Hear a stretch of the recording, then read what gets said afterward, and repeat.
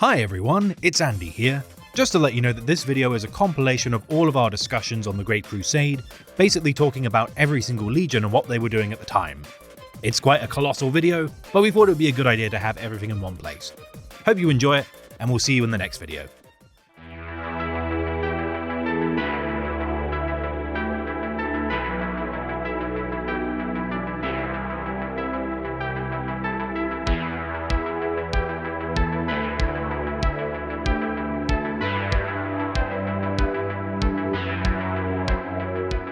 Hello everyone, and welcome to another episode of LoreCrimes. It has been some time since we've done the Timeline podcast, but fear not, we've not forgotten it, because today we're back coming at you live with the Great Crusade.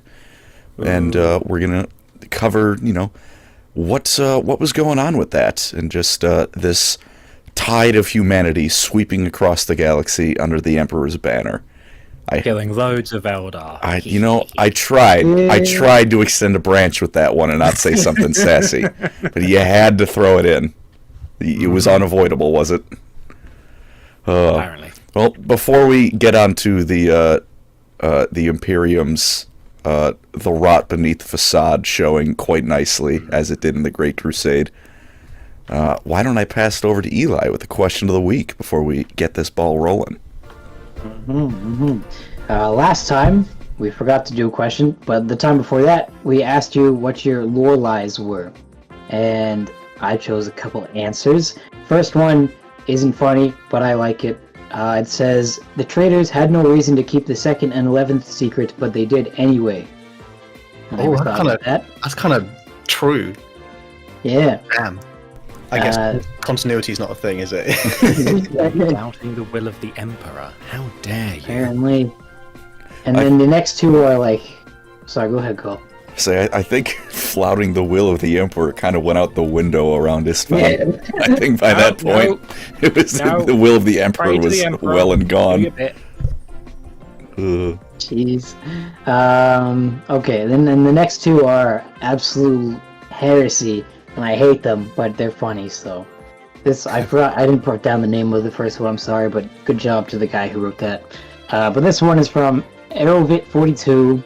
The best kept secret in 40k is that the Khan could have left the Webway anytime he wanted, but the Drussi is too good in Comrade to leave. Oh god. Amen. Might be. Oh god, that's targeted. Have you seen that artwork though, where it's Gilliman and he's talking to the Khan? He's got like some Drukari Eldar ladies. He's just like, get in the things, loser. We're gonna go like save. Yeah, that's the Khan. And then he also had a little extra. Is the best secret in Age of Sigmar is that Felix did get revived as a Stormcast, but all of his baby mamas did as well, so that's why no one can find him. Oh, can that be canon? Oh.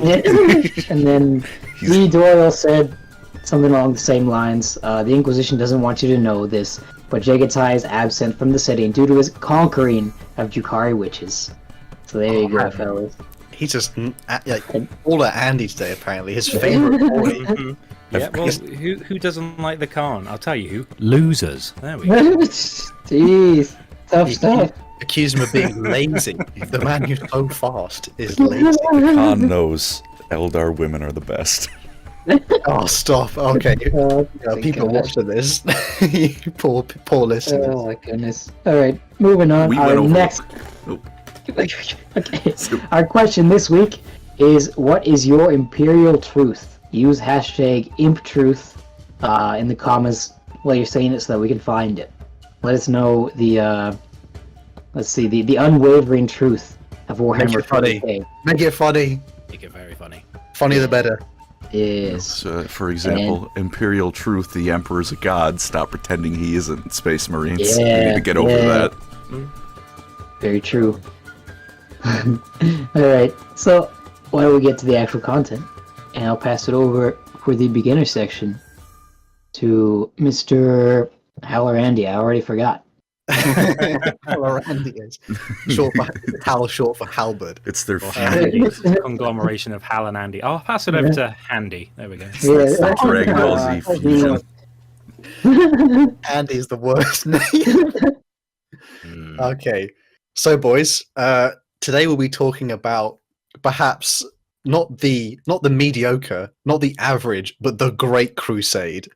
Not the humble crusade, humble- the Great It Crusade. was The pretty Great Crusade. Then the Mid Crusade Hey. didn't get caught on. So this is the Great Crusade, and if you are new to Warhammer, this is a pretty like foundational war/event that kind of starts the entire setting. So if you hadn't heard of it, that's okay. If you do know about it, hopefully we'll cover some more details and sort of like general events. But we're going to cover it as like a general over arc, so not specifically what every legion did, because they'll be getting their own video. But we'll kind of go the big broad strokes. And the thing about the Great Crusade, it's kind of like the catalyst. It's the downfall of humanity, but it's also the start of the resurgence for like the Eldar to an extent. And then a few thousand years later, you get the Necron and the Tau getting involved, and chaos starts its big purge of all living things. So it's very much where the ball gets rolling for the setting. So going straight into it, we start with the beginner section. So the Great Crusade is itself the foundation of the Imperium of mankind. So many of the like well-known chapters, legions, figures, they're all sort of born or come to prominence within this sort of time. And it's a period where it lasts about 200 years, or just over, I think, 200 years from like start till the beginning of the Horus heresy, where it all goes down the toilet. And we all enjoy that because obviously that's why we're all here. So the Great Crusade started as the reconquest of the lost colonies of mankind, created by the Emperor himself, and this took place in the late 30th millennium. So the Emperor's just on Terra. Terra isn't all unified, and now he's like, stars, rubs his hands together. They're looking a bit sexy, so he's gonna go bring them into his little. That's a empire. juicy human colony right there. I want some of that for myself. Yum. That's a nice empire you got there. Be ashamed if someone conquered it. Would be to lose it. He dropped his empire card. He looked. So with his armies of millions of mortal soldiers, 20 proto-legions of space marines, and his custodians by his side, the Emperor goes, it's conquest in time. In a lot of ways, the Emperor is just playing a massive game of Monopoly when you think about it. Oh God, I wonder what all the if you had to replace like all the names of like the London streets, what would you put there? Probably something. Ullanor and some other planets. Macrog's definitely one of the blue ones, the dark blue. Oh yeah, oh right, like the end, Pall Mall. Oh, that's cool. All that expensive shiz. So the Great Crusade began with the conquest of the Sol system. So obviously, straight out of the gate, he needs his home base. And it begins also with the alliance with the Mechanicum of Mars, the sort of tech priests brotherhood that lives upon there. We'll go into more detail about them, probably in their own video actually, but obviously further on in this video too. And as the Great Crusade pushed past the boundaries of the Sol system, like star system after star system was just like crunked, and it was all brought into Imperial compliance. So this came from like primitive worlds as well, all the way up to like advanced civilizations of like human colonies. And this was, from what most people don't know, like it's also done through diplomacy as well as war. So it wasn't always that Space Marines were like, yo, get in there, fam. That world's looking a bit, thirsty for some stomping. So it was often a lot of diplomatic, lots of preaching from the iterators and the remembrancers, funny enough. So we have our own. I mean, some of the planets, they have nice civilizations, and the other ones are like eating raw meat. And then the Imperium goes, hey, would you like a microwave? It's like, oh, of course I would. That's much better than what I have now, Microwave food did birth the Imperium. Don't question the Imperium, bro. Hot Pockets saved humanity. Yes. Oh, the ham and cheese is the best flavor. Oh my gosh, this is why humanity fell. Do we even have Hot Pockets in the UK? I don't think we do. I mean, I think we call them hot slices. Is that the same thing? That sounds Hot pocket good. heresy? I mean, is it Hot just pocket heresy? it's a little, like, not biscuit, but just like bread filled with cheese. You just pastry with, like, a yeah, filling, pastry. yeah. Yeah. I mean, Really yeah. tasty. But, okay, people didn't come for their cheese knowledge; they came for their Warhammer. They might. They're like, does the Emperor like brie? I don't know. Probably. Actually, no. He's probably a heretic. Something way worse, like Wensleydale. So they also spread throughout the growing Imperium the atheistic Imperial truth. Now, this will come to bite everyone in the back like later, but we'll obviously discuss a bit more of it later itself. So as the Imperium began to like grow, and the decades were like just flying past, they finally found the Primarchs, which had been lost, sort of launched from Terra. If you followed our previous episode, The Birth of the Imperium, go check that out if you want to. And the first Primarch that was found was our main man, and sort of the well, it's very obvious what happens to him. It's Horus Lupercal, and obviously named the Horus Heresy later on. You can probably tell how that kind of goes bad. He's a good boy at first. He's a good boy. He's a favorite son at first. Space Horus, Joe Rogan does fine for a while. Space Joe Rogan. Oh god. I mean, it's like, yo, Jamie, can you pull that up? And he's just pulling up. Just talking to the Emperor, like, yeah, Jamie, can you pull that up? Look at this dystopian going on. What's that about? It's like, wow, that's amazing. Have you seen that video of that deer getting hit by the car? It's just moved on. The whole thing with like his betrayal was because he did a bit too much DMT, and that's why the Horus Heresy happened, because of all the visions he had. It was nothing with like the anatheme or whatever. It was just the DMT. Yeah. So, some few like notable things about the Primarchs. Like, when they took over their legions throughout the Great Crusade, they very much molded them into their own image. And when we do like their own videos about like what happens to each Primarch and their legion, we'll kind of go into how that was sort of done, how they kind of reformed them. And some main like notable events during the Great Crusade are the infamous Rangdan Xenocides, and we're gonna delve into that in a bit. I can't wait. And also, 2 of the Primarchs themselves were expunged from the annals of history. So they didn't actually, not all 20 Primarchs made it to the end. Some of them got, tripped up, crawling, didn't quite cross the finish line.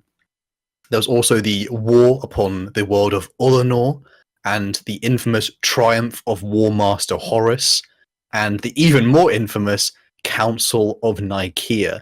If you're probably a history fan, you're probably thinking, wait, isn't the Council of Nikaea, wasn't that with Emperor Justinian back in the day, early medieval? No, this is not that one. This is a 40k version. That was the Council of Crimea, I think you'll find. There we go. Oh god.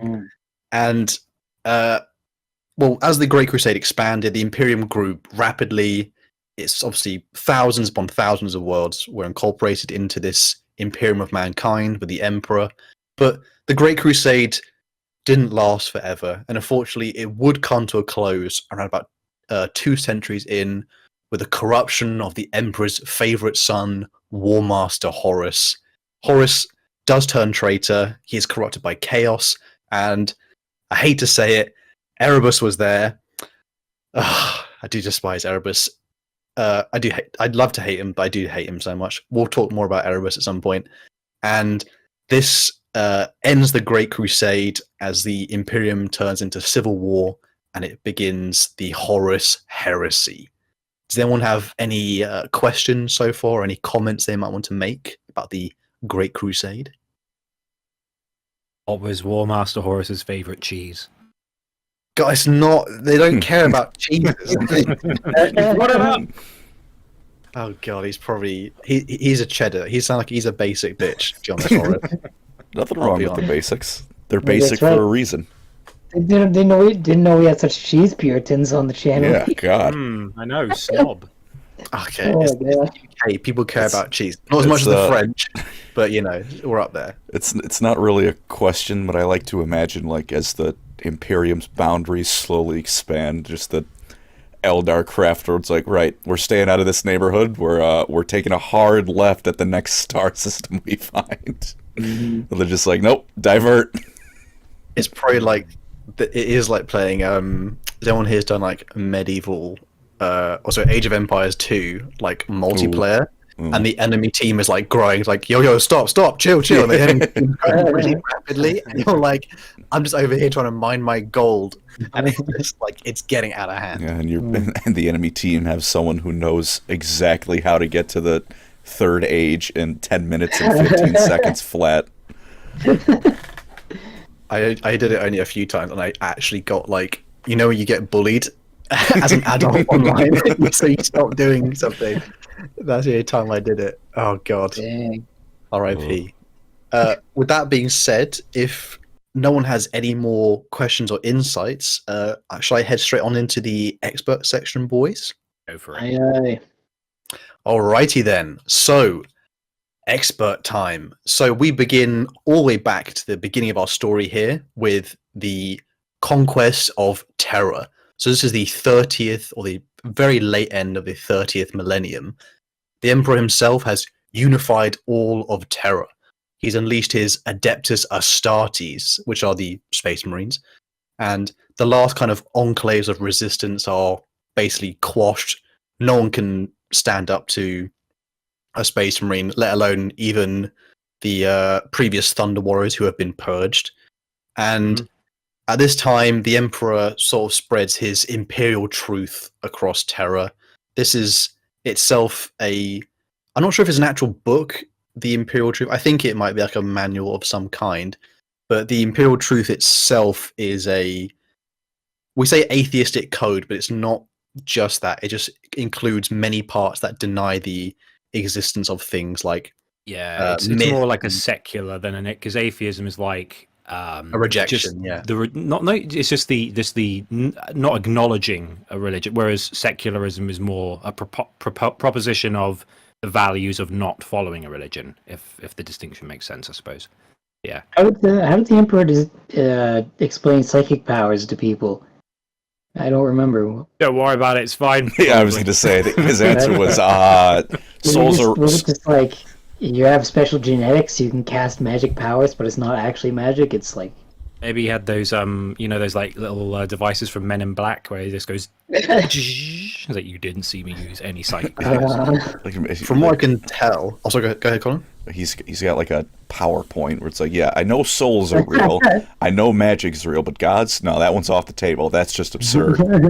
Although I know in the first few Horus Heresy books, like they kind of brush off demons and stuff. It's like, oh, it's just like phenomena from like weird powers we don't quite understand. Wacky little guy, bro. Just a thing. Just a silly little dude. Just a silly dude with 17 rows of teeth and claws. It's fine. Don't worry about it, bro. You know, it's like that whole thing of like, if you showed people technology in the past, they'd think it was magic, and they're kind of along that line of like, oh, we just don't understand it yet. It's just some silly little thing. Don't worry. This is 100% like a Michelin Web skit. From what I can tell, though, I think the way they talked about it in like the early Horus Heresy / Great Crusade like books, they describe it more as like a kind of, there's like a scientific reasoning for it. So they describe it as like weapons rather than like a mystical art. They don't really understand at the time, or perhaps kept in the dark, many of the psychers that are living in the Imperium, that their belief actually like powers psychic powers themselves. Sorry, powers. I mean, is it more like they're just saying, it's more like the X-Men, like it's a mutation, it's not psychic powers, it's just not even supernatural, it's just weird superpowers we've kind of gained as a mutation. Don't worry about it. It's fine. When there are like aliens in the universe, this is just a little bit of a step up. It's not quite they're not made it mystical quite yet, but they'll soon find out, and soon in 200 years they'll find out. So the Emperor begins the conquest of the stars. It's a big event, and the Emperor is actually personally kind of leading this charge out into the bringing the light towards the stars, even though the stars are light. He's a contradicting figure, shall we say. And this conquest begins with the colonies on the moon, which are called Luna at the time. And the colonists describe the attack of the Space Marines as so like brutal that they say the Emperor, pull back your wolves, essentially. And this was something that earned the Legion, the Lunar Wolves, their kind of nickname, supposedly, which the Lunar Wolves will be quite prominent in the Great Crusade. And the Emperor also has his communes with the Mechanicum of Mars, this sort of tech priest brotherhood, and they believe him to be the Omnissiah. And the Omnissiah, just like a brief rundown, the tech priests of Mars kind of worship the machine god and like technology itself, and they believe the Omnissiah is like a physical representation of the machine god in the universe, and they kind of like test the Emperor by like asking him to fix basically an unfixable device. And obviously the Emperor, being thousands of years old, uses his knowledge and he does fix it. So like, oh my god, he fixed the toaster, that my waifu toaster. Or they're like, I want you to get to level 1000 on the original Pac-Man, and then you can prove that you really are the Omnissiah. And he goes, okay, done it. So yeah, so the Mechanicum of Mars, they go, oh, you're basically Jesus. So they ally with the Emperor, and they agree to forge like weapons and mass produce sort of armor and munitions for the enormous and growing armies of the Emperor. And Although, with his... Go ahead, sir. I do think it's important to note that not all of them went along with this willingly. There's a schism. Yeah. Later, initially, they plenty of them were like, this is the Omnissiah, although plenty others were not quite so down with that and were rather forced into that role. And that'll come up later in the heresy. It certainly does. And so with the Emperor having his 20 legions of thousands of space marines, he has, at this time, no Primarchs currently, although there is a stipend. there might perhaps be a Primarch, but we'll tackle that Maybe in his own video at some point. But so there's currently 20 legions that have no Primarch leaders. They are led by the Space Marines, or like a chosen nominated. Yeah, usually it's a Lord Commander that would lead them. And alongside the Emperor himself, a fleet full of warships and the custodians, the Emperor's like personal guard, they launch out into the further galaxy and they start to begin their conquest, which they actually call the reunification of the colonies of mankind, as it's previously mankind had spread to the stars, and obviously with the Age of Strife collapse, everyone was isolated. So it's more like a it's like if Rome fell and then suddenly someone went, oh, Rome 2.0, and then it's like, I guess it's like Emperor Justinian coming back to Rome, sort of. If everyone knows their history. And I'll pass over to Andy to talk about kind of something special that they found as they started to spread out to the stars. Take it away, Andy. So during the initial stages of the expanse across the stars, we mentioned that obviously the Emperor hasn't got any Primarchs yet. However, there is a very, very close proximity by the name of Cophonia. Now, Cophonia used to be this mining planet that was full of bountiful riches and minerals. I don't think it states explicitly what it was, but just imagine, that scene in Snow White where all the dwarves are just like hammering away at like precious rubies and stuff, and it's all shiny. Probably that. Lots of gemstones, maybe some stuff to make weapons with, promethium, whatever. But ever since the Age of Strife, this planet has been completely gutted, and it's now no longer got much value. And what is actually left on the planet is somewhat scrapped upon by a bunch of rival gangs. And the gang lords rule this planet with an iron fist, but also they do govern to an extent. And fortunately for Cophonia, or maybe unfortunately, a young man by the name of Horus happens to land upon the planet. Now, the accounts vary about what exactly happened with Horus's time on Cophonia, because it's kept obscure, quite GW don't want you to know too much because the mystery is kind of intriguing. But what we do know is that Horus ascends up the ranks of the gang culture, and after a few years, he manages to become the guy in charge. I know I've mentioned it in the podcast before, but I would say he becomes like the Michael Corleone, the godfather of Cathonia. And the Master of Mankind, acronym MUM. So Mom finds Horus. Mom goes, oh, there's one of my sons. He's quite a piece of work. He's already basically gotten in charge of this pretty brutal gang culture.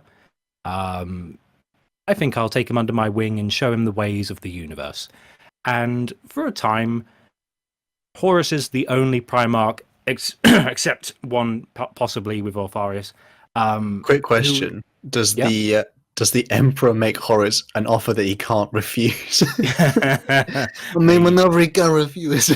Yeah, to be honest, I don't think it's mentioned whether or not Horus objects, or because some of the Primarchs go, I don't really want to be part of this, but from what I can tell, Horus just goes, yeah, that sounds pretty sweet. Yeah, this makes sense. Look at this gold dude who's like 17 foot tall and this massive fleet, and I've grown up on this like the equivalent of like the north of England where all the mines are closed. Like, oh, the mines are closed. Is it not Chicago? Or Chicago, yeah, it's just like, yeah, Chicago in the 1950s, but with. I've like, never even been. I just know it's bad. Is it bad, Colin? What? That Chicago sucks. I mean, yeah, I just know the reference. I mean, you've been talking to me long enough. Fair enough. I do not have the kindest opinion of the city I'm nearest. The musical's nice at least. Yeah, musical's nice. And to be fair, I'm sure some of it is. I don't live in the heartland of the city, as it were. Some of my friends do swear by the city. Just not my style, as it were. I'm going to continue to make fun of it for comedy's sake. Well, either way, Space Chicago, or Cathonia, as it would be known, was because it was one of the first places with a Primarch that was found. It was also one of the first places where they started inducting Astartes into the legions. The Lunar Wolves, the 16th Legion, already had a reputation during the unification of Terra. I believe the citizenry to this day in the universe refer to the Howl of the Wolf as something to be feared because of their reputation. And because Horus is now being mentored personally by the Emperor, there's no other Primarchs. He's getting very strong, he's getting very wise, he's getting very skillful at the arts of diplomacy and war and governance. And I believe for about 20 years, he's the only one who's being mentored by the Emperor, apart from possibly Alfarius. But we'll just say, yeah, it's just him for, at least Imperial records, he's the only one that's ever mentioned. And the next Primarch that would be found would be Leman Russ. And I'm just going to go through like a list of the order of the Primarchs that are found. So bear in mind that the Lunar Wolves are now very, very capable. The other legions are doing stuff all across the stars. They're all doing great, but without their Primarchs, they're not reaching their full potential. So the first Primarch to be found by records is Horus. The second is Leman Russ, and Leman Russ is a stark contrast from this very sharp-edged but quite suave and charismatic leader to this like barbarian king. But he's a very good killer, and so is his legion. So they're quite useful. The third Primarch to be found is the elusive second Primarch. We know barely anything about the second Primarch. Does anyone have any tidbits they can add to other than, ooh, mystery? Because I haven't got anything. He's pretty mysterious, isn't he, this one? Was the second the one that Fulgrim said was rather humorless, and he also called him a hypocrite? Yeah. That's about all the solid information we got on him, which is more than the ninth, and it's 2 sentences. True. It's it was, I think Fulgrim said he's normally humorless, and he called him a hypocrite when the second said Fulgrim was being vain when he said he could conquer a world with just 8 space marines. So that's the end of the lore. I know there's been some speculation. For example, Rogue Hobbies did a video about like maybe the second legion was the Rainbow Warriors because of like their ancient Aztec theme, and maybe the Primarch was the leader of them. But and it's like this world called Prism, which is redacted, but it's all unknown. Who knows? It's the Second Legion. That's also that's all we know. That's for also sure. for some meta history, because in I think the original 40k, all 20 original legions were known, and the Rainbow Warriors, and I think like the Valedictors were another one. I believe that's them, possibly. But that's been retconned away. At least that being the certainty. Feels bad. And they got a cool paint scheme as well. But the next Primarch to be found is Ferrus Manus, and we've mentioned him before. He's actually like very important as far as mentoring the other Primarchs, because when you think like, who's Lehman gonna, like, I like Lehman Russ, but who's he gonna mentor other than being like, let's go for a drink and then punch someone? Like, okay, Lehman, calm down. Horus is quite busy as like the wunderkind of the Emperor, so Ferrus is very much like the mentor for a lot of Primarchs to follow. Funnily enough, the next Primarch to be found is Fulgrim, everyone's favorite hedonist, and the only Primarch to ever liberate his homeworld without violence, which is pretty cool. Eli's favorite, we should mention. Eli's favorites, yeah. I love my boy. Mr. Versace via 40k. So the next Primarch to be found is Vulcan, everyone's big teddy bear, who is a master forge crafter, and also has a reputation for being just like the swellest guy when he's not burning Eldar children alive, but the swellest guy. I mean, he's still pretty swell when he's doing that. I don't know. All right, that's rather rude. Child, it was a child.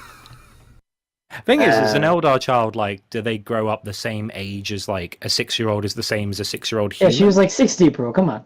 Bro, it's still a child. We do not support. Oh man. Massacre Eldar child. This is off topic, but in the Damocles Crusade books, a little innocent watercast Tau is trying to talk down this Ultramarine, and she's like, "Would your ancestors and your god be proud of you for striking down an innocent, unarmed being?" And then Chaos Sicarius comes in and kills her, and says, "Yes." He just says yes and puts his foot through her chest. Wow. I'm liking Kato Sicarius a bit more. That's quite a move. That's a power move. Basto Sicarius. For real. There's a guy who's like one of our commenters, isn't it? Kato Sicarius. There's a guy called Kato Sicarius in the comment section. We see you. Appreciate you, man. We love you. So yeah, the next one to be found is Rogel Dawn, everyone's favorite brick wall. Everyone's favorite brick wall. It's true. I mean, he would probably call himself a brick wall as well. I mean, I do like he gets a bit more personality in the Siege of Terror, but not under the best circumstances. But again, he's very good in terms of, we've now got our first builder on board. Nice. Like, Vulcan crafts things, but he kind of like crafts doomsday weapons more than like anything else. So they fortified his personality in the Siege of Terror. And funnily enough, the first emperor to be brought into the fold, because he ruled the Inuit Empire. Followed by him, we have another emperor, Rabute Gilliman, the 8th Primarch to be found, who we don't need to say much about Rabute. He's just already killing it as far as things go. He's got the most worlds. He's got his own military, his own civilization. He's smashing it.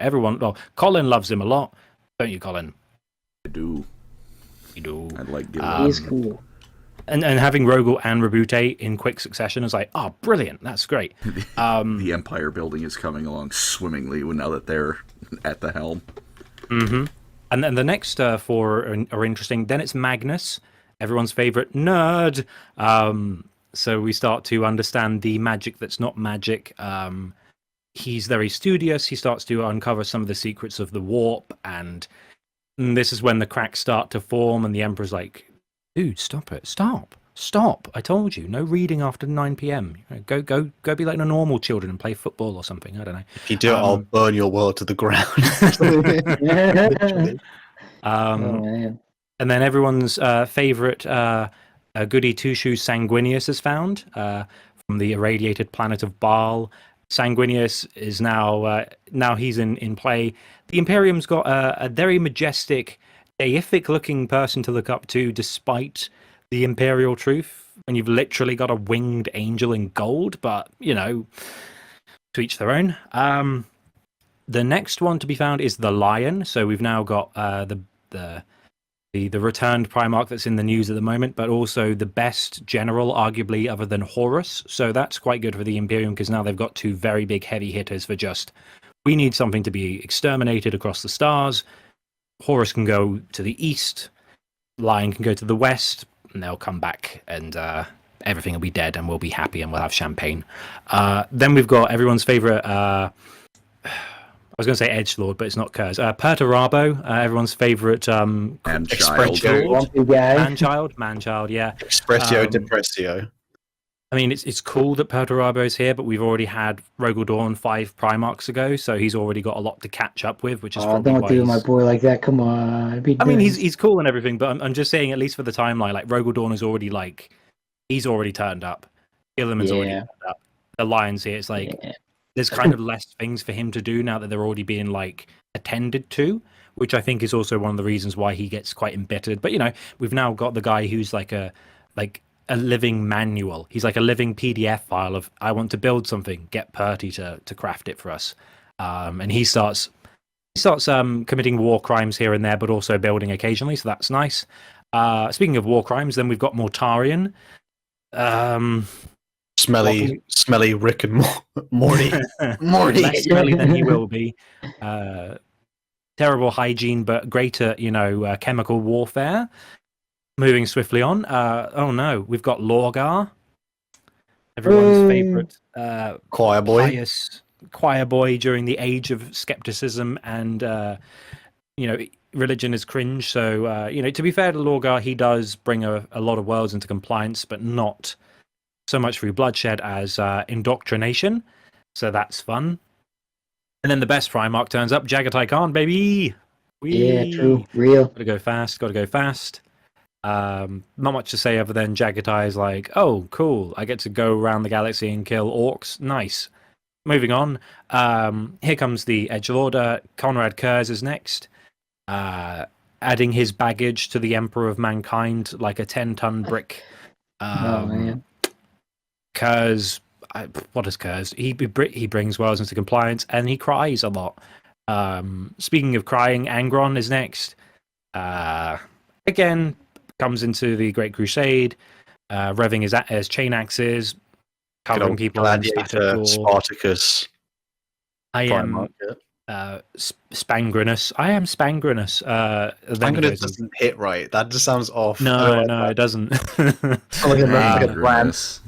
Spangrinus. It's like roll that around your mouth. It's like a brand of diapers, isn't it? Oh no. Spangrinus. For when you just absolutely miss the loo.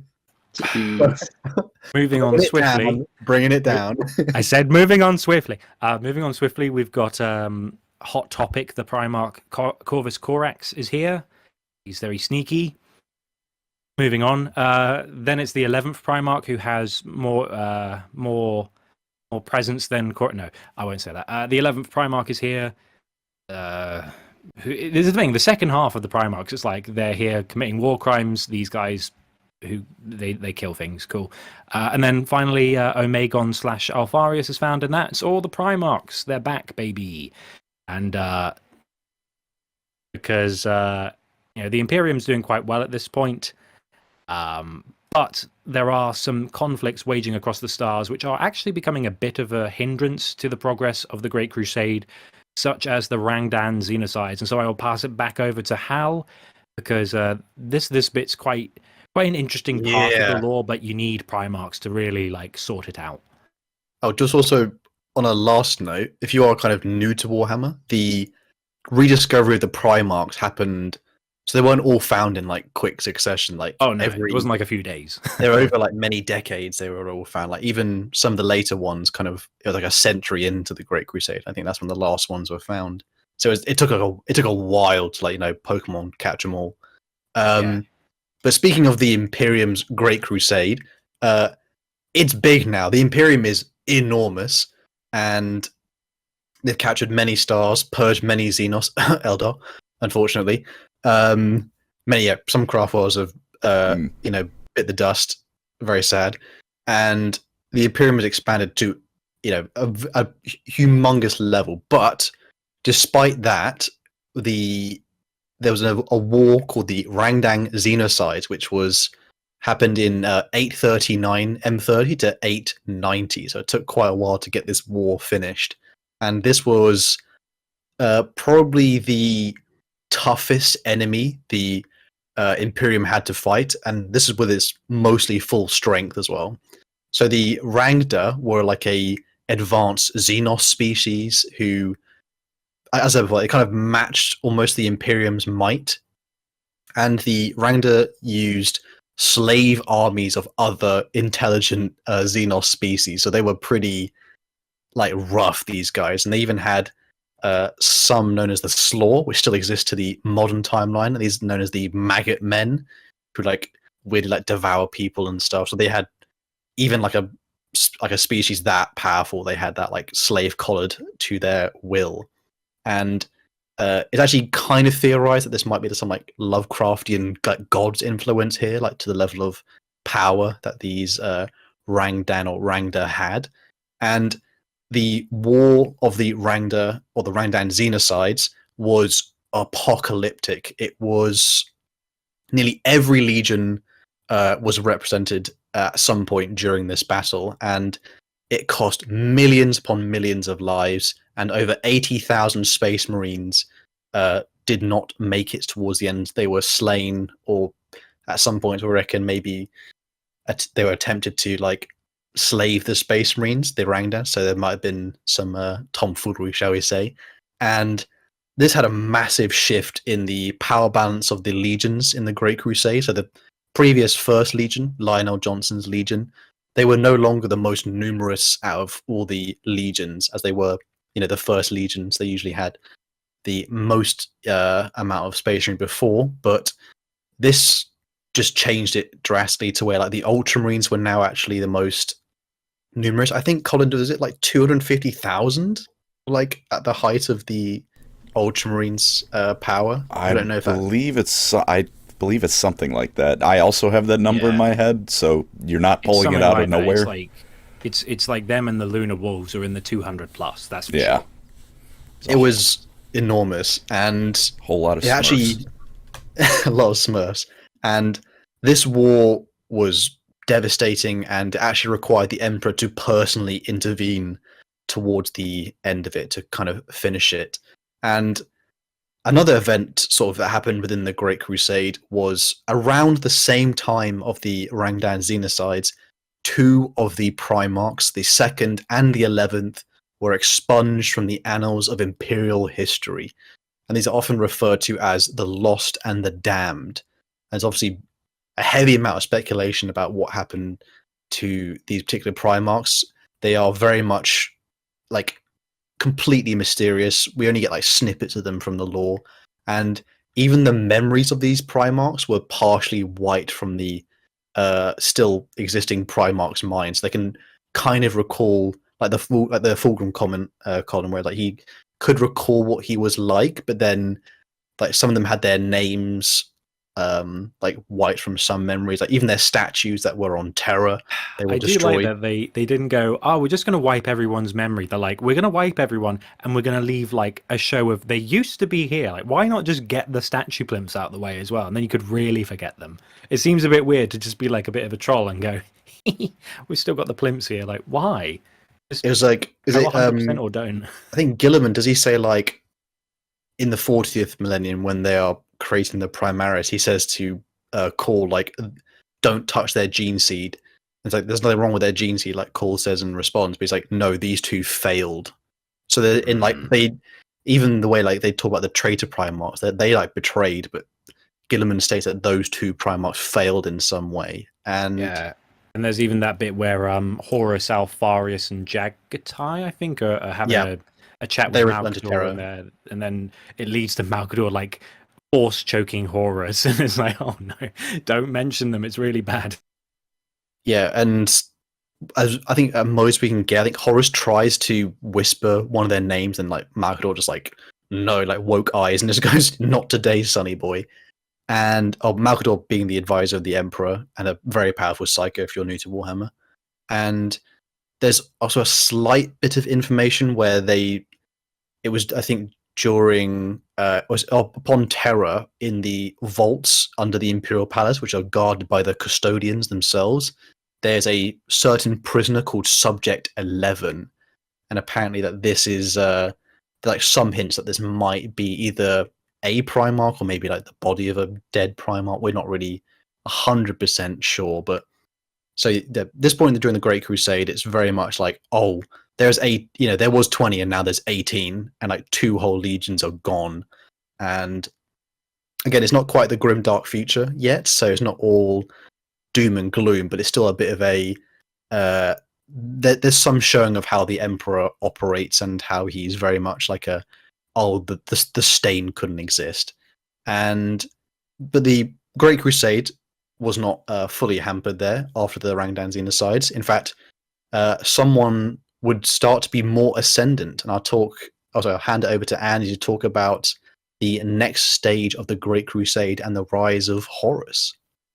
Well, at this point, as you mentioned, some of the pedigrees of certain legions have waxed and waned because of the Rangda. Like, for example, the Dark Angels were the first legion, and they had the best toys, they had the biggest guns, and because they were sent into the Rangda Xenocides, and it's like such a hazardous place, they got completely broken down, especially when you consider for a while they didn't have their Primarch. Horus has been there from the beginning. He's always more, if you think of the timeline of the Lunar Wolves, pretty much the entirety of their service, with a slight bit at the beginning, he's been there. So they've always been in their prime. And by the dawn of the 31st millennium, so, the Imperium's doing quite well. We've got rid of the Rangda. Yay! We've got all our Primarchs. Yay! Oh, what's that? And unfortunately, possibly because of all the extermination that the Imperium has been doing across the stars, some of the civilizations keeping back a certain Xenos race have not been there to stem the tide. And at this point, the Ullanor Crusade is launched at 000.M31, where the Orc Xenos have exploded in populace. Now, we're talking about the single largest Orc wave of, virulent levels of armies the galaxy has ever seen. Like, there's never been this many Orcs ever in Imperial records. And it takes every single legion, millions and millions of Imperial guardsmen, countless fleets of navy ships and auxilia to combat the threat. But primarily, all the legions are pushing the Orcs back to wherever they came from. And eventually they corner them at the Ullanor system. Primarily, the Ultramarines and White Scars start, clipping the wings of the Orcs in the Ullanor system until they find that the primary location where their war boss Erlak Erg is located is on Ullanor Prime. At this point, the Emperor says, right, I've had enough of these Orcs. Horus, gather your Lunar Wolves. We'll get 8 million Imperial Army soldiers, and we're just going to, invade Ullanor Prime. Fun fact, this is the planet that will one day be known as Armageddon. So the Emperor, with Horus at his side, invades Ullanor, and it's massive. We're talking, like 100,000 Astartes, 8 million Imperial Guardsmen, thousands of Titans, and it's a huge battle. And eventually they locate this kind of, I guess you would call it like a shrine or a tower, where Erlak Erg and his lieutenants are basing their HQ. And so Horus goes, right, I'm going to end this. He teleports with his Justarin elite bodyguard onto the spire and confronts Erlak Erg. With the aid of Ezekal Abaddon and the Justarin, he fights Erlak Erg. He eventually cripples him so bad, he hefts him over his shoulder and chucks him over the edge of the ramparts of the tower until he just splatters on the ground at the base of it. He finds all of his men other than Abaddon are dead, but the battle's been won, and the Orcs have been completely routed, and without their war boss, they completely panic and start, getting butchered by any of the Lunar Wolves still present on the system. Now, it takes about a year for the remaining planets around Ullanor to be, should we say, retaken by the Imperium. So all the legions chip in and start retaking planets. The Lunar Wolves, because they've won the main battle, are going, yeah, we did the most work. We've taken the most planets, because why wouldn't they? And as a show of recognition for their work, the Emperor says, right, we're going to have a massive parade on Ullanor. So the Ullanor Triumph is taken upon Ullanor Prime. The Adeptus Mechanicus like flatten the entire area. They basically just kind of like concrete bulldoze, make it nice. They make a huge pavilion, a huge statue for the Emperor and Horus. They make it really, really over the top. It's like I think it's something like 500 kilometers of granite that they place out so they can have a gigantic parade. Like, yeah, we're not going like small. We're going to have a huge parade with every conceivable regiment, every legion, and a bunch of all the Primarchs are invited, apart from the 2 that were censured. But They don't count. Sorry, So they don't count. they don't count. All of the Primarchs were invited. All 19 that were originally created. Mm-hmm. Yes, 19 of 21, or is it 18 of 20? Wink, wink. They're in the naughty corner. They're not allowed. Yeah. But to be fair, some of the Primarchs are busy. They already have a previous engagement. They're like, sorry, Dad. Me and my girlfriend Shannon are going out tonight for dinner. We can't make it. Yeah, Shannon. Which Primarch said that? You have the to lion. Say the lion. The maybe. lion said. The lion doesn't have a girlfriend. The lion can't talk to girls. Come on. Well, that's why you never see her, because it didn't go very well. So. Yeah, but of the Primarchs who can make it, Horus, Sanguinius, Mortarion, Magnus, Angron, Jagatai, Lorgar, Rogadorn, Fulgrim, and also Malkador and Constantine Valdor are there for the big gathering, and they have a lovely time. There's also some Sisters of Silence being represented, some Warlord Titans and their Legios, because they were obviously very important, killing hundreds of thousands of orcs under their boots, and all the respective legions for all of the Primarchs who could attend. And some Primarchs send like a small detachment to be like, hey, we couldn't make it, but here's like some of my men as a show of contrition. The fact that they and all fit on one square is probably like it's like literally having every celebrity in like the world on like one square. You kind of go, wow, that's the most expensive square technically in the entire universe. I do like the idea that, though, again, like the first thing the Emperor did was like, right, we're going to have a big, and he just like bulldozed the entire planet and just got like, we need like a lot of concrete, and just, I know it's in one of the books where they mention about the proceedings and like the gargantuan scale of like the Mechanicum just flattening the landscape and pouring concrete and making all these elaborate statues and everything. It's like, oh, that's quite impressive. And again, this is peak Imperium. This is when they have basically overcome the last hurdle for them easily dominating the galaxy. And for Horus's work in killing Erlak Ergin, his legion being the legion that toppled the great menace to humanity, the Emperor bequeaths him a title. He calls him the War Master of the Imperium. And he also asks Horus to rename his legion not as the Lunar Wolves, but the Sons of Horus. Now, Horus initially doesn't want to do this because he doesn't want. He's not too egotistical. He's like, it's a bit cringe, but he's like, okay. And eventually he relents. And when they do, they repaint their armor from pearlescent white to this kind of deep sea green. It looks way cooler. Some people some people also reckon maybe it's like it's like a slight against the orcs, like, hey, it's the same like shade as all those orcs we like maimed, like, cool, just putting the salt in the wound. But as War Master, Horus has ascended as the first among equals. He is the most important Primarch, bar none. He has, boundless glory and respect cast onto him. And to be fair to Horus at this point, he is a little bit shy about it. He's like, oh, my brothers are all great. I'm a charismatic guy, but I don't want to be I don't want to see them as inferior to me. Fair enough, but again, the Emperor has something important to do. In the back rooms, he is working on a very, very secret project called the Webway Project, and he doesn't want anyone to know about it because it's very need to know. It's very, very hush hush, and it's very important because it's going to allow the last hurdle for humanity to be overcome, which is interstellar travel through the Eldar Webway. So he doesn't tell anyone, not even his Primarchs, and he says to Horus, right, War Master, great work with Ullanor, I'm going home. And he goes back to Holy Terror. He takes his men, he takes his custodians, and he says, Your job is now to lead the rest of your brothers to finish the Great Crusade. I know you'll do well. Kisses them on the cheek and says, bye-bye, I'm going back to Terra. And that's basically the Ullanor Crusade and Triumph. So is there anything you wanted to add, Hal? I thought my favorite part of this is when they're like, you know, thousands of space marines and like millions of mortal men that they're all in the parade ground.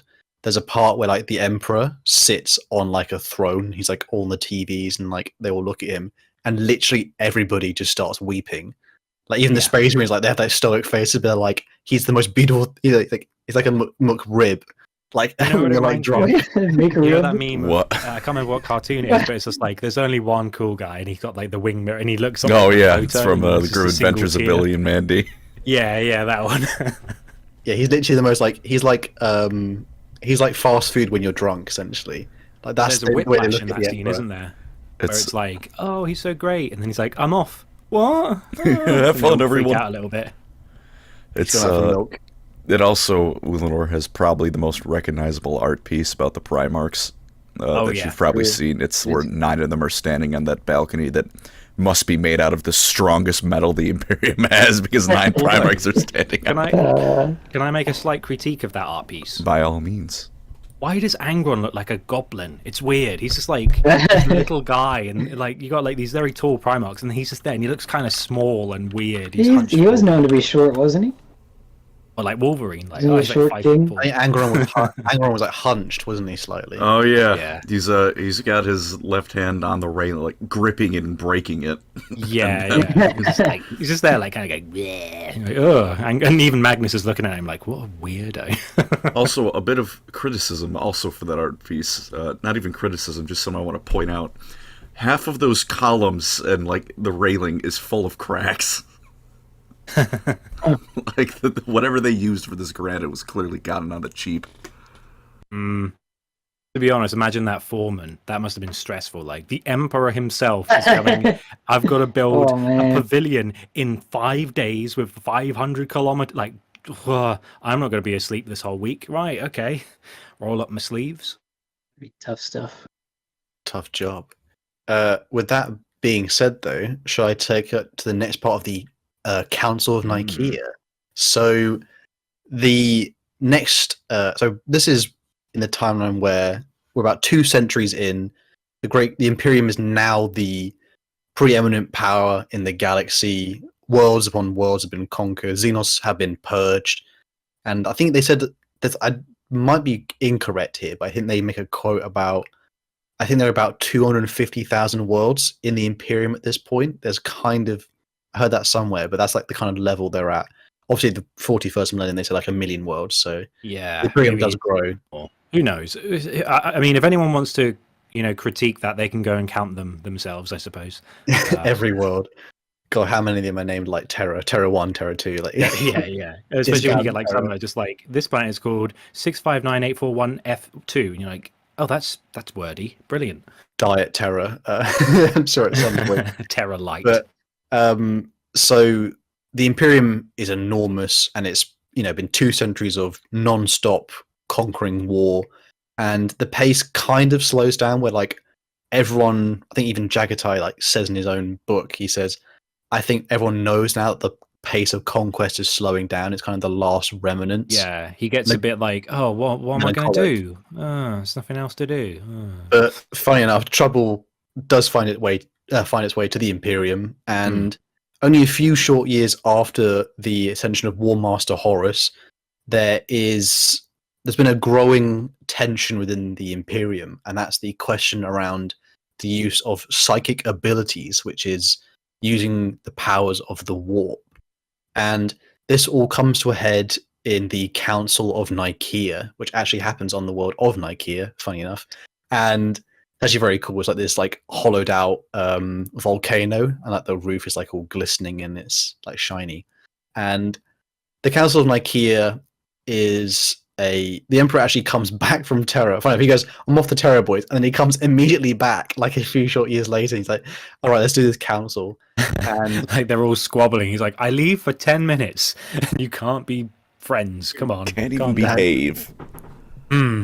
it didn't take long, and this council is it's kind of also known as the Trial of the Thousand Suns, or Magnus the Red's Legion, and Magnus the Red Legion. There, a bit of a tongue twist there.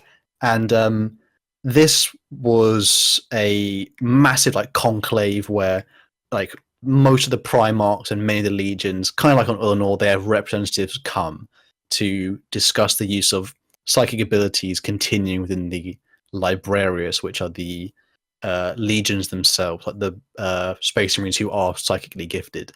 And this was essentially a versus of two sides. So this was a gathering of what was Magnus, Jagatai Khan, and Sanguinius, who previously they had figured this was coming, and so they penned something called the Librarius Code, which was like a doctrine of kind of a more measured use of psychic abilities within the legions, because they knew like the unrestricted use of it now was not going to last. I mean, there were already people like Rogel Dawn who weren't like savagely against it, but they were like, I don't trust it.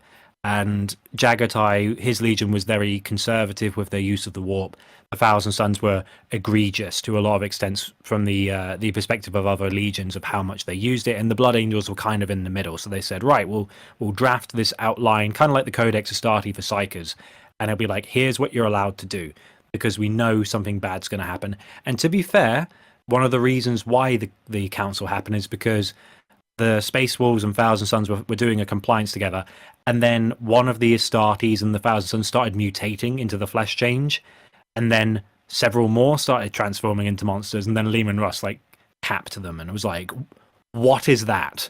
What is Magnus? What is that thing? And Lorgar's there in between them, going, guys, stop fighting, and This reminds me exactly of that video where there's the guy goes, they're arguing on a lawn, and the guy goes, Daddy, chill. And the guy goes, what even the hell is that?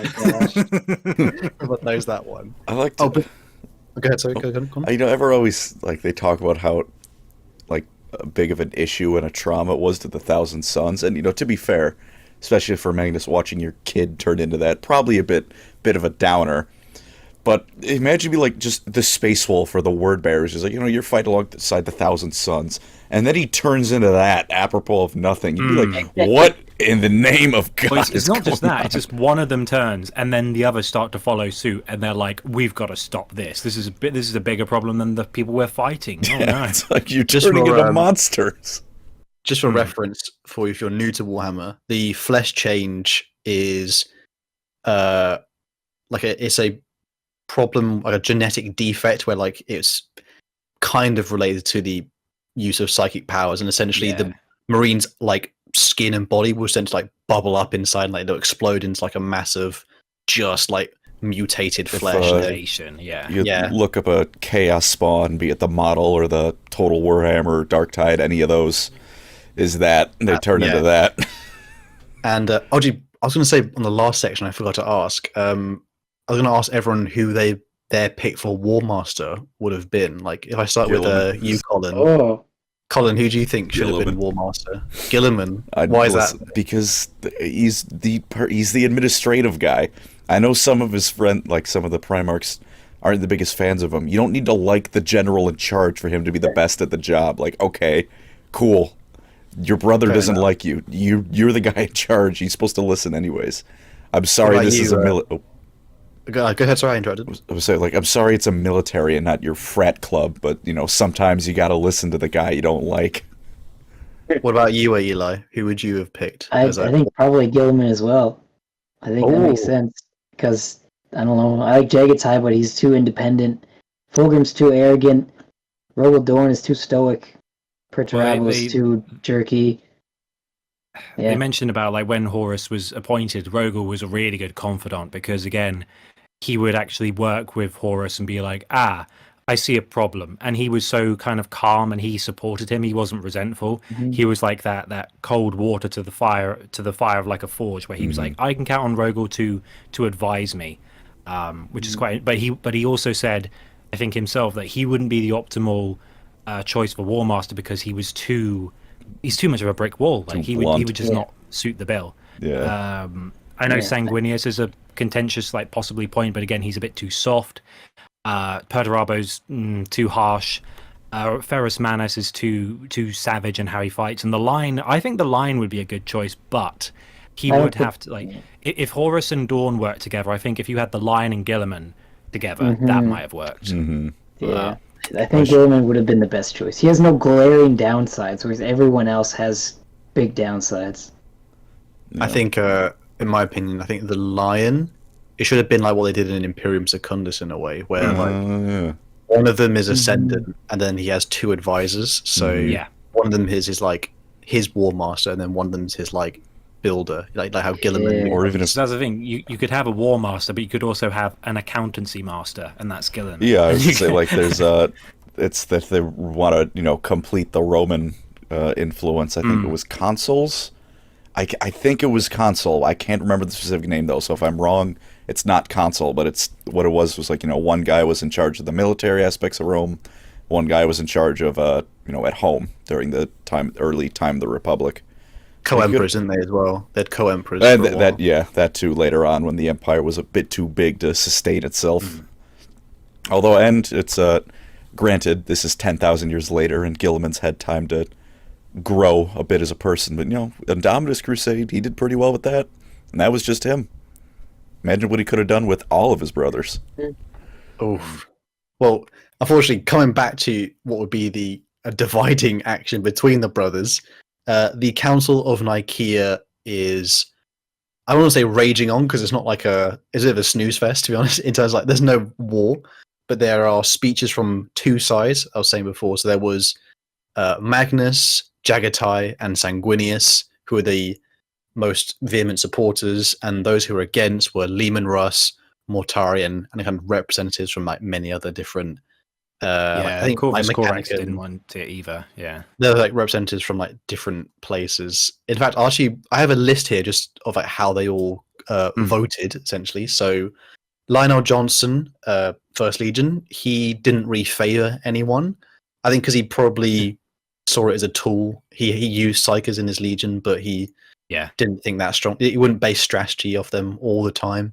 Fulgrim, he was okay with it, but again, Third Legion didn't really use Psykers that much.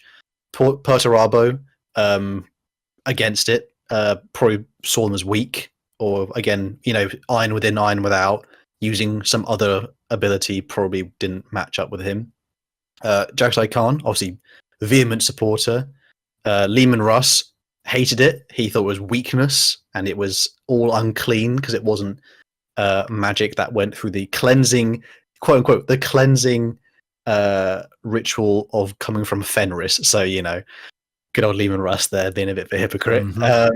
Dawn didn't really favor the use of it. I think, again, Imperial Fist didn't really see it as reliable. They're more of a stoic type, so they wouldn't really. Yeah, they didn't like them, but they weren't they weren't into it, but they weren't like preachy. They were just like, we don't think it's a good idea. They wouldn't use it in their Legion, but they didn't care about others really. Conrad Kurz, he was pro Psyker. I'm guessing that's probably because he was somewhat of a prescient man himself. Sanguinius, obviously pro Psyker. Ferrus, again, he's kind of a bit of a hard head. He was against the use of Psykers, but not strongly. He was just like, they're weakness. It's hard to headbutt someone when you're doing all that thinking, It's someone else. It's someone else's thing, essentially. It ruins the concentration. Angron hated it. Angron's dislike, and so the World Eater's dislike of Psykers was pretty well known and strong. Guilliman didn't mind, in the middle, really. Mortarion hated it. Obviously, his childhood is trauma from Psykers, so Mortarion hated it. Magnus, obviously the most strongest proponent of psychic users, the Sorcerer King, bathed in psychic abilities. Horus, Horus was War Master at this time, so it's kind of, he didn't want to be seen as like favoring any side, because he'd swing the vote. He had a relationship to maintain with his brothers, so he kind of, but they tried to recruit him early on. Many of the sides like before the council came, but then once he was War Master, he couldn't pick a side. You know, just as a War Master couldn't. Lorgar was pro Psyker, not strong, not said to be strongly so. Vulcan pro Psyker, not sure why. Vulcan's probably like, oh, you know, if it makes them happy. They have like the Promethean cult on Nocturne, which is kind of similar. Like, oh, we follow the Imperial truth, but we have spiritualism, and they're kind of flim-flammy. Corax was more in favor of just the actual trial of the Thousand Suns and Magnus, for them like stepping over the blurred lines of psychic use, and Alfarius supported the use of psychers, but was it even really Alfarius? Who knows? And the Council of Nikaea itself was in like a massive like Colosseum, which obviously is quite appropriate. And the two sides gave their speeches. There was a part where the Rune Priest, Othir Weirdmake, weird name, as Weirdmake, but he actually was previously like a friend of Azek Ahriman, the first captain of the Thousand Suns, and he kind of betrayed their trust. And like, Lehman was like, be friends with him so you can like spy on them. Yeah, so they kind of told them of how like the Thousand Suns use like weird abilities, and they commune with like so-called spirits of the warp, and it was like, oh, it's not looking good. But then your main man, Magnus the Red, steps up and he gives a rallying speech that speaks of the future and how we shouldn't fall to ignorance. And he thinks he's doing really well. The crowd is like kind of flipped now, and it's more on the pro-Psyker side. Until the Emperor looks into Magnus and gazes into his memories and his soul, and he sees what Magnus has done. And Magnus himself has been consorting with warp entities. He has been going beyond what the Emperor told him he could explore within the warp. He told him the warp was dangerous. And at this point, he's done a deal with Tzeentch to try and stop the flesh change, and Tzeentch went, oh yeah. Although they don't know Tzeentch. They don't know. Oh, no. Well, one of his subjects, is it like, it's not Kairos, but it's one of the greater demons. And and he's like, I'll stop the flesh change, teehee, and then it's only for a bit. But this just, and then obviously, as in many of the representatives from like Psychers from the pro-Psyker legions had come forth, and then once this happens, the Emperor just sees that his sons cannot be trusted, let alone how could the legions be trusted. So the Emperor declares the banning of psychic powers and the dissolvement of the Librarius within the legions, and this just rocks all the pro-Psychers. They all hate Magnus a little bit after this. Like Mortarion, everyone's least favorite asthmatic, does a little dance, and and this changes the kind of how the War of the Great Crusade will now be enacted, as they can't use psychic powers. But funny enough, as Magnus was leaving Nikaea in shame and just not happy with himself, he was struck with a vision, and this was a vision of what was going to happen to his brother Horus.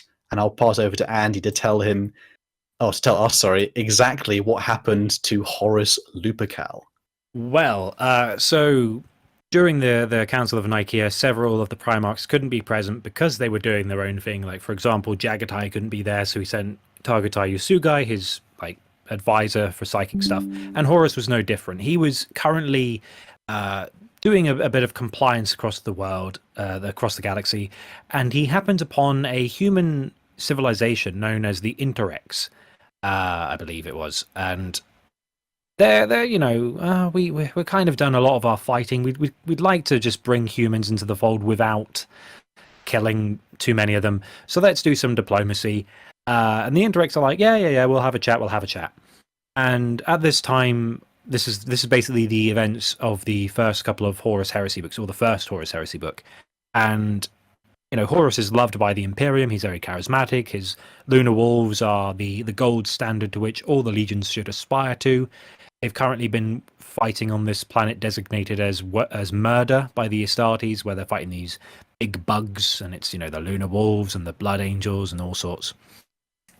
And during this time, it's worth mentioning that the word bearers have already joined the forces of chaos in betraying the Imperium. Lorgar's already gone through his pilgrimage and become a bit cringe, and as a as planting a seed of betrayal, he asks his first chaplain, Erebus, to be the advisor of his legion to accompany the War Master during his compliances across the stars. Now, during the meeting with the Interrex, Erebus kind of saunters off, and he kind of steals something from their armory of ancient and weird and wonderful Xenos artifacts and weapons. And he takes their most heavily guarded artifact known as the Anaphame sword, which is this big kind of crystalline jet black sword. And it looks very primitive, but it has obviously some kind of great power to it. And behind the scenes, he escapes undetected.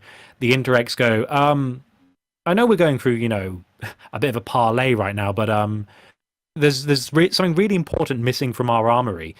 Horus, you wouldn't happen to know anything about that. And Horus at this point is going, I didn't do anything. What? Armory? And yeah, the peace talks sour, conflict arises, and the Lunar Wolves are slap bang in the middle while Erebus starts his plotting behind the scenes.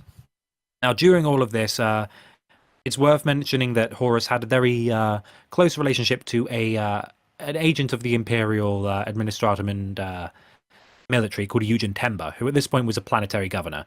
And they got on well as a Primarch and a mortal human could be, getting along. And Erebus, goes to the planet of Darwin, which has been recently conquered by the War Master, and goes, hey, Eugen, here's this really important thing. Keep an eye on it for me, would you?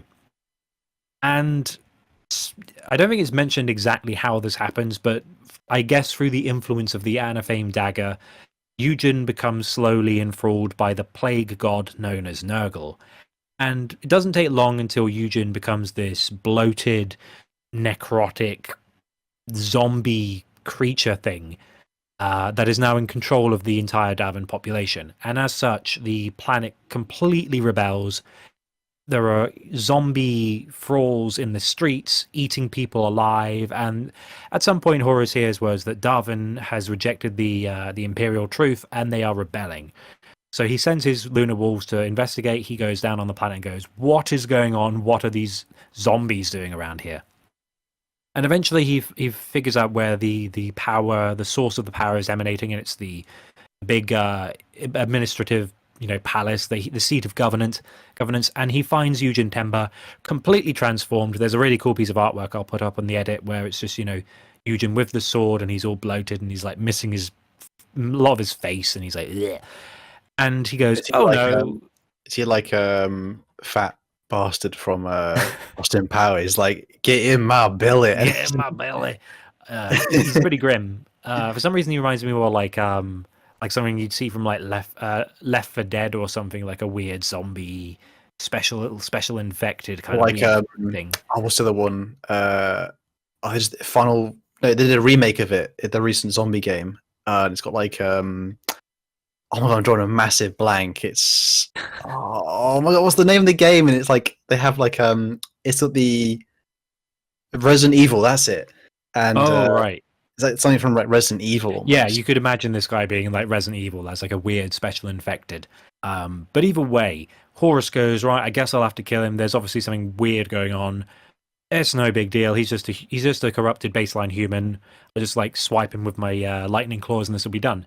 Unfortunately, during the killing blow he deals to Eugen drives the Anaphame dagger straight into Horus's shoulder, I believe it is, and it goes really deep and it penetrates the skin. It jabs into his arm and he goes, ooh, ow, I'm a Primarch. I've never felt pain like this before.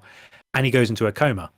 And at this point, the advisors to the War Master, the Mournival, which are like the elite gathering of advisors drawn from the captains of the Sons of Horus Legion, they're freaking out. Abaddon's there, Garviel Loken, like headless chickens a little bit. Yeah, they're like, oh god, dad is down. Dad is down. Daddy's dying. Daddy's dying, guys. What do we do? Yeah, and they're like, they go to the vengeful spirits. They're like, hey nerds, and the apothecary, Dad's not waking up. What's the deal? And the apothecaries are like, I've never seen a wound like this before. I don't know why they're German. It's like, I have never seen a wound like this before in the Primarch. He is not waking up, no matter how many steroids I give him. And again, I don't know why the accent. And all of a sudden, Erebus saunters in with a shit-eating grin and goes, "Oh, Horus is looking a bit, a bit pale these days. Oh, it's a shame we can't wake him up." Why do you remind me of the bit from Family Guy where he hits his shin and he goes, In the shoulder. Horus hit his shin really bad. Mm. He's out for the count.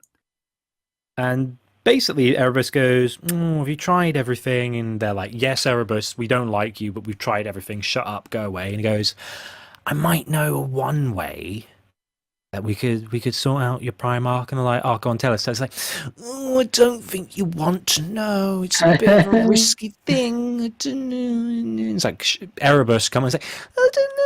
It's kind of against the Imperial truth." He's so got his hand, like his fingers are laced man. behind his back, and he's kind of like pivoting on his He's foot. doing that thing where he's like rubbing the base of his foot left and right and going and shaking his head back and forth. I don't know. It's kind of saucy, guys.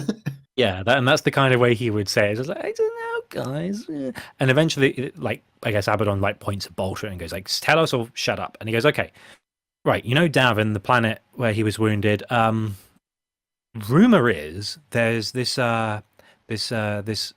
serpent lodge on the moon above Darwin, I believe it is. And there are these weird shaman people here. And I don't know about you, it's not like the apothecary is doing anything. This is probably the only other thing we could try. Let's go to the moon of Darwin. Let's go to this weird temple. We already have warrior lodges that the word bearers put in there to begin with. But it's fine. It's a lodge. We all have lodges. You're part of a lodge. I'm part of a lodge. Yay! Religion. What? Nothing. Okay, come in. Let's get a shuttle. We'll go to the. I always wonder how the hell do they lift Horus? Like, do they get a crane or do they coffin dance him like into the transport? Because he's heavy. The idea of Ezekiel and Horus Axaman doing the coffin dance into the temple is quite good. But yeah, they get him there with a crane or something. I don't know. So undignified. Can you imagine that? And yeah, they take him to the Davenite shamans. They got these purple eyes and they're a bit weird. And they're like, "Oh, I don't know about this, guys." And Garviel Loken and Gul'Gaden, who are members of the Mournival, are like, "We're not. No, that's a bit sus, bro. I'm not gonna be party to this." And they take him to the shamans. The shamans put him into a ritual, and during the ritual, Horus is kind of subsumed by the warp. And within the roiling tides of the warp, he's confronted by the ruinous powers, and they go, "Oh, hello, Horus. I don't know about you, but we think your dad's a bit cringe." And they show him all these future portents, these visions of a dystopian future where there's throngs of people doing hard labor under the lash of the whip, and there's big statues of the emperor looking down on them, and they're worshipping him as a god, and there's all these servitors everywhere, and it's dystopian, and there's clouds and terrible music in the background. And Horus goes, "Oh, this is dreadful."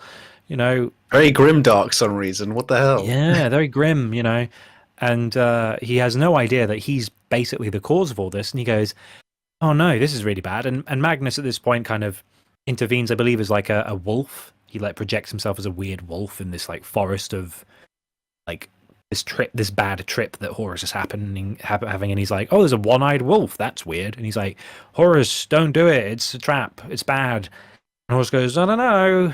This looks pretty bad for a future, and it kind of makes sense. And Dad's not telling me what he's doing on Terra, so I assume this is what's going to cause it. He's doing some weird thing on Terra that's going to ruin the world and the galaxy as we know it. Okay, I'm gonna do what they say."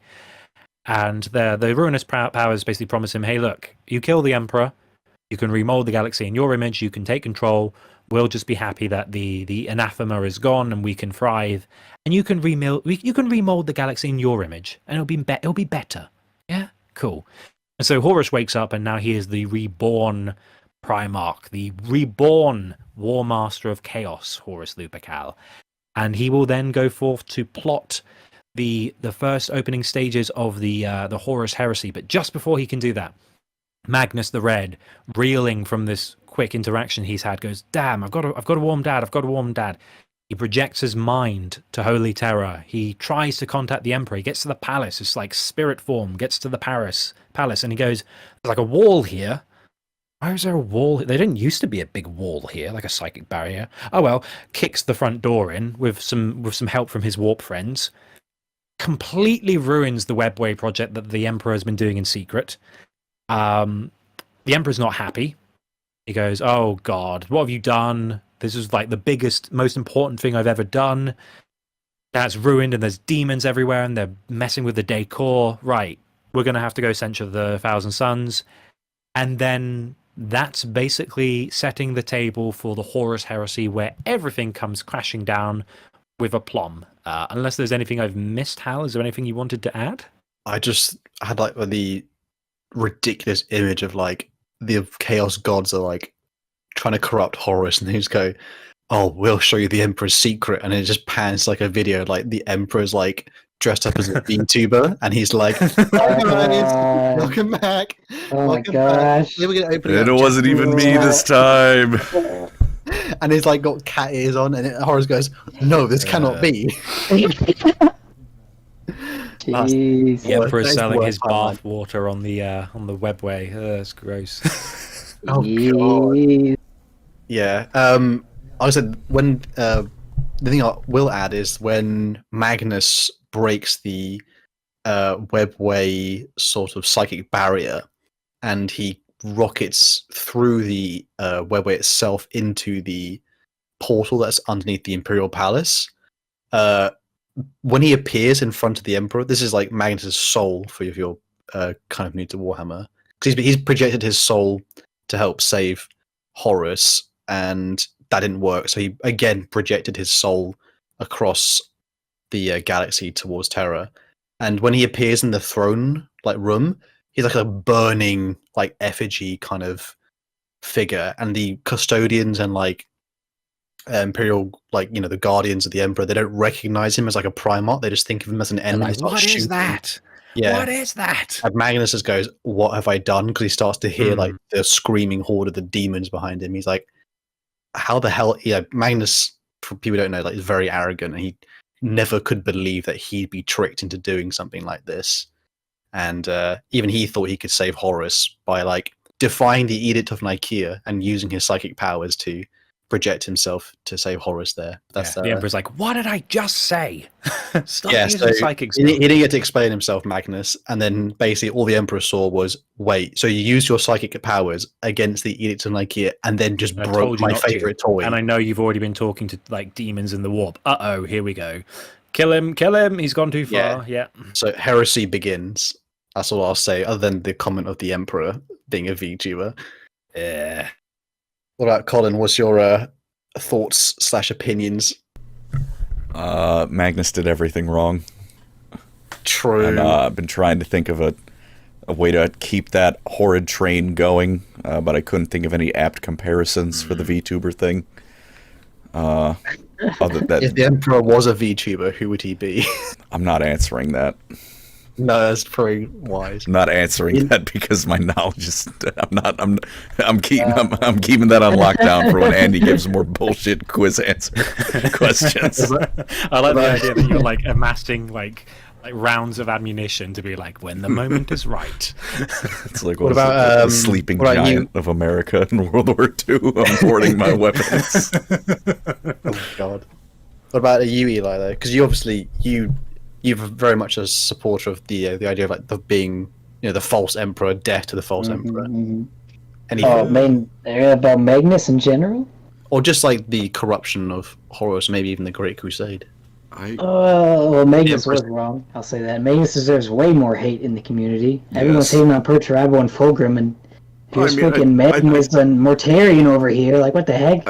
I could agree with Fulgrim needs less hate. I think Perturabo is quite in a comfortable level.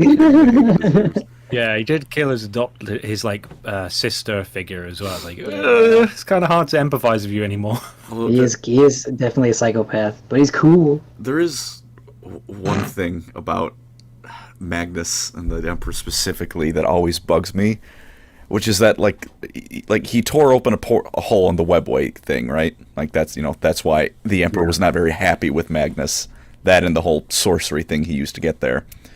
Would it have been that hard for the Emperor just look at the other end. It's like the hole's already been ripped open. You can't put the wall back up. You might as well peek outside and see if Magnus is right. Like, surely that's something that's at least worth looking into. I know this is an analogy, but I imagine if like you had like a son and you were like doing a project in the study, and all of a sudden he crashes through the room, and then like there's water leaking through, like a lot of water.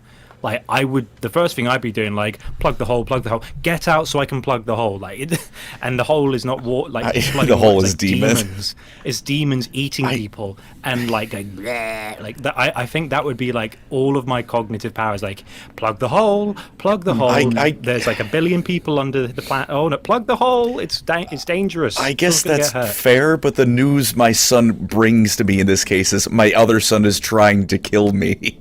I feel like that's at least worth slightly more than send my third son to go deal with the second son. I feel like that's worth an intervention. The thing is, the Emperor did say, Lehman, bring him to Terra. We need to like put him on trial so he can explain himself. It's only because of Horus that they get slaughtered. So, I mean, in a way, that is what basically it's just like he did. My thing is like, sure, if Magnus can psychically project himself, surely the Emperor can too. Why didn't he just do that and like have a little like peek, like, oh, this is going on with Horus, or what did Magnus find? Let me read his mind because I'm the Emperor. The Emperor couldn't leave the Golden Throne because he didn't need to leave, like just a psychic projection. No, because once the web wave was burst, he sits on the Golden Throne and uses his psychic power to hold back the tides of demons. Yeah, you could have like push him back. Could have spared just a little bit of energy. Just go look. I mean, not asking him to go. Just look. We wouldn't have the Horus Heresy then. Yeah, at that point. I know we wouldn't.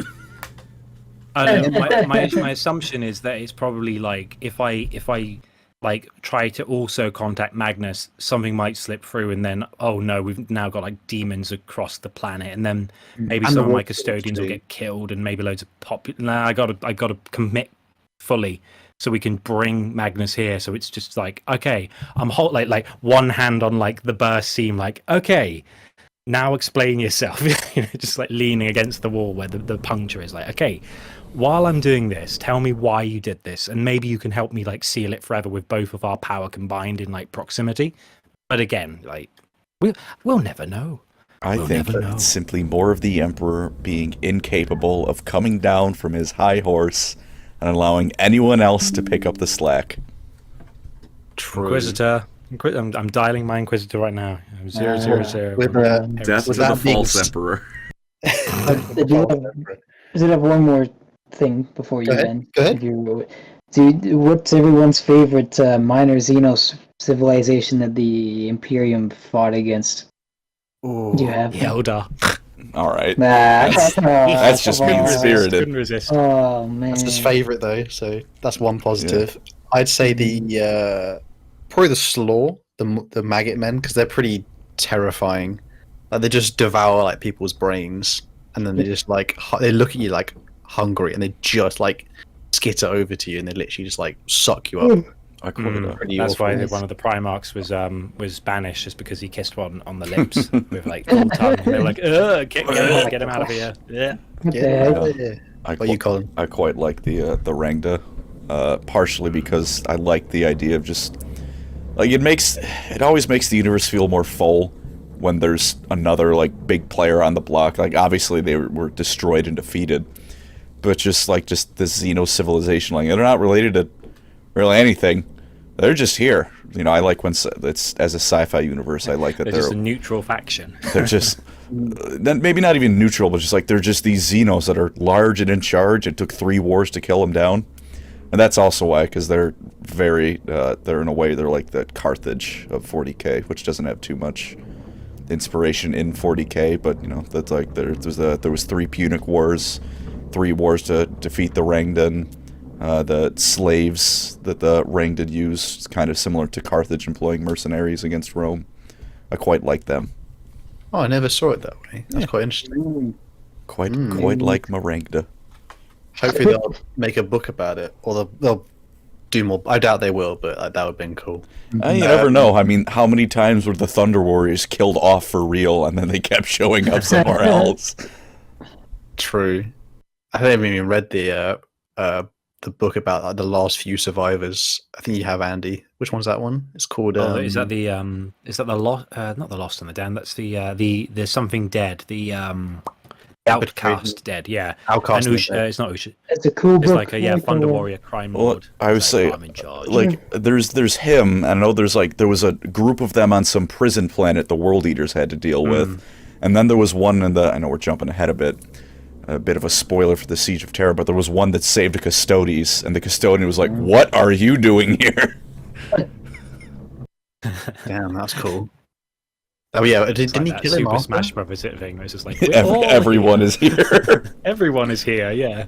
Even the Thunder Warriors with their like non-healable cancers. Oh no! Didn't he kill the Thunder Warrior after as well? I think he did, but I think the Thunder Warrior also might have requested it. Like mercy. Yeah, probably, like, partially I think it might have been some stupid honor, my time has passed. And some of it also might have been the horrible rampaging cancer that the man's body was probably 40% tumor by that point. Yeah. Oh, that's an image. I know the one in the book is like trying to find a cure, and I think he manages it, and then he's never been brought up in the universe again. Like, where is he? He's really interesting as a character. Oh well, guess we'll never know. He's not a space marine. He's not got main character energy. With that being said, though, that was a general overview of like kind of the main highlights of the Great Crusade. We will be going through the events more Legion specific in the coming timeline videos, so we didn't neglect them, don't worry, but they'll obviously there's a lot to talk about because obviously every Legion was doing something, so we're having a dedicated videos to that. And the Emperor definitely watches Pippa. There, I got it in. Oh no. You got it in at the end. With that being said, though, thank you so much for listening and watching. Hopefully that was useful if you're new to Warhammer, and hopefully that was a nice kind of deep dive into the general setting. Maybe you didn't know that if you were into Warhammer already. And yeah, with that being said, thank you so much for listening and watching, and hopefully we'll catch you on the next one. I think we might be doing some chapters or legions. We haven't quite decided yet, but we'll obviously it'll be something spicy. And with that being said, catch you all next time. Take Peace. care, everyone. Bye-bye. Hello, ladies and gentlemen, and welcome back to the Beginner to Expert podcast on LoreCrimes. We are continuing with our historical telling of both the time before and during the Imperium. If you've been following what we've been doing for the last few episodes, you'll know that last time we were at the Great Crusade, where we did an overview of the events, and now we're starting to get into the nitty-gritty of it, because there's a lot to talk about with the Great Crusade, and today is no exception, because we're going to be starting on probably the first of maybe 3, 4, 5 more parts where we're going to discuss all the different legions, but we'll get into that. To begin this episode, though, it is time for the question of the week. Now, for those of you who were on our last episode, the question of the week, we had our friend Dreadanon on, which was very good fun. It was the Blood Ravens episode, and the hashtag was #Klepto. What would you steal from the 40k universe? And I've got a few choice. I'm excited for this one. I'm really ready. Yeah. Well, there's some pretty good ones. So we'll start things off with DJ Beast, who's a regular commenter, and shout out to you, mate. We love to see you on the channel commenting on the live streams and such. He said, #Klepto, I would steal Ferrus Manus. With how much lore that guy has, I don't think anyone would know he's missing until the 50th millennium. Oh, ouch. Oh, that's my in the iron chat, heart. boys. My iron heart. Oh, where does this guy live? I need to fight him. I'm not. It's definitely the highest rated one of all the comments. Fight him what, for being right? I didn't say he was wrong. I just said I had to fight him. He didn't even say anything mean. He just said he has no lore. I know. God, they really got ahead of themselves, though, didn't they? Oh, I know. It sucks. Nice. So the second one we have is from is it Casmud2131? He said #Klepto. I would steal the L from the World Eater's name to make it even easier for people to get their name mixed up with the word bearers, which is something I do all the time. I actually, and again, that's a real issue, isn't it? I actually had that problem before. I think I want to hit that guy with a brick. Yeah. but again, I'm pretty sure that was the second highest rated of all the comments as well. So like, yeah, by popular demand, if you will. The word eaters, they aggressively How read many books. likes did it have? 19. I want to hit 19 people with a brick. Aggressive, Yeah, here literally. Even though they have like librarians in Warhammer, these are like a legion of aggressive librarians, and not the magic kind, the book kind, and they just Book kind. And as they hit you, they're just going, shh, make less noise while we're beating you. hit you with that silence. How do I pronounce this? So the next one is from Aenarion Targaryen 6973, and he said, I would steal the Sword of Cain from fantasy and take it to the 40k universe and give it to the Eldar so they can start killing named characters. Yes. Wow. That one's for Colin. Never have I had such a simp of a question. Wow. Answer, sorry. Colin's favorite subscriber now. Oh, based in Tyrion pills. But who's the? I knew it would make Colin happy. Colin has to answer though. Who's the first named character who gets it then? It'd be fun. That's what I need to think on, because it would be depending on There's a couple answers I think would be quite poetic. Captain Artemis of the Death Watch probably has it coming after he ruined Iliad. It would be really funny if he just murdered like the lion immediately after he comes back and he just gets ganked. That would make me laugh. Calgar also would be pretty funny. He just needs to die, and that's the epic enough. Ultramarines more so. No man, What's his hate for killing Calgar? What's that about? How? Marnanius Calgor will live forever. That's right, baby. Calgar just needs to die. He's just so old, dude. There was one question I found that made me laugh really hard because of the second half of it. May I give that one a read? Yeah, go for it. Go for it. This one is from Liz SP9LB, and hashtag klepto. I'd steal whatever Eldritch hair products allowed the Emperor to have hair that straight, despite regularly holding a flaming sword 6 inches from his head. So first of all, that's a good point. However, the second part was also, the episode was great. I can't believe Colin was able to record with the Blood Ravens actively tunneling into his home. Again, my bad on the construction timing. Did not work out very well. They do. I'm sure there was.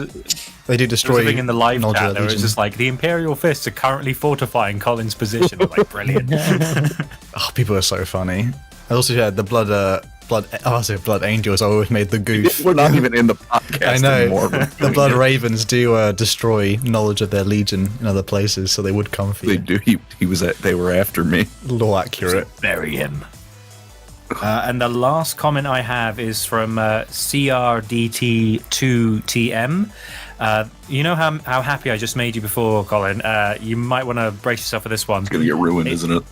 Well, it's hashtag klepto. I would steal Colin's shit takes on Bretonia, Chads, and offer them up as the greatest gift Nurgle has ever received. I see. I now want to hit 21 people with a brick. With one brick or more bricks? Listen, man, whatever it takes. Colin, did You don't want to bring one brick and then it shatters. You need several just in case. Indeed. What'd you say, Eli? Did you see the deadlifts for the Grail that I mentioned you? Oh, it is nice. I don't think I did. well, I'm gonna need to look at that when I'm not.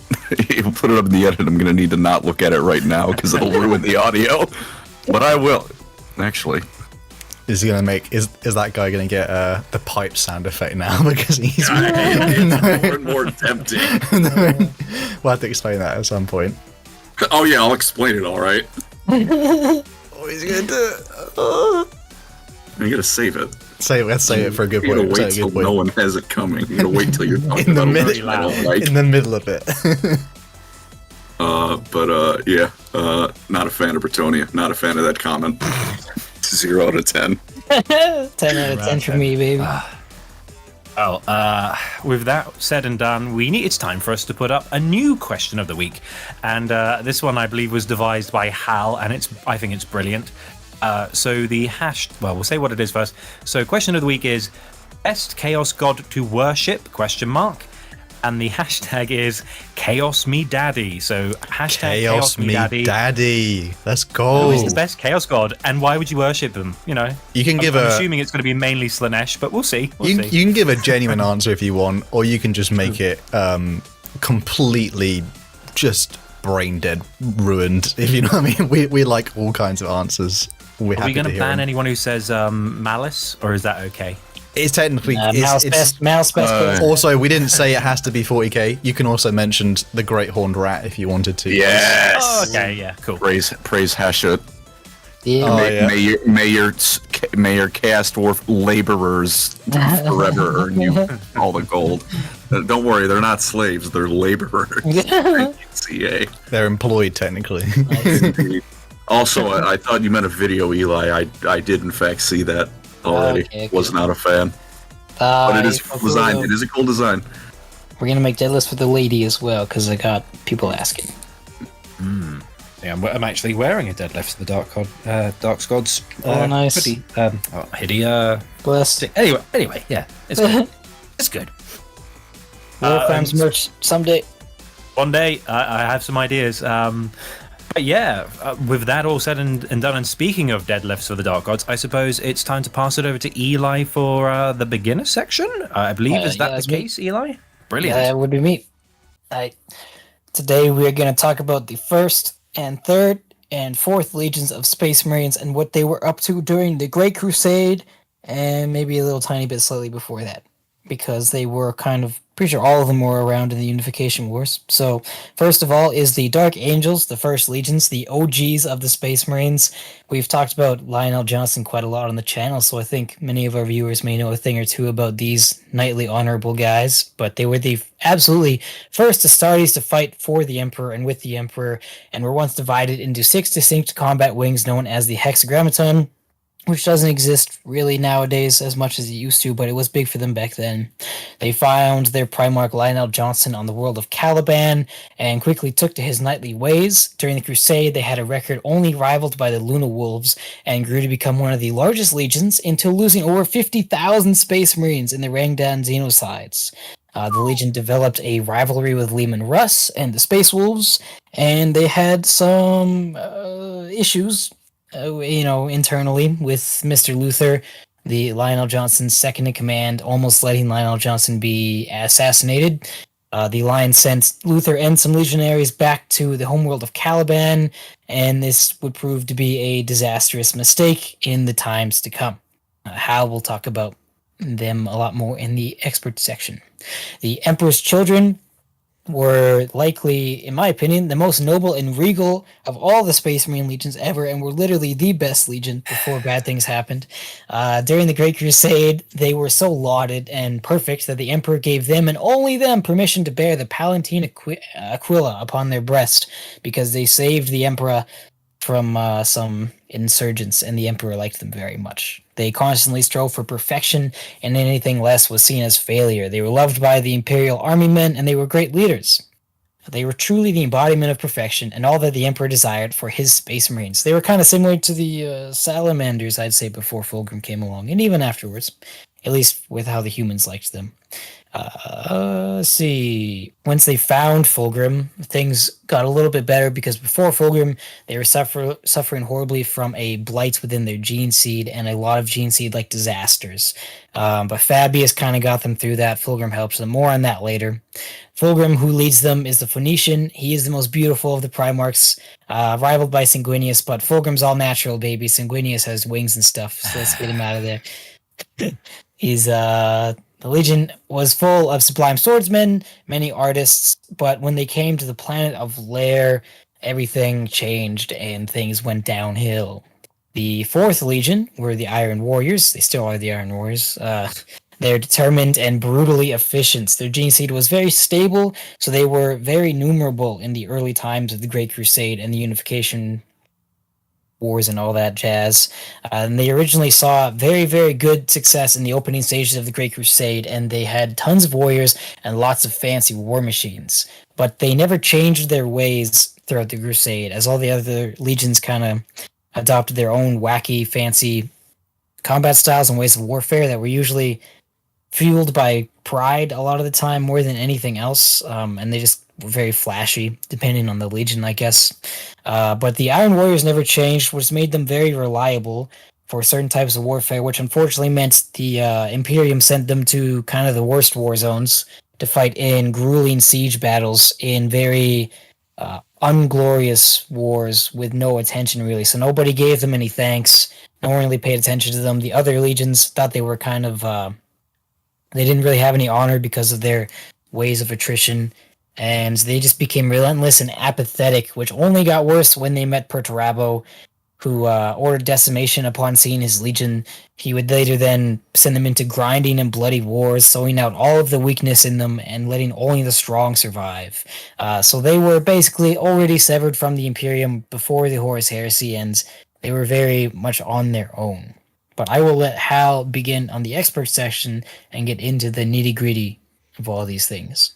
Thank you very much, Eli. I'm not gonna lie, my mind is still thinking of the LoreCrimes merch from earlier, and I was thinking because LoreCrimes we get jumpsuits and like they have Gosh, like things written I do about have the idea of like all of us in front of like the police, like the grid, the lines with like you hold up the number and then oh my god, that'd be pretty just have good. LoreCrimes. I have some ideas for some designs, so we'll see. We're just like Warhammer quotes written wrong. Like loyalty is its own special discount or something like that. Its own reward or something. All written wrong. Bring forth the corrupt politicians. Death to the false clown god or something. Just like a little bit off kilter. Leave Kegarak alone, bro. Sorry, but we're not speaking of LoreCrimes merch today. We're speaking of the first few legions in the Great Crusade, and we do begin with the Dark Angels Legion. Obviously, with the return of Lionel Johnson, there's probably quite a few of you who are like, either you're just learning about Warhammer or you're already in it, and you kind of like, oh, these guys are getting a lot of love recently, and for good reason, because the Dark Angels Legion were actually the prototype legion formed in the Imperial Palace towards the latter part of the 30th millennium. They would be the very first experimentation with Astartes' gene seed. They were literally the template from which all other legions would be created. And a lot of their recruits that were drawn from the legion, a lot of the other legions, they would draw from like similar places, people from different backgrounds. The first legion, that they're known at the time, they actually had recruits come from all cultures across Terra at the time. They didn't have anything unifying them, so they kind of made their own unique culture within the Legion, which is kind of like a blend of many of the different Terran-born kingdoms that had fallen or capitulated to the rise of the Emperor. In fact, the First Legion, being the First Legion, they had access to many of the tactics, war gear, and intelligence that would be tested first within them and then given to the other legions. So they were very much the testing ground and pretty much the first Astartes that would see open warfare, and obviously the first time humans would come across Astartes and get crunked in battlefields. Not fun for them. And they did, even towards the latter part of the Great Crusade, they still had access to some of the better guns and technology. It's even said they had access to equipment from the Dark Age or technology, which if you are new to Warhammer, that's the time period where it was humanity at their sort of height. This was many millennia before, and so they were given sort of a bit of an edge. A little bit unfair, we could probably say. I'm not sure, but... Well, I know the rationale was like, we are on stage one of reclaiming the galaxy. We need to give them every advantage they can get to just kill anything, because like it's very much like underreported how much bad stuff there was in the galaxy before the Astartes started like like exterminating, genociding. Nasty, and that all That's the like a good way of nasty putting it. malevolent creatures. Like I know I was just saying before this, listening to the Cathonia Reckoning book, where there's a few Dark Angels involved, and they're talking about like, oh, they have a void cannon. Like, oh, that's dangerous. That they shouldn't have that. That's really that's cataclysmic damage. They should. And they have like vortex guns and all sorts of crazy stuff that you wouldn't see in the current setting. Because imagine the tabletop. Like, I play one Dark Angel. He uses void cannon. I win. You know? They probably also have the KFC recipe as well. This is not confirmed, but even with their surgery scars still fresh, the First Legion was sent to the field of battle as they took part in the Purge of the Thunder Warriors, which were the previous iteration of Super Soldier created for the Emperor of Mankind. There's a really cool part in the Constantine Valdor book, which is where it's the last sort of attempt of the Thunder Warriors to rebel against the Emperor who's trying to axe them, shall we say. And the Thunder Warriors are described like bears in combat. They're large, stocky, brutal. But the Astartes are described like wolves. They move faster. They're a bit smaller than Thunder Warriors, but their gene seed is much more stable, and they work together in packs, and they kind of tear apart the Thunder Warriors as like literally wolves fighting bears. Although I've mentioned it before on the podcast, and I love how Ushatan, the Primarch of the Thunder Warriors, is like, they fight like they're constipated. You're like, constipated? Oh, poor Space Marines being like jabbed at. That guy, Thunder Warriors. that guy's nutty because his first appearance in lore is like him, Constantine Valdor looking at him, and then he just looks at him and goes, "This is fun." And he's just revving his chainsaw and attacking civilians. Like, oh my god. Isn't it amazing how everyone who serves the Emperor either gets killed by him or tries to kill him? That's almost like he's a bad guy. Yeah, that's true. crazy. But I don't. That's not saying we can. My heresy detector is twinge. I don't know. Like I'm sensing some heresy here. What's going on? That's a theory I can't quite tackle I'm now. just saying, Spoilers. Orc and Mork never did anything bad to their So followers. true. True. Unless they're busy weak. headbutting each other. True. Even resurrect their followers, don't they? Oh, yeah, that doesn't matter right now. Or give them Sorry. give them visions as well. The blessed visions. But the First Legion at this time now, so they're openly declared in the Imperium, which is only on Terra still. They are simply known as the First Legion because there were no other legions generally at the time. And Emperor's Angels of Death. Angels of Death. So but over the years of the Unification Wars, their armor and equipment would become more sophisticated, better. With the alliance with the Mechanicum of Mars, they would also get better powered armor. Because at the time, so they don't have quite the powered armor you see in the models on the tabletops, like Mark 6. At the time, they're using much more bare bones stuff. Even their bolters are not as sophisticated. So people often ask, like, why did they not unite Terra very quickly? It's because they didn't have good stuff until they got to the stars, really. And I will start with a first quote here. I think I'm going to hand that to Andy, if you see that in the sidebar chat here. This is a little I can indeed. taster of how the Dark Angels are. Take it away. I do like my Dark Angels.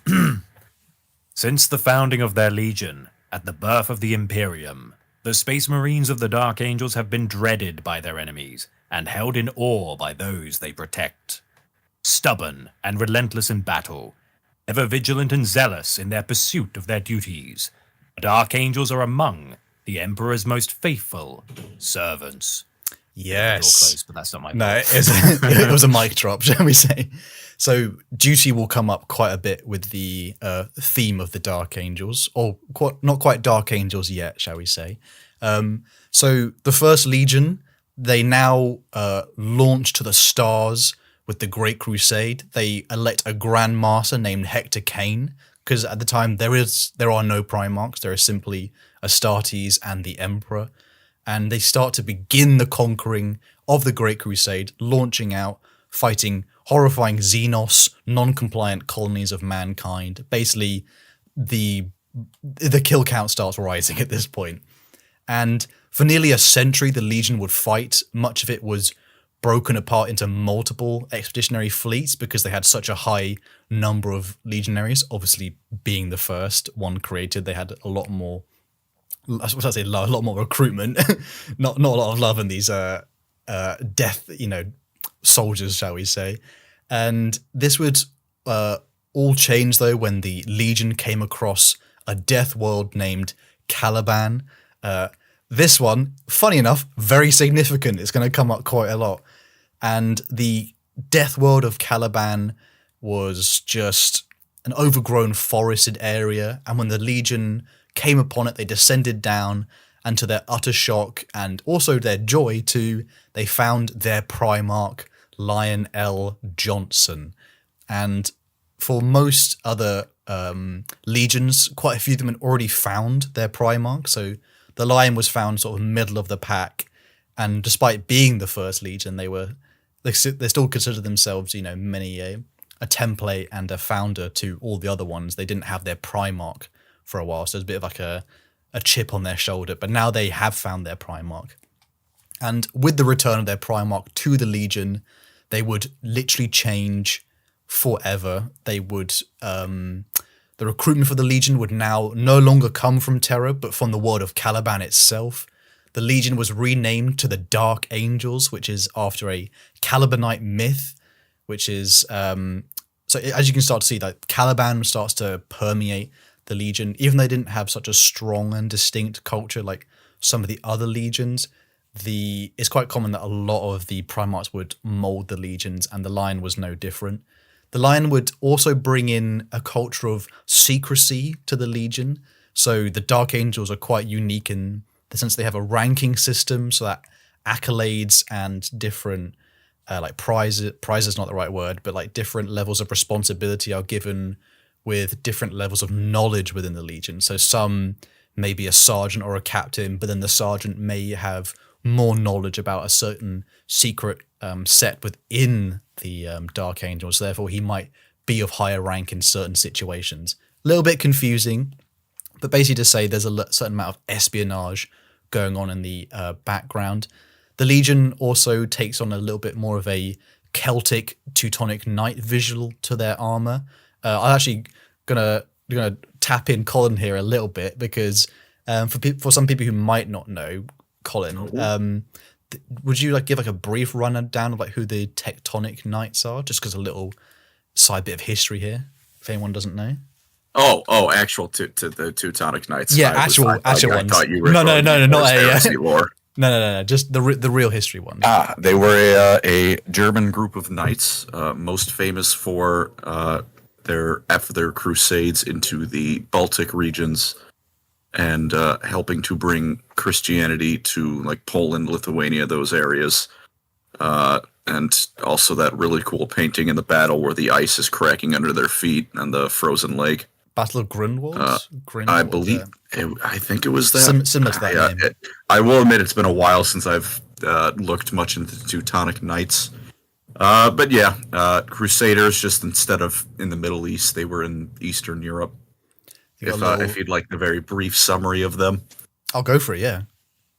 No, I mean that's. Oh no, that's it. Sorry, my brain. Yeah, no, like I said, it's been a minute since I've looked into them. That era of history was not quite much my specialty, I'm afraid. But yeah, that's the rough little summary. If you're curious about what's the origin of Teutonic Knights, what are those? German Crusaders who went to Eastern Europe. They take on pagans. They take on quite a few of the armor styles of this cultural influence as well. Although it does lean a little bit more on the Celtic side with Caliban itself, so there's a little bit more. Speaking the powers like greens, and there's things with ivy and leaves, and they have certain relations to. This is a thing I just noticed myself, so it may not be confirmed, but how certain scroll work is made on the British Isles. It has a similar theme to the castle, the Order in Alderac on Caliban, the part where the lion grows up. So there's a little bit of influence there, but we're not going to get too much into that. The Lion also chains the Legion, bringing in the hexagrammaton. The as we mentioned earlier in Eli's beginner section there. This was a structure that divided the Legion into various wings. I have got them all out. We did actually do a quiz on this, or we should have remembered it by heart. But just a brief rundown. There is the Dread Wing, Raven Wing, Death Wing, Fire Wing, Iron Wing, and the Storm Wing protocol. These are not all continued to the modern 40k timeline. There is an interesting thing, the Death Wing and the Raven Wing are in the Dark Angels, but for example, the Dread Wing I think is in the Angels of Vengeance, so they kind of split a couple of them off to a couple of their successors. So they exist, but they're in separate chapters. There's also some smaller orders within the Legion, as I mentioned earlier. There's ones referred as the Knights of Centaurus, which are charged with keeping certain secrets about the Order. So they have quite a complex structure, the Legion. The Dark Angels now, with their Primarch and Astartes together, they would renew their efforts within the Great Crusade.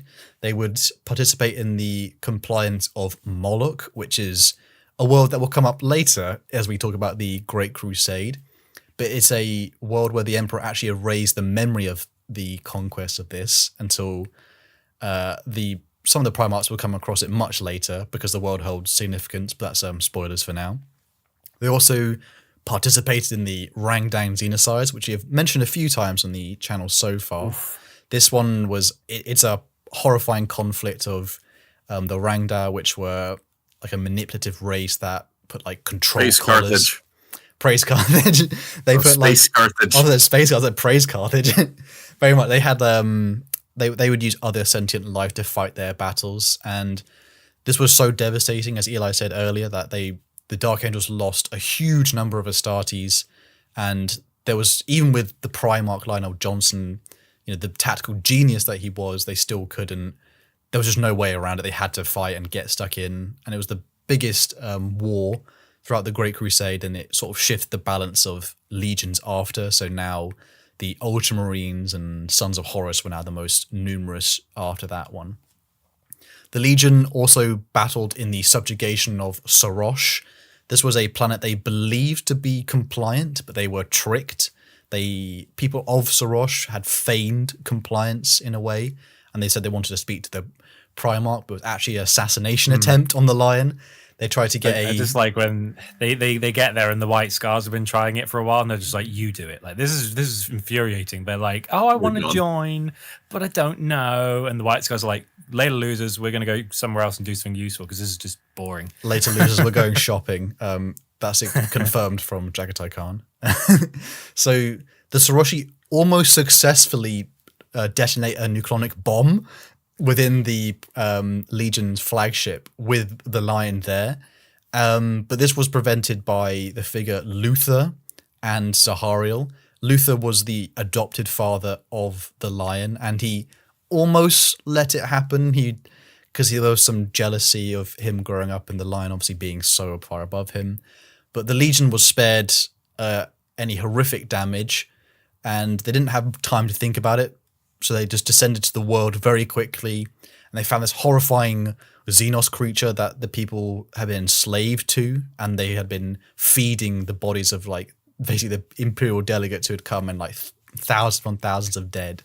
So it was like a horrifying psychic creature, which they did use a psychic bomb to annihilate, but it kind of changed the Legion after this, as I said earlier in Eli's part, the trust between Luther and the Lion was broken, and the Lion himself, and so much secrecy involved in the Legion, some level of trust the level of trust wasn't there anymore to a certain degree, and so parts of the Legion were sent back to Caliban to be recruiters, which would then cause trouble. But that's something we'll talk about in its own video, I'm sure, the events on Caliban.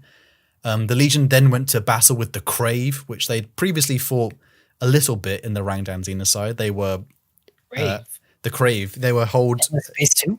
They were held by the Rangda. Actually, had part of control of some Crave, so they had come across the Crave a little bit, the Dark Angels, but they had come now to the Ghoul Stars to confront the. I'm going to screw his name up. It's the Autarch.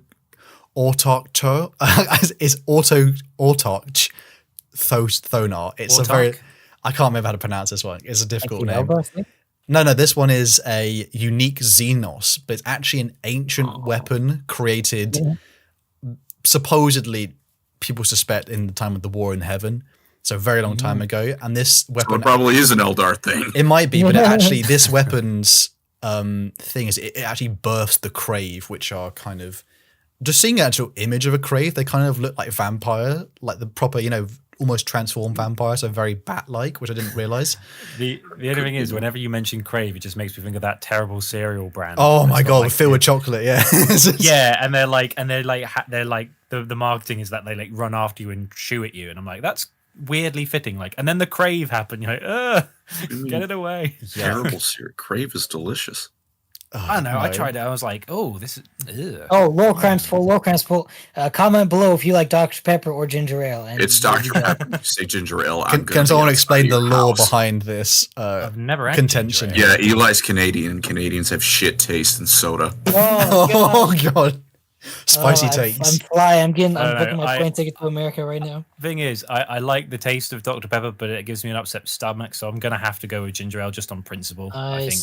Nice. Dr. Pepper, all the way. Coming back to England. Oh, yeah. But with that being said, they do manage to destroy the Crave. The Crave. I don't want to say it again, but the thing that makes the Crave, the Xenos weapon / sentient being. It's quite a sad bit because one of the legionaries sacrifices his life to blow up the Crave's nest, and it creates like a psychic backlash that allows the lion to basically throttle the thing, basically, annihilate it. With this, though, the Legion now return. The lion returns mostly intact, sort of back to the Legion. And the Legion is battling in the Shield Worlds region, and this is where they would learn of the rebellion of Horus. I bet that was Old One's creation, actually, because the Old Ones created a whole lot of species during that time to fight the Necrons. Possibly. To the dynasties. They don't specify though who created the origin Crave Xenos thing. Yeah, but they also don't say technically who the warp entity Magnus talked to give up his eye to. They don't technically say who it was. I think we can guess. It's just a general implied that it was it's ancient, very, very ancient. But with that, I mean, if you ask me, I think they were just craving a bit of attention. I hate that. With that being said, though, we should obviously mention, because someone might be like, that doesn't make sense. The Second Legion, redacted from history. All we know was they possibly participated in the Rangdan Xenocides, and then they were erased from history. Second Primarch, we've mentioned some previous lore in our Primarch videos about the Second Primarch, but essentially as the Second Legion, there's no real true information, unfortunately. Did you have something to say, Colin? He was arrogant, he was humorless and possibly hypocritical. That's all we have, unfortunately. According to Fulgrim talking about him. Well, speaking of Fulgrim, Eli, it's time to talk about the prettiest boy in all of the legions. I hand it over to Sanguinius. Oh, hey, get out of here. No. Who's dead? Who's dead? What? Huh? Who's dead? He lives on in my heart. I go to bed with a framed picture of him, and I kiss him. I'll give that maybe Sanguinius in his best moments might have been a bit more fabulous, but Fulgrim was definitely the prettiest. All natural, baby. I don't know about that one. All right. I guess I will talk about the Emperor's Children. Feel free to pitch in whenever I miss anything, because my brain is spinning completely inside of Warhammer 40k and not 30k lately. I love the Necrons, but we're not talking about Necrons today. So the Emperor's Children primarily came from Europa for their gene stock of Space Marines. They were all nobles and aristocrats. So they were all already very regal and noble and good at leading, which is one reason why they put them with the Imperial Guard so much and kind of divvied them up, sort of like the Mentors chapter, for small units of Space Marines kind of supporting Imperial Guard, leading their offensives and operations. And in this way, the Imperial Guard loved them. They really looked up to, or the Imperial Army, I guess not the Guard at the time, but they loved the Emperor's Children and really looked up to them. And the Emperor's Children were prided and lauded about being so nice and honorable, perfect, humble, all the good stuff, because they're so great.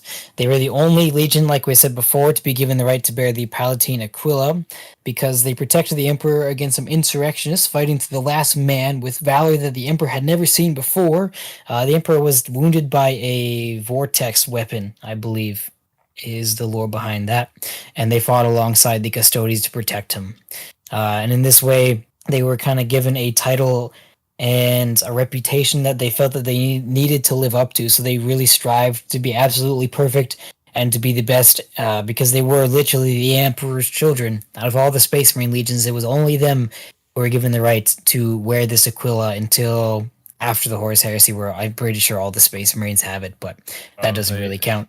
So you're basically saying they just basically went, "Notice me, senpai," until he did, and then they were It already happy. worked. And it worked. Yeah, it worked.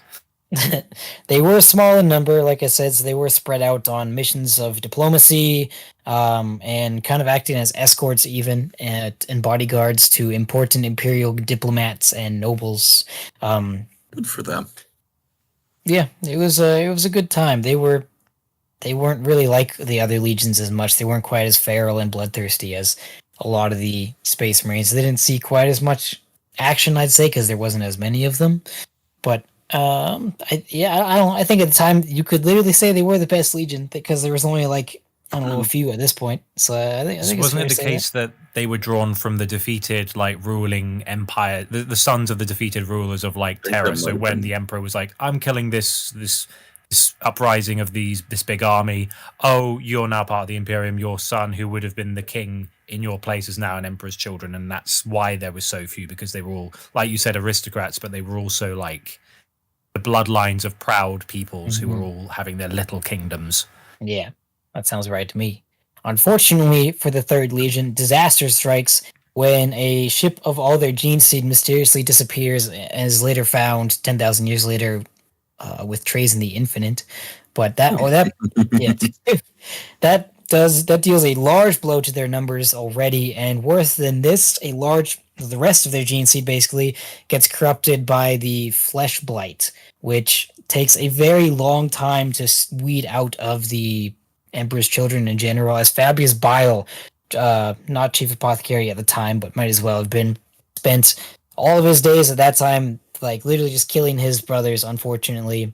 So most of the Legion was called to get rid of the blight, and it did kind of work.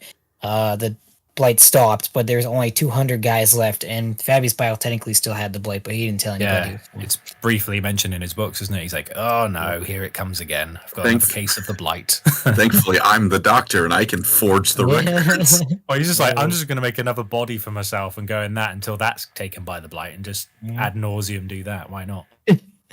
Yeah, Fabius is basically the main character of the Emperor's Child. I think I could say Fabius is the main character of Chaos Space Marines at this point. There's a really good part. I had to ask Phil, and Phil is the same way, but there's a part he mentions, I think, in the Fabius books, isn't it? When he talks to Trezin, Trezin in the Infinite, and he says, I think Trezin says to him, which one was the real, like, Fabius? Because is the real Fabius the one who technically the original body that has died, and are you even the same consciousness? You know, is the actually Fabius Bile really dead, and you're just like a echo of the real man or something? There's like an interesting sort of very theory ironic coming from a Necron. Yes, true. True. I do like. I think in the Inquisition game, he's like the final boss, and he's just like, "Oh yeah, I'm Fabius," and you're like, "Oh, well, he's not that one. That one's weird." I never got into that game. That sounds cool. It's a Diablo clone. Yeah, that's why I've never played it, but I've seen the cutscene, and he's just like, "I'm Fabius." Tee hee hee hee. And you're like, "Oh, he's going full like mustache twirling villain mode. Brilliant." Nice. Jeez, Fabius Bile books are epic. You should read them if you have not read them yet, or listen to them. But first, you should read Infinite and the Divine. Or Twice the King. Actually, consume all Necron propaganda that you can. It's only like 4 books. It's fine. Infinite Divine, not even propaganda. It's an old married couple going at it for 10,000 years. This is all propaganda from the deceiver. Do not listen to Eli. Glory to Zerek. Glory to the dynasties. The warriors of the war in heaven shall rule the galaxy. True. All flesh shall crumble before the might of the frontier. All the unclean, lesser beings. You're gonna hate a line in the Infinite Divine. I promise I'll shut up about the Infinite Divine after this. You're gonna hate a line from Orican though. It's not plot important, but he's so it's not too much. I know Orkin's not happy about the transference. He said to not do it in the beginning. He's fighting some Eldar, and he admits that both them and the Necrons are perfect in their own way. In their own respective way. You know, I'll give him that. I like the Eldar. I'm okay with that. But everyone else is not so lucky. Anyways, back to 10,000 years before that stuff happened. They found Fulgrim on the beautiful world of Chemos. I think it's Chemos. It's a place of wonderful efficiency and art where people have plenty of time to pursue their hobbies and passions because of Fulgrim's work to make the once barren, dying planet into this efficient paradise where he basically just repaired all the machines and made everything nice and better so that people didn't have to work as much. Is this where you want to come in, Hal? Is this your thing? There is the part where he does do that famous speech. Do you want to mention that very quickly? When he gets reunited with his legion. Do you know what I'm talking about? I know. Ooh, I think I know. I can say that. I can say it. Well, basically, can we just find the speech as is. Oh no, out there? I think there is a speech out there. We don't have it on hand, unfortunately. But okay, I'm lacking. That's all good. When Fulgrim does get reunited with his legion, he only finds 200 warriors, I think.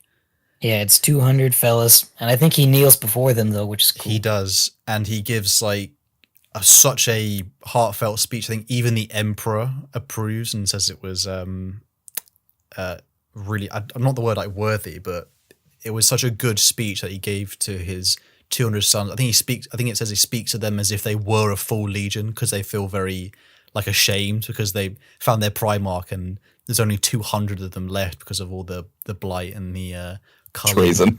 Yeah, pretty much. So they feel very embarrassed, but now Fulgrim is reunited with his legion. This is a good time for the legion because they start to basically repair and they can source actual gene seed from Fulgrim so they can rebuild the legion. And this begins the events of Fulgrim just taking over his legion. And one of the first acts he would do he would lead his legion to the world of Byzas. And this was very significant in the legion's early career because Fulgrim declared that he would conquer this world with only 7 men. And everyone's probably thinking, oh, that makes sense because Fulgrim's arrogant as hell.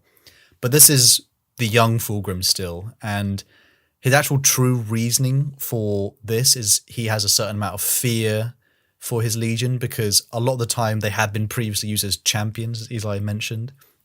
And he fears that the legion would essentially be sacrificed and broken apart because they're just seen as like a lesser legion, like they're just useful for being involved in the Imperial Guard. And so he wants to make a name for the legion in a way so he can keep what would now be the growing legion sort of united together. And he's so he's not doing it for selfish reasons.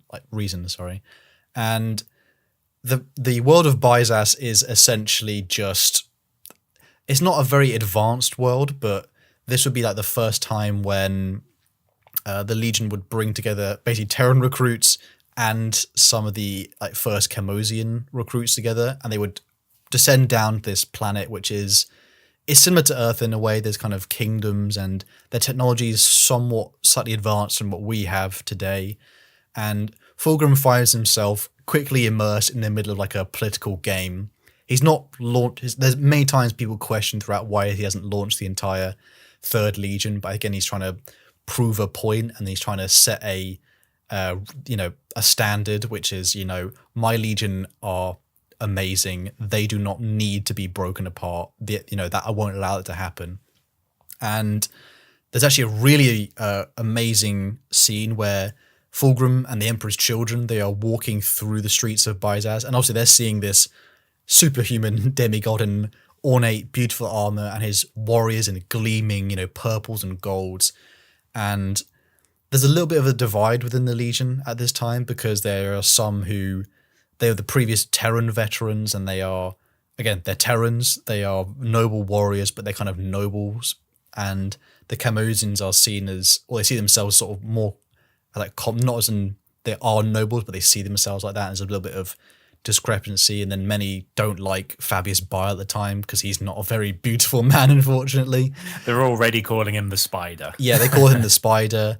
Even some of them start to make the mistake of thinking, like, people try to touch their armor in the crowd, and one of them's like, "Get off me, don't touch me." Get off my lovely armor. Fulgrim is not happy with this, because Fulgrim delivers like a speech to his own men, telling him about his humble upbringing, how he'd work in the mines until his fingers were bloody, and he blisters all over, even as a Primarch. So you're thinking, what the hell? They can heal very quickly.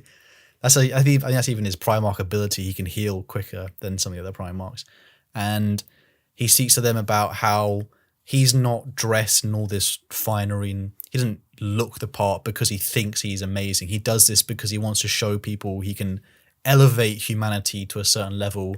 And that's what his warriors, his Emperor's children, are meant to do. They're meant to be the example to show how humanity, even the people who have, like him, dust and bloody fingers, they can still be elevated and risen up. And it's a very touching scene when it's written. Hopefully I'll get that voice acted one day in a Fulgrim video because that was so good.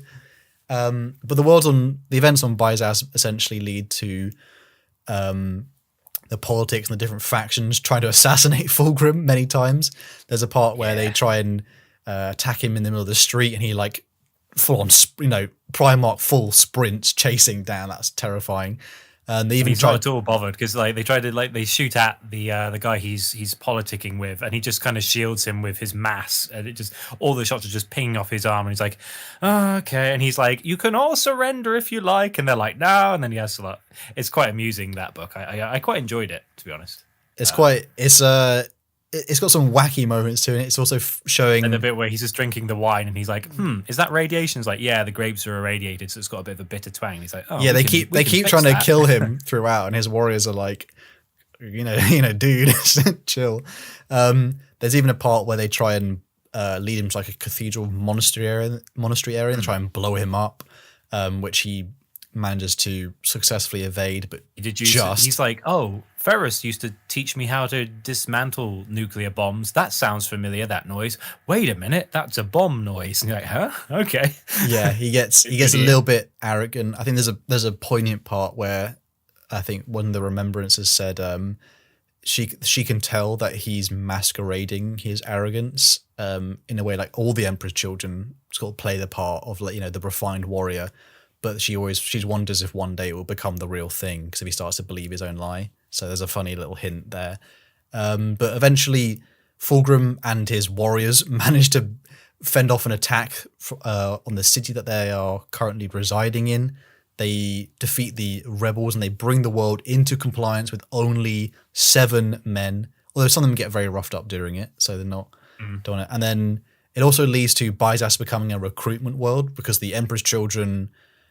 Again, they've had their numbers been decimated for so long that they just need to build up their numbers quickly. And this is where, again, Byzas is now part of the recruitment pool. And I will hand it back to Eli to talk about what the Emperor's Children did the rest of the Great Crusade. Can I mention one other thing before we move on from that book? I like how it also mentions that Fulgrim has been married several times when he was in Chemos, and he's obviously he ages very slowly compared to other people, and it's just like, did you love them? And he's like, some, I think, at first. And you're like, of all the Primarchs, there's a lot of people go, Space Marines are virgins, and Primarchs especially, but it's like Fulgrim, he fucks because he's been around. I'm not sure if it implies that. I thought it was I don't know, but he's been married several times. You're like, maybe. I think he's had ladies. It's implied that it's 4 women. God, train. It's implied that they're more like political marriages. I thought, how they tie in different groups, like how they just marry people together, but then they don't. Obviously, he's so far above a human, it doesn't count really. Also, kind of, you get Perturabo. Imagine marrying Perturabo. Iron within, iron without. Fulgrim was laying pipe. Yeah, don't do it. Don't do it. I'll hand it back to Eli very quickly though to tell you the rest of the Emperor's Children Great Crusade. Oh man, pre-heresy Fulgrim lore makes me so sad every time. He was so awesome. It feels so freaking bad, dude. It'd be like if Guilliman or Sanguinius fell to chaos. It'd be like a Guilliman would never. MFs you would never think of falling to chaos. It's just such a feels bad. I know you're like, wouldn't. I can't believe Fulgrim had wives. How dare he? I think it's the scene with the it's a scene in the when he's being very humble because he was actually very humble initially. Yeah, he tried to keep his legion humble too, but that didn't one freaking sword ruined it all. Plot. Bad sword. Should have listened to Eldred. Yep. He almost did, to be fair. But the sword ruined it. Oh well, whatever. Anyways, so He did that stuff, and it was all super nice. They were still a very small legion, though, too small to kind of go out on the Great Crusade by themselves. So Horus ended up mentoring Fulgrim and his legion. So the legion spent a lot of time with the Luna Wolves and created a very good brotherly bond and friendship that was only second to Ferrus Manus. Fulgrim was friends with lots of his brothers. I think most of them generally liked him up until things started to get iffy, which, obviously. But him and Horus worked together for quite a while, and they fought on Murder together, if I remember correctly. I don't actually know if Fulgrim was on Murder. I think it was just he does appear slightly, doesn't he get summoned by Horus, because Horus is not impressed with what some of the Emperor's children do on Murder. Yeah, the Legion kind of started to be... The Space Marines started to get pretty arrogant and jerky. Eidolon, Lord Commander Eidolon, was even boasting about how great they were on Murder and how wonderful the Emperor's children were, but in reality they were actually saved by the Luna Wolves, I'm pretty sure. I kept thinking that the Blood Angels were there too, but apparently the Blood Angels were there originally, and then they're what's annihilated here? And they find all the Blood Angels' corpses in the trees. And okay, so I'm remembering correctly. They're in the trees. Murder was infested by these very scary bug things. That's kind of all I remember. I don't know if there was much more to say about it, honestly. Yeah. Big scary bugs, not the Tyranids, just actual chitinous bugs, stuff like that. It was not a great time, but you know what? They got through it, and they learned, and they're still friends with the Luna Wolves, so everything's okay. They also fought against the Diasporex, I think, with the Iron Hands, which is one of the reasons why they were friends with them. The main reason for the friendship, though, of course, is the classic story of Ferrus Manus and Fulgrim becoming best buddies, making weapons together, and then giving each other the weapons that they made. Fulgrim even gave Ferrus his nickname of the Gorgon, and they have a very nice relationship throughout the entire Great Crusade, which all goes away when bad things happen, but it's okay. Whatever. As arrogant as they were still lots of really nice guys in the Legion, like Saul Tarvitz. He was a cool dude. And the one guy that Fulgrim killed on the statue, whose name I don't remember anymore. But there were plenty of nice guys in the Legion. And there were... Sorry, guy. Wasn't that guy called Julius as well? Julius Caesarion? Yeah, he was quite a noble... Wow, what a subtle name. Yeah, as a bit of an overt reference to slightly Greco-Roman things, which is sad because I thought they're the Phoenicians. Hopefully there'll be a bit more of a. We have explained slightly what the Phoenicians are, I think, in a previous episode, but we'd hope that that slightly proto-Carthaginian vibe would come through a bit more. But well, Julius was the first captain as well, so he was a big player in the Legion. They're still cool armor though, very cool armor. Mm-hmm. But yeah, the Emperor's children started to get very obsessed with perfection and were masters of swordsmanship and war in general. A lot of them pursued the arts like painting and poetry. But overall, the Legion was very skilled. I think their biggest weakness was probably their individualistic manner, because they were also practicing to be perfect themselves. They had maybe kind of neglected the teamwork aspect and all that. Not as a whole, I think just in general, though. And, of course, their pursuit of perfection would indeed be their undoing in the end, so, whatever. But they were really epic for a time. Their fleets were bastions of the arts. They had tons of remembrancers in them, probably more than everyone else, I think. Yep. Or at least they treated them better than everyone else for the most part. Yeah. And the remembrancers practiced the arts as well. Acting, music, sculpting, painting, and the likes. They held performances within the ships, which there was one special performance that didn't go so well. But we're not at that part yet. Spoilers. Heresy spoilers. But yeah, compared to all the other legions, I think the Emperor's children, as arrogant as they had become, they still kept a good degree of their humanity, probably alongside guys like the Salamanders and the White Scars and the likes. So they were liked by their remembrancers. Not all the Space Marines liked them, because some of the Space Marines still thought the arts were dumb and wanted to put all of their efforts into just being perfect at war. And I mean, it worked out for them. There were a lot of good commanders and a lot of good swordsmen. But like I said earlier, they were kind of glory hungry, which fueled a lot of pride and led to conflict and not great things. But heroes arose from the Legion, like Saul Tarvitz, Eidolon, you could say, I guess. Lucius was definitely a popular guy until... what's his name? Holy frick. The Luna Wolves guy, the main character of the Horus Heresy. Garvey Yeah. Logan. So Garvey Logan punched him in the face, and then that was that. And that basically killed him. Torgadon also humbled Eidolon during the Battle of Murder, and like Eidolon's messing everything up, and then the lunar walls drop, and Yeah. Torgadon's like, right, you're doing what I'm saying, you're useless. And then Eidolon's like, we did amazing. And he's like, no, you didn't. Yeah. Eidolon was like the top douchebag of the Emperor's Children. Then Lucius, Terran. yeah, he was like mid-tier douchebag, and Tarvitz was like zero douchebag. He was a really nice guy. They named a planet Murder. Come on. I mean, it's not the real name; it's just what they nicknamed it, because they're like, that place is It was full of rubbish. murder. It was horrible. Fair enough. Yeah, I think that's kind of like the main battles of the Great Crusade. Though there's the Astartes were neat because they had the time warping weapons, if I remember correctly. Or is that not them? Was that them? I'm pretty sure that was them. The Diasporics are the ones where they have Or is it their, the Hrud? I'm thinking of the Hrud. yeah, that's the Hrud. I think the Diasporics are the ones with they're human and aliens that traveled in like a Yeah. spacefaring fleet. They even Yeah. had some like old like Terran, proto-Terran like ships from back when Terran was a colony. And then they go through the murder system, and they've like triggered a beacon. So then they turn up and go, "What are you guys doing here?" It's like, "Oh, is that your stuff? Who are you?" Yeah. Yeah, and if I remember correctly, Fulgrim and the lads actually save Ferris because he kind of gets a little too headstrong and He tries he to does be he throws very himself solo in. Yeah. army, I think. Yeah, and that Ferris wasn't very happy about that, but Fulgrim did save his life. I'm pretty sure. So after that, though, probably the main event for the Emperor's Children and their whole storyline throughout all of Warhammer is they came to the planet of Lair, an ocean world with lots of different islands of coral, big giant coral structures, and it was ran by these snake-like fishy beings they were very muscular, multi-armed for the most part, but I think their most important thing about the species is that they were all genetically modified to fit certain roles, which Fabius found out about and took a very big interest in and tried to tell Fulgrim that they should do that too. And Fulgrim at first was like, nah, bro, that's cringe. But then with like 2 extra words of prodding, Fabius convinced him, and Fulgrim said, yeah, okay, we should do that. Do it. 'Cause- Do it. He said I no like the idea. balls. Yeah, I like the idea of literally. him having like prototypes. And it's like, check this out. You know the fish people, right? Hear me out.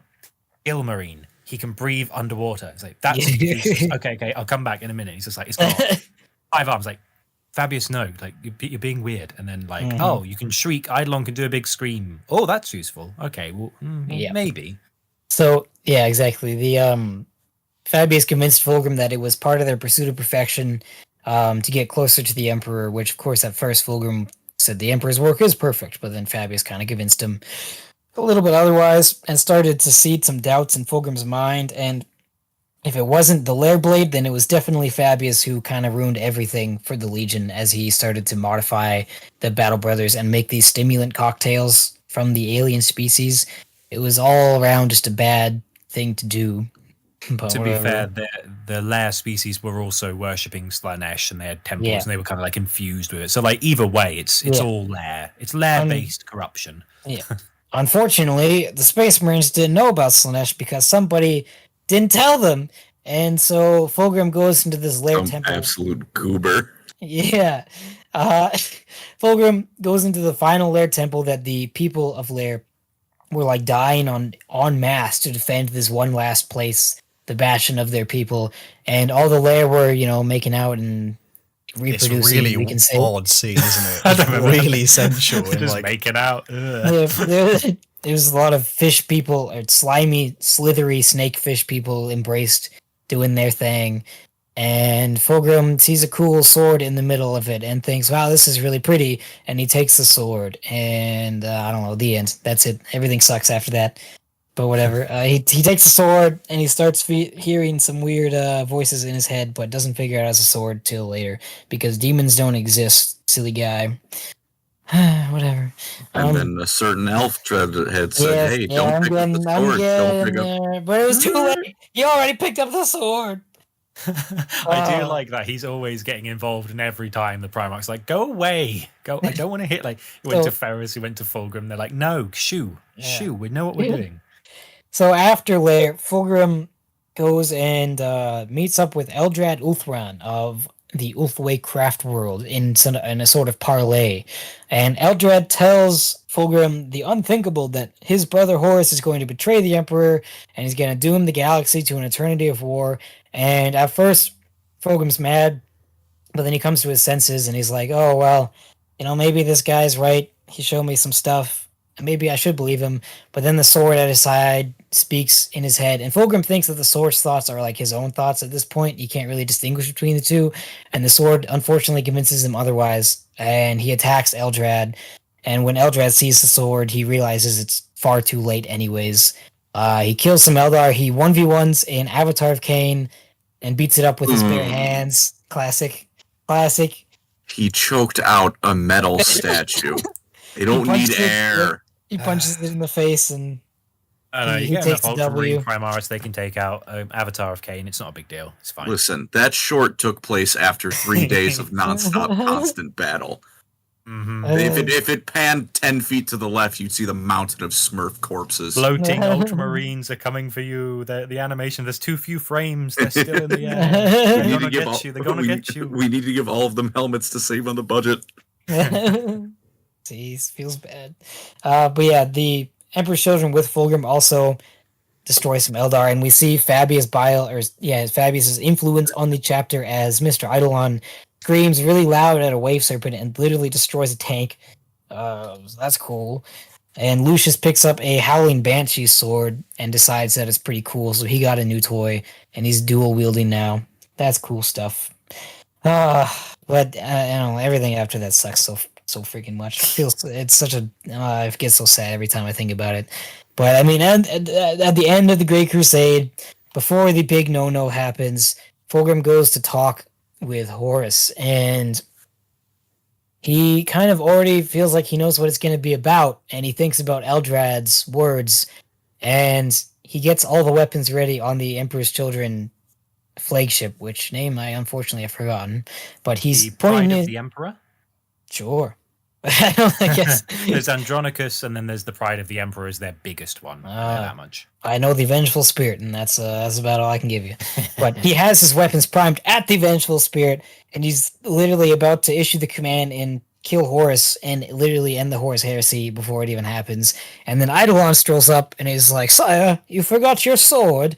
And then Fulgrim picks up his sword, and all thoughts of destroying Horus disappear conveniently. And our hero does not become the hero. He becomes quite the opposite. But that is the end of the Great Crusade for the Emperor's Children. If I missed anything, please forgive me. No, What it's you're right on the saying is, money. even though it's probably Fabius's fault, we'll just say it's Eidolon's fault because that's easier.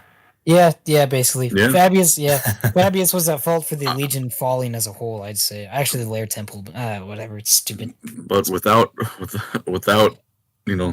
if Dickhead didn't come in with a sword, or if nothing else, even if Fulgrim didn't win, would have been a whole lot of dead Luna Wolves.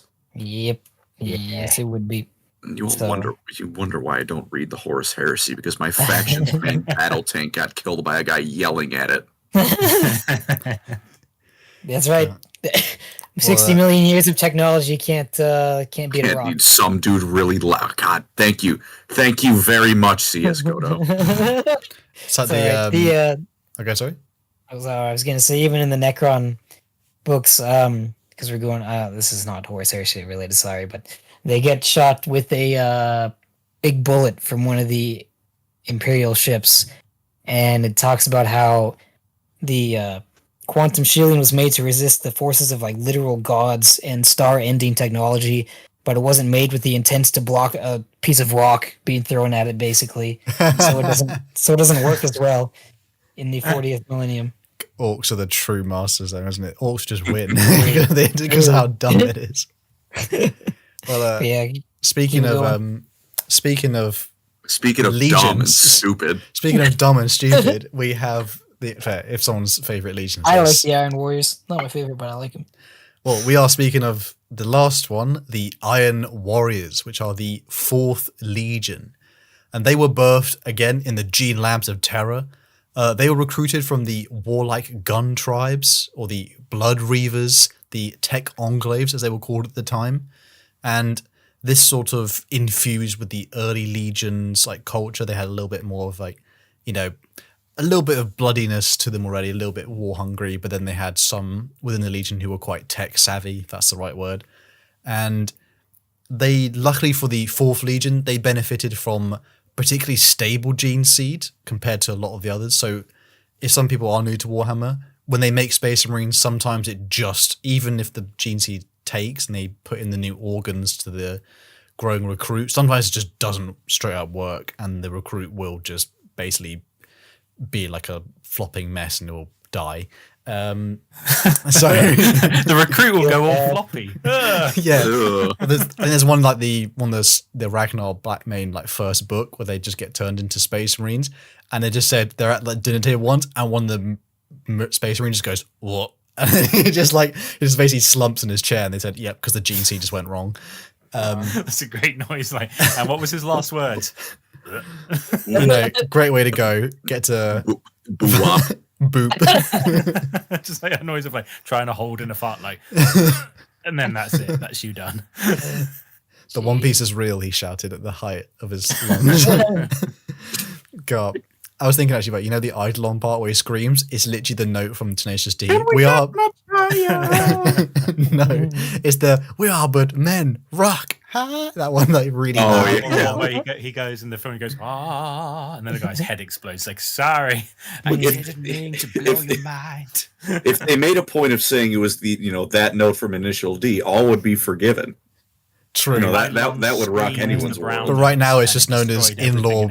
It's in-law brown note. But speaking of 4th Legion though, so the gene seed of the 4th Legion was particularly stable. They even showed a higher adaptability to bionics. They had shared in common with the 10th Legion. So a lot of times Space Marines, even though they're wearing like ceramite armor, limbs get broken, cut off all the time. So they would, there's like basically the Mechanicum of Mars had like whole fleets of people just with like spare limbs essentially ready for them to just slap on any time. And the 4th Legion during the Unification Wars, as Eli mentioned earlier, were known for their stubbornness. They would bear through battles and conflicts all the way to the bitter end, even when maybe it didn't make such tactical sense to do so. They seemed to have a bit of a problem with retreating from battle. Ugh. And this would always like, like Eli was saying about like the Emperor's Children, they're always like trying to refine their tactics and change things and do some nuance. Like I'm always just like, if it ain't broken, don't fix it, and we don't break. And that was them. Like just throw enough of us at the problem, we'll sort it out. Even if eventually it'll go away. Yeah, they're like meat grinder basically. Said that probably a little bit with the World Eaters in common. Sorry, the Word Eaters, as someone said at the beginning. The wordy beaters, yeah. The word beaters. Oh god. The tactics that they somewhat just use again and again on Terror. They would take to the stars with the launch of the Great Crusade, but again, this is where that, as I just said, the tactics kind of hit funny enough, a dead end where a lot of times they didn't adapt to the enemies that they were fighting. They were just kind of known for throwing themselves at people. And so if other Primarchs with their legions who had already been reunited with their Primarchs were using them in tandem with their legion, they would often just use them as like the frontline troops. And then they had to adapt around them, being their flankers, being their, espionage or whatever. Because the 4th Legion are doing the one thing they do well and they're not doing anything else. They make one good meal and that's it. And there's like some legions really don't like them. Like I think there's like a bit where the Iron Hands work with them. Like, you're stupid. Like, we're not stupid. You're stupid. It's like, we got a Primarch. And they're like, it's like ouch, ouch, mean. Especially with like Ferris being like one of the first 3, and then it takes ages for Perturabo to show up. And they're like, we're cool. We got iron as well. Speaking of Perturabo, though, we would find it would be over a century of war when the 4th Legion would finally be reunited with their Primarch, Perturabo, from the planet of Olympia. Now, Olympia is, we're just going to say it now, it's basically discount Greece, essentially. Couldn't tell from it being one step over, one syllable away from Olympus. Yeah, for Colin, if you want to illuminate people, which particular time period obviously we all know, but just if you are new to Warhammer, what kind of time period / history would you say that they are inspired from? I think it's Probably, ancient Greece, the city-states. Although, that also being said, I don't know what Olympia was like. Was it city-states? Yep, city-states, pretty much. Then yes, it was the Greek city-states. There's a few like Sparta, obviously, Macedon, Athens, all that kind of stuff. I think ancient Athens sucks. Yeah, well, that's pro-Spartan over here. But they also suck, but Athens really sucked. Epirus. There's a very much a sort of divided nature of Olympia, which was reunited and reunited. It was forced together by Perturabo himself because there was no choice with Perturabo. And where most reunions of Legion and Genefather was quite a big momentous moment, such as like Sanguinius and meeting his Legion, which was like amazing speeches, Fulgrim meeting his sons, and again, like, saying to them, like making a vow to them in front of the Emperor. Lionel Johnson kind of treating his Legion as, well, actually Lionel Johnson doesn't even call them his sons, he calls them his little brothers, so he treats them like equals. Perturabo the 4th Legion did not get the same treatment, and because Perturabo examined the combat records of his Legion and he found them wanting. They had so many casualties due to obviously the way they battled across the Great Crusade, and he decided there needed to be like a rebirth and a culling of this weakness, and not say to get rid of stubbornness, but the stubbornness needed to be reforged into a different thing. And this brought again the practice of decimation to the Legion. This was something I think practiced I'm not sure if in ancient Greece, but in ancient Rome. Do you know, Colin? I think it was practiced by the Romans. Well, I believe it was the ancient Romans. It was the process of getting rid of 1 out of 10. Yes. So by lottery, 1 in every 10 of the legionaries was chosen, and he was beaten to death by his own comrades. It was the Romans to keep order in the military.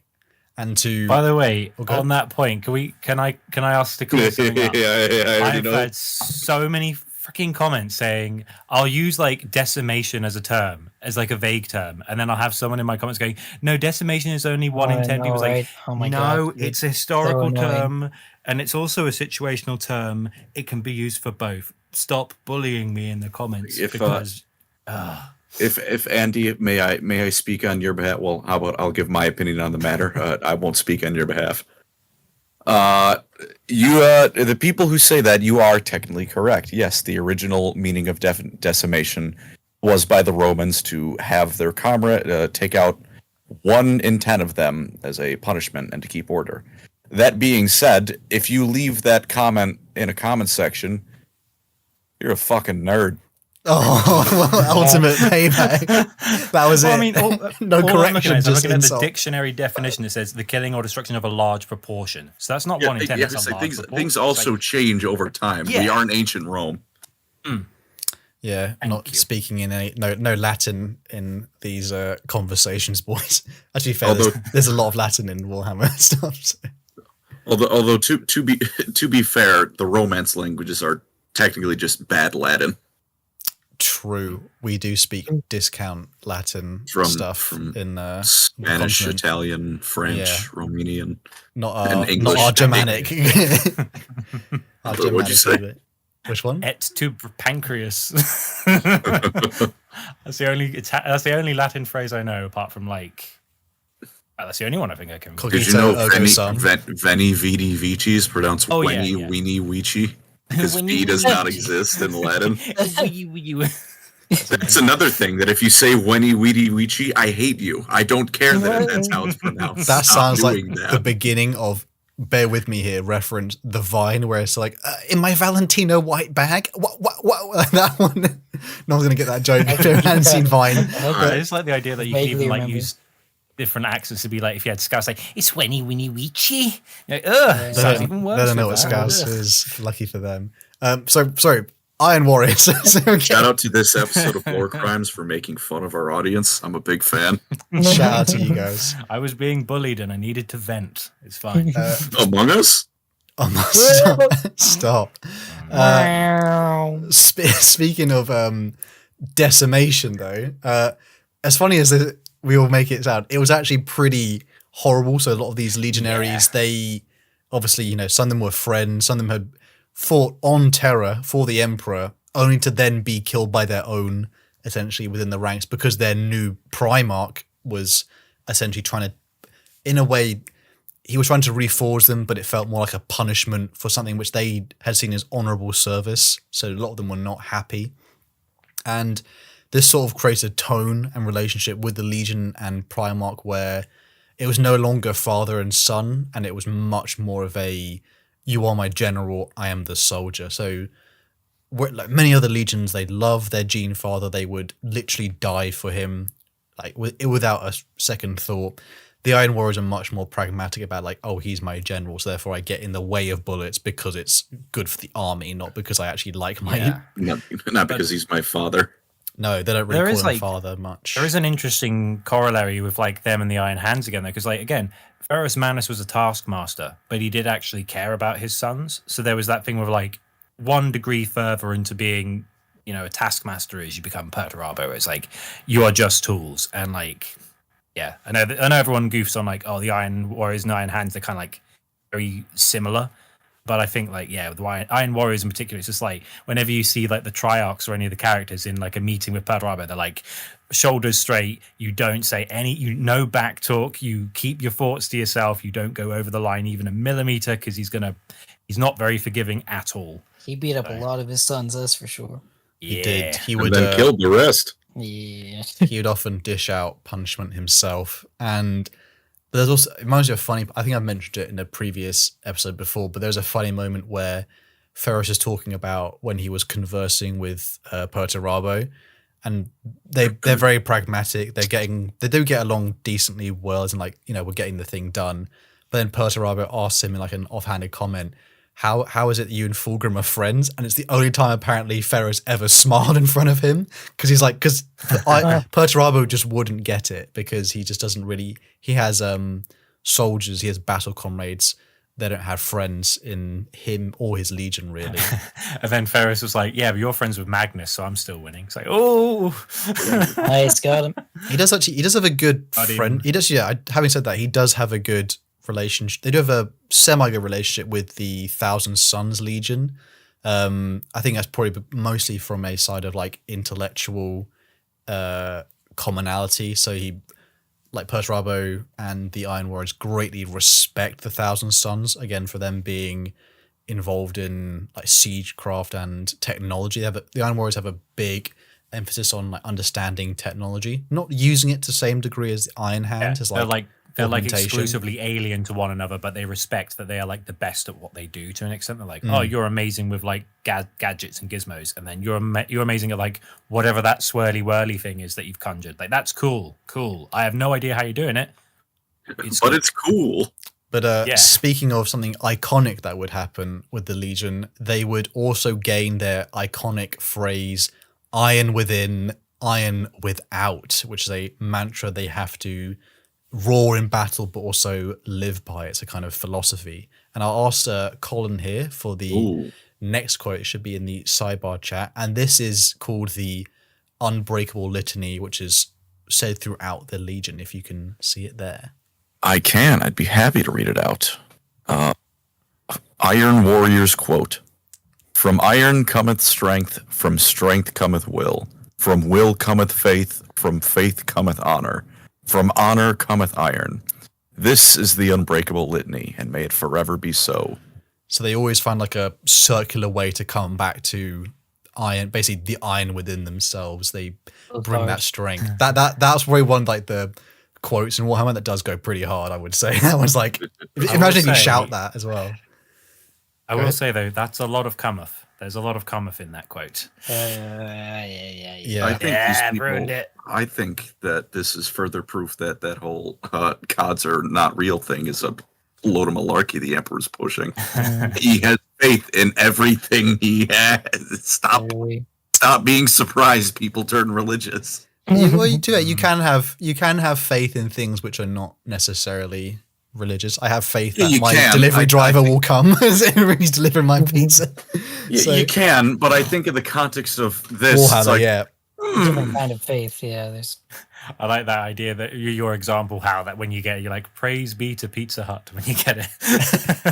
Well, I know it's coming, but I'm not putting my hands together and worshipping the pizza gods. Although maybe we all should because it's divine. They bestowed an extra garlic dip. Praise be. I praise be to him because Lord knows you cannot out Pizza the Hut. Real. Like extra garlic dip for free. I'm not gonna lie, bro. You're saying some very, very sensual things here. You know what I mean? Miracles can happen. Pizza Hut garlic bread is divine. It's just what I feel it doing to my arteries with every bite. Less divine. But speaking of things that aren't so divine, Perturabo and the Iron Warriors, with the now Primarch at the helm of the Legion, they would be swelled with recruits from Olympia. This would immediately overtake the culture of the Legion, so that even their armor, their arms, it would all take on a more Greco-Roman feel, much more heavy on the Greco inspiration there. Obviously, Olympia basically being essentially ancient Greece with the warring states. And the Legion would also shift in a way where they would embrace their greatest strength, which was siege warfare, also partly interacting with technology, as I said before. But instead of being stubborn in terms of they won't change their tactics, they become flexible in a very strange way, in which is how the flow of siege warfare works. So they get very, very good at basically any fortification. They are pretty much the best Legion out there to either defend it or take on. Maybe not to create fortifications, because that's a contentious part with the Imperial fists, but the Iron Warriors they start to specialize, many other legions, in their own style of combat, such as the Emperor's Children being duelists and generally quite good up close in certain regards. The Dark Angels being very adaptive and obviously having lots of varied technology and varied wings of the Legion. Iron Warriors, siegecraft. And as the Legion left the skies of Olympia, they would be confronted by a spacefaring advanced human culture called the Black Judges, which, as Perturabo had grown up on Olympia, he had heard many times as like a terrifying myth, a kind of like a boogeyman thing that would come for them.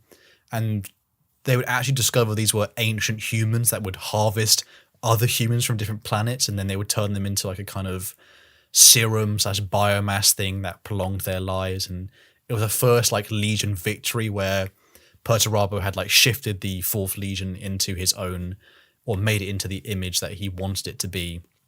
And it would now start the path of like their numerous successes during the Great Crusade. And such was even the reputation they'd gained very early on from then. They would, as Eli mentioned earlier, they would be thrown into like the worst conflicts the Crusade had to offer. Many other things like the army, Imperial army, and other legions, they didn't really enjoy fighting, or they would dread fighting beside the Iron Warriors, because they knew it would be essentially a very grinding, a brutal fight. Because yeah, they're like, oh, we're going to so and so. Oh, that sounds nice. Oh, the view screens. Oh, it looks like a nice planet. Who are we fighting with? 4th. Oh, great. No. Yeah, that sucks. I'm gonna go write sucks. my will. Goodbye, father. Goodbye, mother. In fact, I think some Imperial army regiments even would straight up refuse, so they would have to send like penal colony troops to basically be cannon fodder. Like, I'm going to go fight alongside the Night Lords rather than these guys. Go. I mean, if you're fighting alongside the Night Lords, that's probably not as bad, because they'd be horrible. Watch them like healing someone like. Oh, you wouldn't sleep well, but at least you'd be alive to sleep. You know what I mean? So, different. Fair enough. Different strokes for different folks. I'd probably still rather fight alongside them than the Thousand Suns. True. At least my soul wouldn't evaporate because their little warp spirit ran out of juice and I happened to be nearby. what it reminds me of? You know that meme where it's like just a random video of like a cooking thing, and then like randomly Queen Elizabeth like fades in the middle of the cut for some reason, and then it's like so she kind of like dissipates, like, and then it's just back to the cooking video. Very weird reference. But where do you get these memes? I've never seen that meme. I will before show in it my to life. people, and some people listening will understand what I'm talking about. It'll just be a random cooking video, and then like very quickly edited, and then like the Queen will like very crappily PowerPoint fade away in like a weird cut in the The middle of late it. queen. Yes, very sad. Okay, I know what you mean. Yes, songs in the culture. But the Legion, the Legion would start to, over the decades of the Great Crusade, they would resent being thrown into this like the hardest situations. They wouldn't. There was no respite for the Legion. Again, it's like some of the most brutal conflict.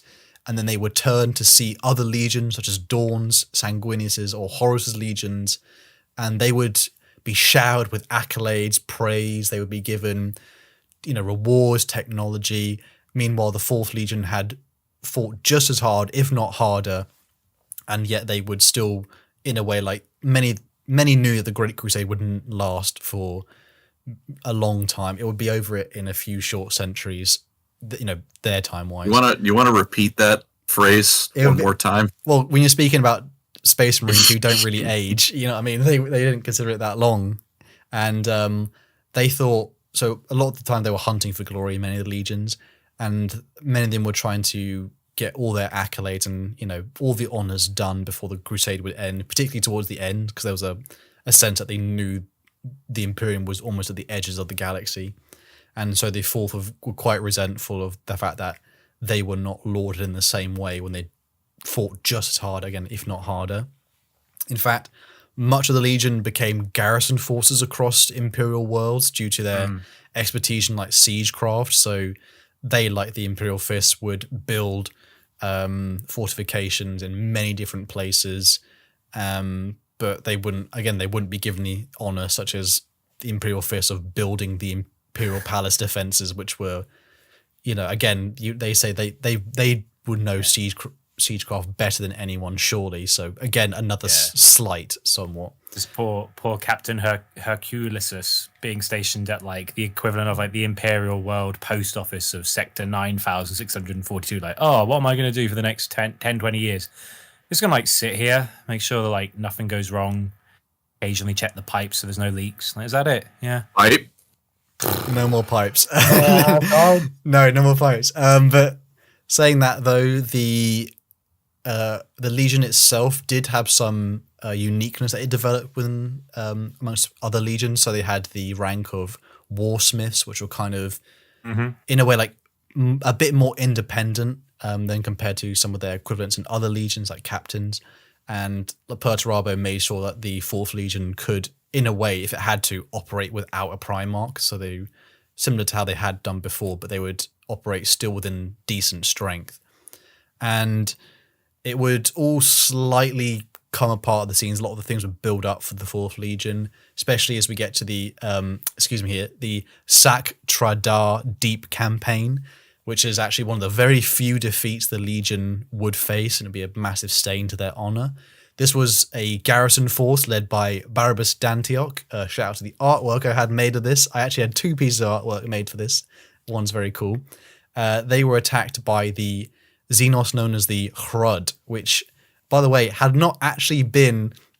There was no official like artwork. If everyone tries to look up Hrud, they kind of look like very strange, like clothed creatures. They actually have very strange archaic guns, which are like almost like slightly Skaven-y muskets, which is, I think they were originally meant to be Skaven-y-esque, and they kind of move them a bit more to like maggoty writhing things. And the problem with the Hrud is being in proximity to them, things start to rapidly age, and I mean like to a scary degree. So the mortal men alongside Barabbas d'Antioch and his men, they would die of old age, and even the walls of the fortress they were in started to wither and like crack, and even the legionaries inside their own armor. So no one knew how long a Space Marine could live, but it was supposedly kind of worked out because of the fact that Barabbas d'Antioch had literally aged millennia inside his own armor, and his armor would rust apart. And it was only when the image of like a like a guardsman who's just like spent loads of money to get like a banana shipped.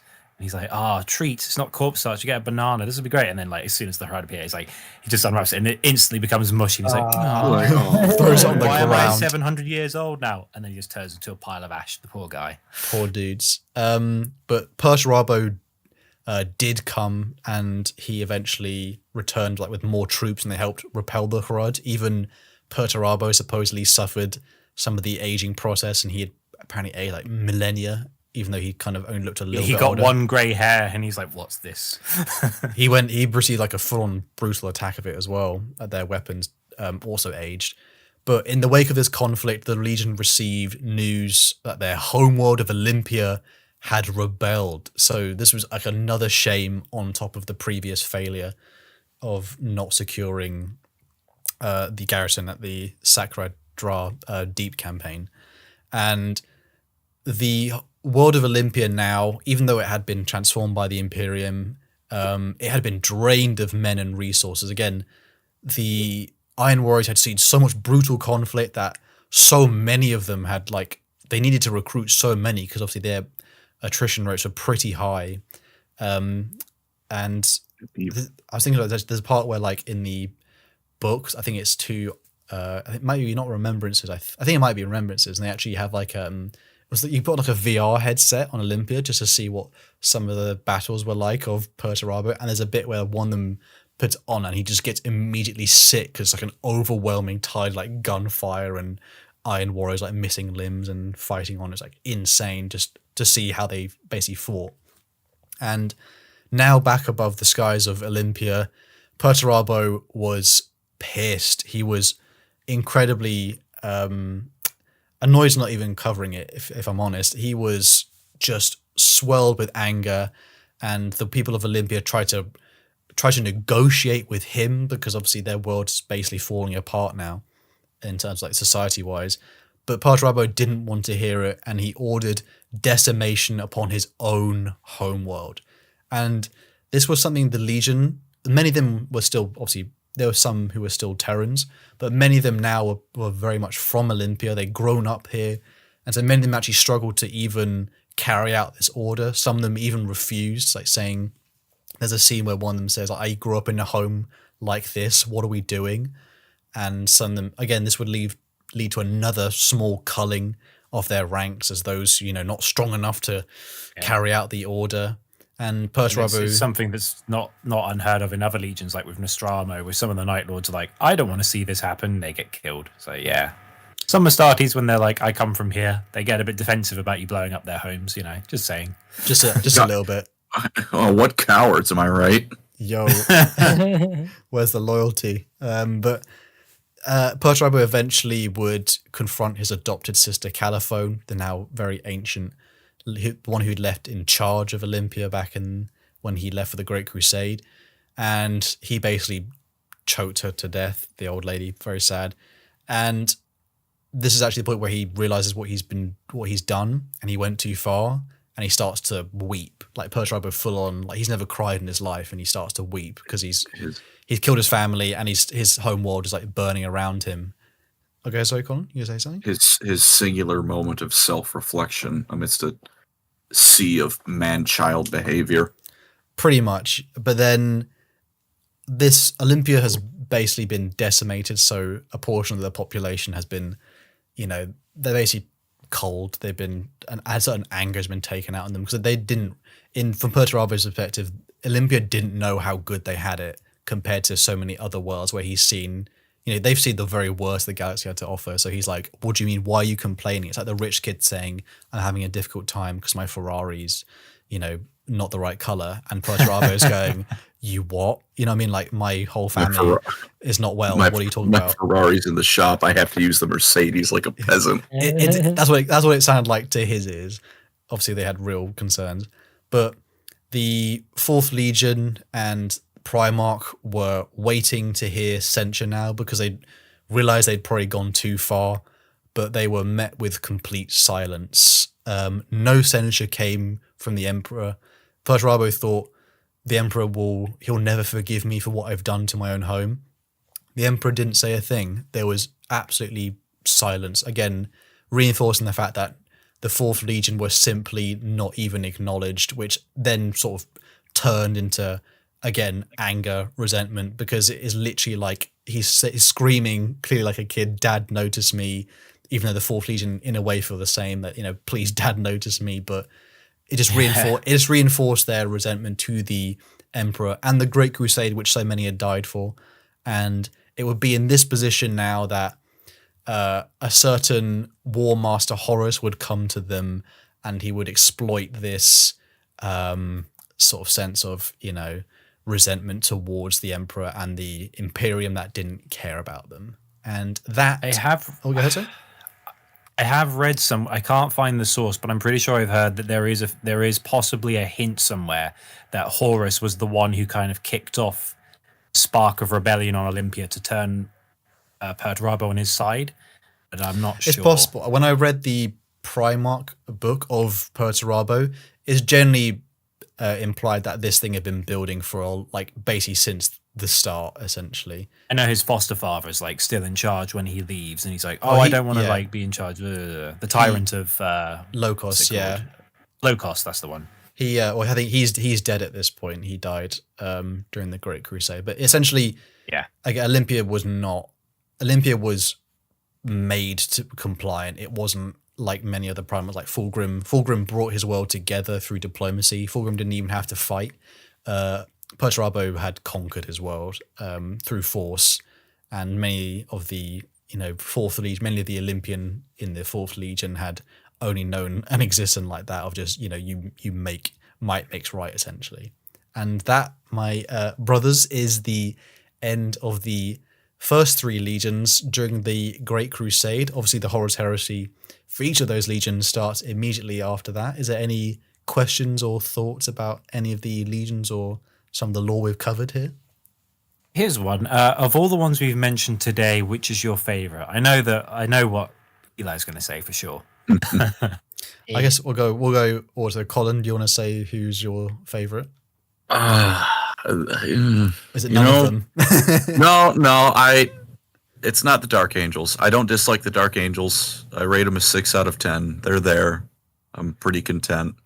I have no interest in learning more about them, but I'm happy they exist, and Deathwing is fun. I do like the Emperor's Children. I like their fall. It's a very, very tragic. They were one of the few legions who weren't just pricks.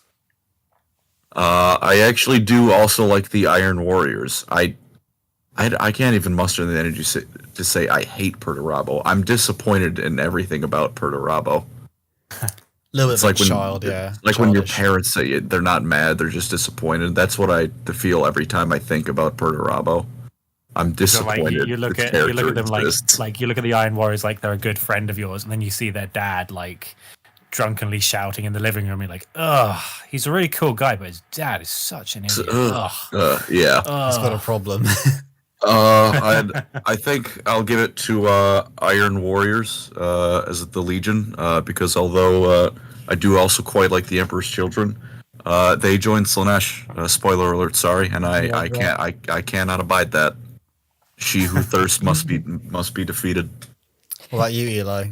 Who's your favorite? Obviously, yeah, we know. It's the Emperor's Children. Praising the infinite. Except what about you, Andy? Dynasties, yeah. I do like my Dark Angels. I've got to be honest. I like the King Arthur aesthetic. I like the knightly order stuff, and I like their books. And I like the Lion. They do have unbelievable drip. They really do, especially old Warhammer art. Oh my god! Yeah. Bring back old Warhammer art guy. I don't remember his name. He's retired, but John Blanche. Yeah, I think it was when Warhammer looked cool. Bring back whoever made the Eldar look like a packet of Skittles coming to kick your ass. I would say, I remember it's Legions, it's not obviously Primarch, but I will say it's difficult because the Emperor's Children have the better earlier half. It's one of those in the first half they had me. Emperor's Children have probably the better first half, but I think the Iron Warriors kind of slightly sneak up into first position for me, just because they just get such like they don't have a win, if you know what I mean. They just endure it like so much misery the entire time. I like how like they're like, oh, maybe our dad will be cool. Oh no. Oh, maybe things will be better soon. Oh no, it's the heresy. Oh, well, maybe we'll have the. Oh no, we've lost the war. That's Welcome to why, the Iron Cage. that's why I like the Iron Warriors and not their dad, because they're just constantly like, I'm trying. I'm not giving up. I'm trying. But until like after that, with the biggest daddy issues, and they have the worst time of anyone. until like after the heresy, they're like, that's when they're finally like, I give up. I'm just going to be the worst on purpose now. They're like, I'm moving out. I'm making my own way. I'm going to get my own place. You'll see. I'll be successful. They do have the better catchphrases, if you know what I mean, as well. Iron within iron. That is the most metal, and also the unbreakable listening is still. I wouldn't say the Emperor's Children or Dark Angels have better things to shout. I mean, Dark Angels silent. You know what I mean? The Emperor's Children just shout for the Emperor, but it is slightly mean something because like for Daddy or something. But I think Iron Warrior's got the better overall. And the Emperor's Children better aesthetic. I'd say just like from like their Horus Heresy stuff, I think, because I don't think the modern like the 40k Emperor's Children have got they look a bit Hey, we got drip. No, I mean modern Dark Angels. I think I'd say the best modern drip, especially the Lions. They do have a fairly decent war cry. Repent, for tomorrow you die. That's a cool one. It's pretty good. That's actually good. Not too bad. I just think there's too many words in it. It's maybe not too many, but it's definitely approaching the upper limit of like, hey, you gotta stop. We're trying to convey a complex thought in the middle of a battlefield. When you need a short one, you just go for the lion. You're done. Yeah, see that for the X is always great. Or just the repent one is when you're like on the boarding torpedo and you're like just sending a transmission like you better be ready to repent tomorrow you die. How long has this thing got to go? 10 minutes. 10 minutes. We're gonna wreck you. Like that's when you say that one. Repent tomorrow you die is great for like you said, as you're entering the battle, not when you're on the battlefield and mid-charge. Then you just sound like you need to practice your writing skills. I mean, the best one is Dragonon's "Kill a man." That'd be the best. My favorite's still Grimgor Ironhide. He just shouts, "Shame! Say my name! Say my name!" Yeah. That's pretty badass. As he spreads dwarfs across the mountain. It needs to be a crossover meme with the Breaking Bad moments like say my name. Grimgor? Goddamn right it is. With that being said, though, that was part 2 of the Great Crusade. Next time we should be doing the next 3 legions. So I'm guessing that will be Imperial Fists, White Scars and Space Wolves? Yes, that'll be those 3. I mean, that'll be a pretty. I think we've all got our favorite already before that's even started. But we'll hopefully that will be quite a fun one because I think there's quite a lot that happens to, especially the White Scars with all their really good books. So we'll get into that one. With that being said, though, thank you guys so much for listening, for watching. I hope you guys all enjoyed this one. It's quite information dense, this one, but we hope we covered some very cool stuff, and we'll catch you all on the next one. Peace. Take care, everyone. Have a good one. Love you lots. Hello, everyone, and welcome to the next episode of the Beginner to Expert podcast. We are continuing our journey with the Great Crusade / following the glorious legions of the Emperor. Andy's a big fan of Imperial stuff, so this is his bread and butter. I like them, they're good. Colin, not so much. He's an Eldar fan, but he's willing to represent some Imperial fists, I think, at some point. Indeed. Right? I like the fists. Fists are cool. I like the fists. He likes the fists. Quote, everyone has to remember he said that. Feel free. I've said far worse. True. But before we get into the episode, we'll start with our question of the week. And that was on our previous episode on Nagash. And this was with the hashtag, "Such is the power of." And we'll be honest, these answers were good. We appreciate all of them, very much so. Quite a big representation of a fantasy in this one particularly, but we'll get straight on into it because I know Colin's itching to hear some of these answers, particularly the fantasy ones. The first one was the first one's from Rarest Pepe 38115. Good name. Nice. Such is the power of, I would resurrect Felix, and I would do so by telling Gotrek that Nagash has his soul, and then just sit back and wait. It's Good answer. a pretty strong answer, to be honest, though. He did Felix dirty. Bro, Felix got done so dirty. Do you think Felix should be brought back, Colin, or do you think you don't want him to ruin him anymore? I Can want he be like a Felix. Sigmar guy? If he was a Stormcast, Gotrek realizes he would have no memory of himself and would functionally not be Felix. Rip. Although Gotrek can heal memories just by being around people because he's so tough he beats the amnesia out of them or something. I don't That remember. could be a good story though. Like, oh, he comes back as a Stormcast, and there's like some tension because it's like, you do know me, but you don't know that. But Yeah, 'cause come join me on some adventures. And Felix remember when is I killed that big thing? And he's like, no. Felix is asking who this random dwarf is, and Gotrek is holding back tears. Oh, Sheesh. you don't have to make it that emotional, Christ. It would be. I would feel that emotional. Moving on, because pain.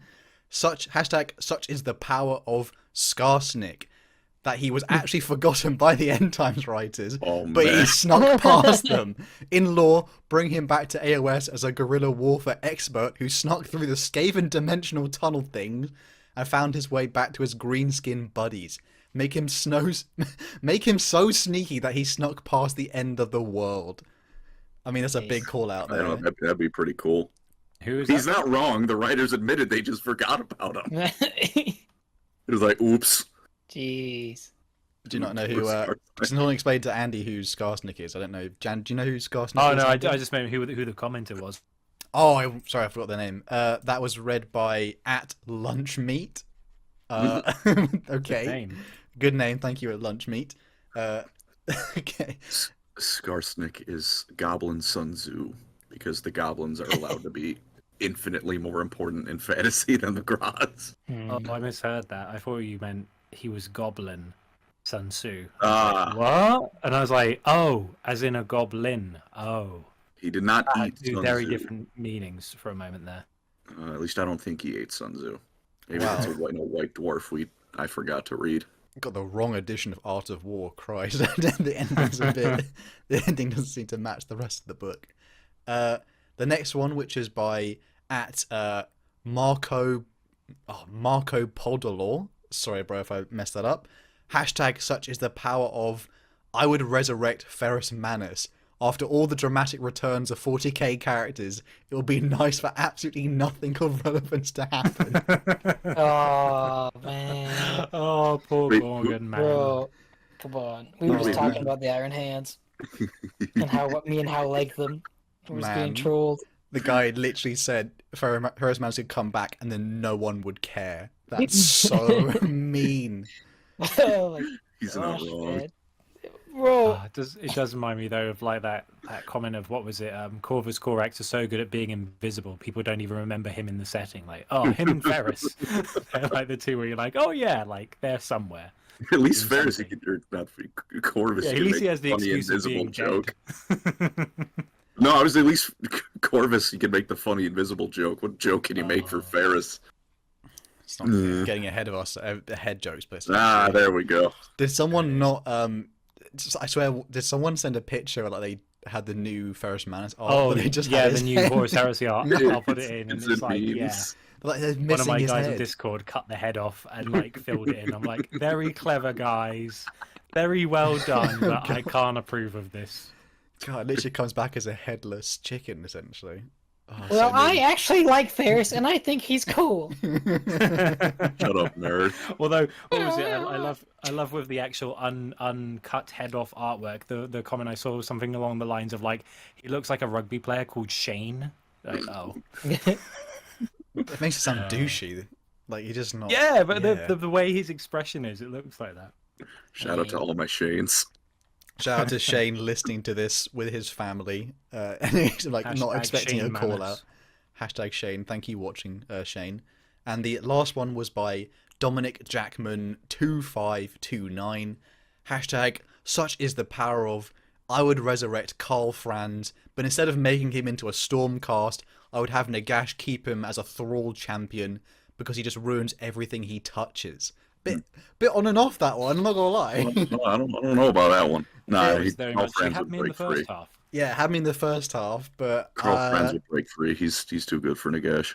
it's definitely an opinion though. It's controversial, especially as Karl Franz does not deserve to be kept by Nagash by any means. That would be, I think people would actually riot if that even happened. He's the Celestial Prime, though, bro. I'm not coping. I feel like Nagash would get pissed off with his perfect jawline as well and be like, I'm not having that around me. People are going to go, oh, he's got a better jawline than you, Nagash. He's like, yeah. And you're just a skeleton. You're all jawline. Exactly. Can you imagine in the middle of the battle, he just, like, Nagash's hordes are just throwing themselves at the Stormcast, and he just randomly hears, summon the Elector Count. Just like, I've heard that before. Sitting anymore. I know, it's like, wait, I swear I've heard that before. And it's just, like, did you, like, the guy next, like, did you say that? Like, what? Gets his head cut off. I mean, it doesn't need exactly the Ferris treatment, does he? The Reichland Rune Fang. But having said that, though, thank you so much for your answers. We really appreciate them. A lot of them are particularly on point, particularly the fancy ones. We do wish, maybe when we're all grandparents or, granddad age or whatever, we'll hopefully have one of fantasy back. Hell, I think you're forgetting to shout out a very special answer someone gave. Oh, is it because the one that I wrote an answer, which I said I would like Karl Franz. Oh, no, is there one? Go ahead. I thought you meant, wasn't there one who just listed off all of Oh, yes, before we forget, unfortunately you couldn't include it in this one because it would take too long to read, but someone did mention that we wanted to bring back Cetra, and they listed every single one of his titles. I'm not joking, check the comments on the Nagash video. We shout to you, brother. Yeah. We deeply appreciate that one. But when you hit show more and then it's a 3-page essay, you found the right comment. That's thing was, that's a lot. There was another comment that was something along the lines of like, "Oh, for 10k subs, you should have Colin read out the entirety of all of Cetra's names in an ASMR voice." I'll do that next stream. I think people would enjoy that for a total of 3 seconds and then immediately shut off. Too bad. I'd keep going. I don't know. Colin's got that video on his channel that's just summon the Elector counts for what, like 10 hours or whatever it is? I also have a video where I just read off all of his titles. I remember the day when Horus shat himself as well. Favorite comment I've got in any video. Well, with that being said, though, we do have another question for this week, which is a little bit more Primarch focused. This is hashtag Lost Primarch, and we're looking for some funny answers on this one. What is the name of the Lost Primarch, and why was he censured from Imperial records? Hashtag Lost Primarch. Example could be he was, Steve Buscemi, and he was censured for Imperial records, as we said earlier, for being a Reddit user. That's not. No one steal that answer. That's mine. But that's just a small example. And with that being said, though, today we'll be continuing with our episode on the Great Crusade. I think this is part 3, and we're following the next few legions. We'll be doing White Scars, Space Wolves, and Imperial Fists, and I'll hand it over to Andy to take it away. I was doing the recap. Oh no, sorry, Colin's doing a recap. My bad. Sorry, Colin will do a small recap of what we have previously covered. Colin, take it away. Of course, thank you. Just a quick little recap from last episode. The Great Crusade, for those who are not too familiar, was the Emperor setting out with his many legions of Astartes and normal humans to conquer the galaxy in the name of humanity, to reunite all the lost human worlds and expand even further if they have the time for it. It also, of course, had the secondary objective of finding his sons that were lost into the warp. Which, given that they were supposed to be the generals of his armies, he kind of really needed them. So, he set out across the galaxy with A, conquer it, B, find my damn kids. And for the legions we covered last time, The Dark Angels, what they were up to in the Great Crusade, they were the Emperor's first and arguably greatest, definitely most trusted legion, given access to equipment from the Dark Age that not any of the other legions had. They had Men of Iron, which the fact they had them even in a reduced capacity was insane because Imperium does not like AI, but the Dark Angels just got to keep a couple of them as pets. They suffered pretty heavy losses against the Rangden in the one of the wars against them. So for that, and Lionel Johnson not being the most sociable of gentlemen, shall we say, he was passed over for the role of War Master. But nevertheless, they served with great distinction, and they were easily one of the most respected of the legions at the time. The next one, the Emperor's Children. For their stellar service, they were granted the honor of bearing the Emperor's own name. Because despite a gene seed crisis where it was called the Blight, it was more, feel free to correct me on this, basically super cancer, has always been my understanding of the Blight. Yeah, I think so. Yeah. They were nonetheless serving very well, and when they found their Primarch, the issue wasn't fixed, but they had new gene seed, so it was kind of put off. And once, aside from that, because of this, when they found Fulgrim, reunited with him, and got new gene seed, they were given a new lease on life. They became one of the more morally upstanding legions, funnily enough, for what's coming later on the line, with a bit of a bent towards perfectionism, which surely is not a sign of things to come for the Emperor's Children. And the last legion we covered, the Night Lords. Unlike the other two, they were pretty much. Sorry, Iron Warriors. Oh God, we haven't done Night Lords yet. I don't know why I wrote down Night Lords. That's been pardon me. Iron Warriors. They were unlike the other two. When they found their Primarch, they got infinitely worse because Perturabo showed up, looked at their performance, and said, "This isn't good enough." So he killed 1 in 10 of their. Had the rest of his legion kill 1 in 10 of them. And from that moment on, the Iron Warriors became experts at siege warfare and were generally deployed to the worst of the worst war zones where they were just ground down into dirt because Perturabo did not feel like ever once saying, "Could I do something different?" And they became a very resentful, bitter legion over their Primarch, the circumstances they were in, just reality in general. But fair's fair, they were very good at sieges. If you wanted a fortress cracked, you went to the Iron Warriors, who would usually take horrendous losses in both Astartes and normal people, but they would get it done. And that was a little recap of last time. Make sure to go watch it if you haven't. And without further ado, I will pass it on over to Andy. I don't know why I said Night Lords. I still don't know where that came from. I mean, they both didn't get better with their Primarchs. They both had a crap. I think maybe that's what it was. Like I was just thinking, yeah, they both got worse, and maybe that just filtered into my head. Nightmare and Dad 4 syndrome. times 2 is 8, so it's divisible. So yeah, who knows? But we'll be tackling them in the next episode, I suppose. But today, I'm actually front loading a lot of this episode. Today, I'm going to be discussing the White Scars and the Space Wolves, and then Colin's going to bring it home with a good fist in at the end with the Imperial fists. Which is specified that is an actual legion. We're not doing something on camera for the audio listeners. Okay, all right. It's going a bit too far. Just playing it safe. Just playing it safe. But yeah, and also I love the White Scars, my favorite legion, so I couldn't not talk about them. So without further ado, let's talk about the 5th Legion. Back during the unification of Terra, the 5th Legion used to be known as the Star Hunters, and they were drawn from the Fulian Basin. Now, at first, there were actually only 100 or so warriors, a couple of hundred maybe. So in a similar way to the 3rd Legion, they were quite small numbers, but not because of, space cancer. It was more of, they were a bit more niche. And they would endure the harshest of all of Terra's environments and would earn a reputation as being like the scouts and the pathfinders of the Emperor's armies.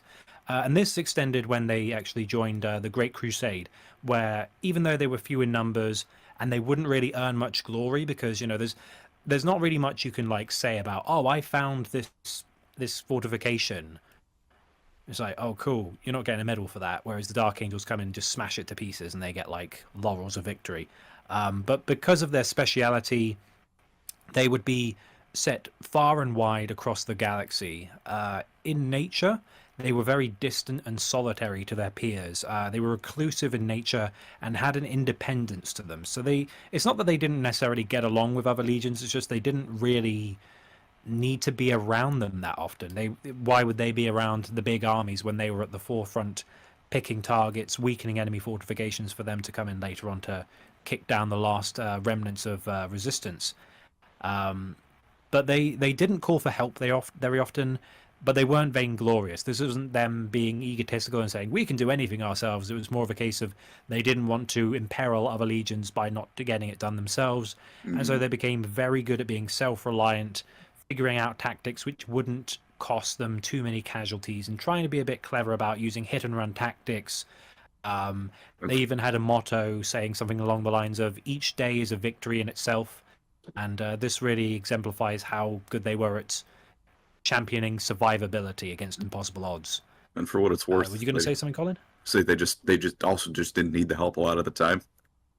Yeah, which is fair enough. I mean, again, you mentioned briefly with the recap, like the Iron Warriors, they were like, there's one way of war, you do that till you win. White Scars were like, nah, we're gonna use our brains a bit, we're gonna try and figure out, okay, we're not gonna have like a huge army at our back, but can we attack this weak point? Does that work? No? Okay, we could fall back, we could try again, do a different composition of units, different weapons, that kind of stuff. But inevitably, with time, the 5th Legion would be eroded, their numbers would drop, until the discovery of everyone's favourite Primarch, Jagatai Khan, the Warhawk himself. Now, Jagatai was found on the world of Chagorus, which by the Imperial records would be Mundus Planus or Planus. Big verdant open lands, lots of big grassy fields.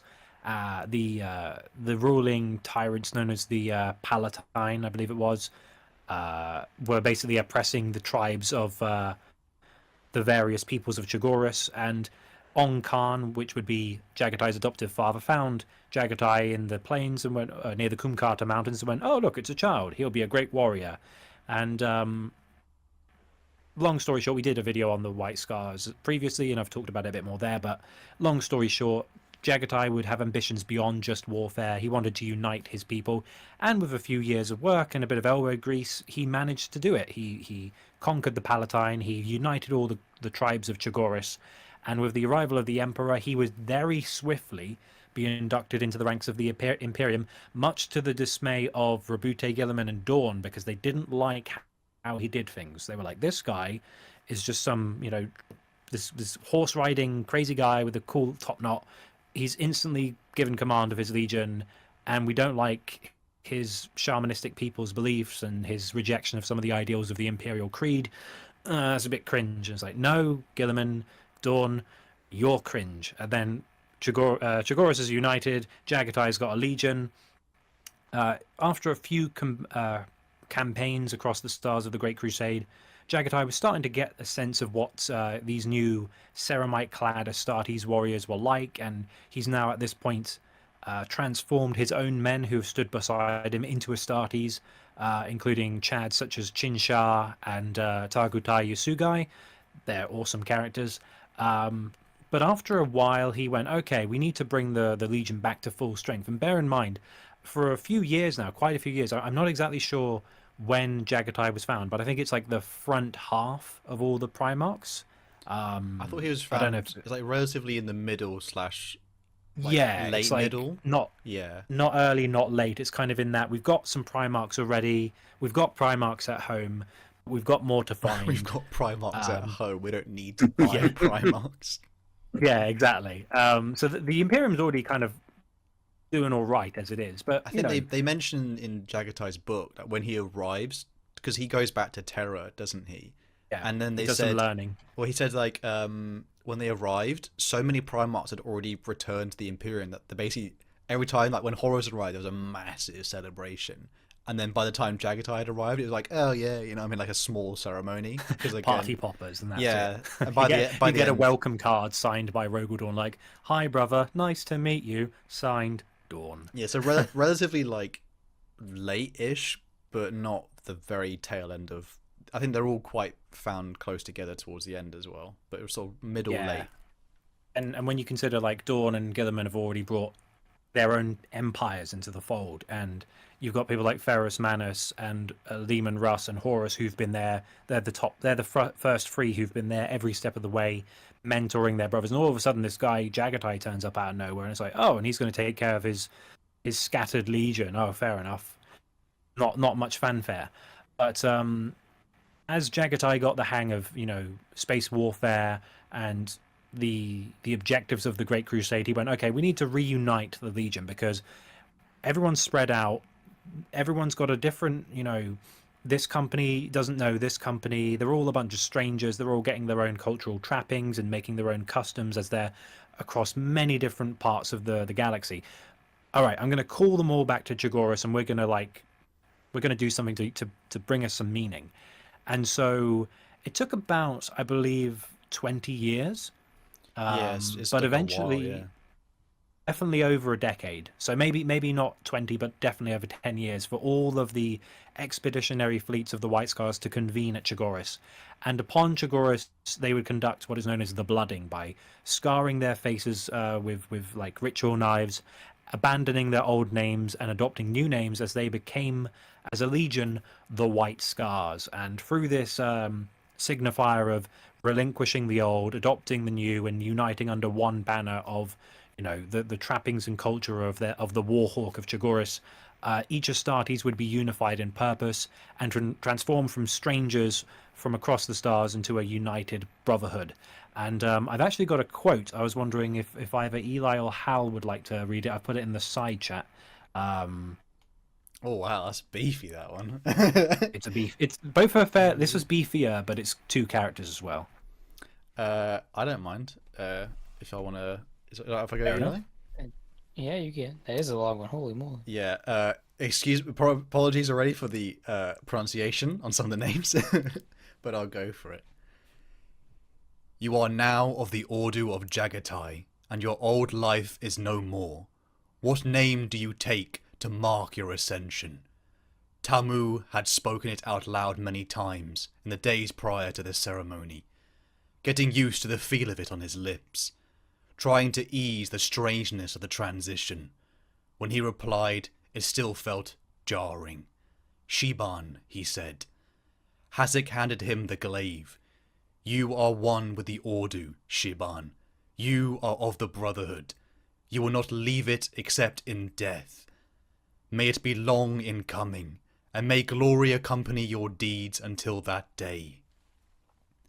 Shiban took the glaive in both hands.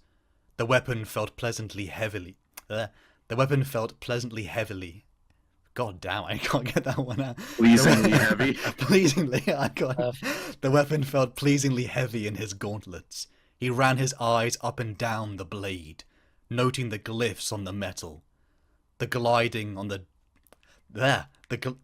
gilding on the disruptor casing. It was perfect. For the great Khan, he said, bowing respectfully, his heart full to bursting.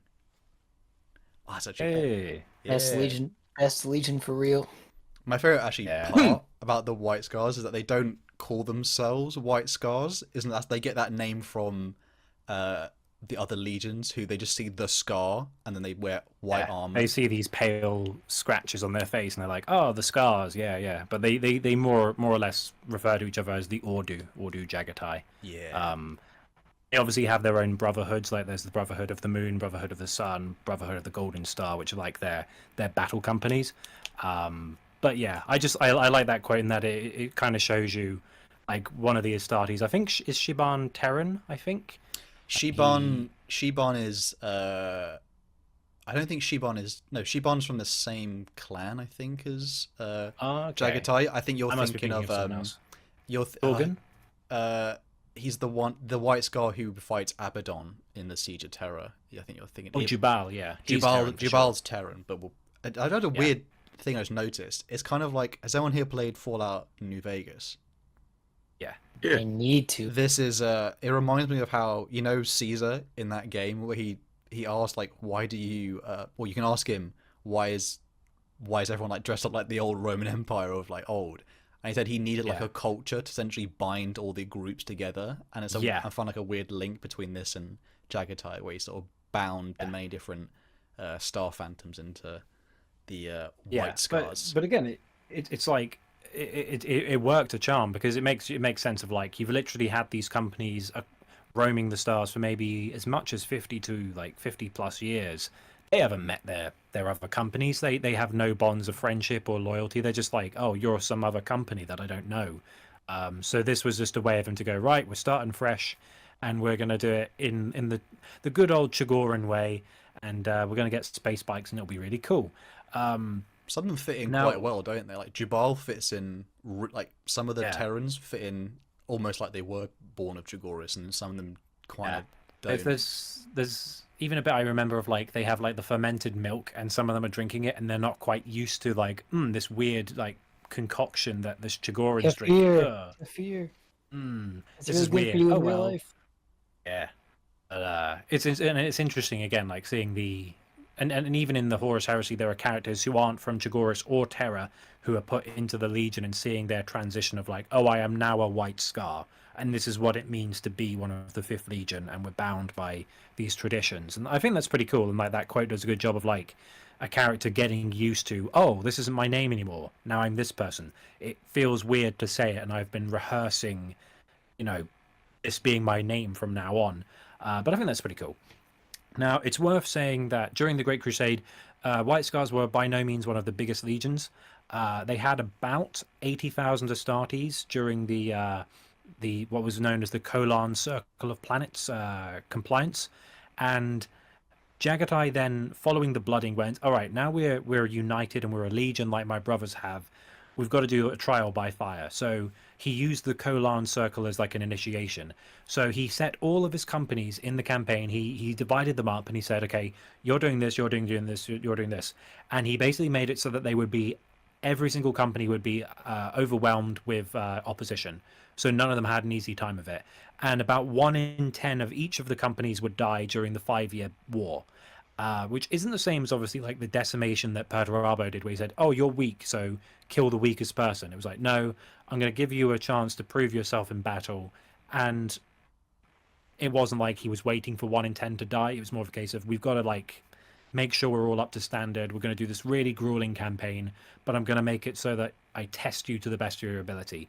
And each company wouldn't be supported for a minimum of 3 years of fighting, so they fought alone as a band of warriors until they were deemed worthy of their namesake of the White Scars. And this did really well. Again, it weeded out some of the people in the Legion who wouldn't survive otherwise. They never lost momentum nor retreated from their foes. And at the forefront of each of the main battles of this campaign, Jagatai was at the spear tip, and the Legion would always compete to be at his side when he was fighting to prove themselves worthy of fighting with their Primarch. And it was like an element of, oh, I want Senpai to notice me. It's like, I want him to know that I'm a true member of the Fifth Legion. I'm going to fight alongside him. Yeah, I'm cool. And yeah, over time, they would bring many worlds into compliance, fighting shoulder to shoulder with other cousin legions, until the pivotal campaign of the Ullanor Crusade. During the Ullanor Crusade, obviously the biggest orc greenskin empire that had ever been seen had amassed, and the Imperium had to bring every resource to bear to try and crush them. So the White Scars did their bit, and at the final Battle of Ullanor Prime, the White Scars stood alongside the Ultramarines, the Lunar Wolves, and the Emperor's own retinue to destroy Erlak, who was the Orc war boss in charge of the Great Greenskin Tide. And then they won the battle, and the Ullanor Triumph happened, and at that point there was no doubt that the White Scars belonged among the rest of the legions as a proper legion that had proven themselves worthy.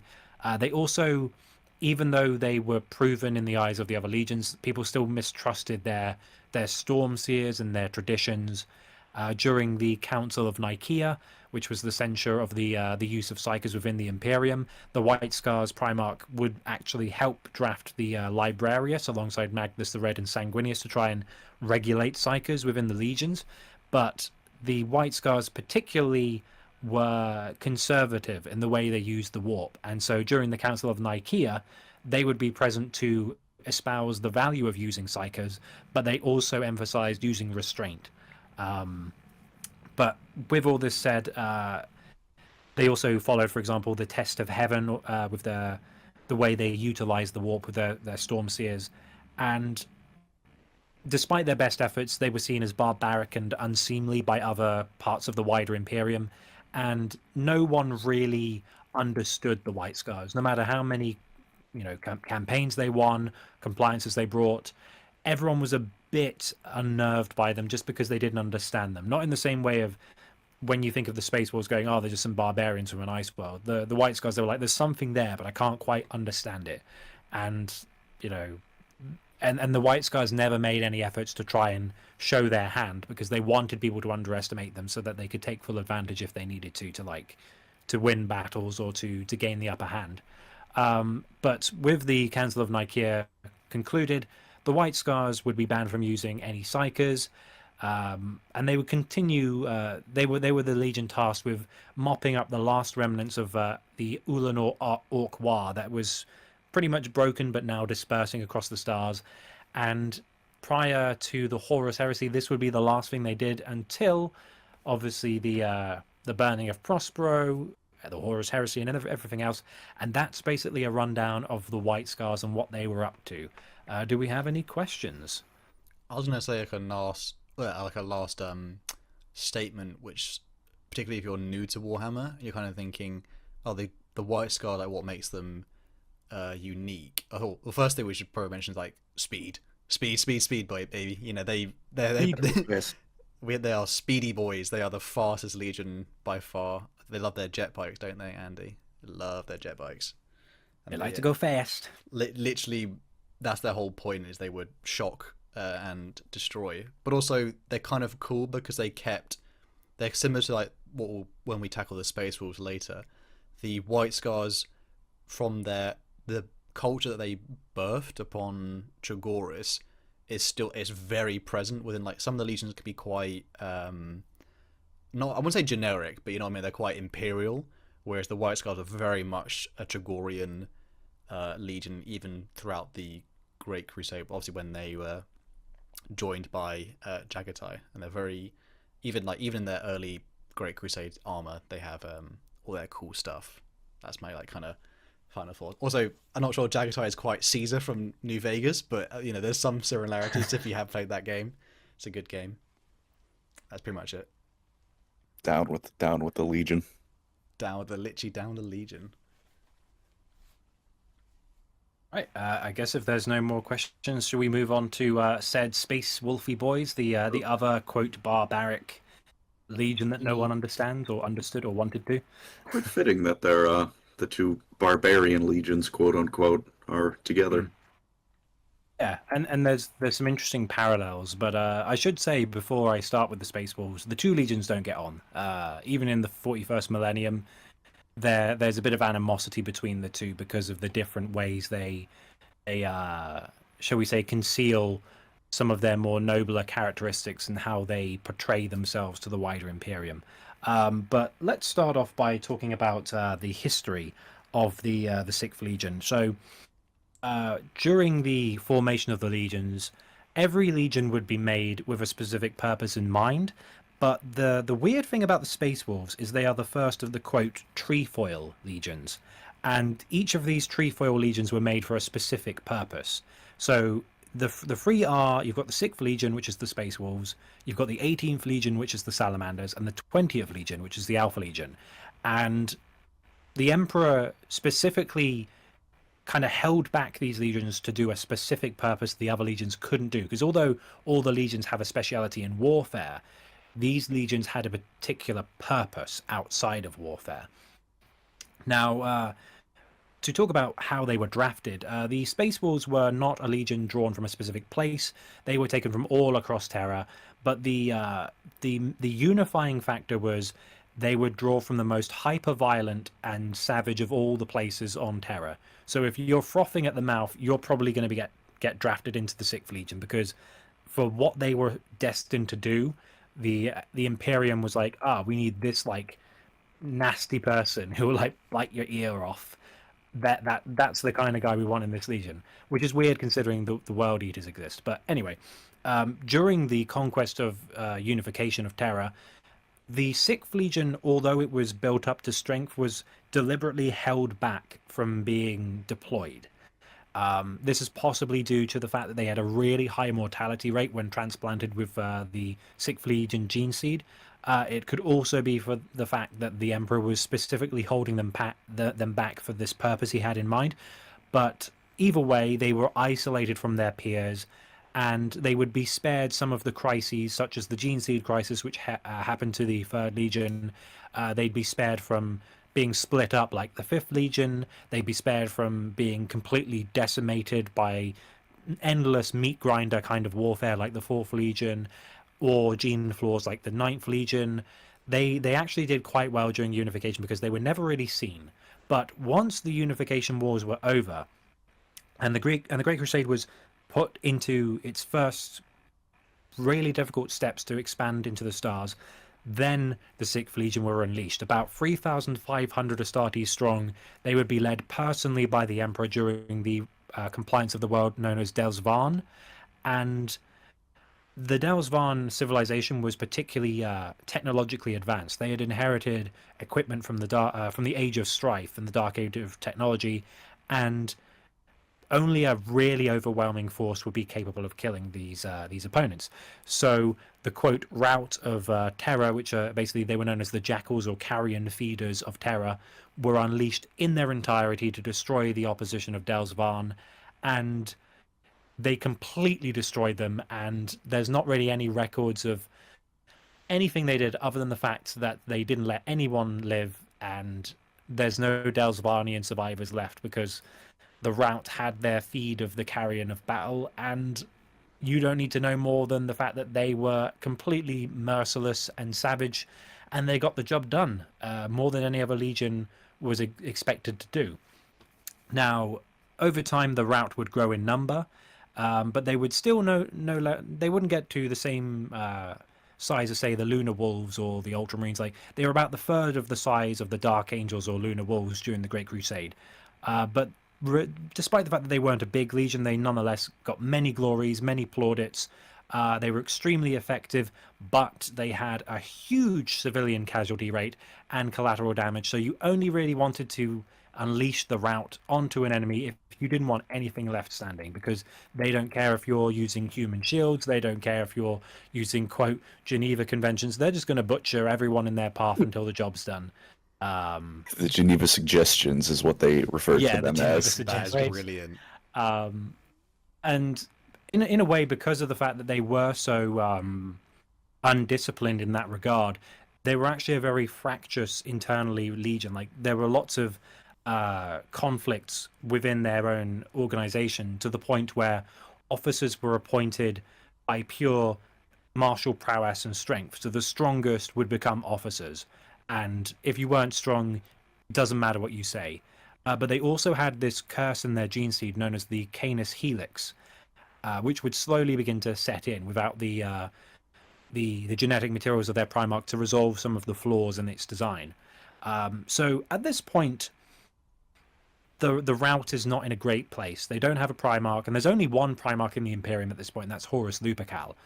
They're internally fractious, they've got a bad reputation, and there's flaws setting in from their gene seed, and without their Primarch, it's going to go really terribly.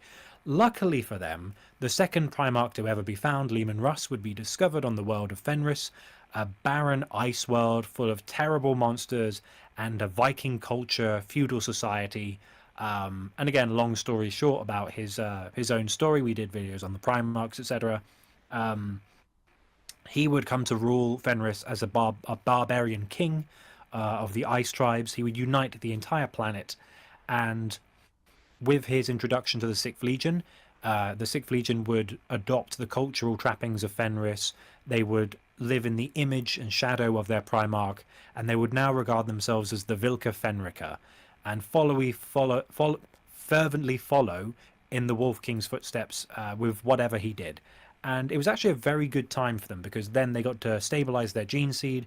A lot of Leman Russ's men who had fought with him on Fenris were quite old, So there was a lot of casualties when they tried to make them into Astartes, but the Astartes who survived the procedure were extremely like gruff and tough and dangerous individuals. So now you've got this legion bolstered by even more barbaric killers in a way, but also have this innate sense of Fenris's honor and mythology, and so it's a boon for the Legion. And now, as the second Legion to have a Primarch appointed, the route goes from strength to strength. Can I mention something really like very space wolfy in terms of the lore?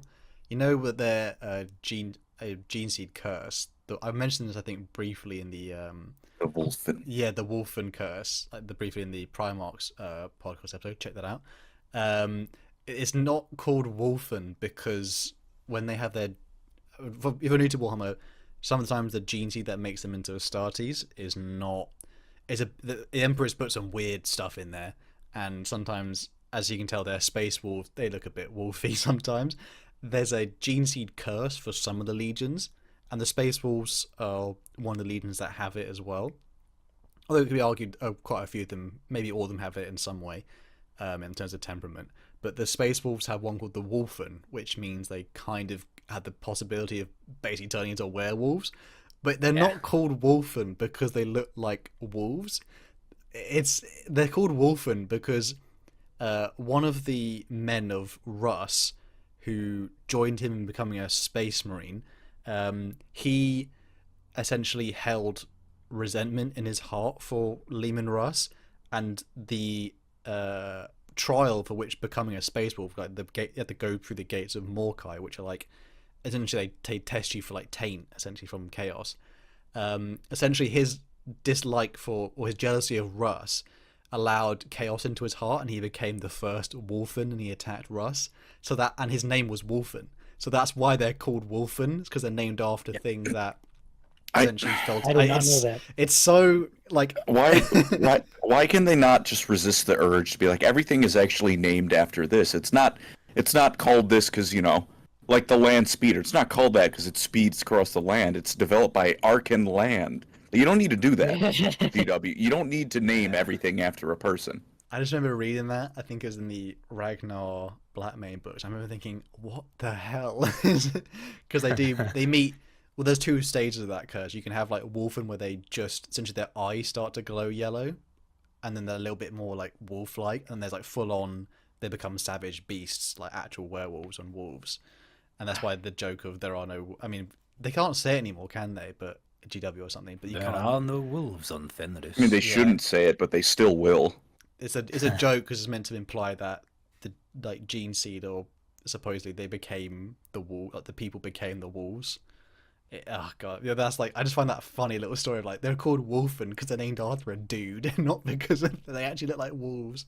Oh my god! Why do they keep doing that? Well, to be honest, I did a nearly 1 hour video on the Space Wolves talking about everything, and I've had several comments being like, "Take a shot for every time that the Remembrancer says wolf," and it's like, yeah, it's a lot. There's Wolf Kings and Wolfen and the 13 wolf spirits and the wolf packs and the lone wolves and it's like wolf, wolf, wolf, woof, woof, woof.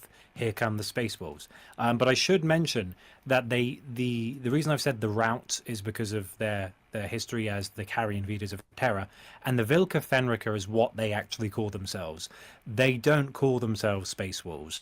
That's basically a misinterpretation by the wider Imperium to go, oh, wolves, all the wolf trappings, pelts. They're in the space. Wolves in space. Space wolves, and the Vilka Fenrika do not like it when people call them space wolves, but they are. Like so they the should White get over Scars, it. essentially, like we mentioned earlier. Yeah, exactly. It's an interesting parallel. But it's not as on the nose, at least. It was like, oh god. Well, if you don't want to be called Space Wolves, why do you call your battalions Wolf Packs and Wolf Brothers? And why have you got the Wolfbane? And Why the are you Wolf wearing Blade? a wolf? And why is your name Scarson Wolfenson? Like, yeah, it's an easy mistake to make. That really is the most spot-on bit in TTS, where the Emperor's like, all I got out of that was wolf, wolf, wolf, wolf, wolf, wolf, wolf, wolf. But speaking of wolf, wolf, wolf, wolf, Eli, I've put another quote in the sidebar. Would you fancy doing a read of that for me? Yes, but I'm not gonna do a Space Wolf accent. Sorry, bro. Okay, no worries. Come on, break out the Oh my god. I wish it would be too bad. I can't do it. Alright. As the strands of iron are twisted and hammered together in the forging of a killing blade, so shall we be. And I and my oath sworn have been in... Hold up. I'm having the same issue. Okay. I and my oath sworn have been until now the wolves of Fenris, and you, cousins of my blood, the wolves of Terra. Together we shall become the wolves that stalk the stars, and the beasts that crawl and feed in the darkness of the void shall come to fear us, and know themselves hunted. Cool. I like the Space Wolves. Literally Throwing it call out there. themselves the Wolves of Fenris, but call themselves Space Wolves is like... But no, you're not allowed. Space Wolf is not my pronoun. It's literally that energy, and I don't get it. Microaggression. You can't call me It does Space feel like Wolf. that. Well, I mean, again, they were known as the Jackals of Terra, and I know Horus didn't like the fact that people called them Space Wolves, because if you think about it, there's only 2 Primarchs at this point, and there's the Lunar Wolves and the Space Wolves, and Horus is like, that's my thing. Don't steal my thing. Come on. Stomps on the ground. No. Stomps on the ground, gets in a bit of a tiff. Real yeah. reason for the Horus heresy. Yeah, it's all about names, isn't it? So with that all done, Leman Russ now has a very formidable legion at his behest. So as soon as he's installed to bring compliance across the galaxy for the Great Crusade, he embarks upon the Wheel of Fire frontier to the galactic east. And this is where the Vilca Fenrica would exterminate the Xenos and some human stragglers in that sector, but it was a particularly treacherous kind of campaign. They fought directly alongside the White Scars and their Primarch to destroy the Orc-War of Mashog, but they also fought alongside the Iron Warriors, but they didn't really like commend them for their actions. They just called them comrades as like support units. They were like, oh, White Scars and us, we did all the fighting. The Iron Warriors were just there and they helped. I was like, oh, that's a bit... Ooh, Damn. poor, Roasted. poor 4th Legion. I think the only thing they did was like Perturabo helped like plot the trajectory of their like drop ship vectors, and they're like, yeah, that helped. I'm didn't do pretty any actual sure fighting. like Good job, Perturabo. Perturabo's in the planning stage and is like Leman Russ has already gone. He's already what? He's gone? Yeah, basically. And Jagatai is already on the planet. Like they've already left. Oh my! Like the 2 most impetuous legions who are like, "I'll do it now." Like, oh, which I find is funny. That like Perturabo is just there with his arms folded, going fucking. Anyway, but during this campaign, the Space Wolves would lose about 1 Astartes per 1,000 orcs, which is pretty good odds. And through again this trial of blood and fire, they would be remolded in their Primarch's image, very much like the White Scars. However, the Space Wolves, probably more than any, would create a lot of rivalries against their cousin legions throughout the Great Crusade. And one of these would be particularly well known with the First Legion, the Dark Angels. Doolan. At this point... I love this Yeah, bit. at this point, Leman Russ is already a little bit salty in that he's been there since more or less the beginning, and the Lions turned up quite late in the game, and the Dark Angels have more compliances than the Space Wolves, and Leman Russ isn't happy about this. He's like, I've been here since just after Horus, and this new upstart's here, and his Legion, although the Legion's already done a lot of stuff, since he's returned, he's killing it. I'm annoyed at this. So they're doing this compliance of this world called Doolan, and the planetary governor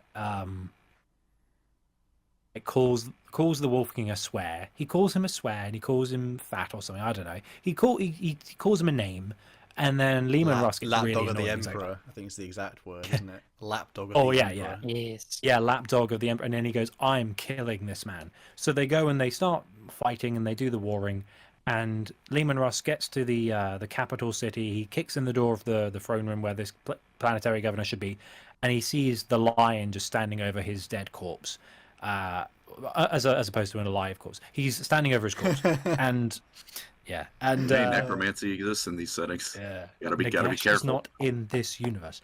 Unfortunately. No, but Bortarian's dad is. But yeah, and so Leman Russ isn't happy. His chance to redeem his honor is now non-existent. He can't avenge his pride, and so he gets into a bit of a kind of like, lion, how dare you kill this guy? I was gonna kill him. You kill you should have got an assist. You kill stealing me. And so Lion's like, oh, shut up, and they get into a fight. It lasts over a day, and eventually, long story short, Riemann goes, oh my god, why are we fighting? We've been at this for a day. We're so silly. We're goofy goobers. And then Lion goes, you call me a what? And he knocks him out. So then the Lion and the Dark Angels leave Dulan. The Space Wolves revive their Primarch from being unconscious, and then he's like, oh, where's the Lion? He just sucker punched me. He's like, oh, he's gone. And that basically starts a 10,000 plus year old feud between the Space Wolves and the Dark Angels. That's one feud for the books. They also would start a feud with the World Eaters during their Night of the Wolf, where the Emperor heard that Angron and his legion were implanting butcher's nails into their men, which is a big no-no because that's not a good idea by any stretch of the imagination. And so the Emperor dispatched Leman Russ and his Space Wolves to bring his order to stop doing that. And that was also following the Genna massacre, where the butcher's nails fueled Astartes of the World Eaters. Have already gone on a bit of a civilian killing rampage, so not good by any stretch of the imagination. I think and because of these Gehenna's where they find the technology to make the butcher's nails work on the World Eaters before it just killed them all.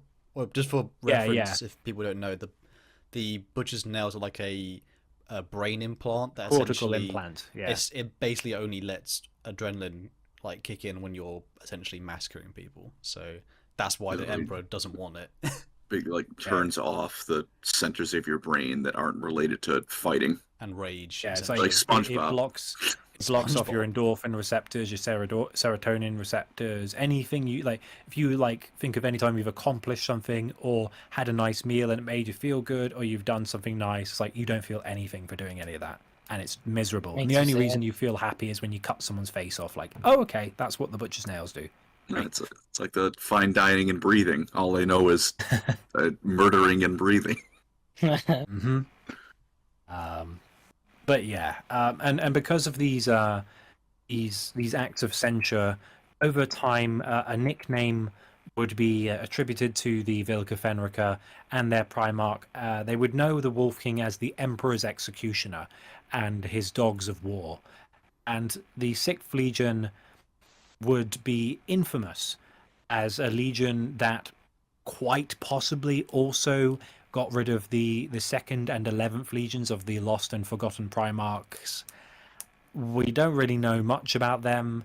It's heavily implied that the Rout were the ones who were the Damocles hammer, sword of Damocles over the neck of the Primarchs of the 2nd and 11th Legion.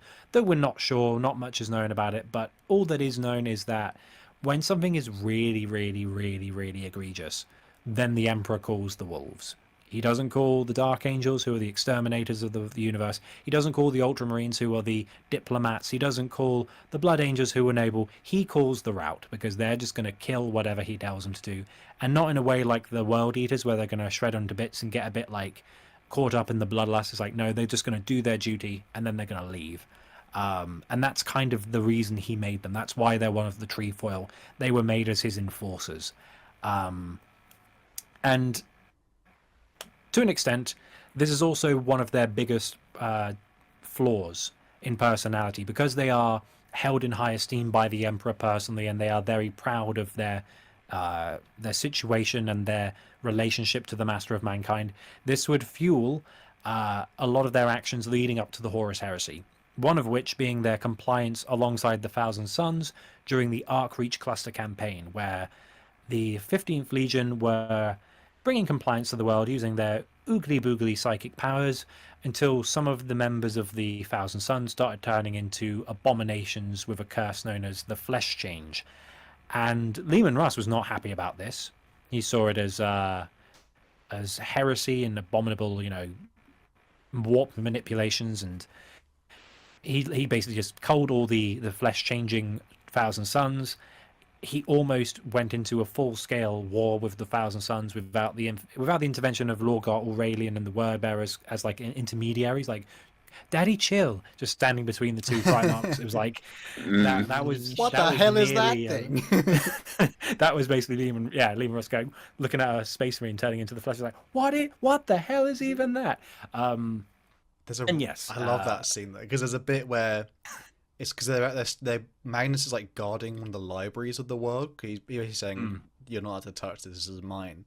And the Space Wolves are like they're like huddled together, like American football players, like oh, you know what I mean? They're like running together, and they're about to slam into the Thousand Suns, but no one's got their weapons drawn.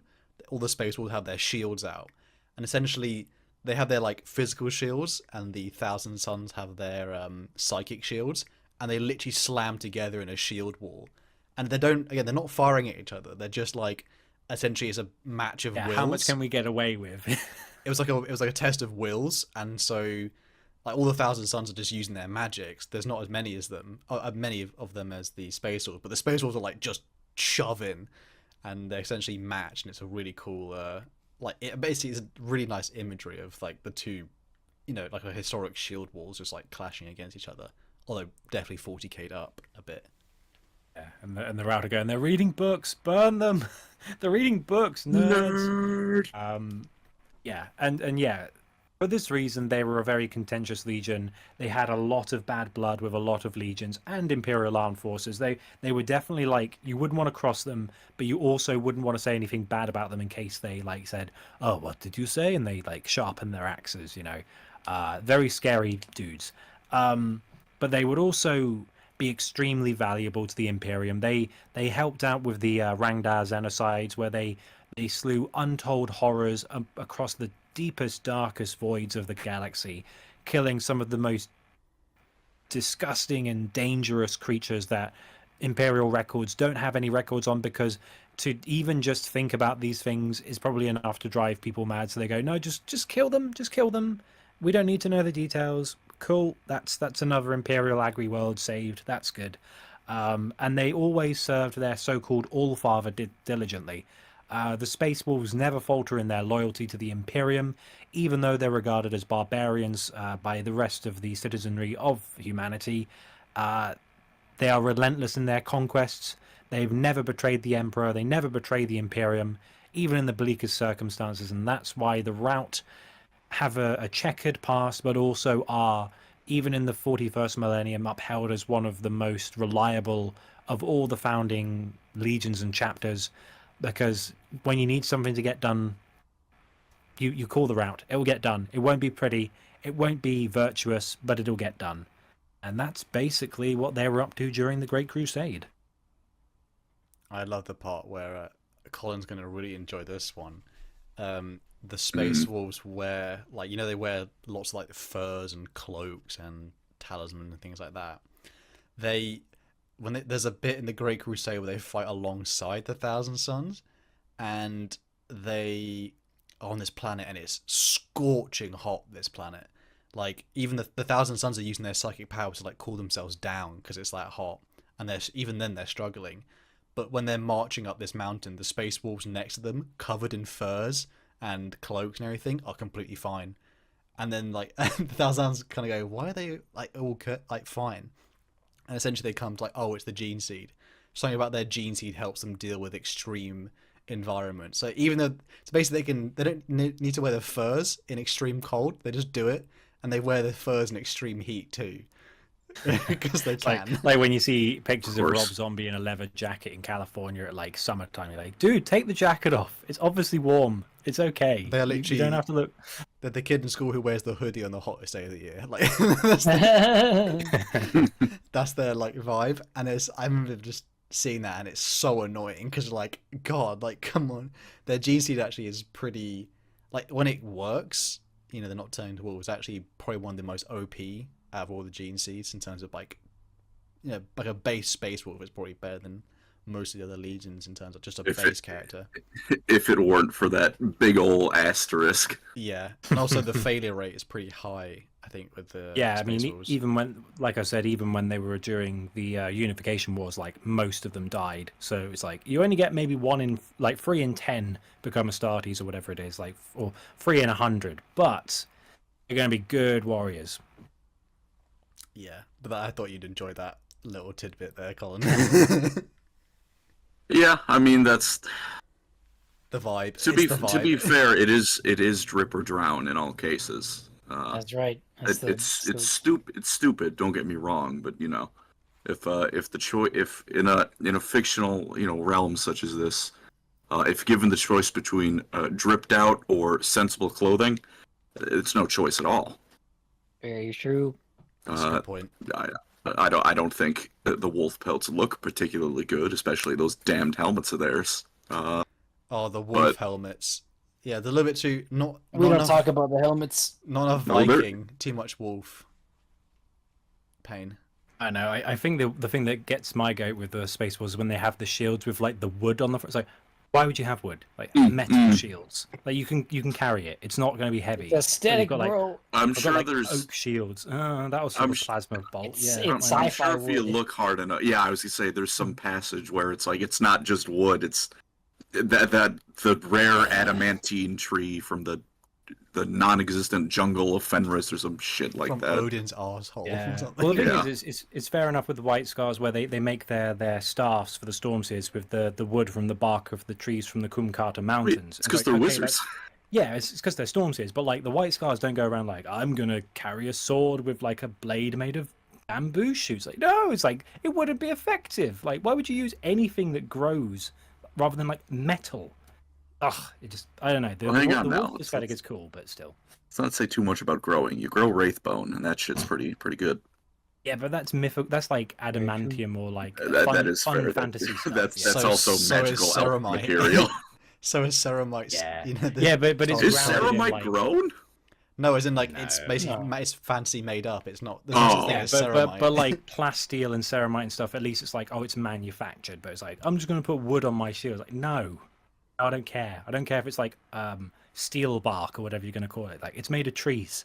Maybe it's the greatest kept secret of the wolves that they're such good painters that they just paint their shields to look like it's made of wood. No, that's on wood stupid. I don't think any of them live long enough to be good artists. That's the problem. Just getting like expert painters like in the Warhammer painting community there with like the shield, like, all right, and this is how you do the pattern, and you use this with the brush stroke, so it looks like bark. You see, and they're like, oh, I do see. That's pretty cool. For every like savage and executioner style Space Wolf, there's 1 in every 1,000 is like a Bob Ross style Space Wolf. It's like just gonna cull some Xenos over there. Nice trees. Isn't there like a cool dab the trees cool passage on the side? Isn't there a cool passage in one of the Horus Heresy books where like the Salamanders work alongside the Space Wolves, and one of the Salamanders, he's like, oh, my pauldron's damaged, and he's like, oh, we could like put you're one of our brothers, we could put a wolf there instead. He's like, no, like we do that ourselves. We do our painting by our own artificers. And then by the end of the book, he's like, all right, go on. And then he scratches like a wolf head into the side, and it's like, oh, that's pretty cool. Citatera Fury of Magnus, I think it is. One of the Space Wolves is like, can I carve a little, now we're brothers, can I carve a Space Wolf symbol onto your pauldron? Because they do that. And can I put a little wolfie? And then the Salamanders, because the Salamanders Legion they basically, most of them like forge, or at least they maintain their own equipment and they paint their own armor. They venerate craftsmanship as like part of their identity. So it is like a guy saying, can I just put my, tape a banana onto a wall next to the Van Gogh, essentially? It's like that one lady that tried to fix up like the Mona Lisa or some other art. Oh my god, the Jesus, the Jesus in the thing, and it looked like Jesus, but blurred. Yeah. Where it's like, it was done with the best of intentions. You are making it worse in every regard. That looked like someone, like Jesus was a cake and someone sat on it, essentially. I don't know, I just love the idea of like the Salamander's got this pauldron of like immaculate dragon head design with filigree, and then like underneath it's just like a stick figure wolf that the Space has been like, that's an arm and some fingers. There he is. He's a happy little doggo. He was trying. He was trying to make friends. It's like giving a kid a marker pen in a friend's house, and he's like, go nuts, and he just starts drawing on the walls. Exactly. Do you think the Emperor in like his golden fridge ever put up one of Lehman's artworks like on the front? He's like, very good, Lehman. Good job. Oh, I like to think that. Oh, that'd be It's like that, hilarious. there's that meme of like Conrad Kurz and the Emperor. It's like, what are you writing there, Conrad? It's like, this is a list of Oh, people who yeah. love me. Oh, that's great. Cross me out. And he crosses him out and it's blank and he just cries. Oh, yeah, then it kicks in, I remember. Oh, man. Next episode.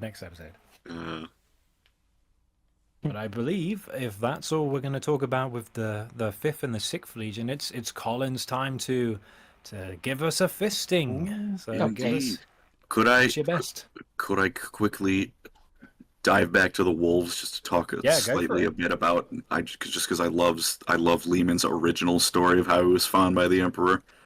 Oh God. This is just my favorite thing ever. So, the Emperor was being Odin, so he took the guise of an old, wizened man. He shows up to Lehman as he's the king of Fenris, and he's reveals himself, and he challenges him to contest, because Lehman's like, I'm not just going to serve you. You got to prove that you're worth it. So, the Emperor, he wins the first couple of challenges, no sweat, he's the Emperor. And then they get to an eating and a drinking contest. And the Emperor simply cannot win. Because Lehman is going full Viking. He is too good at eating and drinking. The Emperor's like, what's going on? I can't win. And as Lehman is laughing and gloating, he just clocks him on the head and knocks Lehman out. I like, and then it's something along the lines of he's like, "Oh, you're just a fat pig who drinks and eats all day." And he's like, "What?" And then he goes into like an actual like fighting trial with the Emperor going like, "You gluttonous, like, sitting in your gaming chair, eating popcorn all day. Oh, Stupid, so dumb disappointed." He's like, alcoholic. "What?" My man, you Oh. look like the toy repairer from Toy Story 2 or something. Yeah, he was a cool guy. Bro, that scene where he actually repairs Woody is still pretty elite, but I love that scene. he's still an It's absolute... amazing. He's just like new. What a weird twist of Toy Story 2 / Warhammer crossover. Can't wait for Buzz Lightyear to get his own Space Marine chapter. That'd be so good. I've seen people paint him in that style. Yeah, I've seen that. It actually looked really good. But we'll cover the Star Rangers, or whatever they were called, that chapter later. For now, it is time for the Legions, the 7th Legion, the Imperial Fists. Their Primarch is, of course, Rogaldorn, the one and only. And as a quick side note, I know some people say the Fists are rather boring, and I get where it comes from, but I don't know. I like them, although admittedly, I like them largely because of how I play strategy games. One, the thing they're most famed for is fortifying the ever-loving, like, hell out of everything they go. Fortify. Yeah. See. As someone who is allergic to aggressive gameplay in a strategy game, I appreciate that. I'm a big fan of just turtling and fortifying until no one can bother me in my little corner of the map. Unfallen pilled. I love my trees, Eli. What can I say? My man would not make it in competitive Age of Empires. Nah, Favors are coming to eat you alive. not if I grow. Not if you get caught by pirates in your first sector. To get away from endless space. The second reason I like them is the Fists, they're reliable. With their gene seed, it's actually very stable. There's not really any mutations. About the only thing they've lost over time is the Becher's gland, so they can't spit acid, which, given that most of the time Space Marines have a helmet, doesn't really matter. That would only be harmful to them to be using that, like 99.9% of the time. And the sus and membrane, Among Us role reveal sound effect, which keeps them from entering like hibernation, stasis mode, however you want to think it is. And even beyond that, when they show up, you know what you're going to get. You're going to get the experts in fortification. They're going to build the best damn fortress you've ever seen, and they're going to go crusade and beat the hell out of everyone around them. Which, again, influenced by my strategy game likings and tactics, but I like the classic, reliable, you have this, you know exactly what you're going to get, and that's what the Fists were. They were not the most, perhaps the most, I don't know, glamorous tool in the shed, but they're reliable. You know what's going on, and you're going to get good results with them. Like a So, yeah, hey, and you can build a hell of a fortress with a trowel, as long as you have long enough. As for what they were like, what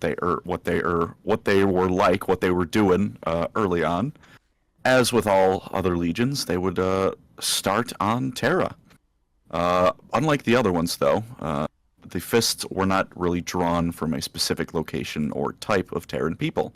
They drew from Terra as a whole, to the point that even if, like, say, I don't know, let's say Hive America, or whatever they call the U.S., like America in 40k, is like, say that's belongs mostly to one Space Marine Legion, the Fists are still gonna scoop a little bit under on the side, a couple of those recruits, even if, say, that belongs to the Dark Angels or Ultramarines or something. They're like, we're gonna take some of these. About the only major commonality between the Fist recruits is that they were endurance focused, so they're going to see the job until it is done, no matter what, and they're rather taciturn in nature. Has anyone here ever watched Dragon Ball Z Abridged? Oh my god, it's been a whole minute. Do you know the joke about Tien where they're always like, I can never read that guy? Oh, it's been so long, man. I don't know. Well, I don't know. That's what, when I was reading, that's the image I got in my head for the Fist. So they're like very taciturn, stern, go about their job, and that's about it. That's the image I got in my head for them. They're permanently squinting. I don't know why. It's such a like weird... Clint Eastwood. Oh, like Bill Clinton for a second there. It's like, all I need to do is build some fortifications. Don't know what. I didn't draw that connection. God, we're a bit too political. The reason for them being taken from like all across the planet isn't completely known, but the process of implanting their gene seed was apparently incredibly painful and just inflicted great suffering on the implantee. So it could have been a way of just hedging their bets, as it were. So it's like, listen, a lot of you are going to die going through this. So if we just take everyone we can, someone won't die. At least a couple of you aren't going to die from this horribly invasive procedure. A bit more poetic reason could be, they're Terra's Legion. They draw from all across Terra. If you'd like to be a bit more poetic about it, a bit more reasonable, is that, it just killed so many people, they got to take what they can get. They went across Terra, and as all the Space Marine Legions, well, not all of them, but many of them, had some great victories under their belt. When I was reading, something that was briefly mentioned in a single sentence was the battle for the Crystal Sea the Imperial Fists won, which couldn't find any detail on it beyond the name, but hey, it sounds really cool, so whatever you might imagine that is, the Imperial Fists got a dub there. And they even fought in the Himalayas themselves, around the capital of the Emperor's realm. Or the Himalayas, as they call them in 40k for some reason.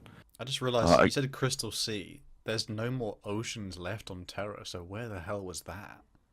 I'm guessing maybe it was some psyker thing. It's one of those 40k lore things. Like, damn, that sounds cool. I wish it was more than just a sentence. I need a cool name for something. Checks list. Something. Just discount names or something.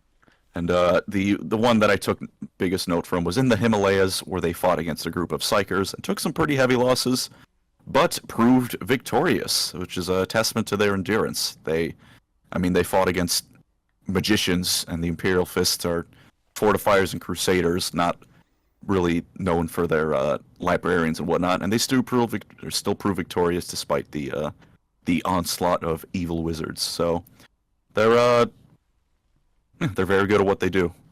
And frequently they would employ themselves at many times the strength of, the average chapter. And I know they're legions, but chapters were still groups. During the legions, it was just like a subgroup of a legion.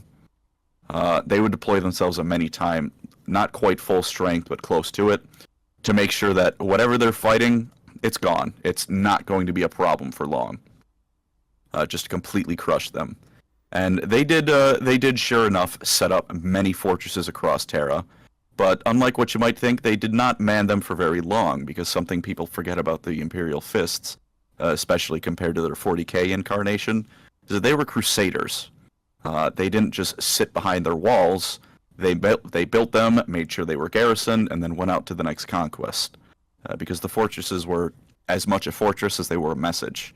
It was this great looming thing, towering over the people they recently conquered as a message of, hey, we're going to come back if you don't behave. So the Imperial Fists were perhaps not as good as, Lorgar or Guilliman, and like things like diplomacy and making sure people get are brought over to their side. But if push comes to shove, they can make a good threat when they really need to. And a castle's a damn good threat, if I say so myself. Whew, pardon me. And their name even comes from their actions here, with his fortress and whatnot. People said it was as if the Emperor descended upon the land and clamped it with an unbreakable fists, which is where he gave them their name, the Imperial Fists. And I do have to say that Imperial Fist does sound cooler than the Unbreakable Fist. I don't know, how do you guys feel about that? Just flows off the tongue a little bit better, I feel Fist like. Sounds like a monk subclass in D&D or something. It's like it flows off the tongue a bit better, Imperial Fist, I feel like. Now that I know the story behind it, it does sound better, but when it first hits you, like Imperial Fist doesn't really... I mean, Black Templars hit a little bit harder than just Imperial Fist. But now that I kind of know how it originates, it sounds a little bit like, ooh, a little more hardcore. Yeah, that's fair. I do also like the there's like a bit I remember reading a while back about during the Unification Wars. They were said that the Imperial Fist's bodies were part of like the foundations of the fortifications they built. Mm-hmm. So like when someone would fall, they would build around their like body, and it's like, we are in the walls. We're literally in the walls. That's how fortified we are, and it blesses our buildings. Walls. With their sacrifice. You're like, oh, they're pretty hardcore. Yeah. And that's even fitting, because a lot of times they were called the bedrock of the Imperium, considered as such as it were. Shout out to all the people who are fortifying the like button whilst they're listening to this video. Any chance to say fortify the like button, to be fair. In any opportunity is needed. Fortify the like button and lay siege to the subscribe button. Lay siege to the subscribe button. Do it! When the Emperor gave them the name Imperial Fists, they accepted it in a manner very fitting to themselves, silently with little to say on the matter, and they're like, thank you, Big E, for the name. We're gonna go off and shoot someone again. And now, the Fists are off. Terra is largely conquered, and it's time to deal with that issue of the Primarchs, who again, theirs, as with all except one of the others, Alfarius, I guess, was hiding in a cabinet somewhere on Terra the whole time. They had to go get him back after they were stolen away by the Chaos Gods and or their mother, who thought Big E was a bit of a dickhead, depending on whether or not you want to acknowledge Urda.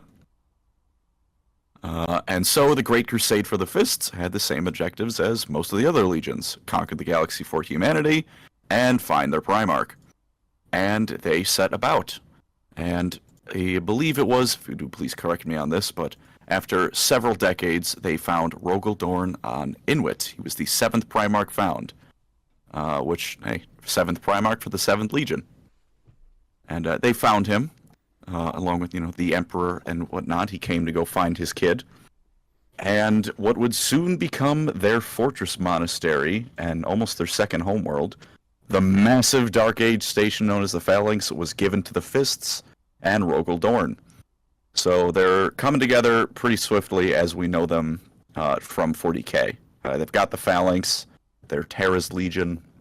They, I feel like more than a couple of the others, kind of took shape into what they would become in 40k quicker than a lot of the other legions.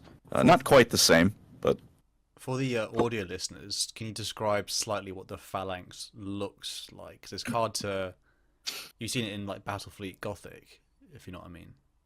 Yeah, it's massive. Doesn't even begin to cover it. It is this unbelievably gargantuan space station from, like I said, the dark age of technology when stuff was just straight up better. So it had the best equipment, the best guns, the best shields, the best armor plating, the best of anything you could possibly want on a space station. And it's basically so big that I believe even when they were a legion, just the Astartes wouldn't be able to man all of it, because again, I cannot understate enough how damn big the Phalanx is. It looks like fitting... a cross church, doesn't it? Sort of design, but then it's a little bit Death Star-y in terms of that's to it. But yeah, by 40k, like when it makes its appearance in Battlefleet Gothic, it's a massive like round big space station with cathedrals on it. I just don't wonder.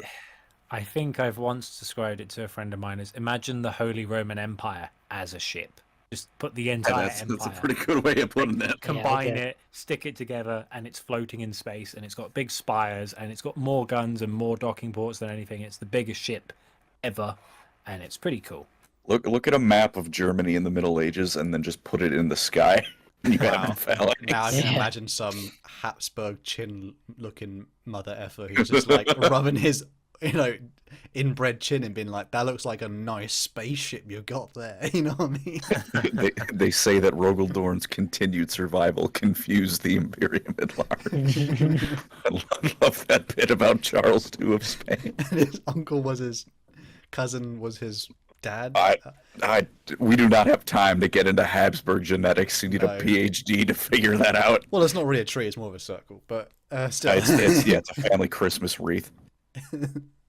But hey, they found their Primarch, and it's about to scale up in operations because I believe I've read for 16 decades Rogaldorn led the Imperial Fists, which in case that slips by ya, that's 160 years of the galaxy getting a good fist in from Rogaldorn and his children. Pardon me. Ayo. That was a hell of a sentence. Yep. So he accepted his legion. He came about, took charge, and it was time to do what the Fists were known for galaxy-wide. Their reputation as the stalwart defenders and crusaders of mankind would only only blow up from here. Something I really took note, I really found interesting was that Horus himself, at one point was noted saying if he ever had to attack the Imperial Fists, like in a war, he would not win. He would say that the Fists were simply so good at fortifying, defending locations that it would be a never-ending stalemate. Something along the lines of the Masters of Defense versus the Master of shock attacks, and it would just be a stalemate. Yeah, it would be an endless meat grinder for all eternity. And of course, something I feel I should remind people is that in a defensive war, a tie is a victory for the defender, which essentially means Horus could not win. He would not achieve victory, he would lose. Because the defender just has to sit behind the walls and wait for the attacker to die or go away. So, as far as I'm concerned, that means Rogaldorn would be able to beat Horus if push came to shove. Do with that what you will, that one is a bit more of me saying that, but Horus saying I could not beat him, that is canon. Like Andy said, the masters of defense versus the masters of offense and shock assault. A further note is that despite this reputation they have for being just stalwart and reliable in their conquests, they weren't brain dead. It wasn't like, it's like, oh, I'm going to build a siege, and if the siege doesn't turn out, it's like, well, guess we're done here, call another legion. It's like, no, they were not completely immune to, flashes of inspiration, like, wait, we should actually do this would be a much better plan. Which in my mind is what really differentiates them from the Ultramarines, who they're also renowned for being quite disciplined and being able to follow battle plans to the letter. Because the way I think of it is, for example, the Ultramarines, they're probably going to be able to execute a battle plan better than the Fists ever could.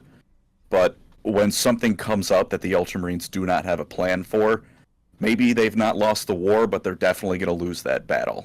It's not going as the simulation said. So the Ultramarines are going to lose. Whereas the Fists, maybe it'll hurt, but they could have one trick up their sleeve to attain victory. They might pull something out of their sleeves and be like, "Hey, I can do this." There is an interesting parallel with that example. Like you got Alexis Pollux, who was a captain who during the Horus Heresy was extremely good at naval warfare. He was somewhat mentored by his predecessor to be like, oh, he's unconventional, but he's got a good idea. Whereas the Ultramarines, Aeonid Fiel was being marked for censure for thinking outside the box. And in a similar instance, he only helped the Ultramarines survive that encounter by breaking the rules and doing his own thing. And they were both very much in a similar rank, in a similar position, and a similar environment. The methodology changed. Alexis Pollux dies off screen. I know.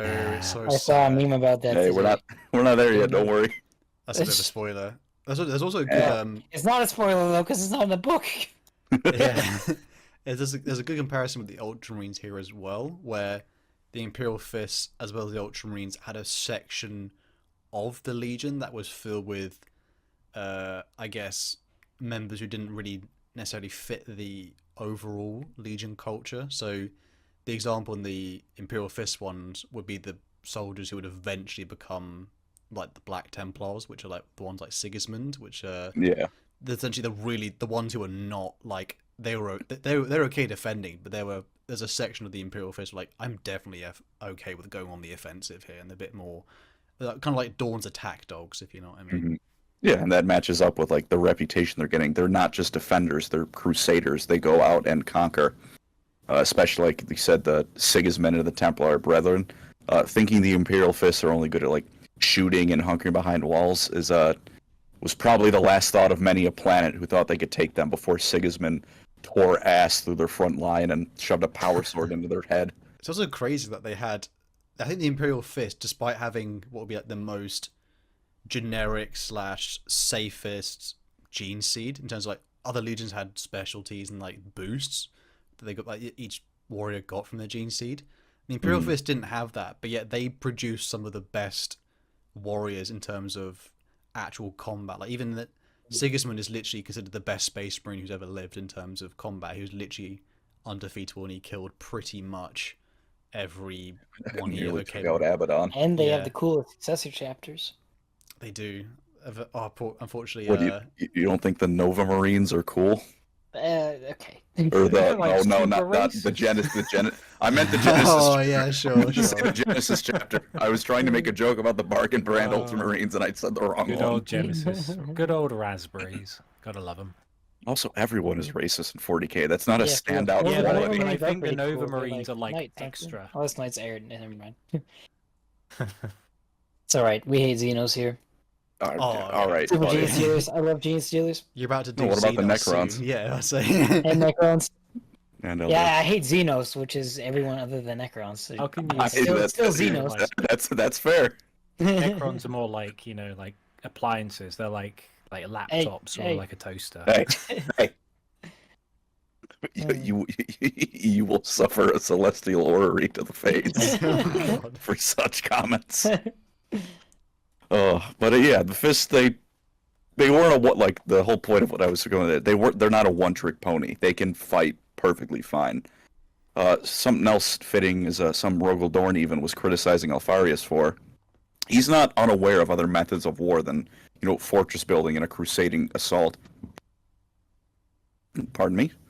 At one point, he chews out Alfarius for using just horrible tactics, but he does it by Alfarius' own standards. Because Alfarius had just basically killed an entire noble population of a planet at once. And Rogel Dorn, instead of being like, oh, you should have bunkered behind a wall and laid siege, he was like, listen, by your own metrics, you messed up, because there are infinitely more effective, surgical strikes and tactics you could have done to get this done, but you chose to go for the shock value of, kill everyone at once. Which maybe, it worked, but it was the most inefficient, costly, unnecessarily brutal way you could have gone about it. So it's not that he doesn't understand. He's a living brick wall, Rogel Dorn, but I think it's fair to say he's choosing to specialize in what he knows best, rather than just being unable to do other methods of warfare. I think also, ethically, he says, because that's a really good scene with Alfarius, I think he also states that the reason he chooses to fight the way he does and the Imperial Fists do was because whoever they fight, they choose to fight. They're warriors, they're soldiers, so they don't kill innocents and things like that. Mm-hmm. They essentially they literally are two empires clashing and warriors fighting each other. So they're fighting people who are willing to step up and actually take the role of being a soldier, not people who are not involved in that, or not in a dishonorable way. So they, even though maybe more people would die, but they're people who are willing to actually, put their life on the line rather than people who didn't want to be involved. Mm-hmm. Yeah, they were. Rogel Dorn was definitely one of the more morally upstanding of the Primarchs. Granted, not the hardest bar to pass, for what that's worth, but he usually did not just blow his way into civilian compounds as a way to achieve victory, because it'd be quicker. Like you said, he fought warriors of other empires. He wasn't going to, a refugee center and blowing it to hell because it was more efficient than not. And where was I? Pardon me. I would say I also think it makes sense that he knows about all the other methods of war. Because if you want to build a fortress, it's more than just 4 walls in a square and then you're done. You got to know weak points. You got to know how the enemy could get in, methods of keeping it supplied. I think it makes sense that Rogel Dorn isn't just all siege or fortify. He's got more to him than just that. He just chooses to specialize in fortifications and whatnot. As for a bit more on the Imperial Fists and their crusading. Chris. Have you met my friend, Imperial Chris? Imperial Chris. Only one dude. He's one of the lesser known captains of the Fists, the Imperial Chris. Why is it the name Chris makes no sense in a Warhammer setting? There's no one called Chris in Warhammer. I swear. You can get Christos, but not Chris. Christos is just Chris. I've had Jordan, like how jarring that would be, like Horus, Abaddon, Chris, Ezekiel. To be fair, we'd never get no, you get Eli Janus, but you wouldn't get a Colin, Andy, or Harry. I would say, yeah, it wouldn't happen. The Colmarine. Colin would just be, I don't know what legion that would go in though. Smurfs. Yeah. Put me in the blueberries. Probably. Oh, Colin Aurelius. that ain't too bad. But as for how he led his legion and how they would act, Dorn was not the kind of guy to push his legion in places he wouldn't go. He demanded perfection, and not in the way Fulgrim did, but he demanded they give it their all and do it right. But that's because he demanded that of himself, and he wasn't putting additional expectations onto his sons, is I think the best way to put it. He wasn't asking them anything more than he asks of himself. He did ask them to give everything they had, but he was right there alongside with them, giving them their all.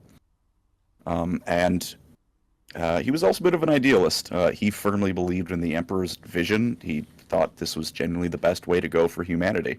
So he wasn't just crusading for the sake of war and bloodshed and conquest. He genuinely was like, this is what we need to do to create the safest, best future for humanity. Granted, this was not always seen, especially his attitude towards his brothers, because if he had any major flaw, it was his complete and utter lack of people skills. He did not know how to talk to his brothers. I believe he did know what he wanted to say. He could not get it out. He did not have Horus's or Sanguinius's or Guilliman's charisma. He was a living brick wall. I think all the Imperial Fists were very much just they're perfect soldiers, not exactly more than that at this point. Yeah. Although eventually they will one day, after the Great Crusade and Dawn's ideal world. And they also follow their dad's example to a T, because again, Dawn was like, he had no ambitions to become War Master. He was just like, I'm just going to do what the Emperor says. I'm going to do compliances. Job done, enough said. And his sons were like, yes, father, that is very good. Yes, I will do the same. Glory to the Imperium. Yeah, and it's like, it's probably its biggest foil to Perturabo, the traitorous siege and that kind of warfare expert. Perturabo wanted more credit and glory and stuff. He wanted better jobs than just grinding through the muck, whereas I'm willing to bet that if the Emperor came down to Rogel Dorn and the Fist and was like, hey, I need you for the next 10 years, you just got to be a janitor. You just got to clean space stations for 10 years. They'd be like, well, this is what the Emperor needs. And that is the end of the argument. I don't know if you're going to mention it as well, but even when Horus was appointed as War Master, he would counsel with Rogel Dorn specifically, because he was like, I can trust Rogel to figure out where my weaknesses are, and he's a great advisor because he's not going to try and sugarcoat usurp my authority. He's not going to detract. He's just going to go, this could improve, that could improve, that's good, and he'll just leave it as it is. That's pretty. And again, he was very supportive. He was like, yes, you are a good War Master, I'll do my bit, until it all went wrong. And sure enough, that was pretty much his reaction when Horus was crowned as the War Master between the Fists and Rogel Dorn. There wasn't any vying damn, I should have got that, or it wasn't yeah, Horus is the best guy for the job. He's like, well, the Emperor made it so. That is the end of the discussion as far as I care. Horus is War Master. I'm going to keep doing my job and help him out when he requires it. Can I also mention an interesting tidbit about the actual legion that Of course. even as Colin mentioned earlier, they kind of drew from everywhere on Terra. They actually, interesting enough, continued this practice into the Great Crusade, where they would draw, even though Rogel Dawn was found on the planet of Inuit, and many legionaries were drawn from there, such as Big Crimson Fist Boy Alexis Pollux. They actually would draw from many other worlds throughout the entire Imperium / worlds they conquered. So they would famously have legionaries from Necromunda, which is essentially almost like a gang hive world, which is Scum Planet. Yeah, there's like a game mode in Warhammer which is just set in Necromunda as a tabletop game, and so the Imperialists would draw from many different worlds. So the actual makeup of the legions, like general culture, was pretty like it was its own thing rather than it was like the White Scars we said earlier, where they kind of like, oh, it's basically Chagorius, or the Space Wolves are basically Fenris. This was the Imperial Fists are like their own thing, and, like a knightly order sort of style. Yeah, and it kind of reflects in how the way they would administer worlds in a way, because they essentially didn't, for lack of a better word. So when they conquered a world, they would do as they did on Terra, set up grand fortresses and make sure they had garrisons and whatnot. And they would occasionally like recruit from it. Like I think there was one instance I read where they took half of an Underhive's like male population to try out for fist recruitment, which I think is one of those things. I don't think GW realized just how many people were going to become fist with that, because they should have been the largest legion by a long shot with half of an Underhive's worth of people. Even if like 90% of them die and wash out, that's still a lot of people, like billions. But beyond that, once they set up the fortresses and took like the one-time manpower boost they had, they would leave, because again, Crusaders, that's something I really want to emphasize, because people, think of the Imperial Fist, they sit behind a wall and wait. They were, especially in the 30th millennium, they were Crusaders. They went out and conquered. And they didn't really claim anything as, strictly speaking, like Imperial Fist territory. Like other legions, when they would, conquer it, they'd be like, this is my planet to get tithes from for Space Marines. It belongs to the Imperium, but it also belongs to me, my legion. The Imperial Fists were like, give me the recruits I need to make up for the losses in the campaign. You belong to the Imperium. We're off. Don't rebel, or we're going to be back.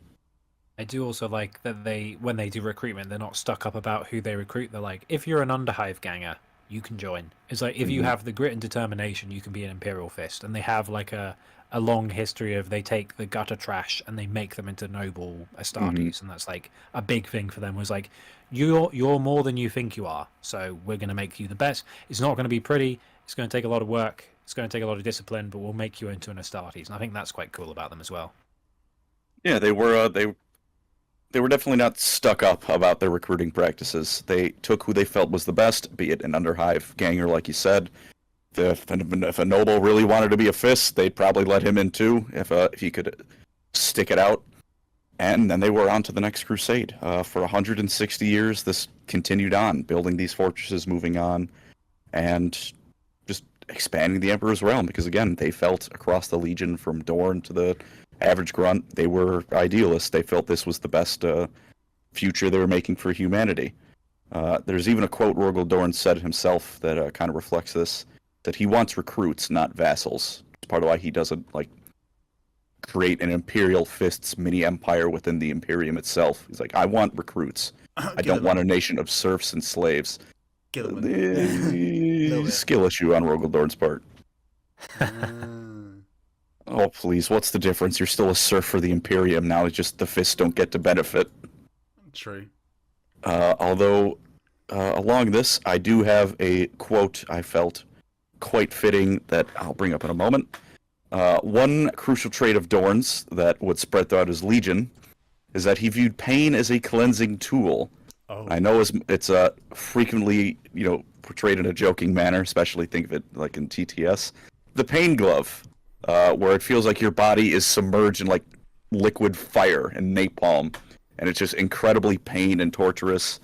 This would, when they got Rogel Dorn back, this would spread something else throughout Imperial Fist culture, that pain isn't just, ouch, that hurts. It's a method of cleansing the body of weakness.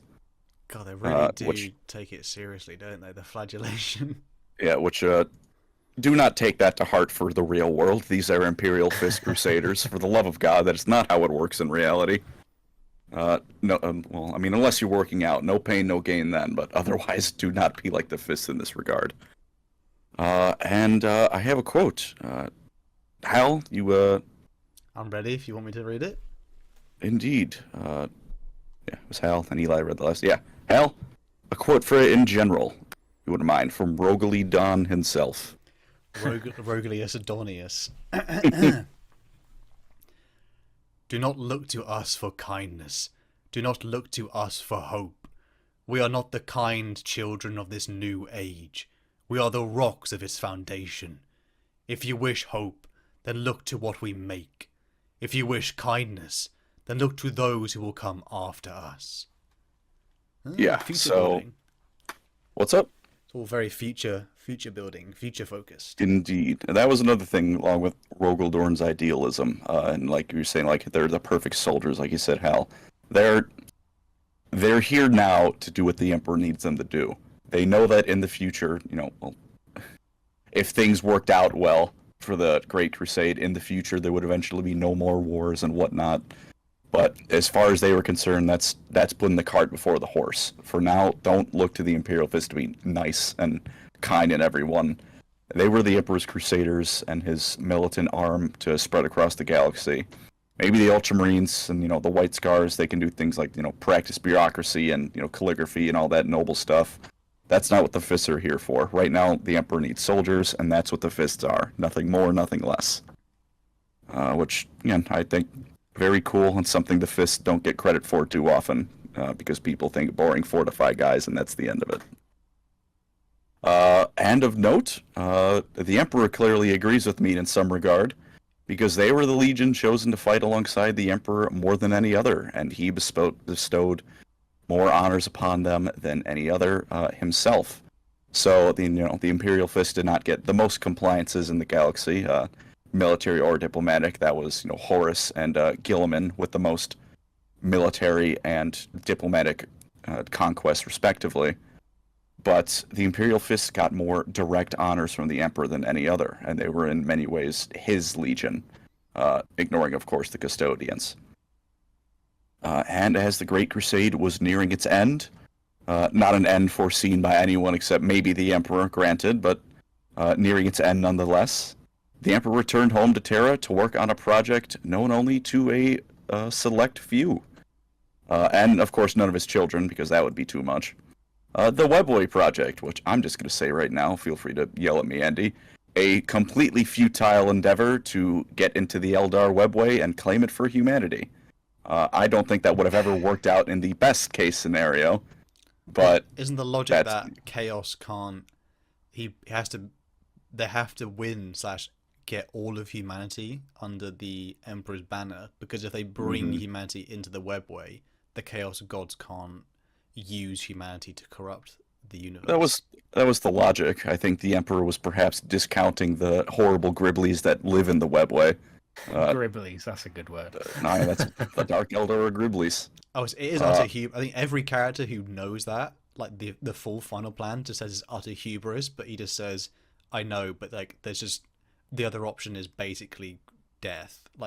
Every other... yeah, okay, what's your plan? Every other timeline the other option would have been teaching people about the dangers of chaos and warning them not to listen to the voices in the dark. Yeah, and but that would require the Emperor to explain himself. Yeah, why would I do that? Let's just dig a hole into the eldritch tunnel of horrible beings in its side of it. This can't fail. I don't know. Something as simple, even in our modern day, you tell people don't lick, icy poles outside so your tongue doesn't stick to it. And you know what? People still do it because you can't. Yeah, you can't. but they'll just go, I'll do it, and just to spite you. Goofy because it's funny. I think there's a difference between licking a frozen pole in winter and damning yourself for all eternity. I don't know. He was good enough for Erebus. He was like, right, why not? I'm gonna be silly. I'm gonna do the chaos thing. Sounds fun. I'm just saying. Half of the Empire of Man never turned on Sigmar. Worked a lot better for him. Nice. That's right. right. The shiny gold Still hammer. lost. He did have a shiny gold. Maybe that was Had the issue. Warhammer. The Emperor didn't have a Warhammer 40,000. Cringe. But moving on, the Fists, alongside their Primarch, would, along with the Emperor, return to Terra, as they were his legion, and they would become its Praetorians of Terra, the home of humanity. And not only would this exist throughout the rest of the Great Crusade, the Horus Heresy, but well into the 41st millennia, even after the legions were broken up, 10,000 years passed, the Fists have ever stalwartly remained on Terra from the end of the Great Crusade to the modern timeline. And the last major thing of note they did before everything goes horribly wrong was they would begin fortifying Terra, as of course it's Praetorians, and Rogodorn being the siege expert, or the fortification expert he is. They would create it into not only mankind's capital world, but the ultimate fortress in the galaxy, and one of the most well-defended places in all of the 41st, or 30th at this time, 30th to the 41st, 42nd millennium. Invading Terra is basically a protracted form of suicide for anyone who might try it. And that was the Imperial Fists throughout the Great Crusade. Any questions? Anything to add, anyone? I just enjoy the fact that Sigismund is still the best by far. All the Space Marines, and he's just completely ordinary. Although I do like his appearance in the Rogodorn Primarch book, where he's like a kind of budding Templar, and he's not the first, and he's like still learning the ropes. And there's a duel between a Dark Angel champion and the Templar in charge, and the Templar loses, and he's like, "Oh, you could have done this with this," and there's just like the younger Sigismund, and even his own book, where it's like he's being attacked by gangs on Terra, I think it is, and it's got like this. I don't know if it's like the like bar of like metallic whatever it is he has is then forged into the black sword, or if it's just a parallel, but like he has this like chunk of something, he just like hits them with it, and they're like, is that part of it? I don't know. He's a cool character anyway. I think the Imperial Fist lost a lot of coolness after the Horus Heresy, which is probably why everyone thinks they're boring, because all their personality went into the successor chapters. That's what they. That's when all the crusading elements got put into the Black Templars and whatnot. Pain. I mean, Courland was pretty cool during the War of the Beast, and then it was like, oh, the chapter's extinct, and then all the successors have to be like, all right, put some in, contribute some of your members to rebuild the chapter. Go on. Maybe that's what ultimately turned them into fortification experts, and that was it. When 999 out of 1,000 of them died. Yeah. Dude, shout out to the beast. Truly, morbidly a beast. With that amazing closing statement, though, that was the 5th, 6th, and 7th Legion. The next time we do a timeline episode, we'll obviously be doing the 8th, 9th, and 10th. I think that's Night Lord, Blood Angels, and Iron Hands, which will be a good episode. Nice varied one. Nice little bit of culture / Legion love there. But that's not the next episode of the Beginning to Expert. Next time we will be doing, I think it is Necrons, if I'm not wrong. Yeah. Hosted by Eli. Eli gets to talk about Necrons for hours, and you guys have 5 to sit hours there. straight. Losers of the War in Heaven. Hey, what is it? Losers of the War in Heaven. We won that war. What are you talking about? What happened for who ruled the galaxy for 65 million years? And then Who rules it now? The Imperium. The Imperium. Yeah, okay, yeah. the big question is who's going to die out first? Yeah. The Necrons already died out. They're soulless robots, so easy clap. Hey, we won the war in heaven. That which is dead may never die. People who say the Necrons won the war in heaven are the same as the people who say, America won Vietnam. I don't know. If we won the war, we didn't win afterwards. What happened? We won the actual war in heaven. Doesn't matter. Guys, They deserved it. The 41st millennium is a post-heaven society. We need to just put all our faith in the Imperium and the Omnissiah, because we're in a post-heaven So society. your faith in Iliad and the Dark Muses. With that being said, though, we hope you all enjoyed this. As you can see, the argument's already starting for the next episode. Hope you enjoyed this one. some of the legions here are pretty. There's a bit more depth to them than you would ever realize. So we hope you enjoyed those little extra bits of lore that you may not have already known. And if you were new, hopefully you got a good sort of flavor / an example and understanding of these legions. Maybe those 3 aren't your favorite, but you can still find something good within all of them. With that being said, though, thank you so much for watching, for listening. If you can, like and subscribe. That really helps us and make more content, and obviously supports all of us talking and making trash Warhammer memes and jokes. So with that being said, though, again, thank you so much for listening, and we'll catch you on the next one. Peace. Take care, everyone. Oh, I love you. Glory to the dynasties. Even if you're a fleshling, I still love you.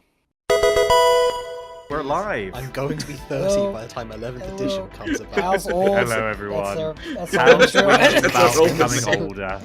It's a strange phenomena. So Hal is over. whinging about, oh my god, as time passes, I get older. Oh no. I don't look Don't worry. 30. I'm not 30 yet, but I don't Neither look do I, 30. because Yeah, I'm so handsome. That's because it's 2024. 30 is the new 20. Officially going to have to shave all facial hair to immediately look younger, so I can Yeah. still. Embrace Probably it. look 20 Kick if it. shaved.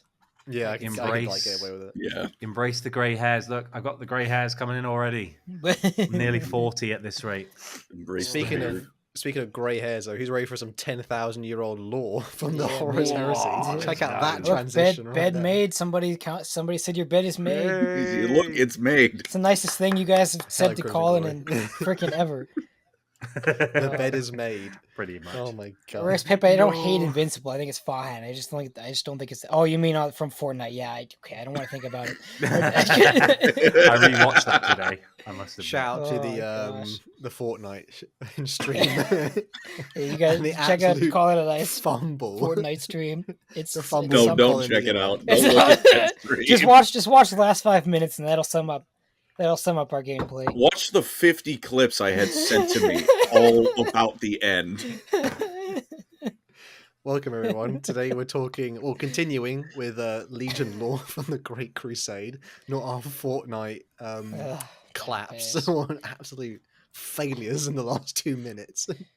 But today we'll be covering some more Legions lore. We've got Night Lords, Blood Angels, and World Eaters. It's a bit of a bloody trifecta, to be fair. This one will be pretty horrific, but hopefully we will enlighten you to perhaps some of the most gloriously evil and some noble creatures amongst these Astartes. But before that, we get into it. Colin, it's question of the week, and I hear it's been pretty rough. On Of this course, one. yeah. It was what would you be the god of, and what would your path to godhood look like? Hashtag godhood. I'm going to start with the one that isn't me getting lit up, because Okay. there's quite a few of those. There is. I've immediately lost the person's name. I didn't write down their name. Son of a bitch. All right, we're gonna start with the second one then, on account of me losing it. The second one will come back is by CHNINK or IN5KF. That is a mouthful. Hashtag godhood. I'll become the god of V-turbers and have Colin become a follower / simp. You spelled it wrong, but you did God. follow the criteria of cooking my ass. So It's one of those things where someone asks, like, are you proud of your legacy? And in a weird way, like, kind of proudly disgusted by it. It's funny. I'm proud that I ruin everything I touch. Ooh, Oh, we God. have two notifications. Thank you, Zan0, for being a member for 7 months. Thank you, brother. My 2 faves, hell yes. I don't know which 2 you're talking about of For the 2 3, legions. but they're all Yeah. cool, so good. Joseph Pollard, $10, thank you. Colin, I'll send $10 more if you unmake your bed. Well, I mean, Well, you heard the man. well, you heard the There's a man. dog on it. You heard the man. Just lift up a corner. And it's unmade. I'd be making eggs. I'd be eating raw eggs for $5 out here. That's true. Let me finish reading the fucking thing, all right? Then we can talk about. If Dance, anyone monkey, donates dance. 100, if anyone donates 100, we'd have to do like a hot ones, wouldn't we? Just I'm putting it out there already. That'd be fun. My God. Next what's one. the next one, yeah. I found it. Not to at- not to alarm anyone, but I can't physically hear anyone. My headphones just made an exploding noise, and now I can't hear anything. So Oh please my bear with me and God. continue the show. I'm gonna try and fix what the hell's going on. Okay. I'm so sorry. It's okay. Why Luckily, is technology I'm up hating me? first. Next one Uh-oh. is we're at batshit36. Respect it. My Pat the Godhood would include in no particular order anime girl thighs, Ronald Reagan, an inappropriate amount of Kool-Aid, Taco Bell, but he spelled Bell wrong, and a bad Jamaican accent. Oh, this sounds like a nice call. I said he would become a god every other Tuesday or night. What are you doing on Tuesdays involved Reagan? That sounds horrific. It's quite, In- yeah, like, it's quite the That combination. actually got worse with every part added to it. And then the last one at Hermitberg 8481. My quest to godhood would making Colin have good aim on Fortnite. Pray for me, brother. For the audio listeners, he is absolutely slamming his desk there because he's Oh my gosh. truly passionate about Fortnite. He spelled my name Collen. Bro. We have a donation Oh by my Incoming gosh. Backup. Thank They you, said, Yoji. I might be called back to the military very soon, so not fun. So I'm going to send the funny messages first thing. Boing gob, clap. Also, have you seen the new AOS magic rules? Seems kind of effing baller. I have not seen. I it. haven't I knew seen Boing it Gob was going yet. to be mentioned when I saw your name. Though. Thank you, brother. Thank you. I hope Thank that you. goes well. But Yeah, I hope you do yeah. okay. Yeah. Shout out to Boing Gob will always be with you as well in your heart. So praise be. Bless you. We need like a symbol, like a hand motion thing to do for Boing Gob. And then we get it going. Is that the last one of the question of the week, Con? Or is that... Oh, yeah. So... I mean, there was more about me, but you know. Shout out to people who are roasting Colin. We appreciate Yeah, that. I lost us that round, and Colin got all the blame for it. It's also Colin's take it. teacher is coming out in his correcting of spelling lol. So It's my name. Don't worry, I spelt Colin's name wrong for quite a while, but 2 L's in it. At least that's common. Where did the E come from? Colleen or colon. Someone put no, Oh, not colon. man. It's Oh, God. Colin, like I'm pollen. Oh my Another gosh, donation by Tom Tom Warren. Warren. Even a god couldn't make Colin good at Fortnite. With the L. Thank you, Tom Warren. Thank you, Donkey Man USA. For the Donkey Man, $5. yeah. Damn Go you. ahead, Eli. Go ahead. Yeah, sure. Colin can read it. Oh, damn you, Colin. I listen to Slayer. Now how am I supposed to paint my Skitari rats while crying over Felix? The tears Yeah. Oh, are great for watering down the paint. So Oh, that kind of goes hard though. DJ Yeah. Beast, thank you. Thank Please you. tell Colin I love him for his Fortnite. Sano says currently painting Elder There we Allplay go. because we gotta love gaslighting our L's. Yeah, wow. baby. hell yeah. Thank you guys. Thank you, for all the brothers. generosity. The new question of the week we have, I think, is it Colin or Eli? Do you remember which one we put there? It's the Yes. it's the question of the week, but it was Eli's question. So This is Eli's Alright. brainchild. First we have RP20 guy. I assume this is the guy in Andy's Discord. For $2, thank you. I think your name is Light. I might be wrong. You might just be someone else, but still waiting for a long Soul Drinkers video, guys. It'll happen. One day. I have the one omnibuses. I will do the expert section. I'm not reading I six say it now. books of. I'm not reading 6 books of Soul Drinkers. I just. I will because they're purple, and so that They means are they're very cool. purple. I might have. dude, I haven't All read the any of the Horus Heresy. What makes you think I'm gonna read random Space Marines? And their Horus Heresy have great books in it, brother. They Yeah, do, at least they Horus do. Heresy, Space Marines lose. Space Marine novels in That's- 40k, they just They lose because they're fighting other Space yeah, Marines. I know. It's as much as you can get. Oh my gosh! But anyway, our question of the week is: what crime would you be condemned by Conrad Kurz for? So, what would he probably flay you alive for doing? What is our hashtag? Hashtag justice. Justice. Hashtag justice. Let us know in the comments, please and thank you. I think our crime would be our Fortnite gameplay. I think Conrad would come after us after one of those. Terrible accent impressions. You're gonna make a right turn on red on one of the lights. You're not supposed to do that, and the car's gonna get ripped in half. I think Conrad would be broadcasting Hal's demise over half the things this guy says. I would say my crime is smuggling, clearly. Legit. Ignore that. I'm just messing with There you. are many more crimes Conrad. What do you think I do in my free time? I'm a Warhammer YouTuber. Sometimes Halo and BattleTech. What the fuck do you think I'm doing out there? It's okay, guys. We all know no Warhammer. The more it's like the scale. Like, the more Warhammer knowledge you have, the less Riz. So we appreciate it. One of us is married. You have a girlfriend. We're okay. We're doing all right. It's 50-50. As long as you find someone as weird as you, it works. It works. Very true. That's the magic. You learn things on LoreCrimes. But speaking of learning something, I just gotta. Oh, go ahead, Sokon. I just need to find me a woman who.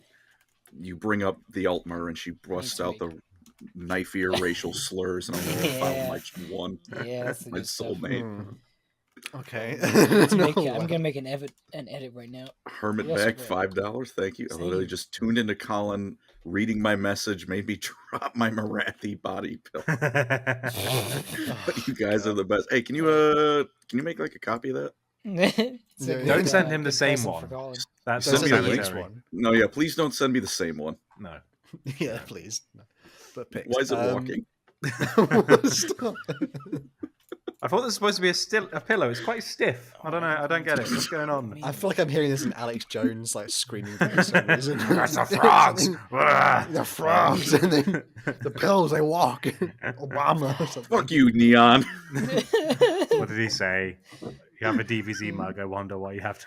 No. Very good. Wow. Very good. The mug is the least offensive thing. I got a Vegeta tattoo.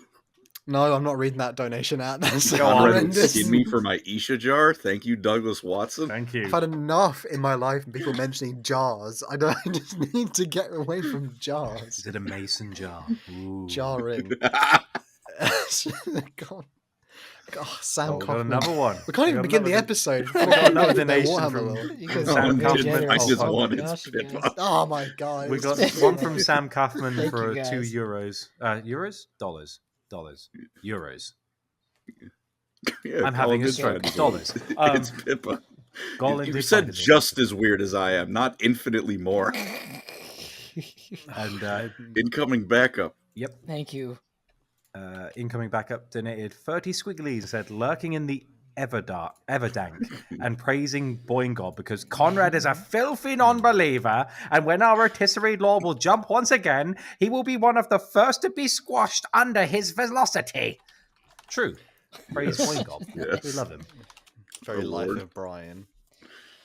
Okay, it's still the law. The actual Yes. My thing. picture of Colin. The thing that keeps us employed. We're talking about Great Crusade lore, and we're going to begin with perhaps the most wholesome of all the legions. Definitely the people who have body pillows, but for all the wrong reasons.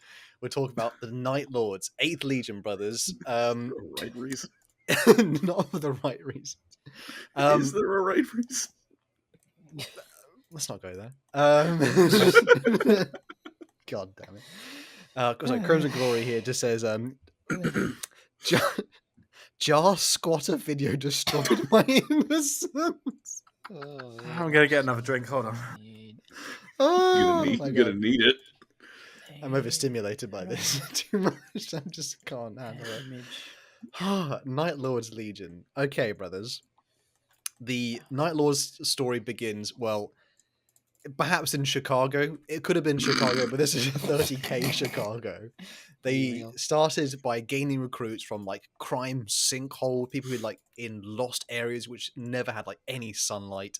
And these are like the forgotten and like the sort of broken people under terror. And the Emperor of Mankind decided, hey, they look like they would be amazing for like building the greatest empire ever known to man and building the future humanity needs to live off.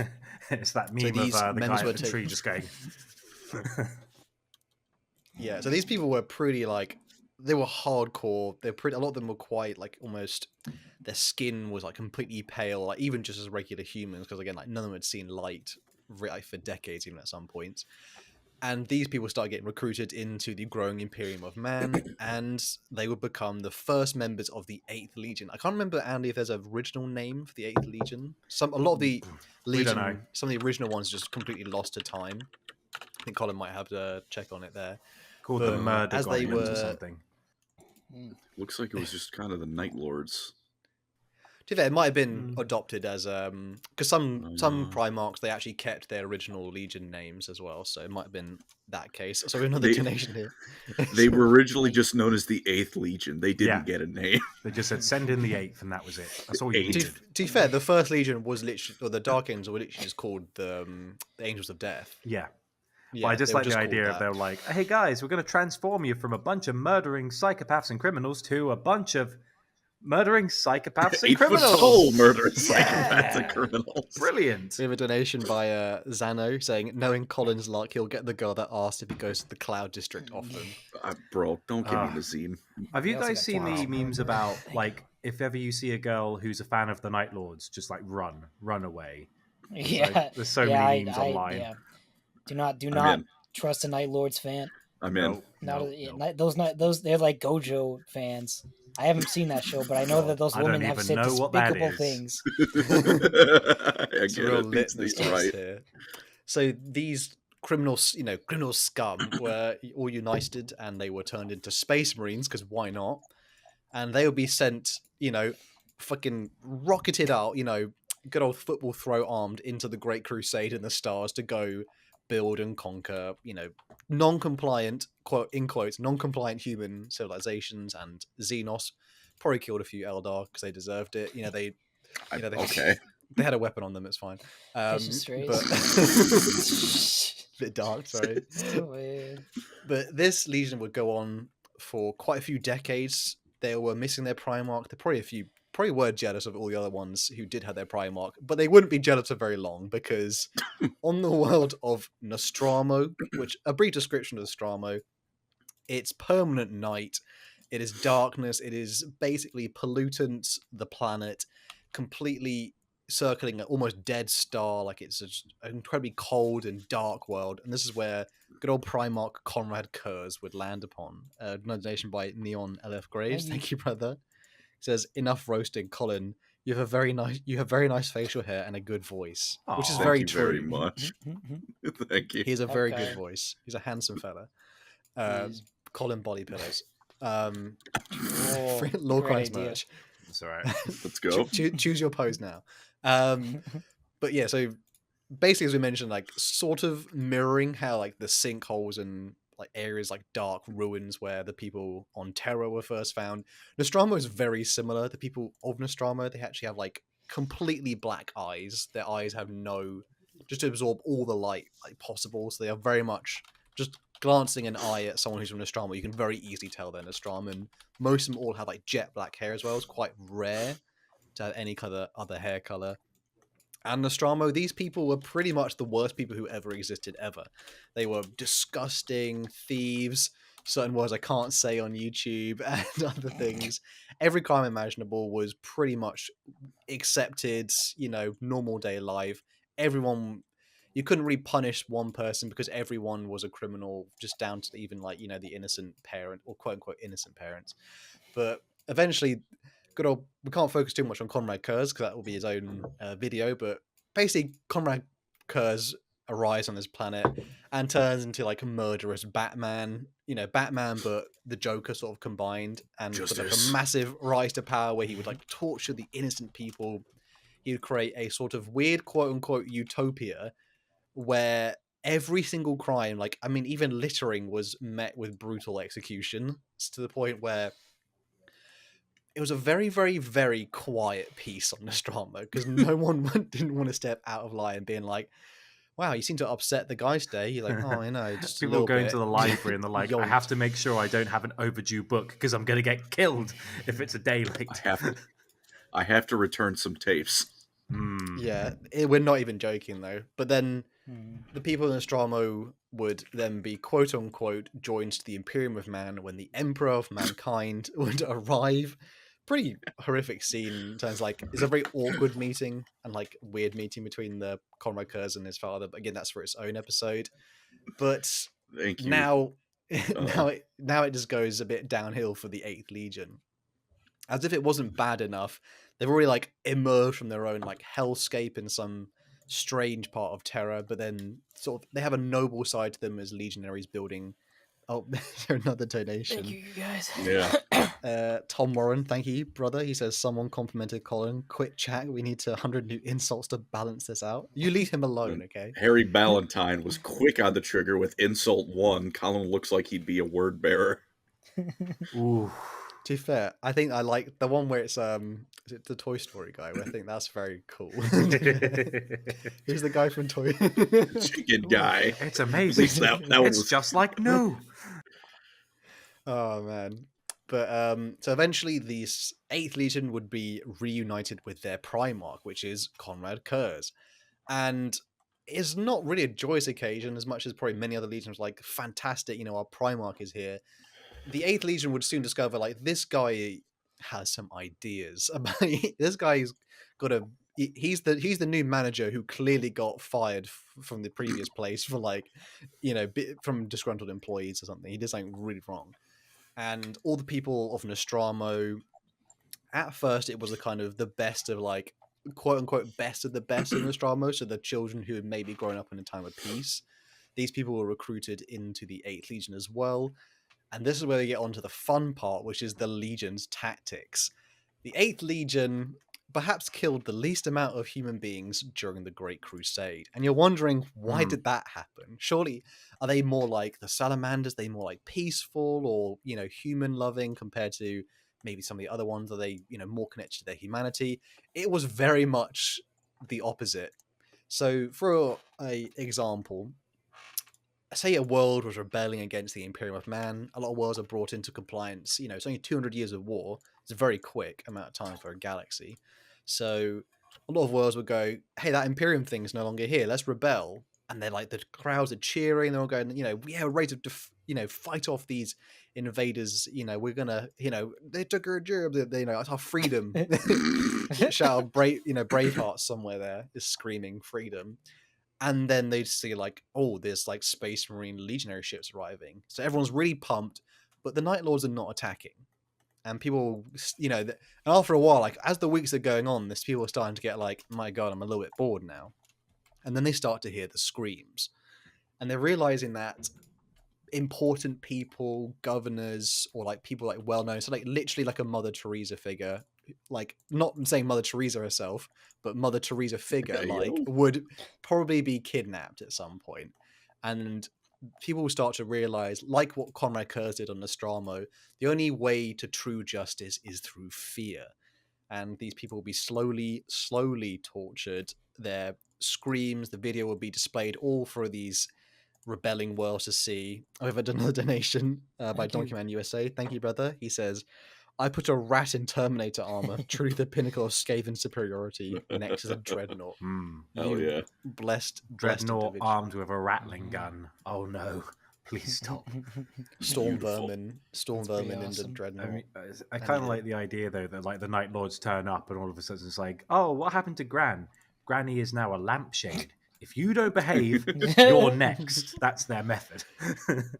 But if you don't behave, you're going to be the stand. Yeah, I'll complete the set of the table set, and Mum is going next, and then it's Dad, and you're like, the scary part is the lampshade is still wailing. So yeah. The Night Lords would slowly eat away at people's sanity, their morale, to the point where worlds would quickly, after a few weeks, surrender. You know, most other legions, it'll be open battle. Perhaps millions would die, but then there would be victory. Whereas only thousands, perhaps even hundreds, would die to the Night Lords. Obviously, in horrific ways. They were turned into torturers and just made to fully understand the human psyche to the point where they would ruin it. And this would go on to, they would often use like a thing to quell like rebellion worlds during the Great Crusade. They obviously have many conquests. They didn't particularly like fighting things that didn't feel fear. So fighting certain Xenos or slave, and they didn't like fighting wars where they weren't guaranteed to win with overwhelming like odds.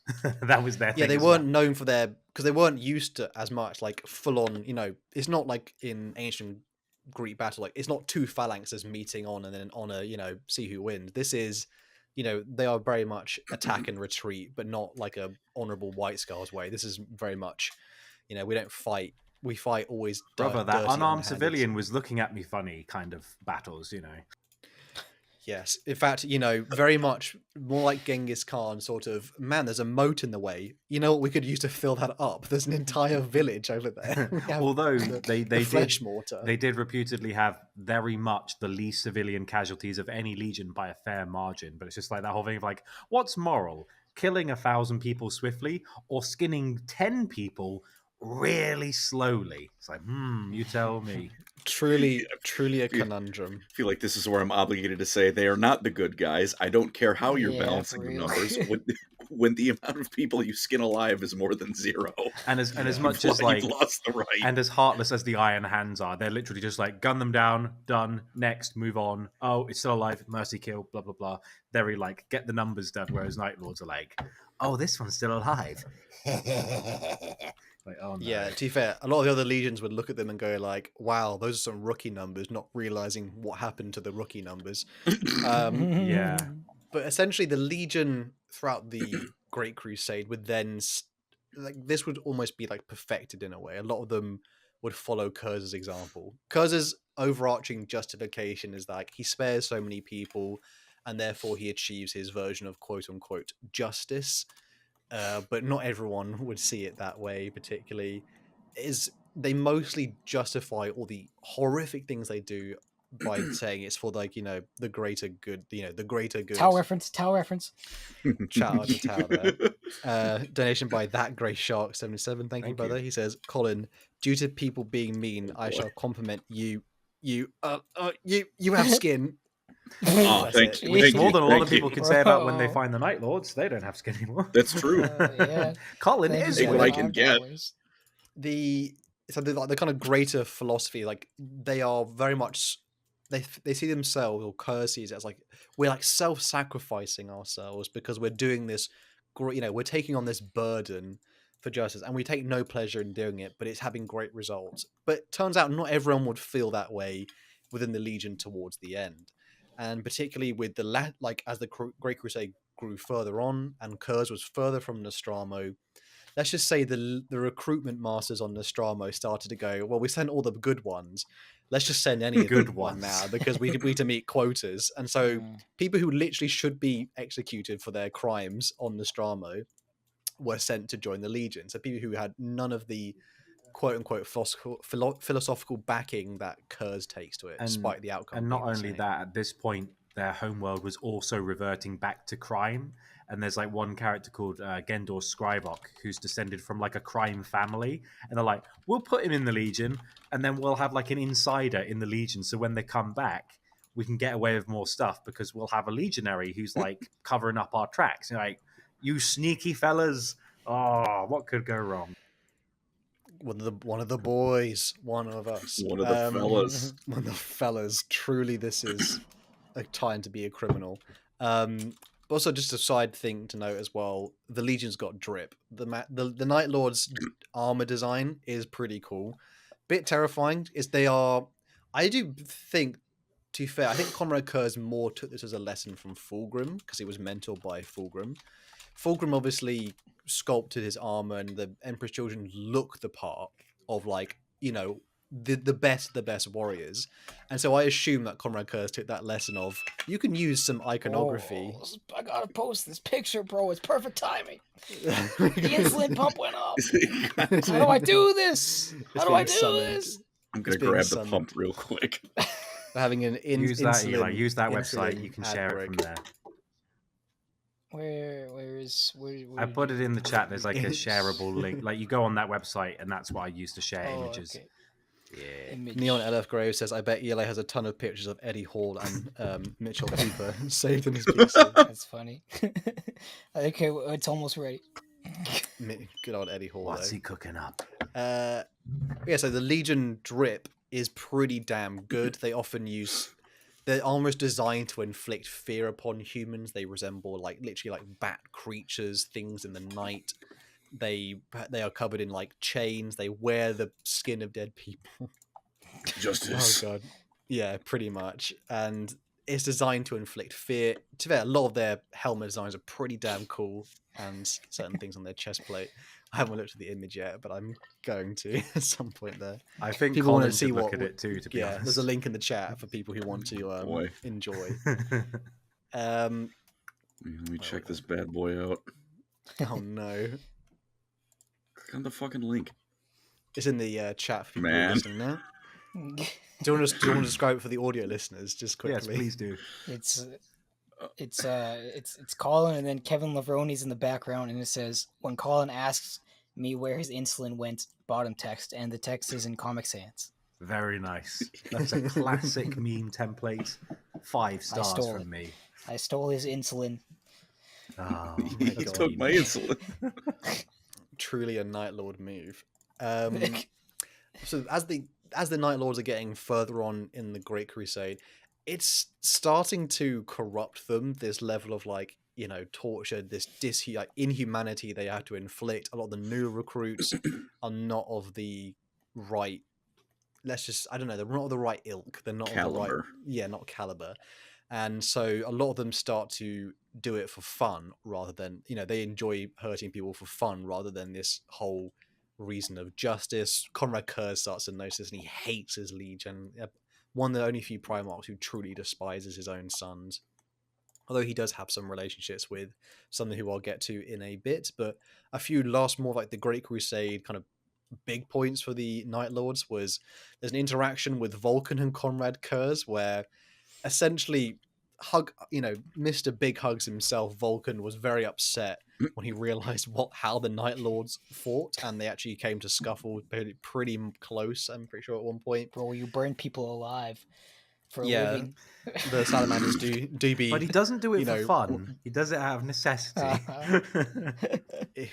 I assure you, this Eldar child needed to be this Xenos orphanage was just... They had a weapon. And also, it was like that when I got there. And also, for every Eldar child we burn, we take the ashes to help bury seeds for trees, which will grow into new life, and it will help nourish the roots. So it's actually a good thing because it's green. Yeah. So why do you hate vegans? What's wrong with you? I think we have 2 donations here. Thank you, Tom Horn, again, brother. He says you can't steal an American's insulin. That's a grand. No, my Actually, money. might be true. Incoming backup says pancreas no work. Have you considered making it simply work? Oh wow, that was my bad on that one, dude. I should have just factory reset. Thought about that. Bro, press control. Just, that little bit where you get a pencil and you put it in the thing to reset. It's easy. Just dig around in there. Also, the Night Lords used to be my favorite legion. Then it was Salamanders, and now it's Word Bearers. Is that concerning? Nice. I think that Good could literally choice. be Good choice. considered a conversion. It sounds like it. It's a character arc. He's seeing the truth, the primordial truth. I understand the Boingob obsession now. It all makes sense. But basically, at this point, towards the end of the Great Crusade, the Legion is basically filled with literal scum. Barely, they are pretty much the worst of the worst in terms of as human beings.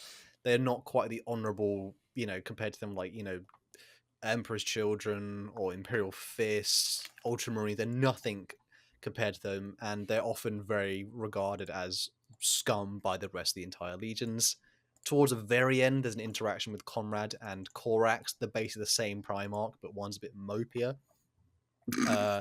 Where essentially Conrad Kurz is just in a city. He had to, quote unquote, purge some of his own legionary sons because they've been acting up. They've been acting unwise near the civilians.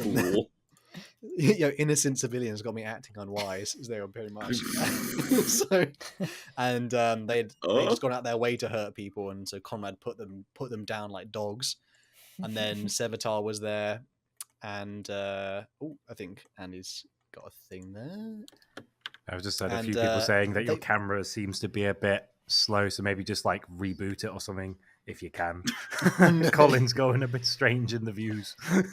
Harry Ballantyne donation, thank you, brother. He says Eli the kind of guy to eat people for the protein. Yeah, that's right. Or stimulants. Thank you, Truly an Emperor's Children fan. Thank you, Eli. I was waiting for somebody else to make the joke, but they weren't catching on, so I had to do it myself. Fair enough. my man be huffing civilians. But the Conrad Kurz was basically playing with his like lightning claws, and Sevatar, who's a legionary we'll talk about in a second, he sort of appears and he goes, "Oh man, we need to get out of here." And then Conrad goes like, "We're basically not alone here." And then literally emerging from the shadow, where I think it even says in the book, there's no way an actual thing could hide in that.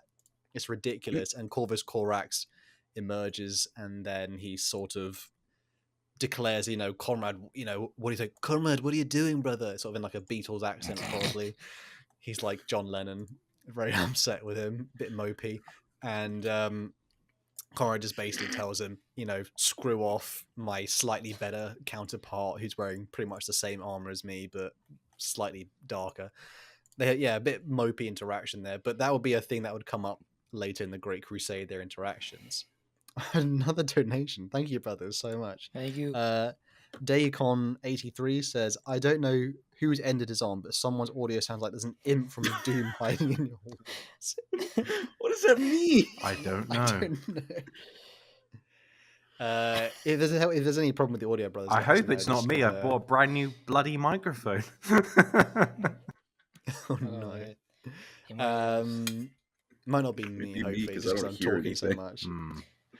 But yeah, so as we get onto like sort of a end of the Great Crusade, I'll just go through some like famous legionaries quickly. There's Sevatar, first Captain Sevatar, Jago Sevatarian, really well beloved, quite like a cool character, often filled with like good one-liners. He's a bit sarcastic. He doesn't know why everyone likes him because he doesn't take anything seriously, but everyone sort of finds him very cool. He has like a cool interaction during the Great Crusade where he duels with Sigismund, and Sigismund being like the best sort of duelist in the entire Astartes, like even probably since, he manages to sort of have equal footing with him because Sevatar is sort of latent psyker. There's also Shang, who is the equerry of Conrad Kurz. This poor guy is basically told to his face so many times, like, do you know why you're equerry? It's because you basically you roll over and take it. Like you basically acquiesce every single time, you utter like wimp. But he's I think he might have been a Terran as well. Shang's somewhat interesting. Yeah. There's Zosahal, who's a Terran-born, one of the oldest of the Legion.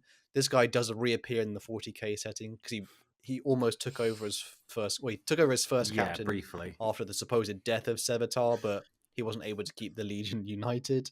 I think another donation by Dante. Thank you, brother. He says, "Is Colin traveling through the wall?"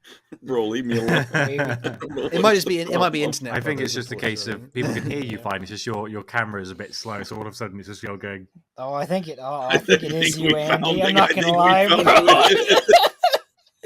Your cord might not be plugged in all the way. Oh my gosh.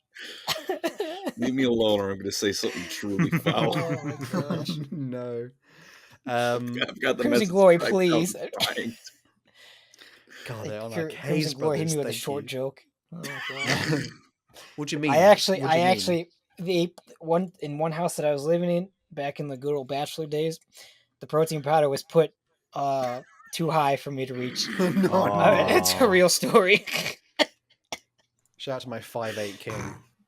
Oh, bro, 5'8". What are you, a giant? I was giving you extra. 5'8". 5'4". Bro, I just tried to lie on your behalf. That's like poser short. You gotta be 5'5" or less, bro. 5'7". I'm too small. 5'9" gang You're rise literally up. tall. You're literally tall. Literally 1 centimeter of 6. It's fine. When I went to China, I was the average How I height. suffer. It was very nice. Oh my gosh. So just a few more characters, which is there's one called Gendor. I hate saying this guy's name. Gendor Skraviok. Gendor Skraviok. Good name. Skraviok. This is a guy who's known as the Painted Count. He gets like a cursed sword during later parts of like Horus Heresy. He does a and he's mini also basically a Fulgrim. demon now. He appears at the Siege of Terror and he gets tortured for eternity at some point. It's like here's a crazy story, like really When that random. happens to me. There's also Although the character he also Talos. briefly gets trapped in Perturabo's maze, which contained Angron. But then the demon sword is just like, go left, go right, go left. He's like, this is easy. And he gets out really like, typical demons being cheeky. You're stuck in here with me.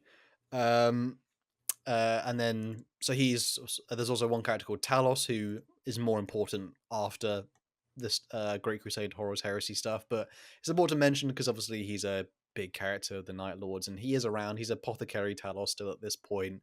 Big, no one remembers him.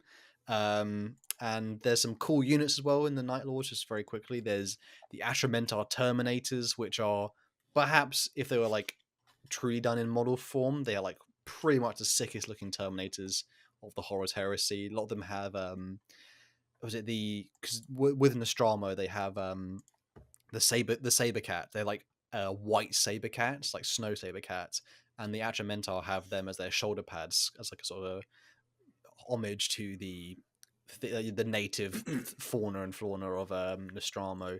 They often are equipped with lightning claws. They're pretty damn horrifically scary. There's also Raptors as well. Raptors like the Jump Pack troops, who I think were first sort of properly used in the Night Lords Legion. If people make Raptor models as well, they often paint them in the Night Lords colors. And there's one more bit I want to mention, was their unique ship called the Nightfall. This is literally a prison ship. It's a maze. This thing is used to torture a few Primarchs in some way. Poor old Vulcan is thrown in here and tortured by Conrad Kurz at some point. It's not important. It's also at the Siege of Terror for Angron. It's just a massive ship, and it's pretty... I mean, it must be so big that it literally contains Primarchs running around in it for weeks, so that's a fun thing. But towards the end of the Great Crusade, like very end of it, basically Conrad Kurz has a massive panic attack where he's been driven mad by all his visions he keeps seeing, even since he was on Nostromo. And he essentially lashes out at dawn, even though Conrad Kurz is like in the middle of seeing the Horus Heresy. He lashes out at dawn, and he's ashamed of it, so he runs away with his legion, realizing like everything is poisoned, everything is rubbish, and all the rest of the legions, well, quite a few of them are like chasing the Night Lords because they're going towards Nostromo. And the entire 8th Legion assembles above Nostromo, and they pretty much... I'm sure who said something in the comments now. We got a lot of comments. Kill Harry says Eli's like a pit bull. Stands in your car's hood, but he can't hurt you. DJ Beast also said, when will Eli consume Colin and use his bones for subpar toothpicks? Good lord. And then, why does Eli, the strongest of the group, not simply eat the others? Thank you. And then we also have membership from iZen0NL. I said that wrong, I'm sure, but thank you. That looks like a cool Night Lords model in your profile picture. And then a donation from Hermit Berg. Andy sounds like Zinch T-posing on his mic. Oh, no. Thank you for the $2. I hope it's not me. No. Technical issues. Oh, no. But Also, essentially, bless you, Crimson Glory. the entire Legion arrives above the world of Nostromo, and Conrad essentially says, that world, it's ruined me, it's ruined my Legion, everything, here's time for justice. So they declare that they're going to destroy it. And meanwhile, like, people are calling from... What's happened now?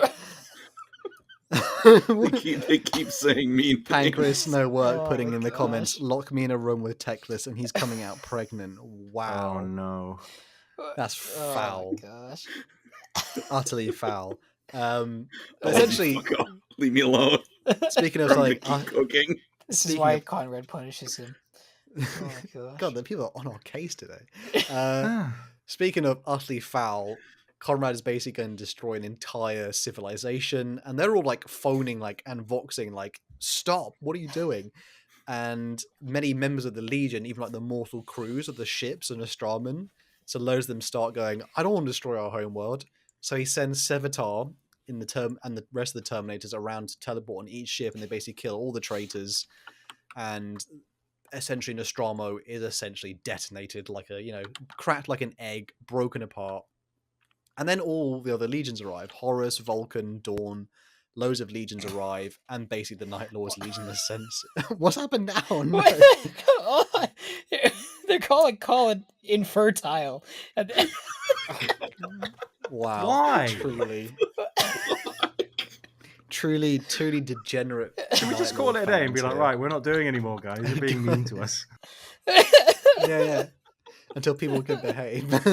You have to pay to neg us, to be fair. You know what I mean? At this point. But essentially, the Legion is censured. It had been a long time coming because their quote-unquote Legion tactics that had been undisturbed for like over a century was suddenly the problem. So a lot of them were complete, like, you were happy to let us burn worlds, but now it's suddenly not right. And this is basically when the Legion would be approached by Horus. This would be the first time they would yell out their big battle cry, "Death to the false emperor." And the Legion would then betray the Imperium for the... What we just mentioned, the way they see it is replacing... It's just vengeance against the Emperor who has, allowed them to do all this dirty work. And then, in a way, like, they want to put Horus on the throne of terror. And that is the Night Lord's Legion during the Great Crusade.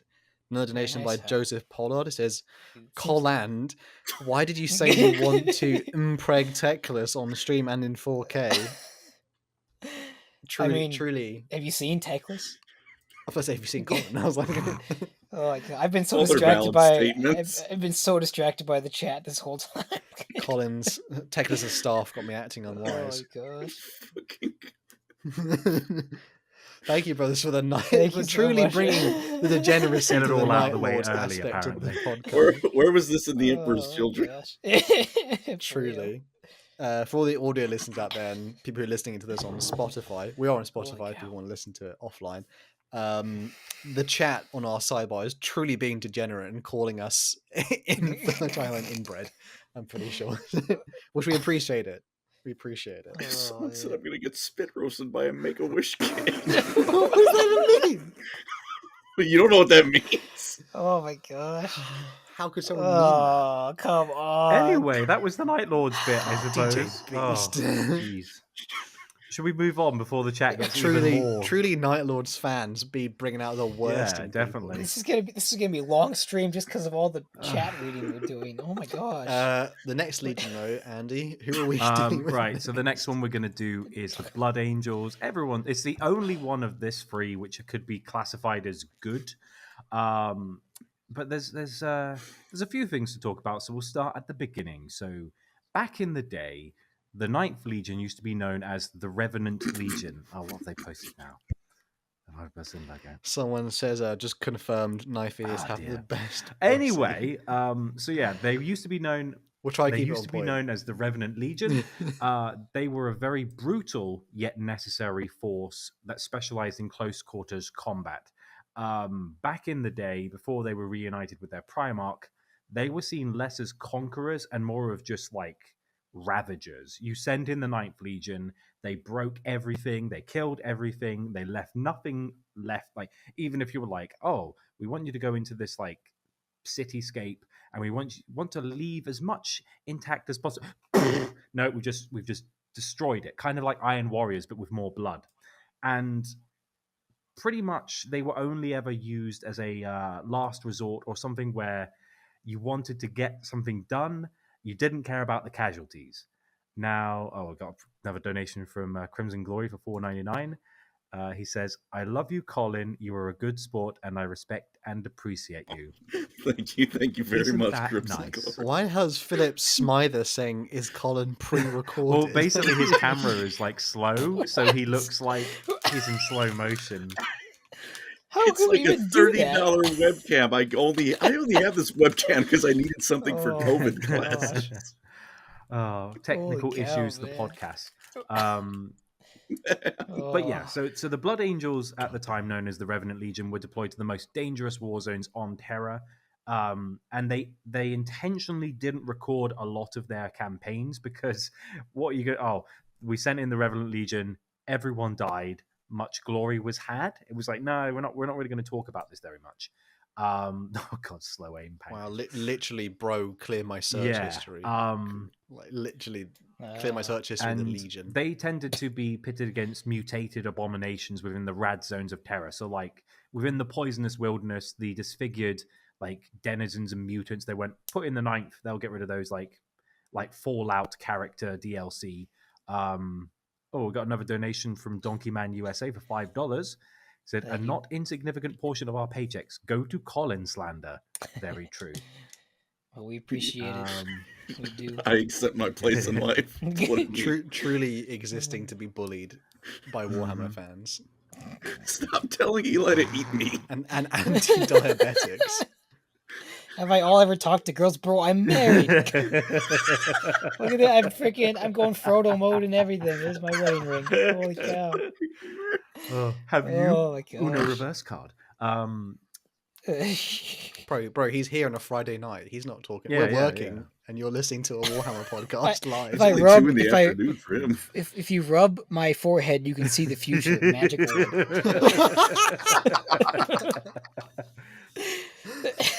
Oh Holy god. shit. Tough stream, Oh, boys. God. Tough stream. It reminds me of the joke where someone says, "Looks like that guy's hairline is social distancing." Also, I Yeah. think Pinky Prime won the bingo. Well done, Pinky Prime. Hey, So good job. but because anyway, back to the Revenant Legion. So pretty much every single Astartes from the Revenant Legion had to endure a load of pain, a load of struggle, and oftentimes most of his friends, his comrades, they didn't survive very long. One thing they liked to do, which the other legions didn't like, they ate people. So we all know that the omophagia. It's very on point right Yeah. now, isn't it? Very. They're on just point. like me. Eli.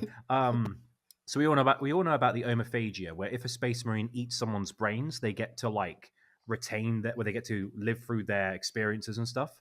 They did this all the time, and they didn't just do it to their enemies; they did it to their own men. So if, for example, here we go, we've got another donation from Tom Warren, $5 saying that proves nothing. Perhaps you use sign language to communicate with your wife. True. What? No speaking is involved. Gosh. Does that mean if I eat Colin, I'd Oh have my memories gosh, I of being see. a Yes. diabetic? Yeah, you get memories You of losing feel your how it insulin is, while yeah. panicking. And we, God, that's no offense. And we That's also not- got a donation for $4.99 from okay. Damien P saying, "Look, Colin, just make the 1 hour Thank you. Bretonia video and I'll defend you in the comments." There you go. No way Okay. in hell. It'll Fair happen. enough. It'll happen. No. The donation would have to be Thank you. ungodly to even consider. So, one thing that's interesting, I think, if I'm not mistaken, the first Legion Master, I think it was a guy called Ishidur Osuros, and he was known as the only Lord Commander because what they did is every time he died, one of the Revenant Legion would eat his body. They'd get all his experience, and then he would assume his name and become the new commander. So they had this. They ate so many people that was their thing. They were the guys who ate their enemies, and they didn't have to be resupplied as much because they ate everything, including their own people. And they also were really good at fighting because everyone who was like, "I'm going to run into the fray and smash him with my sword," they get shot. Oh, I'll just eat my friend. And now I experience that and go, that's a bad idea. And you learn and you improve. And that was kind of their thing. And because they were basically cannibals, none of the other legions really liked them because that's kind of if I was to put on my dating apps 5'9", really, really funny, eat people, that would probably raise a few eyebrows. Loves Warhammer. Not going to happen. How the hell is this guy? Is it M.H. Miaholov who says, "Get memories of running over a raccoon"? How do you know that it was I ran over a badger? You just I must have told the story about running over a badger by yeah, accident. It's so English, that sentence as well. Raccoons learn their lifestyle from Colin. Oh dear.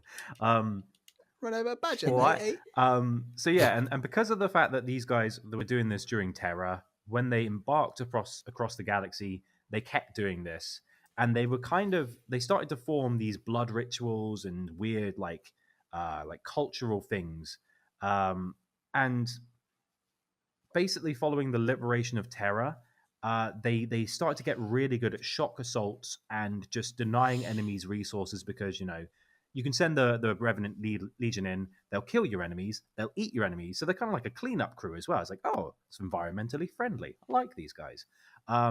Yet this would all change upon the moon of Baal Secundus, where the Primarch of the Blood Angels, or the Ninth Legion at the time, would be found and inducted into the Imperium by the Emperor of Mankind. Now, we all know about Sanguinius. He's a beautiful boy, and everyone in the Imperium loves him because he has wings and he's pretty. More handsome Fulgrim. Yes. Overrated. Nope. Way Wrong, more. wrong, none of that wrong. lip filler, none of that Wrong, augmentation wrong. or, Fulgrim's all natural, No, baby. Fulgrim's no, all natural. perfumed Sanguinius Timosian is some poser. mutant He spawn. takes 5 hours to get Yuck. ready. Nope. You guys yeah. nope. Doesn't look synthetic. Doesn't look like. Fulgrim's No, beautiful. No, he's My using beautiful filters. boy. Anyway, so Sanguinius is known as the Great Angel, and everyone loves him because he's noble and proud and great. For a while, what are you laughing at? So Lego World Trade Center set no. made me laugh. Ignore the comments; they're being Second naughty. thing has struck the tower. Hey! Are we trying to get every Oh, like, man. the bingo card now is going to be the YouTube? There's been a comment in Lego City. I already said I'm going to get Teclis pregnant. Can we really get worse than Probably that? Seriously. Probably mentioning certain amount of more than one tower. Anyway, so basically what happened was Sanguinius was brought back into the Imperium, and he already knew in his like soul there was something not quite right. He had this like anger and rage inside him that he always had to keep like locked in check. And for the first few decades, he didn't actually lead the Revenant Legion. I think it was like, oh, not decades, a few months. It was like, I think, what was it? About 4 or 5 months, half a year. He actually fought alongside Horus, Lupercal, and the Lunar Wolves because he wanted to learn how to wage war effectively, because his main goal was he wanted to bring peace and prosperity to the Imperium with as few costs in lives as possible, and waging war in an ethical manner, at least more so than the Night Lords, for example. I think Sanguinius had never led No, armies. he'd never been like a warrior lot of them as had, such. Yeah, he'd just been a leader. We got another donation from Crimson Glory for $1.99 saying Fulgrim is the liver king of beauty. Yes. Wow, that's How actually could you say this? How could you say this? Even as a little baby boy, he was beautiful. All the people loved him. Hello, Fulgrim, who's working up to mine. Don't like Sanguinius. Ugh. Why do you keep turning into a dwarf? GJDs, we can't tell if you're serious or not because just Colin is so delayed. He laughed at the joke 5 minutes ago.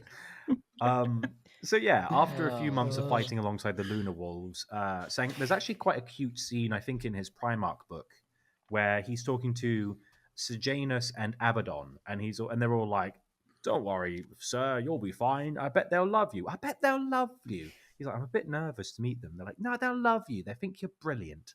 And he's like behind the curtain, like, "Oh, I'm gonna meet my sons. I haven't met my sons. I've been a bit of an estranged dad for a while." And he meets them, and what he does is he actually kneels before his sons, which is very uncharacteristic for a Primarch. This guy ripped off Fulgrim. They kind of give each other side eye literally as well. Fulgrim Don't they? Fulgrim does this. The Legion gives each other like side eye, being like, he's not meant to do that. But the thing was, That's a bit the weird. Legion really liked it because their entire life, all they ever got was people going, "You're not allowed to eat people. You're gross. Ugh, I bet they smell. Ugh, they're ugly." And then all of a sudden, it's like, we're meeting... Truly being oppressed and here. Lifter oppression right you there. should be able to eat people's brains. They'd be It's giving fine. cruel Yeah. nicknames as well. Yeah, like Chomper and all that. Oh, nasty. There's one thing I just remember, which I find so I can't remember where it's from, but the guy goes, because in the army people get given nicknames very easily. So there's one guy who had he had one leg shorter than the other, and they called him a sniper's knight because he would rock back and forth. Oh dear. Sniper's knight. Hal, the trivia He was you so bring to cruel. LoreCrimes is truly amazing. Are you telling me your life is not more? No, I'm blessed genuinely hearing that I'm sincere when I say that. I'm not being cynical. They're always. It's always lovely. Yeah, it's always right Sniper's out of left nightmare. field, in a good way. To be fair, they often do it. If someone's missing a hand, they call them hands. Or you lose a finger, they'll call you Trigger. You're like, I see what you did there. Very good. So yeah, basically, instantly, Sanguinius won the love and respect of his sons. They were all crying and having a good time. He's like, "Oh, he loves us." Oh, what's going on?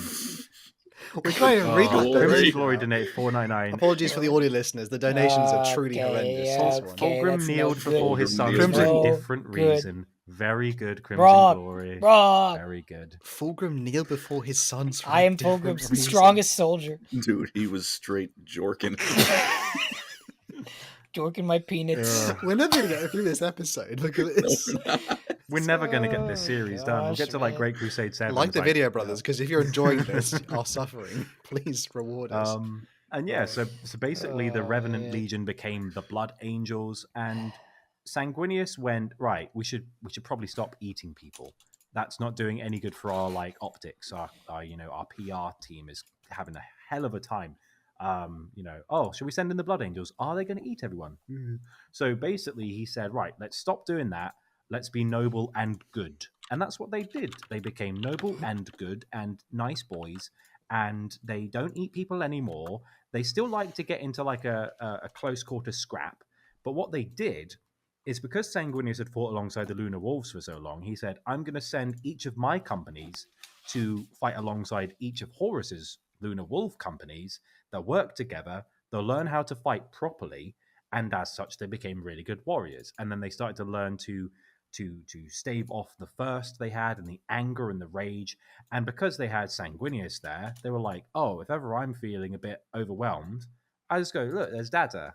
He's good, isn't he? Ah, love him. And that made them feel better. And to be honest, imagine if you'd been like fighting for 100 plus years and you're a veteran in the Revenant Legion. Everyone hates you. Everyone doesn't like you. All you get for breakfast is brains and like tissue. And then all of a sudden, this like beautiful man comes and goes, I'm your dad and I love you. So, oh, thanks, Dad.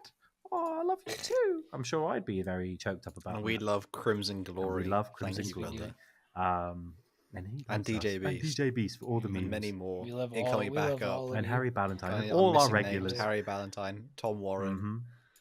I'm missing names here. See? but- Hell is a gene stealer infiltrating the podcast. It's the weirdest shit. Is it because I'm saying sus? I say To be like fair, yeah, sus. we only see like his waist up. There might be another arm somewhere there he's hiding. I don't know. Yeah, it's helping Fulgrim on his knees. Ugh. Anyway, moving swiftly on. Stay in your lane. I didn't. I say sus stuff, and then Colin said something about Teclis and pregnancy. So like, I think I'm in the clear. Hey, stay in your lane. That's my That's thing. that's his No, USP. stay in your lane. Stop stealing his stuff. Oh gosh, man. Anyway, so the Blood Angels like do this for a good 10 years. They're fighting with the Lunar Wolves. Then eventually they're allowed to go on their own, and they're getting really good at it. They go from being like savage berserkers to like a more like shock trooper, noble. We fight with honor and we use swords more than chain swords and axes, and we like to make sure we use mercy and restraint. Good stuff. They went from savage like marauders to disciplined knights, and in a very short amount of time they became one of the most venerated legions, because under Sanguinius's guidance, all of a sudden the Imperium loves them. They go, oh, Blood Angels, they're a good bunch. Oh, I love them. I'll give them a Chardonnay, Neuve de Pup. They like wine. I don't know why they like so much red wine. must be a Baal thing. I don't know. And yeah, that's pretty much it. Only thing that happens after that is they go to Cygnus Prime and shenanigans happen. And that's pretty much it. Other than that, we could mention a couple of fun characters. Video recently on a guy called Astartes, who's like an original Revenant Legion guy. He had like his jaw damaged and he wore like a silver mask. And he was uncannily good at not dying. He kept going in like the thickest of fighting and surviving. And no one really liked him, because as the Legion started to become more Baal and less Terran, they were like, oh, we're ashamed of our past. And this guy's like a reminder of like the guys who eat people. And then during Cygnus Prime, he doesn't get the Red First or the Black Rage. And then they hate him even more, because it's like, oh, well, he didn't like turn like we did, but we're better than him because we didn't eat people. And he's just there going, I'm just trying to do a good job. Oh, poor Asta. Most of the other... And there's a cool bit where Sanguinius meets Dragatai Khan, and then the White Scarf and the Blood Angels just basically look at each other and just go, duel? They went, yeah, duel. And I think one of the White Scarves comes back all like bruised up, and he went, was that fun? He went, yeah. So it was good. Yeah. And they have that little banter where they're like, oh, you know what? People always call me a barbarian, and I'm actually a nice guy. And then the Sanguinius is like, you know what? I'm not actually an angel. You're like, ha, ha, ha. And they were best friends. Like, Sanguinius's best friends were Horus, Jagatai, and Lehman Russ. They were his three like main guys. Even Jagatai Khan looks at Sanguinius and goes, I'm thinking thoughts I've never thought before. Yeah. But it's very hard because the Blood Angels, there's not really much on their Great Crusade No. lore, to be fair. There's the Sanguinius Primarch book, but I've not read it at the moment. But shall do when I cover Sanguinius, to be fair. Oh, and the donation by Document USA. Thank you, brother. He says, currently at work in a factory wearing my work boots and a wife beater, working with dangerously fast steel while laughing my ass off. Nice. Glad we can make it go easy for you. Yeah. Please don't include us in the lawsuit. Bless me. Be careful with those machines. when the trigger nickname is earned. Yeah. Jeez. I made a work related meme. It's up there somewhere. It's a malice give it a pin. propaganda. Yeah, I saw it. Let's have a look at this. Blood as well. Blood Angels drip.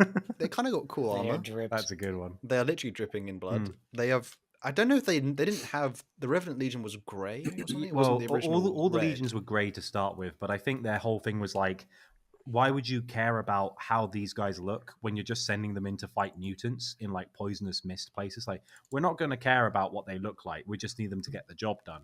Because again, we're just doing all this job, killing all these people, and no one appreciates us. And then Sanguinius is like, I love you. Oh, we can get nice armor now. So, Dark Master MC says, "What did I miss? My God, is this the episode? Yeah. Like, Quite you've a lot. missed a lot A little bit, yeah. of slander." Yeah. Technical issues. I guess slander, the last all thing sorts.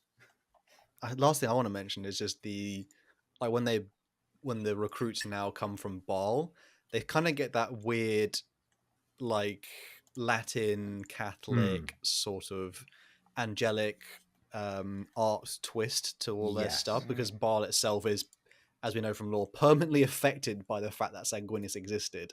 And there's like two angels fighting in the warp over like the soul of Baal itself. Very odd. But basically every culture that will ever live on Baal. I don't know if I want to read this. DGB send me an image, bro. You gotta send that to the chat so we can. Oh my gosh! Thank you, DJ Beast. Our resident extra fifth member, DJ Beast. Our resident meme maker. Yeah. Yeah, but basically, the Blood Angels sort of, the people who come from Baal will permanently be affected by sort of angelic iconography and things, and the armor of the Blood Angels sort of slowly starts to take on that look later on. Yeah, they're quite cool in the. I mean, they really don't get much during the Great Crusade until the main dichotomy is like a good example is like I quite like Raldoron, who's the first captain, and Ascalon, who's the leader of the Sanguinary Guard. Raldoron's very like stern and stoic and all about we're just going to do the job and we're just going to do it properly and we're not going to use too much flair. And then you got Ascalon in his gaudy gold armor, like we're superior and we're great. And it's like they're trying to wrestle between like ostentation versus getting the job done, and how much do we give into our savagery and how much do we put the veneer of nobility over like the bloodthirstiness that's endemic in our legion, which is like a fun thing.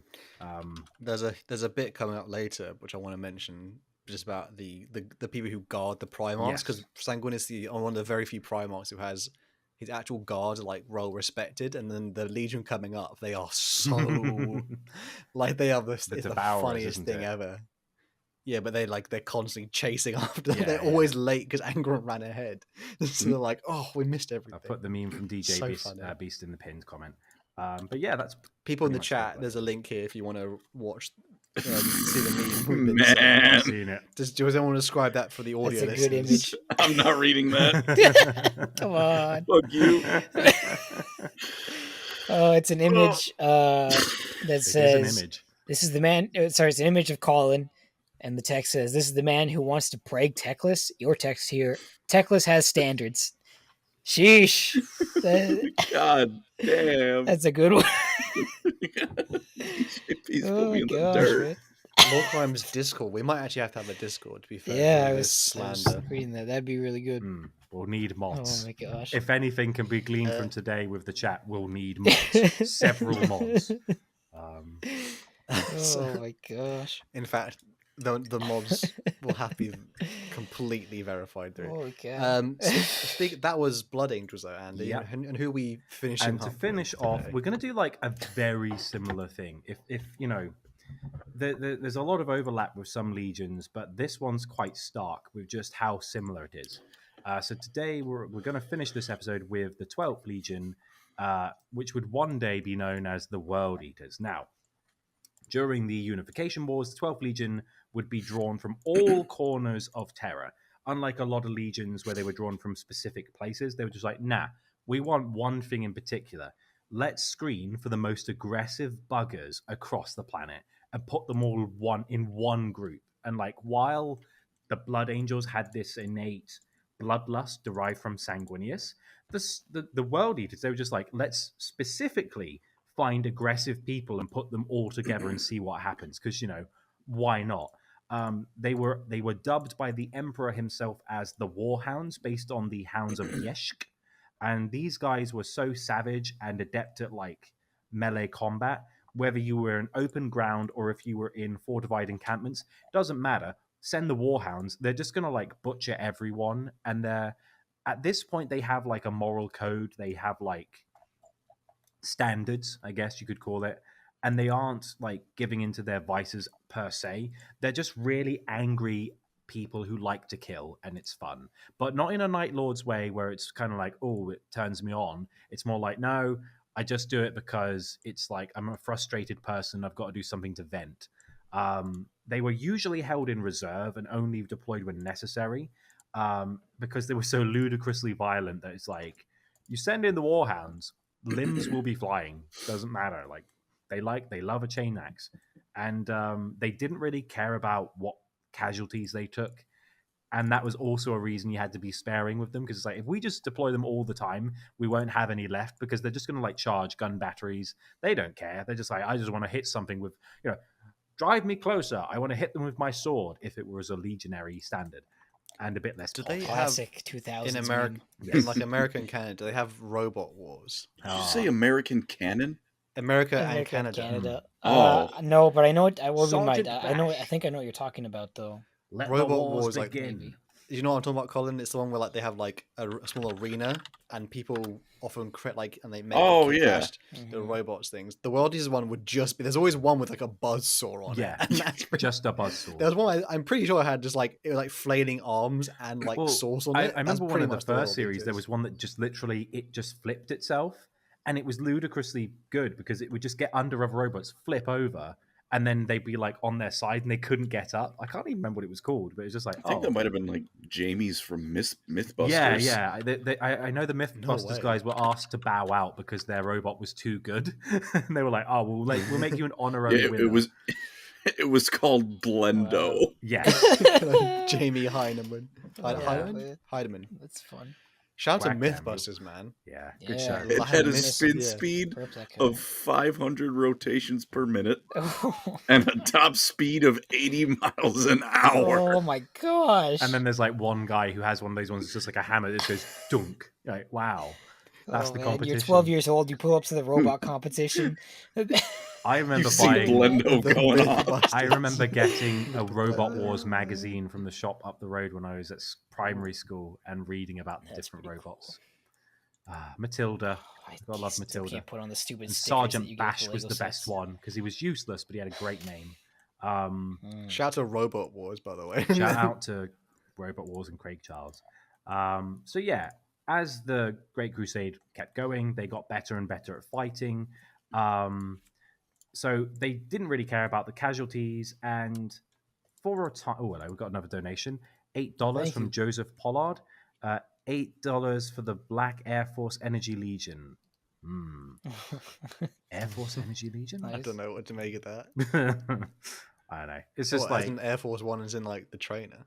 I was thinking isn't Air Force One the president's like thingy? Colin Warren. Colin we need some America lore, Colin. What's going on? Born to Center Text, forced a goon. Oh my gosh. Oh no. Sorry, I'll share this little meme. More memes for the chat. I don't have any neck tattoos. It's just a thingy. Anyway, so you said earlier. God, what is this now? What's this? Let's have a look. All right, I forgot to mention Andy was in prison for 30 years. He's come out to be Warhammer Law. All the like tattoos on my knuckles. So yeah, you earlier, Hal, you mentioned about how the reunion with the Night Lords wasn't a very happy time, it could be said. Wait till you hear about Angron. So Angron, he grew up on a planet called Nuceria within Ultramar, funnily enough. So, Gilliman's like his next door neighbor, and he doesn't even know it. And Nuceria had this thing where the nobles called the High Riders like to pit people against each other in arenas to kill each other. Fun times. Family fun. Yeah, family fun for all ages. You just put them on the sidelines and watch as the blood spatter, like, I'm going to catch it in a jar. And yeah, unfortunately, Angron, who was designed to be like the empathy Primarch, he got turned into a slave fighting in the pits, and he was not playing ball. They put these things called the butcher's nails in his brain. He became a frothing mess, and he led his gladiator friends called the Eaters of Cities to a last stand in the mountains. The Emperor rescued him, and let all his friends die. And now you're in Angron's shoes. You've got this thing biting into your skull every day, and it really hurts. You're annoyed about your dad, who you've just met, who's just let all your friends die, and all your friends have died, and your homeworld thinks you're a coward because you've run away. All of a sudden, these bunch of guys turn up in armor and like, Daddy! And you're not having a good day. Bruh. We got yeah, Crimson Glory. Big one from Crimson Bless your Glory. soul. $49.99. Thank you so Oh my much. god, Crimson Thank you. Glory. This is faithful, enlightened, ambitious brothers. Blood for the blood god. Skull for the skull thrones. Skull for Let the the skull galaxy throne. burn. I agree. So Thank true. you so King, much, so true. brother. Thank you.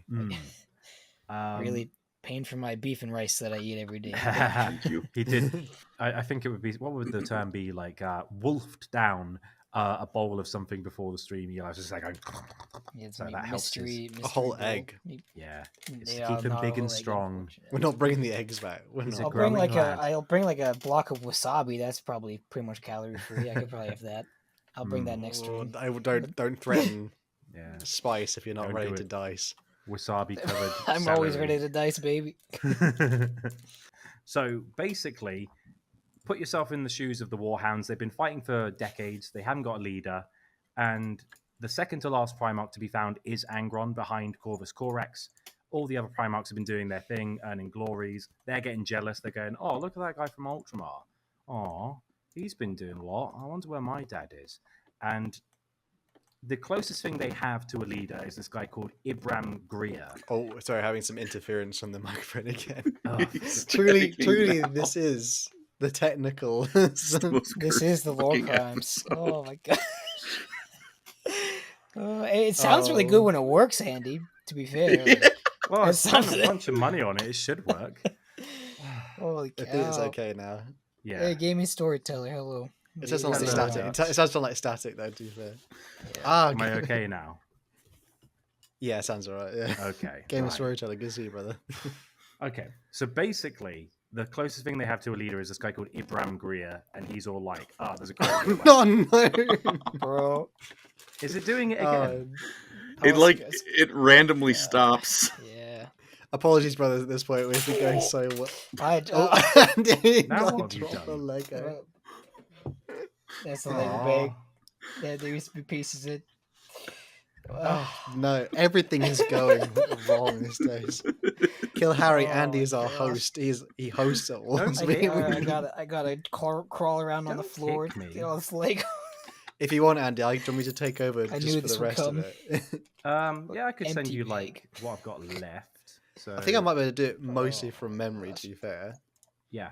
Okay. So Andy was just described. Sorry, brothers, for the apologies for the Oh, technical stuff. gosh.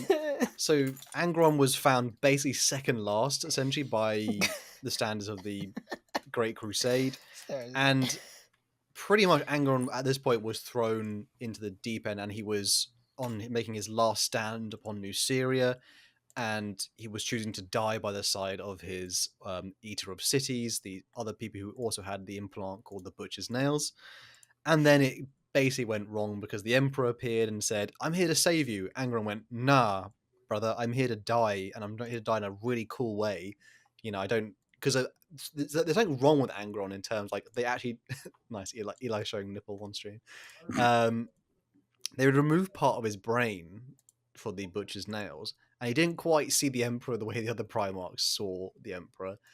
And so essentially the Emperor had to force him. He, before the final battle, he was taken away, and this made Angron pretty much earn his name, as he was pretty much inconsolable, fury, grief, everything. And then he has to meet his legion. And one by one, the leaders of the legion at this point here, they're like, we finally found our Primarch. It's so late in the Great Crusade compared to some of the others, but they're just happy they found him. And then the Legion captain walks in and immediately gets turned into paste. It's pretty... And then, so obviously a lot of them are pretty shocked. We have a donation by Crimson Glory again. Thank you so much, brother. He says, World Eaters are your favourite, right, Colin? I knew we had something in common. Yeah, truly. Truly. He loves corn as well. And at this point, subsequent masters of the Legion... So, funny enough, the guy who just got killed, then you're like, well, it turns out you're promoted next, Brian. And then Brian goes in and gets smushed. And it keeps going to the point where Khan, captain of the 8th company, he goes in and finally manages to he holds his ground and lives long enough. Oh no. I eat homeless people. Harry Valentine said Angron is like you later and homeless people, free protein. There's a clip for you. It's okay. And at this point, Khan just lives long enough to sort of show his mettle towards Angron, showing like, this is the Warhounds. We are worthy, and sort of it brings Angron out of his rage just long enough for him to agree, like, I'll give you guys a chance. And he, as he's limping away, like brings Angron out, and they're all like, oh my god, he did it.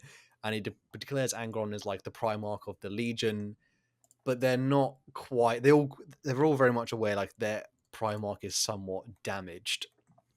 And this would go on to be where the Legion and Primarch are reunited, but it continues a continuing story where the Legion is constantly trying to earn Angron's affection. They're very jealous of all the other legions, because a lot of them get on well with their Primarchs. The Primarch introduces them to like their ways of war. They bring them into their brotherhood. Angron is just a lone soldier who's kind of just trying to find a way to die. And they would eternally try and seek after Angron's affections, and would never really earn it until much. Well, that's a Horus heresy thing we'll have to go over. And at many points, so the beginning of the Legion now, they're already quite melee focused, quite heavy like shock troops.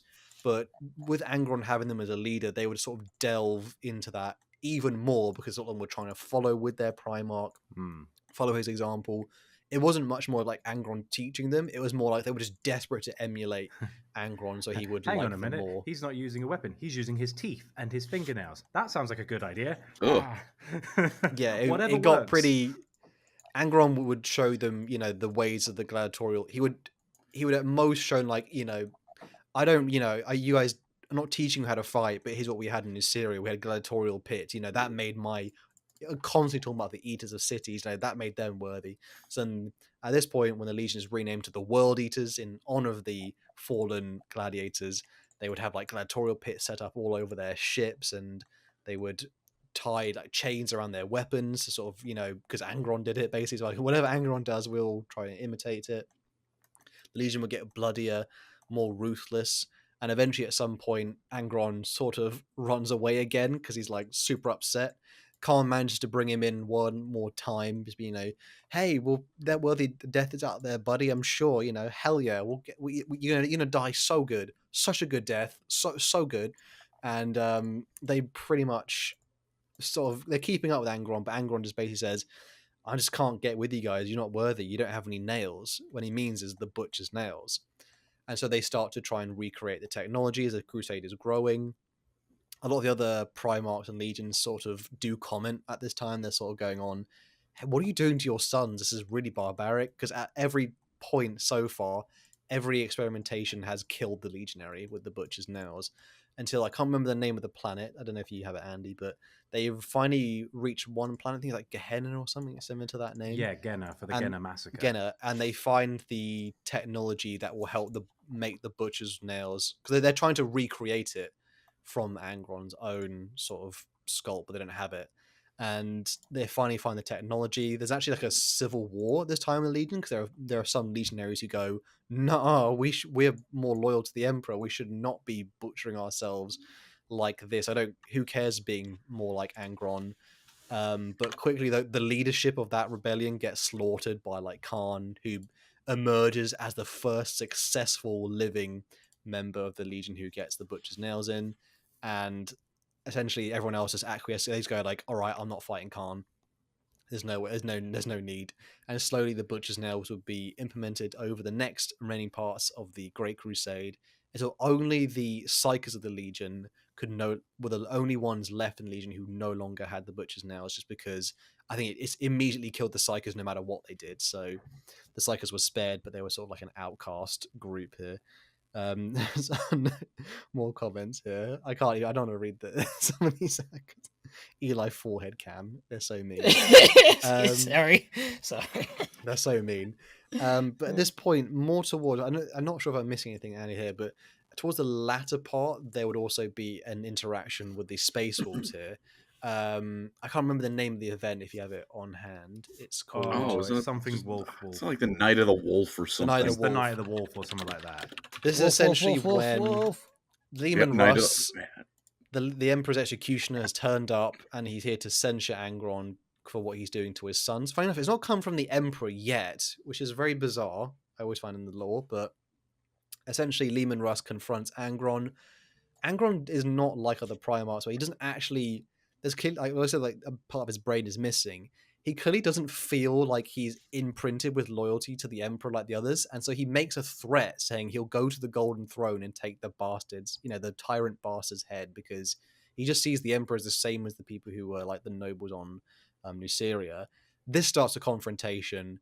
Essentially, the Angron manages to push ahead, and he manages to almost bring down Leman Russ, but he realizes it was Leman. He doesn't realize this; he'll never accept it.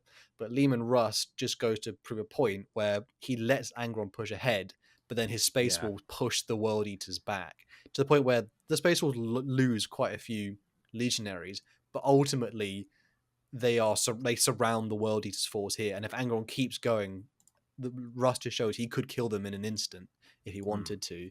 It's to show him the fact that he doesn't work with his sons, and that what he's doing to them, putting the butcher's nails in them, clearly makes them inferior tacticians, and the point is basically trying to show him an example. But again, Angron's too stubborn to even sort of take it little in. interaction where Angron's retelling this to Lorgar in Betrayer, I think it is, and Lorgar's going, "You don't get it, bro. You don't get it. Leman was right. Leman was just like, nah, he's a pompous asshole." And you're like, "Oh, Angron." It's very much the person. It's the person who says, "I won the argument," and then they tell you what happened, and you realize they did not win the argument. You're like, "Bro, no, you didn't win that argument." Yeah, like, no, you were in the wrong.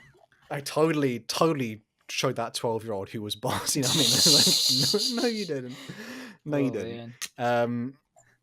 But and then I smacked Leman, and everyone cheered. It's like, did they cheer? No. But even at this time, to be fair, a lot of the Legion. So, and as well, like mentioning just the drip. I always like mentioning the drip in Warhammer stuff. Legionary colors at this time are like they're the cream white with blue pauldrons, which in fact I do kind of prefer a lot more the original Legion colors for the 12th Legion, the World Eaters. But even at this point, it was like with the butcher's nails, like they call it like the biting of the nails when they're not. The nails are biting. They're not fully enraged. They only feel pleasure when they're like enraged and lost in battle. They actually start to get their. Go ahead, sorry. Did anyone see that post where some dude at a tournament who was playing World Eaters? It's a guy on Instagram. I talk to him semi-regularly.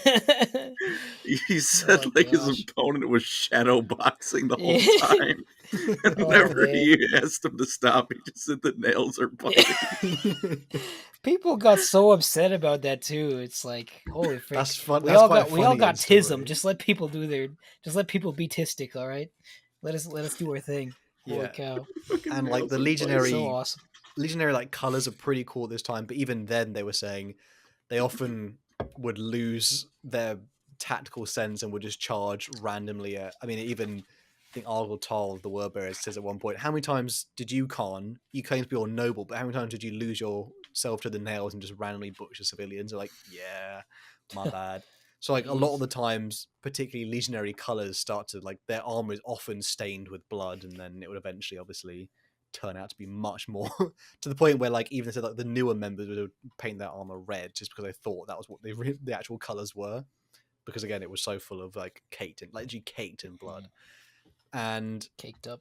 from what I can remember, like towards the latter part they have in the Great Crusade, it's at the very end where I think Angron essentially joins with Horus and they're attacking it's the book in, I think it might be the end of False Gods, and essentially is where the betrayal is starting to begin, but the worldies are not sort of really inducted until after this point where they're killing a world in which they shouldn't be doing it, and Angron randomly gets buried under rubble and then he suddenly emerges, but then he's lost the nail, so he randomly kills like some of their own men as well.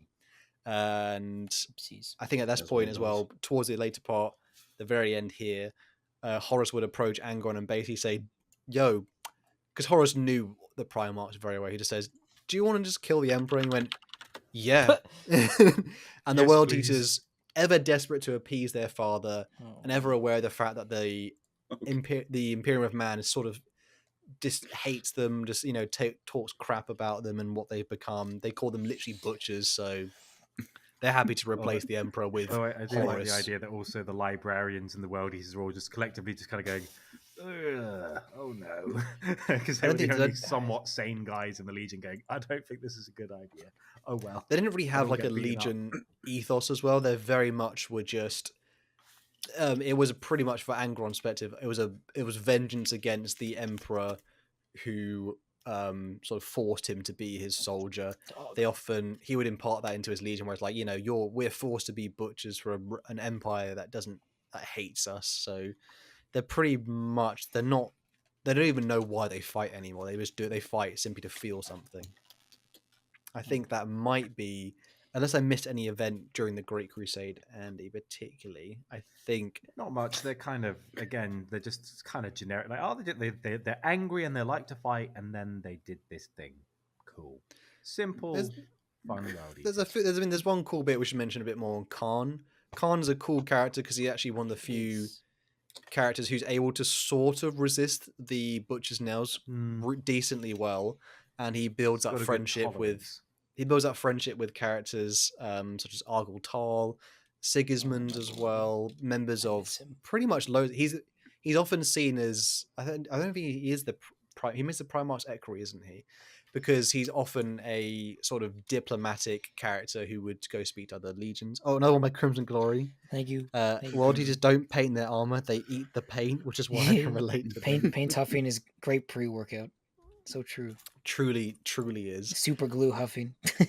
But they're also another thing as well. Like, they're just known for having lots of chain weapon, like chain axes, chain swords, things. To be fair, I remember there's a cool part which I was mentioned. Like, Khan's actually not very good with a sword compared to even like Ultramarines and stuff. But he is really good with like the axes, because they don't. That's the thing they often train in the gladiatorial pits with, and they often. To be fair, like. There's one more thing I should mention about Legion as well. They have their own language, because they pretty much often recruit on the go. They don't have like New Syria was not touched as like a recruiting world, because Angron probably just didn't want to even acknowledge it was there. Because it was the place where everything went wrong and he hated everyone who lived there. Truly. So they would pretty much pick up people, willing and unwilling, on the go. And so they had to form their own Legion language. I can't remember the name off the top of my head. It's like begins with an S, like Skagerrak or something similar. So they had their own like Space Marine language, which they used, and it sounded very guttural and pretty. Like, it sounds pretty strange to hear from outside. Like, some of them didn't even speak Gothic, which I found really crazy in some of the books I mentioned. Like, just because there's straight up, there's no need to. And they often like headbutting each other. That's a funny bit I love as well. they basically did like the Klingons, where it's just they spoke Klingon and they're a warrior creed. It's like, yeah, just very harsh consonants and all that stuff. It's like that kind of noise. Everything they say. They have their interesting characters are often the ones who are able to resist the nail biting, or, you know, the butcher's nails. They have some cool members who were like, there's one guy who was the old Legion master who was now in a dreadnought at this point, Lork, and he'll be cool during the Horus Heresy. Yeah, Again, he was like, the they're only still one who didn't have the nails because he was in a dreadnought, and then he woke up and went, "What is happening?" yeah. Things look at someone changed the wallpaper. Oh my god, he has nails in the back of his head. They often describe them as looking like dreadlocks. I think, particularly in the lore as well. Ah, there we That's just go. the way Dutch they has do come it. through. And I think that might just be World Eaters. By the way, for nice. Dutch the lore. has said that Nagra Kali is the language they said. Thank you, brother. Thank you. Couldn't remember the top of my head. Nagra Though. The World Eaters, best fan in the stream, putting us in Yes. our place with the lore. Truly a lot amount of well, that was the 3 bloodiest legions so far of the Great Crusade, and in particular, I'll maybe ask Colin and Eli from their perspective, like, do you have a favorite out of the 3, or maybe a least favorite out of the 3 as well? World Eater's stupid. No, World Eaters great. They're World actually, Eaters they are are cool. World Eaters are my favorite out of the 3. Their books do slap though. They're really good. Yeah, like- they're cool. Blood Angels, I guess, would be my favorite. Funny enough, ISA's elite, like, just not like modern Blood Angels chapter, really good. Legion, I probably put as my least favorite because there's actually nowhere near the amount they would need, like lore wise though. Yeah, I haven't read a single Blood Angels book because the first like 20 books they're not in them. So They are side characters in much of the Horus Heresy novels, unfortunately. Though I think the Night Lords just kind of make me angry that they exist. Not even like that I dislike the concept of them. It's like, Big E, how is this not an issue for you? I agree. Night Lords are my least favorite out of I them. mean, yeah, I don't mind. But I like Night Lords. Sabaton. They're just a bit glitchy. I think it's like at a certain point, it's like, hey man, maybe you don't need that many Space Marines. Maybe we can tighten the restrictions just a tiny bit. I think the Night Lords Legion are my least favorite, but they have some of the coolest characters. yeah, I was gonna say in like, the some of the setting, like some of Talos the and more well Sabaton like and Chang.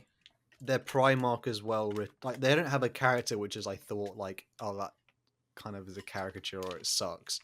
They do have some of the. I mean, they're the good part that their Primarch's dead, and it makes them more interesting. Thank God. He's shout in a out Spirit to- Stone, bro. He's in a Spirit shout out Stone. to Yeah, I Iron hope that Hands. Spirit Stone gets eaten by like a tyrannid. Shout out to Iron Thank Hands you. who got interesting when their Primarch died. Crimson Glory, another one. Thank Thank you, you. brother. It says Colin, embrace the return of Monkey. Yes. Oh What god, was that? that was Monkey Colin. noise. That was Colin doing the noise. One say bite. For people who are listening, again, like we're My also dog. on Spotify, but my god, the live chat That was on quite this the episode has been stream. quite crazy. So if you That are was a listening, fucking mess. if you're listening to this later, definitely come check it out because we're on Friday evenings at night. That's a funny video. 9 GM, 8 GMT, 9 GMT. But my god, thank you for everyone for the donations we had so far on this episode. Yeah, seriously. Absolutely We- ridiculous. We're going back to Um, a semi-regular schedule soon. By the Yeah, way. which should be more on our normal schedule for timing wise. I think that being said, though, that was we were almost finished with the legions for the Great Crusade era. Yeah, I And guess then the we'll next probably- one will be Ultramarines, Death Guard, and Thousand Sons, and then finish with Sons of Horus, Word Bearers, and Alpha Legion, and then we're done. Yeah, and then we'll probably because then we have to start the Horus Heresy. My god, poor Colin tortured with Horus Heresy. Love. Don't worry, this will Never be free. this will be in between. Don't worry. Well, I'm sure we're going to have some fancy ones Yes. probably coming up soon. Just because I really hope to see Dark vampire Elves, counts. Dark I'm so Elves. desperate for vampire counts. Fenrir, leave my beard alone. I shave it when I go out places. Oh, Doug. That implies But you I- don't like that. That says a lot. Yeah. Oh my gosh. Truly the dwarf exists. Hang on. This guy hasn't shaved him. Like a Wait, let him month. cook. Hang on. I meant like when I'm going out to a bar or something. I haven't gone out just gosh. drinking or something for a while. Shout out to the next Fortnite stream as well. you. Fortnite pacifist I playing can't games? open my mouth anymore. Team I Fortress can't- 2, that'd be awesome. No. We will having some guests on soon as well. We'll keep that a Yes. surprise for now, but we're having some guests on for tier list. Not Oh playing my Team gosh, Fortress 2. Maybe we can get a gaming stream in soon as well, Yeah, fellas. we're itching for I'd another love that. gaming stream. Yeah, And those are with that being said, thank you guys so much for listening and watching. If you made it this far, please like, sub, donate, love, hate, make bed analogies, Yes. donations. Stop cooking me. Yeah. Pancreas will be working if you donate enough. Just kidding. That's not how I it wish. is. But thank you guys so much for listening, and we'll catch you on the next one. Peace. Bye-bye. Love everyone. you. Bye. Bye, everyone. We should be live. Hello, everyone. Oh. It's LoreCrimes. God, we're There talking we about go. what's old world slander is aggressive right now. Well, it's not slander. It's GW's production quality slander. Ugh, the pain. It's no longer. There's no longer new armies like they promised, Colin. Are you happy about that? I'm going to continue coping because they said that there are no plans for them in the near future, which means the far future will give me my Cathay. God damn it! Oh, they're not going to do Cathay or Kislev? No, they both said no. Which is worth. There's a Cathay army book out there. They made it for Total War. My God. In the grimdark future, there is only delays. It's the grimdark right now. Yeah, huh? Damn. Oh Welcome, people. This is another episode of ICEBERG LoreCrimes. I should mention this. I've actually remembered to mention at the beginning. We actually are on Spotify as well, so people want to listen to us offline, they can. But today we're continuing something we actually haven't talked about in a while. It's a continuation of the Great Crusade and Horus Heresy Legions. So we'll talk about all the legions before. We're currently covered nearly about half of them. About half, yeah. And don't worry. But we're grouping together today the Shattered Legion. So these are the ones who essentially got sidelined and mid-lore, if we won't lie, in some parts. But other ones, they got some cool little side bit characters, but they were just this is background stuff that most people probably haven't learned or followed. So we're going to hopefully explore more of that, though. I think we're going to start with the question of the week, though, Colin. That will be interesting. I heard it was interesting. Yeah, there's just some from previous good ones. episode on the Eldar Cross. Yeah, but thank you, Andy, for having my back in the poll. You can see the two reasons the bet's not made right now. You assholes. But no, the question of the week from the last time. What path would you create for the Eldar? There's some interesting ones. I'm gonna go with this one's a nice and simple one. At Pinky Prime 7877. Hashtag path. I'd make a path of ward to find the best lore for the Eldar. And you know what? I think the Eldar need their Matt Ward to just they need a bit of favoritism, man. They've been hurting. I mean, as someone who also enjoys a faction or a sub-faction who get basically next to no lore, I feel such sympathy as an Iron Hand enjoyer.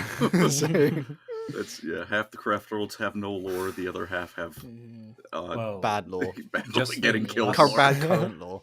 Us skimming through the Iron Hands today and talking about them as only a third of the content today is going to be about 90% of their lore anyway, so that's interesting. Yes. I mean, as an Iron Hands player, you're at least a Space Marine player, which means you are universally loved by GW. Yeah. No, we're not. Do you know what? We got our character model is. Excuse me. Wait. Your what model? The one character model. It's that meme. Yeah. Uh-huh. You guys get models? You want to hear it? The one character model we do have, though, doesn't appear in any novel. It's not even like the chapter master. So it's like this guy has a character model. Damn, this guy crazy. does not understand the life of a Chaos Space Marine player. How? Chapter Master Tushan from the Salamanders also, to my knowledge, doesn't have a model. The Salamanders have two character models. He has Vulcan, Hestar, and Agatone, and that's it. And their captains, like, why isn't Tushan got it? Anyway, we're gonna get into it. Every Chaos Space Marine. I'm afraid I can't hear you down there for my Skaven being a legacy army. Although, have you seen the leak recently? I have. God, a new Skaven or what? Yeah. Maybe Age of Sigmar. 4th edition is the edition of the rat. What if I dwell on this too long? I'm not going to stop talking about it. You're going to turn to the great horny one at that point. You better believe it. Oh, man. But that was anyway. Yeah, that was the first one. Second question from Anarian Targaryen 6973. I'm sorry you made your username based around Game of Thrones. I hope you can heal from what they did to that show. But anyway, hashtag path, the path of the White Strike, a path where I just kill elves and starve the Dark Prince. Nice. And become the biggest elf hater that dwarves will tell me to take it down a notch. Dude, that's true. Kill every mer you find. God. Yeah, we should do an Elder Scrolls something at some point. Because we all know, I mean, the amount my brain was wasted. I've got useless knowledge about how to play and complete a run of Skyrim. Yeah, how is Skyrim gamer? I have played too much unmodded and modded Skyrim to justify it. So, and then the last one, the oh no, a true banger. Rarest Pepe 3815. Oh, of course. I would create the Path of Cope. Its purpose would be to keep morale up by justifying every L so it counts as a W, and Colin would be its Phoenix Lord. Nice. That's awesome. I will happily take on the goal of elf propaganda master. The lore of Oh dear. Cope. Copium. I didn't need that, but that was funny. It's actually Also really funny 'cause cool that they it's lost, true. by the way, because blah blah blah. Oh man. But good job, everyone. You didn't bring up fucking VTubers for once. I'm very proud of you all. For now. Well, everyone's maturing. It's crazy. Oh, man. Thank you, brother. Oh no, don't die on us. Eli is going out. Oh no! First, No. he literally before we started, was like, "I've ripped my shirt," and now he's dying. It was the egg he ate months ago. It's Oh come man, back. don't mention the egg. Do we do? As we move past it. Still has nightmares about the egg. What's the next? We have another question of the week, so people put the hashtag and stuff in the comment section. Colin, remember what we put for the next question? I think it is Yes, it is. I don't think we got a hashtag. hashtag shattered. Let's put it. All right, let's go with hashtag shatter.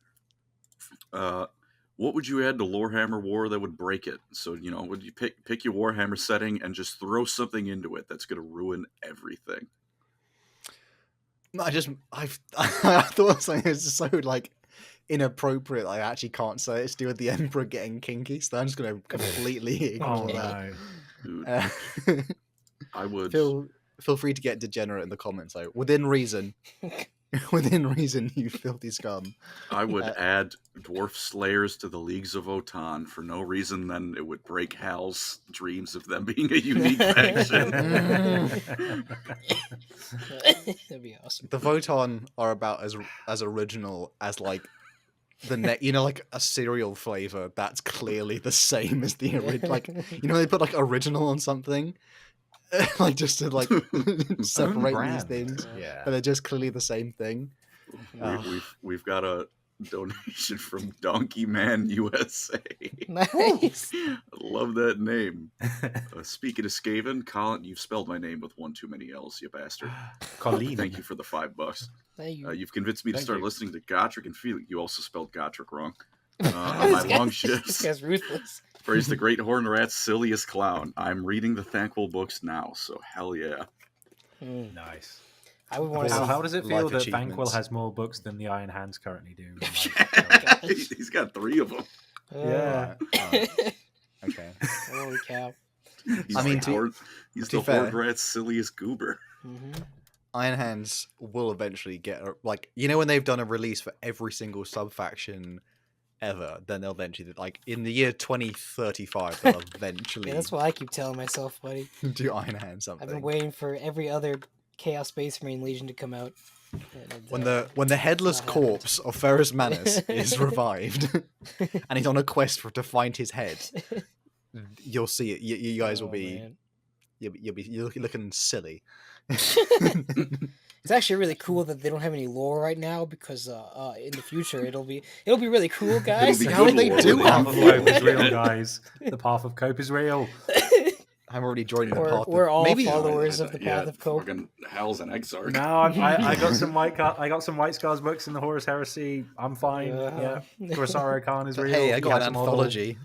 Bro, I'm a Lucius the Eternal fan. All I can do is cope. All right, like You got You an have to have an animation. episode where he You wrecks got an the animation of Exorcists. it. doesn't he die in that? Well, he does, but then he completely destroys the Exorcist, and everyone's like, "That's bullshit," and you're like, "Oh." Unfortunate. Donkey Man USA with the fucking throat punch. Thank you for the other 5. I spelled your name wrong because you need that extra L for being an Eldar fan. Remember, guys, you can't spell Eldar without an L. Yeah. Yeah, Truly. Wow. No, that's not going to work. That's the opposite of what I want. Never mind. Continue.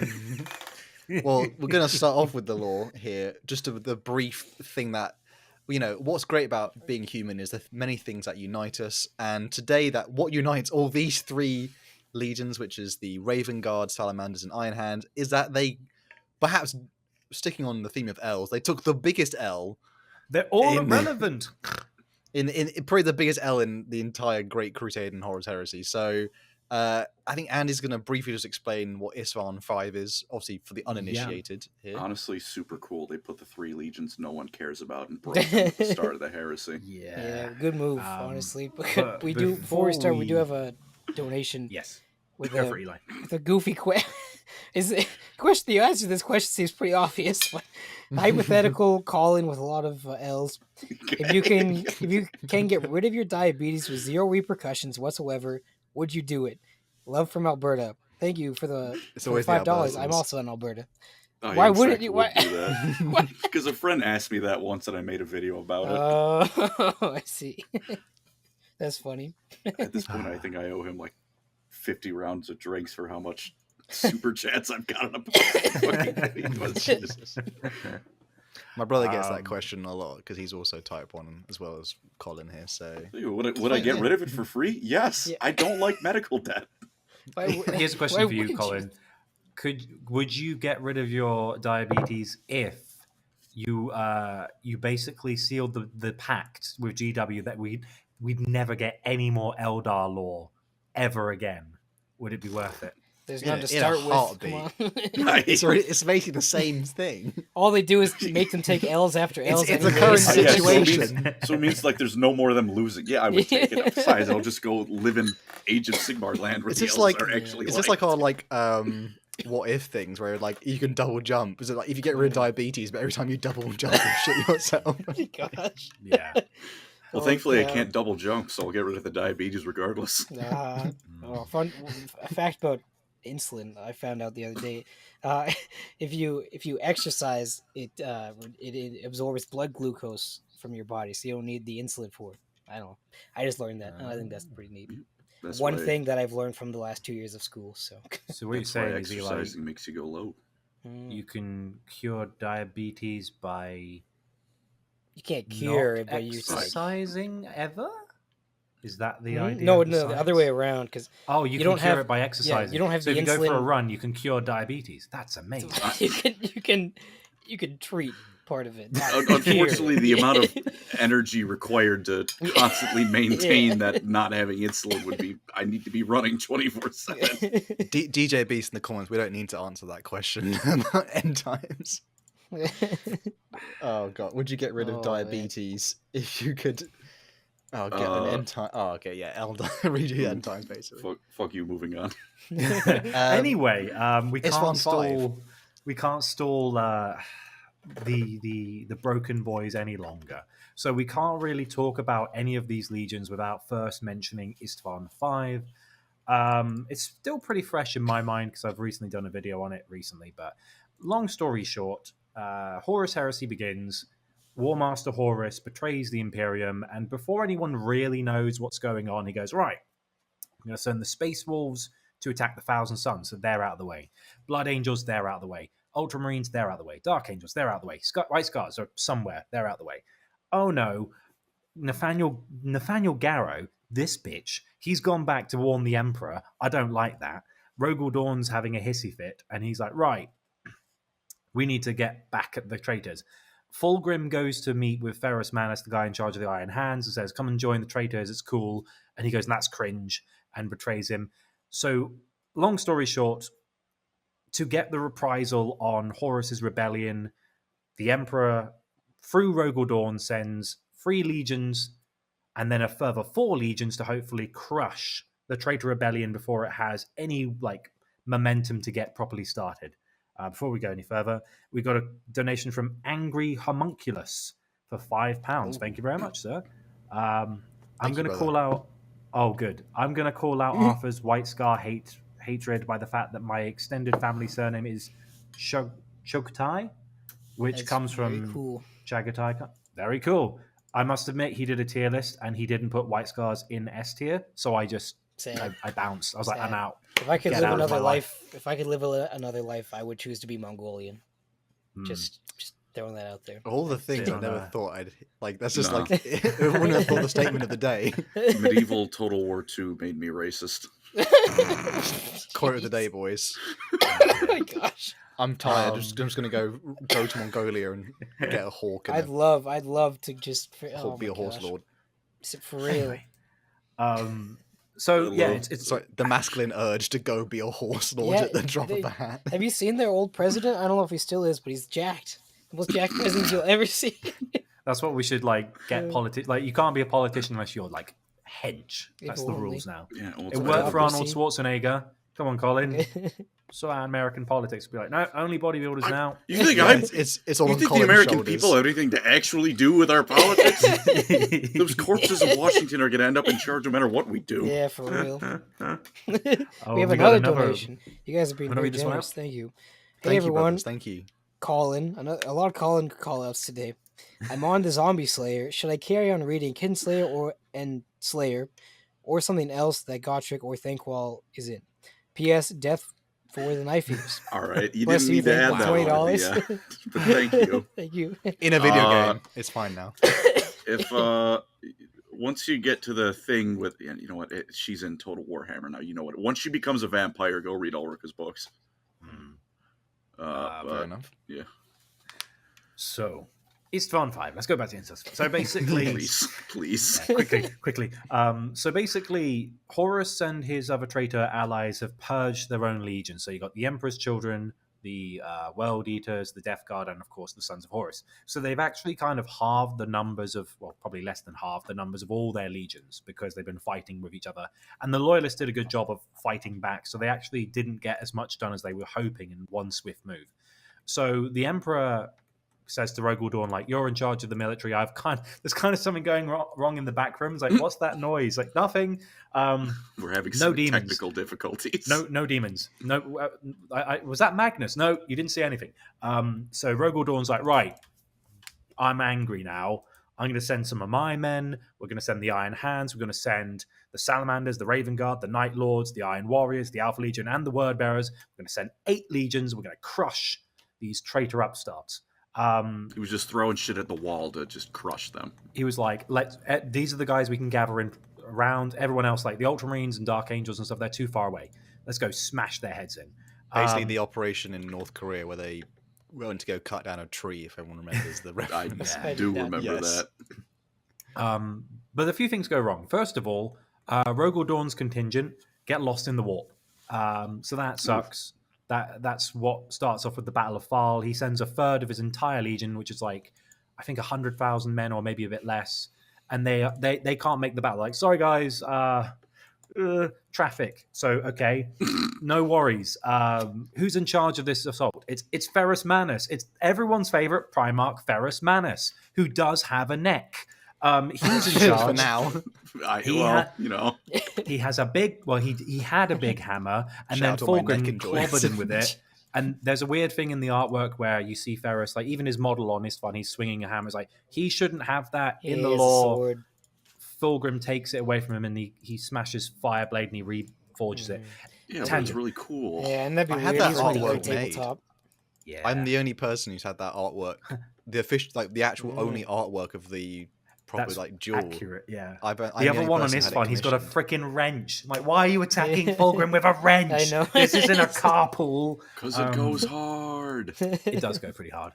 Like, I just wonder what it's called. Like, this is Philip, my legendary wrench of war. Anyway, Should've made that- Philip. They should have made that a Philip. relic for the Tech Marines nowadays. exactly. Yeah. That would have made sense. But either way, so Ferrus Manus is made in charge because he's kind of angry because Fulgrim Just a was bit. like, just a bit. He was like, "You're my best bro. Do you mind? Should we betray Dad?" no, and that's cringe, and they gets bopped, and then like Fulgrim kills pretty much all of his honor guard apart from his first captain. He's angry, so he's like, I'm leading the charge. And to be fair, Ferrus Manus and the Iron Hands are really well respected because they've got one of the biggest legions.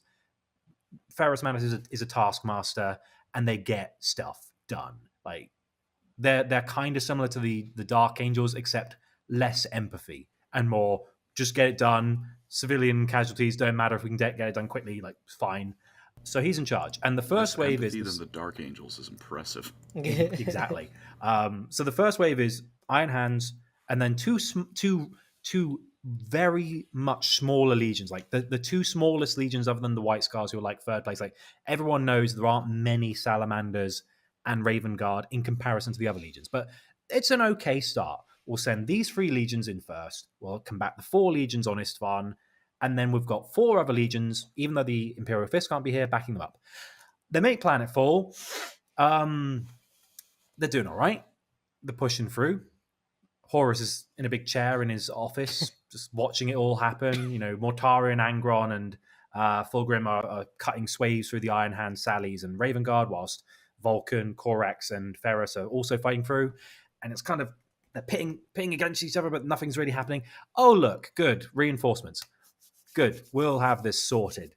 Unfortunately, Lorgar is a person, and he's been whispering to, you know, the Primarch of murderers, the Primarch of incels, the Primarch of did I not? Like, yeah, come on. Can you guess which one I meant? Right. Conrad Murders? Well, you said murderers. Murder Man, yeah. Big tortoise man. So yeah, all of them are kind of going through their own thing. You know, Kurz is a bit of a dick, just in general. Who's Turtle Man? Perturabo. Oh, He's like a big turtle. He has so much armor, it's ridiculous. Yeah, he's more machine than man. That's fair. Perturabo's already like torched his own homeworld in secret and killed his sister. A grade. Primo traitor he on that material. grind, or he on that grind. It was a busy weekend, He right? sucks. Lorgar's already chaos. He's been chaos for a while now. He did it before it was cool. And Alpharius is just like, will I be loyal? Will I be? I'm Alpharius. So yeah, like that's Alpharius. That's how Colin hears it every time. Yeah, that's about how Alpha Legion lore enters my brain, to be honest. And so, basically, you couldn't pick a worse collection of miscreants for a loyalist second assault. Like, seriously, we're going to put the Murderer Legion and, you know, the Sneaky Legion, who would be, like, really good at doing a backstab, and the, like, Religious Zealot Legion, who have been a bit, like, distant the last few years, and the Iron Warriors, who are just rubbish. So it's like, okay. Come on. The thing is, their whole shtick is like, oh, Dad says I have to. So anyway, like, they all make planetfall. Sally's, Raven Guard, Iron Hands. They're a good combo. They've worked well before in the past. The 3 Primarchs get on, like, really well. And they're making some headway, but 3 against 4, even though the traitors are kind of diminished, it's not going to work. And they're like, oh, good. Here come the Iron Warriors. They'll go into the meat grinder. Alpharius will do whatever he does. Word Bearers will do some, like, cheerleading, and the Night Lords will skin a few traitors. That'll be fine. Only except they surround all the loyalists into this space called the Urgal Depression, and then they turn their guns on them and they start shooting them in the back. And they're like, "What?" And what happens in the next few hours is about big depression now. A big depression. In about the span of 3 hours, it's something like nearly, I think it's 150,000 Astartes get gunned down from the loyalist ranks. It's a tough read. It's harder to read than Istvan 3, in my opinion. Yeah, because the thing is, like, Istvan is like, oh, there's resistance, and it's protracted for months. Like 3 hours, the legions are broken. It takes like 90 days before the end of the battle, technically, but 92 of those days is just skirmishes. But that first 3 hours of that first day is just not good. By the end of the whole battle, 200,000 Astartes on the loyalist ranks are dead. So that's a lot. They also threw a nuke in there randomly. Yeah, they actually nuke Vulcan because the Iron Warriors are fighting him, and they're like, "This is too much effort." Boom! Press the big button. Didn't Ferrus and the two other guys jumped the gun? Didn't they go in earlier than they were supposed to? Well, this is the thing. They didn't Ferrus retreat. jumped the. Yeah. Ferrus he saw Fulgrim and the Emperor's Choice. Like, oh, I'm raring for a fight. So he actually ran ahead. Then okay. they get cut off. Then Vulcan and Corax, when they get betrayed, Corax is like, we need to like retreat and then redeploy. Whereas Vulcan says, no, we need to combine and dig in and then push back. And so they can't agree. So then they split up, and then Vulcan gets bombarded before he gets nuked, and Corax is like, oh no. So Corax is pretty much the only one who's in charge within like a few hours. And for the next 90 or so days, he's leading like raiding attacks. He's doing all these things to try and preserve what's left. Vulcan gets nuked from orbit, but survives because he's a perpetual. Ferrus Manus doesn't have a neck anymore, and that's a shame. And also the Iron Hands have taken like, if the Iron Hands have like over 100,000 Astartes, they don't anymore. The other two legions were small enough already. And after a few days, 4 or 5 of the legions fall back, and then I think it's like the Sons of Horus, World Eaters, and I think the Iron Warriors, and maybe some Word Bearers are just picking off the survivors. And this causes the moniker to be known as the Shattered Legions, because at the end of the war, no one took bigger casualties per percentage. Like, I know the Ultramarines lost like 100,000 Astartes at Calth, but they still had like 150 to spare. Whereas every other one of these legions, they lost way more men than anyone else, and they couldn't function as a legion anymore. Calth was an act of self-defense. Okay. Oh no. Yeah, we should also mention this with the Shattered Legion as well. All of them, like, when they would continue on to fight, like, pretty much their entire legion was decorating the traitors' ships for like the rest of the heresy, which is like, I found the one like really properly sad bit is like when Ferrus like gets beheaded and he dies, like they just start picking, like they literally like are picking apart their bodies for like, yeah, it's pretty like horrific. They're like, and if you're an Iron Hand, you're like, you know, trying to survive, and you're like, that's literally my Primarch being picked apart like a vulture. Fulgrim vs. Ferrus gotta be the saddest fight in the Horus Heresy, surely. Sad how quick it is. There weren't any there weren't any bigger bros than that fighting in the Horus Heresy, were there? It's like Mortarion versus the Khan, you know. There's they don't really care about Alpharius each other in the versus first place. Rogel Ferrus Dawn. versus- That doesn't that end one's well. kind of sad, but it's also poorly written, so whatever. But, Yeah. Although the only thing was, you mentioned about like how they picked apart like Ferrus's corpse. Colin, to give you context, that's like if Rabute Gilliman was killed, they like picked his calculator out from his pocket. Like, put that back. Put that back. He needs that. It's Took sticky. the laurel from his head. So yeah. So now we've got 3 legions that are completely useless in terms of being a standing army for the Legiones Astartes. And this is the only time in the heresy where an entire legion is taken unawares in its entirety. Like, Istvan 3 is sad because it's brother fighting brother, but like Dropside Massacre is really sad because it's just like, oh, it's like we're gone. There's nothing left. Like the Iron Hands are like, we've got no lore left. Oh, that's a shame. And one of the main points about these legions is that even in current year 40k lore, because of this event, you don't really hear much about them for the rest of the setting. That's how Well, devastating they have many they successors, get. chapters. and before this, they took the Alpha Legion L, right? Deliverance Lost is before this. Is it? No, it's not. No, It's after. No, it's After. following because the Alpha Legion start like cutting the Raven Guard's faces off and wearing them to like infiltrate the survivors' ranks and go back to home base. And then Corax is like, I'm going to rebuild the Legion. And then the Alpha Legion I don't like, think so. Are you though? The one Did they go Legion anywhere? I appreciate. Have they mentioned any other times that the Alpha Legion has basically Primaris Marines? Because I don't actually remember hearing that in any of the books I've read afterwards. It's just like a fact that is They there. had Primaris Marines? Because they stole it from the Raven Guard.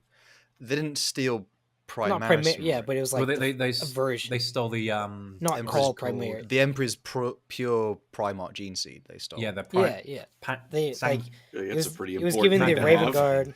It's giving the Raven Guard the ability to make like better Marines, basically. Or they could, no, they like could large amounts, right? They could make Raptors. Space Marines instead of having to do implementation like over years. Yeah. they could do it over a matter You of just pump them months. out.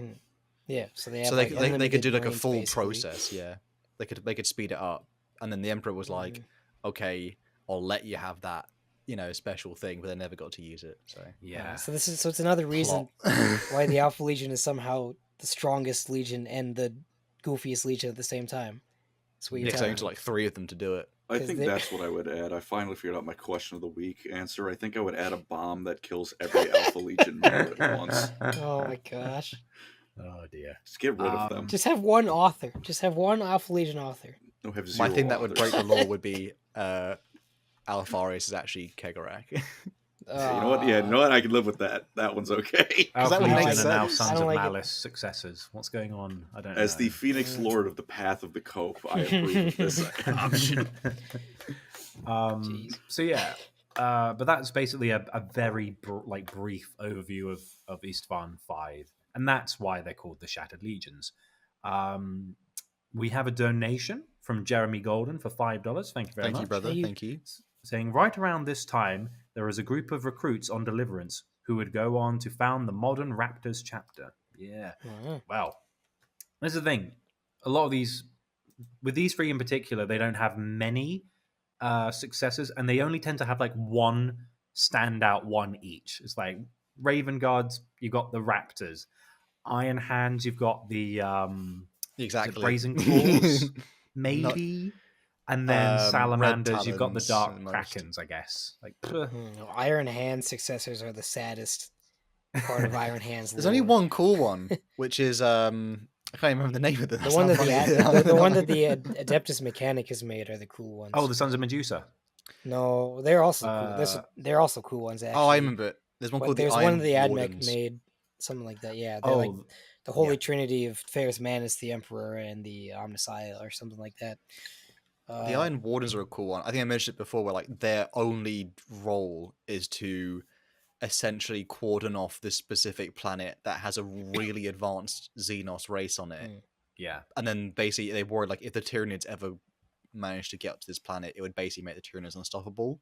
So they base their whole chapter is designed to contain this one Xenos Is that the race. Iron that- Lords? I think Iron Lord, Iron Warden, something They like that. just start throwing exterminatuses at it, but who am I to It's a tell shame them they how have to like do a their terrible job? paint scheme though. Yeah, then there's most of their second founding chapters are pretty depressing, as they have Yeah. all like one paragraph of lore generally. And some of them are compared to like the cool other stuff. ones. Like I like the Knights of Byzantium, which are like purple Iron Hand successors. Like they look cool. They got any lore? It's like Dude, Byzantine I can Empire give you that. reference goes hard.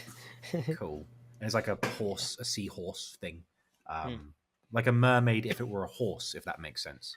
Not like a seahorse. It's like a horse top and then has a tail. It's weird. Anyway, so without further ado, should I go into some detail with one of the 3? Yeah, we'll start with the now, best we'll say- Horus Heresy books.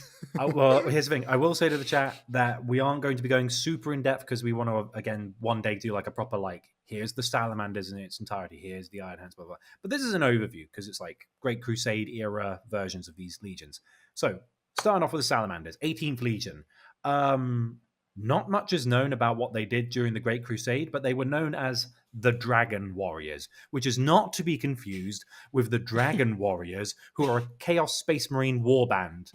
Completely Nice. different thing. Or the Dragon Warrior from Kung Fu the Panda. Dragon Kung Warrior. Fu. Gee.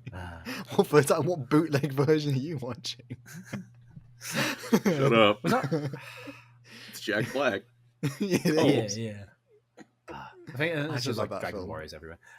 So yeah, they were originally, and the thing about the Salamanders is they're a bit of a weird chapter because they were similar to the Space Wolves and the Alpha Legion in that they were part of the Trefoil or Trifoil, which were 3 legions made specifically for a very particular purpose. And the Space Wolves were like not exterminators, they were like executioners. They were like hunting packs that would kill specific targets. Alpha Legion, oh, I'm going to be sneaky. No one really knows what the Salamanders were made specifically to do. It could have been good hugs for all we know. Like, we're going to make one Space Marine Legion that's kind of nice people. Like, they're compassionate. Okay, maybe that's it. But it's never really explained exactly what it is. Well, they just never got to the point where the Emperor could unveil that purpose. Though to be fair, the beginning of their service, they had a very bloody reputation. They had a battle called the Assault of the Tempest Galleries. They went from 20,000 Astartes to 1. So they lost 19,000 men, but but the Imperium was like, I like them. They're pretty cool for some reason. They were quickly rebuilt following this victory, and they were well happier with how they did stuff. But since this point, they were only ever deployed piecemeal, and they were a support legion for the Imperial army. So they didn't really often work with other legions. They'd actually work with the mortal human guardsmen. And usually they'd be like, they'd be dropped in at the back line of the enemy when the Imperial army's fighting. They'll go on the other side and they'll do a pincer movement. And because of this, they bolstered a really good reputation with mortals, where they were like, I like these Dragon Warriors. These are good guys. They have like, I don't ever work with the Ultramarines. I've heard they're cool, but I've never seen one. I like these guys. They saved my buddy Kevin. Cool. Bonding. I will say we also got a $4.99 donation from That Grey Shark, saying Thank my you, brother. relationships. Thank you very much. Thank you. My relationship status is like Iron Hands. Successor chapters, lore, Sad. non-existent. Wow. Rip. Did himself and We the also, Lord dirty. also from we got a question Self-report. from Crimson Glory about the streaming times. When the semester is done in like 1 month, we'll go back to regular times. I just have a class at the regular time that I can only skip every once in a while. So Education is important. Good to see you, Crimson Glory, though. Good to see you, brother. Good to see you. So yeah, and the only other thing to really mention about the Salamanders from the Great Crusade, because of their massive losses at the beginning of their service, they never really grew to a size alike to the other legions, and they were always kept in reserve. They never really went to the forefront of compliance, as they were support. They were specifically always support, rather than we're going to go fight a war. It's like, no, we're going to bolster an existing force. They weren't bad, though. They just had a problem of self-sacrifice, if I remember correctly. Yeah. They were kind of glory hungry, but also compassionate. They were essentially the Team Fortress 2 of For a military, trying to get yourself killed in honorable battle is generally not conducive to Well, successful not like they weren't operations. trying to get themselves killed, but then say like where other legions would, let the civilians or the mortal soldiers die because we have to retreat because it's a good tactical choice. And they were always fighting with we'll squishy fight together. humans. Yeah, and it's like we're not fighting like other legions. It's like, they're all dying in droves. I guess we should too to fit in. They're bros. Peer pressure is real. However, they eventually found their Primarch Vulcan, everyone's favorite big lad. He's huge. Stomp. Stomp. He was found on the world of Nocturne, which when he was on this planet, he was adopted by a smith who's a cool guy. I can't remember the name off the top of my head, but there's a weird thing with Nocturne. The Drukhari, known as Dusk Wraiths, kept raiding the planet. And at about the age of 5 or whatever it was, when Vulcan was already like taller than any of us and was like muscled and like, ooh, you don't look 4, I am. He was like, I've had enough of this. Dad, grab the hammer. I'm going to go like beat them up.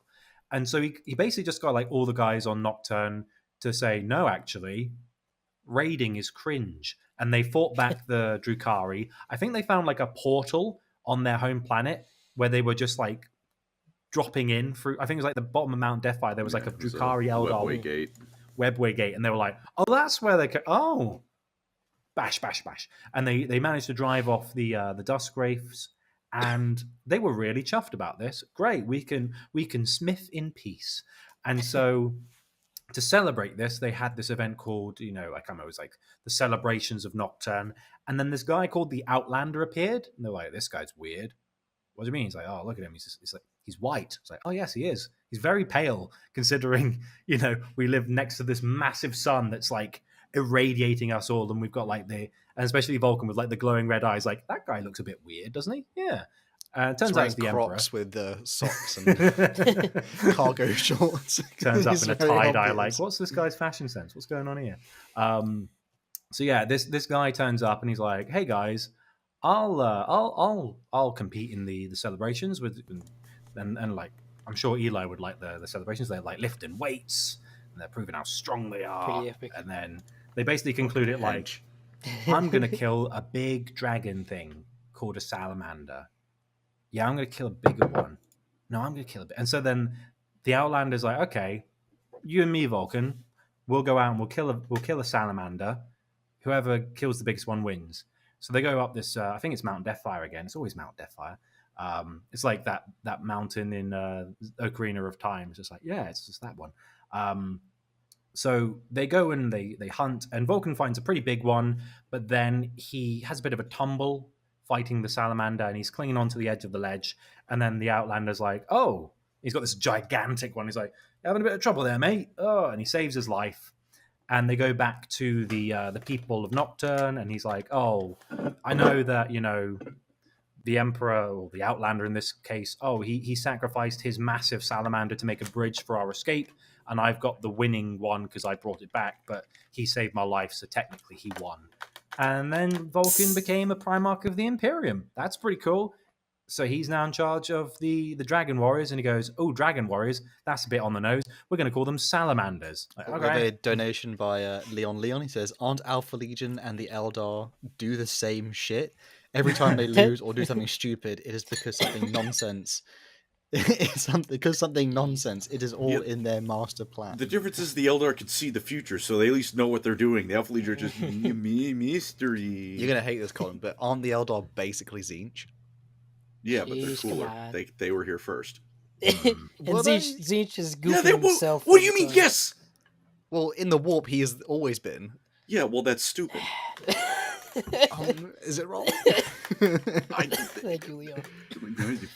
The warp has always been here. It has always been a thing. Then the Eldar gods are still around. That's just how it is then. If that's how we're going to pull in it. Spirit. The Eldar are not Tzeentch. Oh, my goodness. So yeah, and with Vulcan back, Dragon Warriors are like, wow, this guy's tall. Like for like he's the biggest Primarch. He's like, how tall are Primarchs supposed to be? Like 9 feet tall or something. He's like 12 or whatever it is. Like, oh, he's imposing, and he's even taller than Magnus, projecting his height taller. Yeah, he is tall. The only guy taller is the Emperor, and we got because there's always like I've seen that image of like scale, and it's like Rogel Dawn, and then it's just Vulcan's just that little bit taller. I don't think that's 100% accurate, that image. I know it's what you're talking about. Yeah, I don't even know if it's like lore accurate, but Vulcan is usually like a head taller at least than a lot of the other Primarchs. But either way, he gets back to he's inducted into the Imperium. He's given the 18th Legion. He does a few changes. He goes, we're gonna remodel the companies to befit the different civilizations from Nocturne. We're gonna say, oh, Imperial Truth, that's a bit cringe. Promethean Cult, that's cool. So they're like, I was thinking about this the other day. They're like one of the few Legion era, well, one of the Great Crusade era legions that actually has chaplains. Because when you think about it, like most of them don't. Word bearers, obviously, they do. But one of the reasons Salamanders do is because they have the Promethean cult. So it's like, oh, it makes sense. They have like a religious thing. Whereas Ultramarines are like theoretical. Chaplains are cool. Practical. Religion is cringe. No chaplains. They don't really get them until just before the Horus Heresy. Like, well, even then, after it's the like, Edict of Nikaea, when Magnus got banned from using magic. Whereas they put chapters in the Legion, so they were like, we're just here to make sure you guys are not cringe. Yeah. But they were a bit less like, oh, Crozius. Oh, that's a bit Lorgar, like copy paste. I don't know. And that's obviously more widespread after the Horus Heresy. But yeah, and with Vulcan back, the Legion's really into crafting. They're like, oh, our dad, he can make a mean sword. That's cool. And so they really love like macaroni crafting necklace. things and making things. Necklace? What? Macaroni necklaces. Oh, macaroni neck. Yeah, Dad, I made this. And he's my like, dad's well weapons are spicy. Well, here's the thing. Vulcan is characteristically like the most compassionate Primarch. But at the same time, he's capable of making like world-ending weapons. Like, absolutely. He goes into like, I think it's like a fugue state sometimes where he wakes up and he's like, oh, what have I made now? And then he's like, oh no, I made a gun that blows up the galaxy. Oh, Maybe- not again. Maybe that's very Oppenheimer of him. Maybe that's what they were made for, though. Maybe that was their thing, that they'd make super destructive weapons, but they'd have the heart to Well- only use them when necessary. Type of Well, thing. that's the thing, isn't it? That's why I believe it's the I can't remember what it's called, but there's like an artifact that Vulcan made, and he actually takes it to the throne room, and he's like, "Put that with the Emperor. It's like a doomsday button." The Fall of Just in Seven case. Hammers, something the Sling of Seven Yeah, Hammers. or the something? the summing of 7 hammers, and it's like Talisman. talisman. Yeah, Yeah, like, yeah. and the Emperor's like, "I can only trust Vulcan to make these powerful weapons because I know he's the only one who'll hesitate to use them." Like the Lion would be like, Oh, yeah, Fire away! yeah. Whereas like Vulcan's like, I mean, I've killing Eldar children's. I didn't want to. It's like, okay, Vulcan, okay. I assure you, Judge, I did not want the torch. It just seemed good at the time. I thi- She was probably like 100 years old anyways. So I mean, like, Does that change anything? I like to Jeez. imagine. Listen, the Lion has a point, though. It's if no one catches you, it's not a war crime. yeah. If there are no witnesses, was it a murder? Anyway, so yeah, If a and tree in a as forest, such, blah blah blah. and as such, Doesn't there's not really much else to say about like the other thing about the Salamanders is like with all of these in particular, there's not much lore other than Istvan as far as before the 41st millennium. All you need to know is Salamanders are compassionate, they're master craftsmen, and they're really like I think they have an affinity more than anything to be like, well, not Iron Warriors fortify, not cringe fortify, but like we'll set up a position, we'll fire. Do you have a flamethrower? You're my best friend. That's kind of their shtick. We got another donation from Crimson Glory this time saying Yes. $4.99. I wish to pet this creature. Vulcan was my favorite in TTS. Love when his orc voice kicks in. Can I Good old boop the days. snoot? Thank you, brother. Good old Thank you. days. Good to see you. It's a good reference as well. Other than that, we can talk about a few of the characters from the Salamanders. So you got obviously Vulcan. You've got Artellus Numion, who was the first captain of the Legion. He was there during Macragge when they found Vulcan's crispy corpse descend from the heavens and go, "Oh no, that's a dead Primarch. That is." And they're just like prodding him, like, "Yeah, that's very Sauteed dead." Primarch. How did he get here? I don't know. Oh no. And Artellus was a bit depressed seeing his dad like proper crispy bacon, like, oh, ugh, like and occasionally he'd just be like, yeah, he's dead. He's dead. And he's a bit doubtful. But he had a weird sense of, oh, but I can't really accept that he's dead. Doesn't make sense.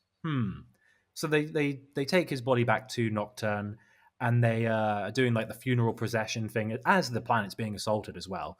And they're like, okay, we're going to put him into Mount Deathfire because it's always Mount Deathfire. We're going to put him in the lava, and we're going to just like let him be one with Nocturne, and we can lay him to rest. And Numion's like, no, I can't. He's very much a cope marine, like Colin with the Eldar. He's like, I'm not accepting this. My dad's not dead. Can I stop catching strays, please? Damn. Sorry. Everyone. It's like every set. It's kind of a piece of shit, kind of like Colin. Well, the thing A is, massive asshole. here's the thing though. At least he's not as cringe as an Iron Hands fan, like Hal. Anyway, All right, I yeah, I love can you live with all. redirecting the shots. I mean, I'm about to get more lore than you here, so you know. Yeah, I'm almost done. So yeah, but he's like, my dad, I love him so much. He hurls himself into Mount Deathfire because he reckons it'll do something. He dies, and then his sacrifice resurrects Vulcan somehow. Not exactly sure how. Probably something to do with the Promethean cult. I don't know, but I thought it was kind of like how, you know, the Emperor, if he gets Psyker's sacrificed to him, he can get rejuvenated. It's probably a but similar Vulcan thing. does that with lava. Like, cool. Well, I think it's implied that the Emperor basically whispered to Nubian, being like, "Yo, see the lava? Yeah, you know, like Dip your dad in what's it. coming. no, he said like also jump in it. What?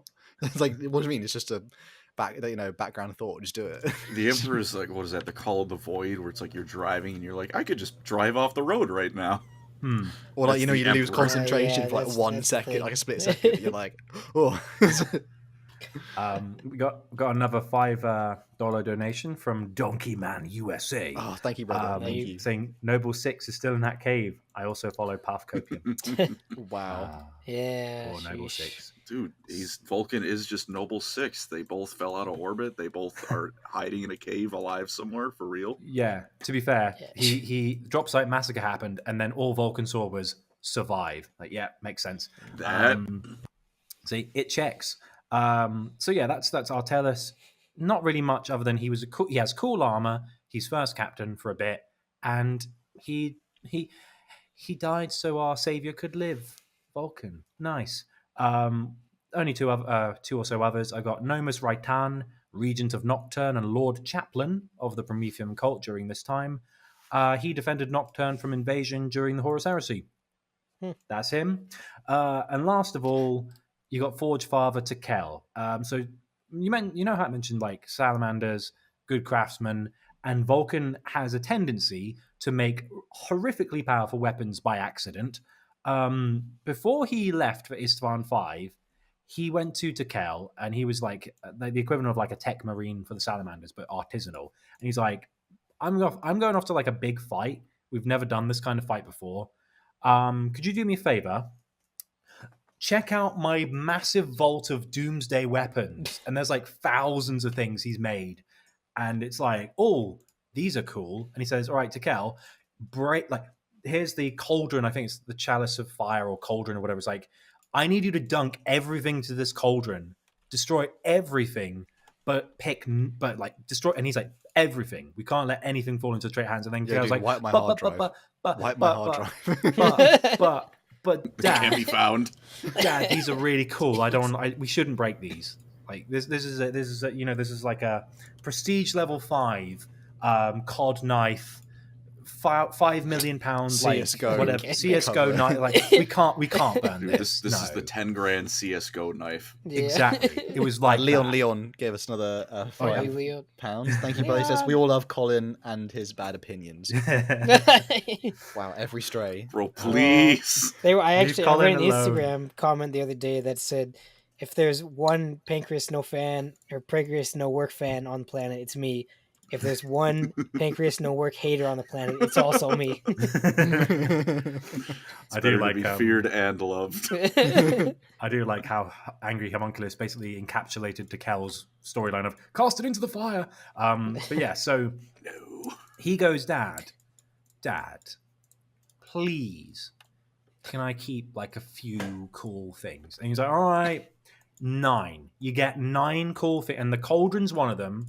You get 8. Other than this, you get 8 things. You pick 8 things, and now you're a Forge Father. And that means you've got to like stop these from falling into bad people's hands, because whatever you pick, it'll be a real big pain in the ass if anyone gets their hands on it. And so he became the first Forge Father. And that's his character arc completed. He broke everything else. He recycled everything like a good boy. And he kept 9 items, including a ship and a massive doomsday cannon on that ship and some weapons. So that's all he has. Is there like who's the one who he was the original like Legion Master, and then he got orked, and then Vulcan made him like a bespoke dreadnought. Cassian Vaughn. Yeah, he was like he's one. Yeah, he was made. Vulcan made him like a dreadnought chassis that was practically indestructible. And he fought the Alpha Legion during the Horus Heresy. He's kind of cool. He fought alongside he was a at loyalist Ispan, Iron he got warrior buried. called Narik Drager, and they were like, "Oh, these Alpha Legion are pretty cringe." And then Erud was like, "I know, right? And I'm an Iron Warrior." I was like, "Yeah." And then they fought together to fight the Alpha Legion. I think it was Headhunter. I might have read that book. Yeah. And the last thing I'll say about Salamanders, there's not much else to say about the Salamanders. They were in the second and third war for Armageddon. Yeah, it sounds about right. That's about it. Enjoy. Right. So why isn't I have not kept up with Salamanders lore? Why nowadays is Vulcan Hestan not the chapter master anymore? No, he's Tushan is the chapter master, Why and he's like isn't kind of young. Vulcan Hestan anymore? Did he die? Well, He never was. He never was. He's Oh, not really? allowed because He he's was the just the Forge main Father. Okay. He has to look for the assumed 9 that he artifacts was, of okay. Vulcan, and he's got 5. Oh, I see. So He's like a too special role. important. Yeah, his role is too Okay, well, important that to be makes chapter sense. master. That makes So he's sense. like, he literally goes like, you, come with me, and then they just go looking for the weapons. Like, Also, cool. I see. Vulcan Hestan is like a title they inherit. Yeah. So they all basically become Vulcan Hestan. Like, you basically lose your old name and you become the Vulcan Hestan. You are now Vulcan. Yeah, basically. I mean, it's really cool to be called like. It'd I'm be like Vulcan, and so is my dad. You know, It would be like someone someone in the Ultramarines going, and now you're like you're mini Gilliman. Be like, Yeah. oh, damn, you know what I mean? They got a lot of responsibility. I think that's You're Rabute Gilliman. I'm Rabute Gillaboy. Oh God. Speaking of the baby.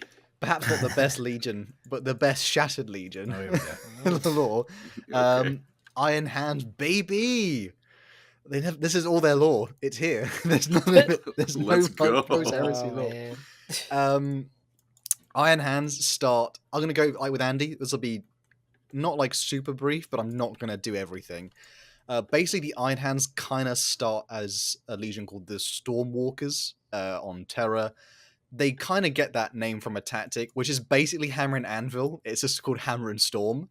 I really hate that part because it's just God, you gotta that's have awful. we do have a donation here though, just before I go on. Thank you It's, very much. Rolf, Thank thank you. you, brother. It says, I enjoy the Edgar Allan Poe Marines, Raven Guard, to brother, as I like the idea of dudes wearing an Abrams worth of metal being sneaky and Astartes being more tactical in general. What changes or additions would you gents make to garner them more love? Books. Yes. Give them lore. Write Yeah. books, please. A slightly serious answer is they need a better floor. They're kind of like They're each sad, legion's right? got a cool, like the cool legions have got like a floor, or there's like a big thing, like the Dark Angels are embarrassed of the Fallen, the Blood Angels have Black Raid, the Raven Guard don't really have enough of a floor. And not like when they go in the light, it burns. They go. You know, Yeah. that's too Or blood. just too obvious references is probably the problem with it. Yeah. But speaking of a legion that will become very flawed, which I enjoy. So they base most of the legion gets their recruits from Old Albia, which is basically UK baby. Wow. Yeah, true life of a Brexit geezer.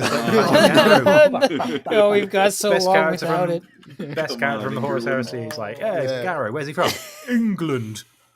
Dinner What's he on with- with? Dinner with the Excalibur. Emperor, lovely. Lovely. Yeah, you're right, mate. I'm from Old Albia, and More time. What are you playing at? I'm not doing that. you gazer. All gazers from Albia go stormwalk it. That's what I start that. What is happening? Oh, wow. The Stormwalkers, they're pretty cool, but again, not much really that kind of makes them unique, as most legions are on like the early Unification War stuff. Side note: the Gene Seed is good, though. The seed is good, brothers. Good for one specific What do you thing. mean by that? What did he mean by this? The Gene Seed is good for Don't one ask specific him. thing. Bionics, baby, chrome me up. Okay, Bionicles?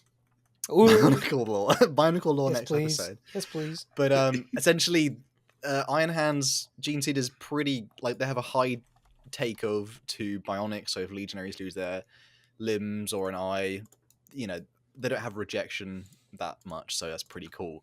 Their Primarch is perhaps who has the least amount of lore is Ferrus Manus. Yeah. Sadly, as we heard earlier from the Isfahan part at the beginning, he kind of got killed before he could have a character arc. So he's starting it, and then it kind of ended. But a Primarch did have to die on perhaps the most horrific battle in the entire early heresy. Someone had to go. It might as well have been him. Yeah, might as well. He was found on the world of Medusa. Again, another Greco-Roman reference there. We love the uniqueness. And Medusa's basically like, I mean, it is just the biggest shithole, perhaps, that has ever existed. It's like kind of a Forge world, but then they don't make anything cool for a while. Oh, Medusa, even to the modern timeline, there's like they even describe it as like people who grow up on Medusa don't really see things that have color in them because there's nothing on the planet that produces color. So it's just like it's all grayscale. Oh And my gosh. it's basically rocks. People kind of rave about in like they have some technology, but they kind of rave about in like as just roaming. It's basically mad. You know what it is? It's like grayscale Mad Max. It describes it as at the time. And Ferrus Manus, his story is he lands on Medusa, ends up fighting potentially I think a tomb spider called which he names like a Seernoth, which is because it has like a mythology around it because it's basically a Necron. I don't think it's exactly a tomb spider, but it's one of the Necron things that is basically been hogging around for ages. Then the Emperor comes and it starts to transform. They get incorporated into the Imperium. The weird thing about the Iron Hands / again, first of all, the weird thing is it's a man named Ferrus Manus who is Iron Hands, Primarch of the Iron Hands, who often gets legionaries replacing their Iron Hand. So I've got a pertinent question about the lore of the Iron Hands, Hal. Oh yes, go for it. Who has a sturdier grip, Ferrus Manus or Rogel Dawn? Oh, what are we gripping on? Because one's a clenched fist and one's a metal hand. Yeah, I mean, technically Ferrus Manus then, because it just locks. You know what I mean? It's metal.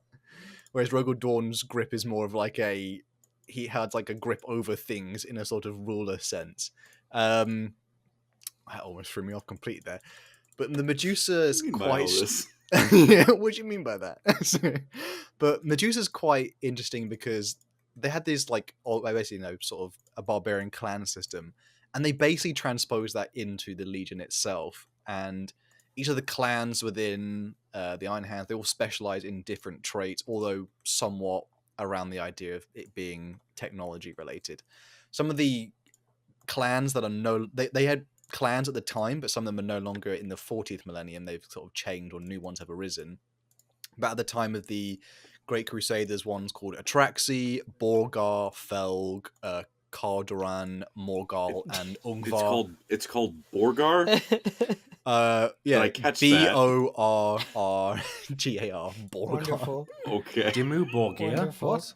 Borgar. And I love Warhammer. the clans themselves are sort of, as much as they were designed to basically cover each other's weaknesses, or sort of be legions within legions. So they would send out clans to sort of, you know what I mean? Like if the Iron Hands had to get Codex Astartes at any point, they probably could have. So they had so much, like, Medusans are quite independent and hard-headed, much like Ferrus Manus. Some notable legionaries, we're going to go for that before their Great Crusade lore. Oh, can I mention a tidbit about the clans? Oh yeah, as go well? ahead. So basically, Ferrus had a policy of we're not going to make Medusa peaceful. You are all going to fight each other all the time to make you strong. So that's the kind of guy he was. He's like, I could make peace and unity between. It's like, no, I want you guys to be like attacking each other and like prodding each other with sticks and punching each other in the teeth. Like, yeah, that's the kind of guy I am. It's like, just to keep you tough. So yeah, he's an opposite of asshole. Vulcan. Oh, and yet they also- got on quite well. One last thing to mention as well is that it describes in the books that every single person from Medusa is pretty ugly. Like they're just like They're just Oh, like me. man. no, like they are like it reinforces a lot. Like they are all pretty like None of looks them is are not allowed to have a non-broken nose by the age of 10. It's like, no, we're just they're pretty. looks. They're pretty ruth. They are pretty. It's pretty ruthless to live on Medusa. But then again, like the strong emerge. They're fighting a war. They're not building civilizations. But some notable members again: Ferrus Manus. We're going to go over most of his story in the subsequent And Great by the Crusade way, section. Leon Oh. donated a £10 saying Ferrus Manus, aka Iron Daddy. Iron, That's him, baby. Thank you. not for very long, unfortunately, in the lore. Sad. Ferrus Manus, again, Primarch of the 10th. He kind of, I mean, as much as like I will go over his character again, he's just sort of a very strong-headed, but I wouldn't say like he's not like he doesn't fulfill a role that a lot of the other brothers do in like a finished empire. Ferrus Manus was designed to build an empire and for conquest. He never thought of himself as something more than that, really. He could build stuff like many. He was pretty good with technology. He could understand it. He could always like Perturabo could build things without having to, like he had the designs mapped in his brain. Knew everything basically. Yeah, whereas Ferrus Manus could just work out anything. It's like there's a bit in one book where he's actually looking at technology that's way beyond the Imperium, and he just by a look he can actually dissect it and he actually understands it. And he also has like some cool weaponry. He's that teenager who used to disassemble PCs and be like, "How does this work?" But like stern. You heard of Bitcoin? It's getting big. Another small. I'm gonna go through there's quite a few Iron Hand characters because this is like where they get all their lore really. There's a guy named Amadeus Duquesne who was kind of like one of the OGs of the Legion. He was the Lord Commander. Yeah, when a lot of them would talk about Amadeus Duquesne, they would mention like, "Yo, that's Amadeus Duquesne!" Like, holy crap! Because this guy was basically sort of like pretty much the oldest guy in the entire Legion, very well respected. You know, Primarchs knew his name. Sadly, he gets it. Isfahan, and he's the one who actually like sends out the blaring call for like he literally just says them like, you know, run away, live, get revenge, and he lets himself sort of buy time for others to evacuate in space. There's a character called Gabriel Santar. I think he's part of the Sisyphean, the crew of the Santor dies, I think, on Isfahan because he's the first captain. Yeah, I was sorry. No, Gabriel. I'm thinking of. Sorry, there's so many of them I get confused. Gabriel Santar was the first captain. Apologies. He's similar to another name. Gabriel Santar was the first captain of the Iron Hand. Again, as you can tell, memorable. Gabriel Santar unfortunately dies in the third book. So in the Horus era. So by the way, we got a 30 squigglies from incoming backup saying they don't tell you that in lore, but the reason Ferrus needed to get metal hands is because he got his hands bitten off by Boingob. In brackets, rip Rotisserie King. I like that. It's all coming together. It's all coming together. Not surprised. To be fair, there's a cool bit on Medusa where they basically say there's just like there's the Shadowlands area, and there's just like creatures in there where like even the modern day Iron Hands just don't go near it because it's just considered like that's fucked. That area. Hopefully. Gabriel Santar was kind of the only Space Marine who was able to like calm Ferrus Manus because Ferrus Manus was a bit like once someone pissed him off, he was like a bull, and he would he'd lock on and he was like I'm tearing it down. He's a bit Richard Nixon with it. Someone's breaking in. There's a storm, Manus. Storm, Dick. Sit down. Richard Nixon. So I love that. Wait, is Kennedy Fulgrim in this example? What's going on? That thing in Futurama as well, with like his head's in the jar as well. It's pretty, pretty good link. Gabriel Santar was pretty skilled, but he did end up dying on the fields of Isfahan 5. I can't remember who killed him. It was one of the other Emperor's children. I don't know if you remember. It Eli. might have been Voirosian, possibly. The guy who was the guy who birthed the who are the sonic weapons. Because Marius Voirosian is the first Noise Marine. Yeah, I think the first Noise Marine basically killed him, and they were previously friends, so that was awkward. Is this on Istvan that you're talking about? Yeah. I think he like cuts him up the groin and then like wears his skin or does something. Yeah. And the thing is worth mentioning that again, this is like the first time anyone's seen what the Emperor's children have been doing with like their makeup. And when I say makeup, I mean like scalpels and stuff. And the Iron Hands, basically their reaction is just like, let's go fight them. And they just go, ugh. Like, that's their reaction. I don't want to fight that anymore. Yeah. Yeah, it's pretty horrible there. So I will one bit I want to add on as well.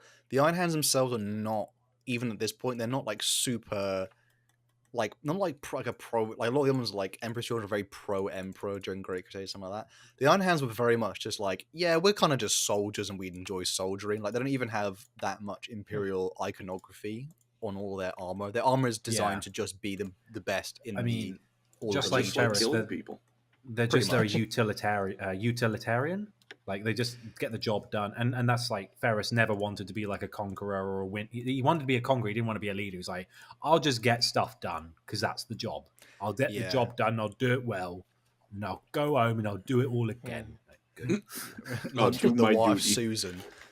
Isn't she lovely? And the next character is called Shadrach Medusan. Some people who actually have even heard of the Iron Best Hands Iron Hand character are and like he's Shadrach. Because the reason why everyone likes Shadrach Medusan, I will go over some more of his events in his the Horus Heresy lore section, but Shadrach was a Terran, and he's basically kind of one of the few who actually sort of realized the flaws within the Legion's ideology and was able to do something really cool within the Horus Heresy, and actually almost managed to kill Horus himself. He tried to assassinate Horus loads of times, and he got really close. and it's really funny when Horus is just like, this guy's getting on my nerves, and he's just like going, yeah, he was a several times. massive pain in the ass for Horus. Another character called can-do attitude. Yeah, another character called Ortek Moore, who's perhaps the biggest asshole of all the loyalists ever. This guy would it's kind of that thing of everyone here watched Bleach. Is it? I never saw it. There's a That was character called like before my time. Yarwatch, maybe Yarwatch, who like if someone had to like in the Iron Hands, you can become a captain by dueling the previous captain and killing them. Like they would only let the strongest lead, and Ortek Moore would regularly duel other legionaries for fun just because they annoyed him. Oh, not even Iron Hands or No, other Iron Hands. He had a reputation. He was good at what he did, but he was a complete dickhead. He was this guy did not care about civilians one bit. There's also another captain called Ulrach Brathan, who will be part of the crew of the Sisyphem, which is basically what? The crew. Seriously? The Is that Sisypheum. the actual name? Sisypheum. It sounds like the Sisypheum. Apologies. is a different vessel. It's unlike a- Drukhari. It's the U.S. the Imperial there's a sailing Horus- ship Femboy. Oh, man. There's a Horus Heresy plot, which is it follows the crew of basically the Shattered Legions. Like a few of them survive, and they all board this ship, and this is the one that manages to basically semi-assassinate Fulgrim, and then some other stuff that Andy will cover. But they even have a Siege of Terror book on them as well. So this is like the captain who basically gets Isvand, and he's sort of in like he's kept in ice in stasis, and they basically have to awaken him like kind of like a computer for like information, and he's always at the edge of death. It's like an interesting weird lore bit there, but again, because the Iron Hands just don't care if like someone's like turn off the life support, I'm over, and they're like no No, you what do ain't. you say you do. And Anna's just going away for a bit. Have fun, Andy. We have another character called almost some of the characters though. Again, not a huge amount of them, but just someone called Jebez Org, who was kind of the initial leader after all the Shattered Legions were just kind of lost after what happened. And Jebez Org was a Medusan, and he kind of realized like he wasn't right for the leadership, and he would eventually give it over to Shadrach Medusan, who was like, "Yo, let's get guerrilla warfare going." And he would be he actually, which is very weird in Medusan like culture, you don't really give up a position like that, so he was quite different. Another character is called Bion Henrikos, who sort of I think he's the one who is they basically discover that there's something called the Dark Mechanicum, and they discover that the warp is basically they discover how their plotline, they discover how the traitor legions are able to navigate through the warp, like, even to the modern day. They basically have like corrupted machine spirits that are like with demons in them. So there's a plot line there, and they also he follows along with some White Scars, and they basically try and kill Horus. Again, funny enough, and one of the characters, that involves a plot of like there's a character called Little Horus who doesn't make it to the end of the Horus Axeman, right? Yeah. They try and kill him as well. Bion Henrikos ends up getting killed by Little Horus, but then Hubu Khan, who's one of the White Scars, he got lent. Oh, there's a really cool part of the lore here. At this time, the duelists of the Iron Hands, they carried around Zweihanders, which is like, and it's a thing that they don't have in the 40k stuff. But I wish they did. No, but it's because again, like the Iron Hands, they built bulk armor, so they thought we need like a heavier weapon. And he actually lends it to a White Scar, and the White Scar goes, "This is really hard to wield." And they're like, "Yeah, it takes a while to get used to that." And he ends up like slicing Horus Aximan's face off. That's why we literally has a face off plot. Yeah. Took his face literally face off. And and then there's a last character called Cybak Cybec Wayland, who's probably one of the coolest names I actually enjoyed in that Legion. Cybec Wayland was a character who basically is also again part of the Sissy Femme, the Sisyphean group. He's sort of tied in with a character that Andy will talk about later, but he's also immortalized in the Iron Hands Medusan sort of fortress monastery as like one of the few images they have of the Horus heresy, which is Cybec Wayland rescuing Ravengard from Isfahan 5. So he's actually like an immortalized character. It's a shame. He's one of the coolest characters, and there's like one picture of him, and it's like, there's that Horus heresy Siege of Terror books images where it's like busts of just the characters' heads.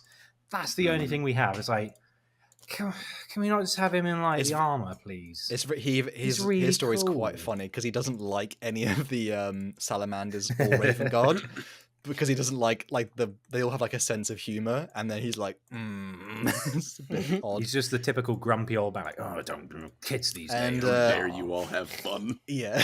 Moving on to the Great Crusade lore. Essentially, Iron Hands lore starts with again Terror spreading out and meeting their Primarch. Ferrus Manuscus gets found really early on. It's like the 4th Primarch found so he gets to mold his legion pretty quickly. Iron Hands specialize in, basically upgrading their technology, bionics, heavy artillery and bombardment. They often have even to the modern day, they have the most amount of transport tanks out of any legion. They're basically an armored core of all the legions. Armored core. Someone said armored core. It has lore, right? That's why. What's that shop where you buy all the gadgets in the UK? It's like Man Cave or Greg's. whatever it's called. Greg's. Not Greg's. There's like that gadget shop, and it's just like the Iron Hands are just like those guys. They're just like, oh, they've got drones. Oh, they've got like weird gadgets. Yeah. People don't know the Weatherspoons lore. That's the Space Wolves. I do not know the Weatherspoons lore. Weatherspoons in the UK, but there's like Weatherspoons like a chain.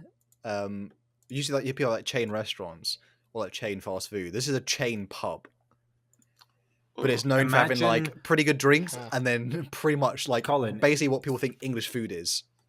Think of it like this: imagine it's the McDonald's of alcoholism. It's like, what if McDonald's were a pub? Oh, that sounds so gross, dude. You go in, really cheap alcohol. There might be fights, but they've got security on the door, so it's fine. It's like, that's the vibe. Like if people complain about English, when people complain about English food, this is the place that makes that food.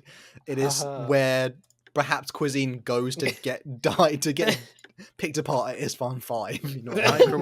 Microwave cooked chicken basket for me, please, and a strong burger. You never eat at a Weatherspoons. Oh my gosh. It's deep fried arsehole. It's terrible. My favorite. So continue on with the lore.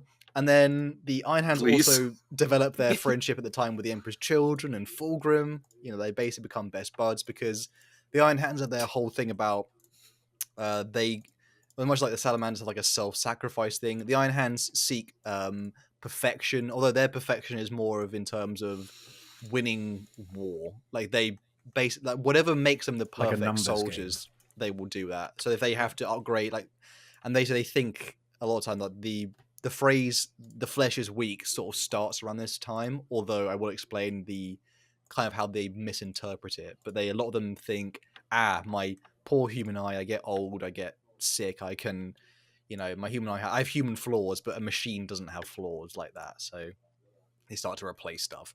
They basically conquer loads of planets. Again, it's not the most decorated out of all of the legions, but they pretty much are.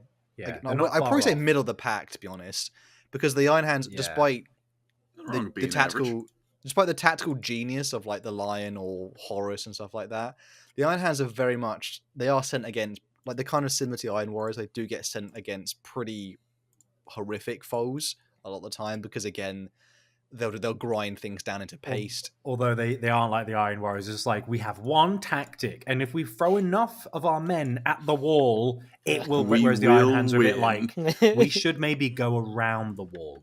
Good idea. Like they're a bit more logical. A slight interesting as well is that a slight interesting as well is not as well known, which is the Iron Hands actually have quite a lot of.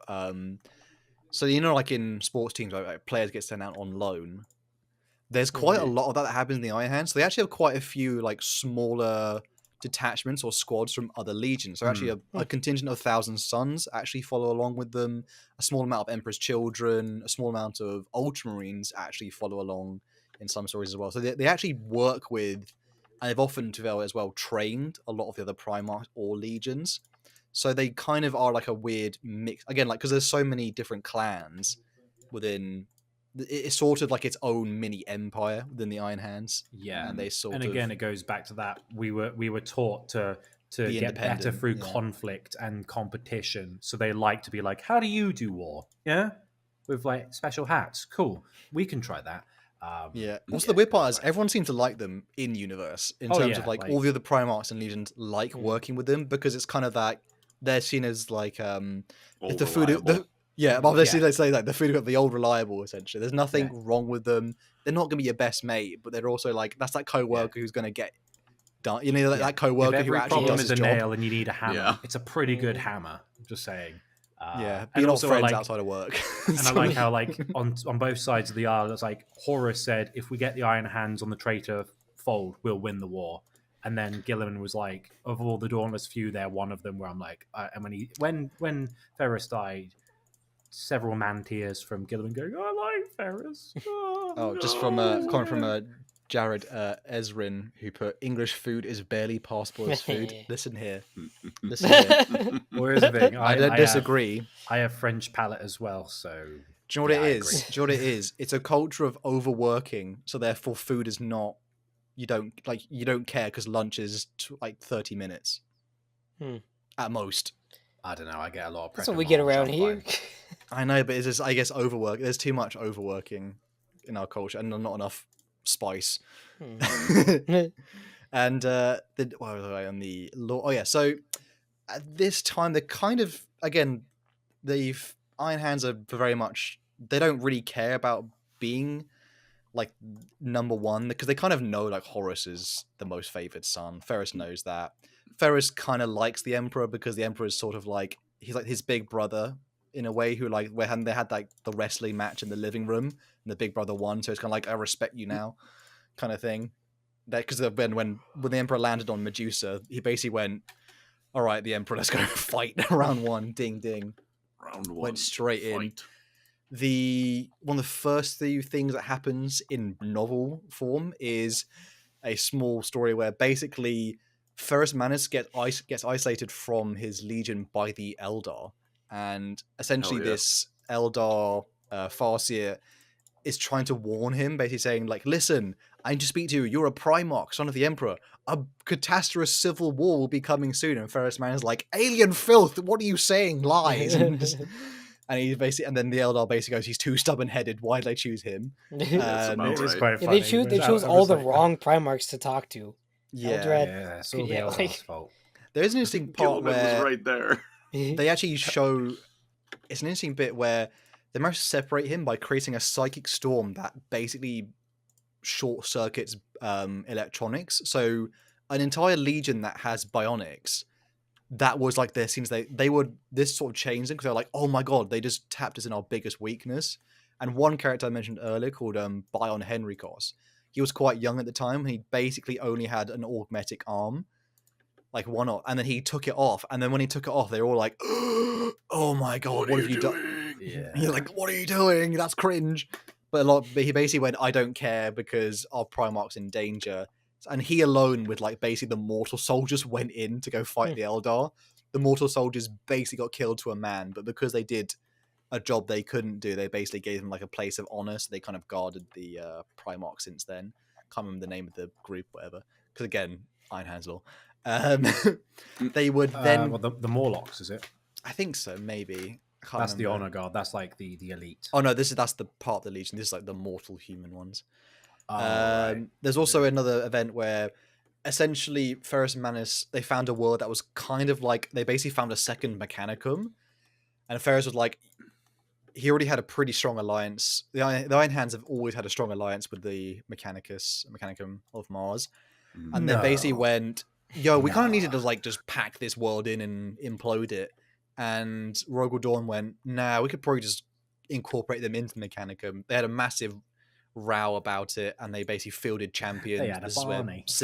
Sigismund basically managed to beat the Iron Hands champion, and Ferrus has basically walked away being like, fuck, we looked weak, like we're pissed. Yeah, and he basically like took that guy aside and just like, Why do you guess who's suck? guess who's getting a beating tonight? Just saying. Like, No, they poor guy. don't actually Because like that was the kind of guy that Ferrus was. It's like, if you fail, I'm going to make you pay for it. The so whole you thing better was, smack. I'm gonna whoop your ass. Oh, a slight thing as well. The Iron Hands are not friends with their Primarch. Like, as much as like a lot of them are like, they're like, oh, friends, you're my sons. Ferrus Manus is very much like, I'm your commander. That's all I am to you. Your soldiers first. So there's a cool bit there. There's also they're extremely loyal and they love him, but they are like, it's like stern dad, but stern dad is also he just like wants them to be very better. good at fighting, and we're like, There's we like also fighting. the event's called the War on Gardenal, which is basically they find a planet where essentially humans are sort of produced in, I don't think they're not vat grown, but essentially people just get to like basically the nobles essentially get their gene seed, shall we say, spread out amongst the population, and there are literal billions upon billions of humans on this planet, and this like sort of small empire. And the Iron Hands are having to fight them. They have like terrible, like basically modern day guns versus Iron Hands, but there's so many of them. Like all the Iron Hands weapons keep getting clogged up with meat and horrific things. And then this is where they find out like there's an assassination plot on Ferrus Manus where there's kind of like the old members of the nobility are on like a life support. They basically have like what a dreadnought should be if it's like a futuristic sci-fi. And they managed to like sneak in to the main capital ship, and Ferrus Manus, by the way, his throne is inside a vault. Like he made an actual vault inside the ship.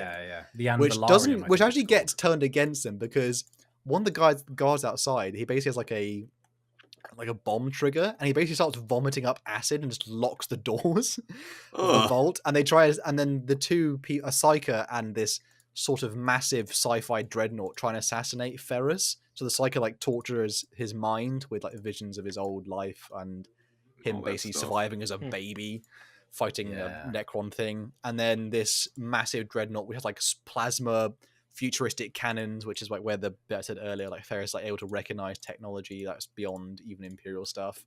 But Ferrus just there's one great bit. Basically, he ends up winning, and the dreadnought guy basically gets smashed apart.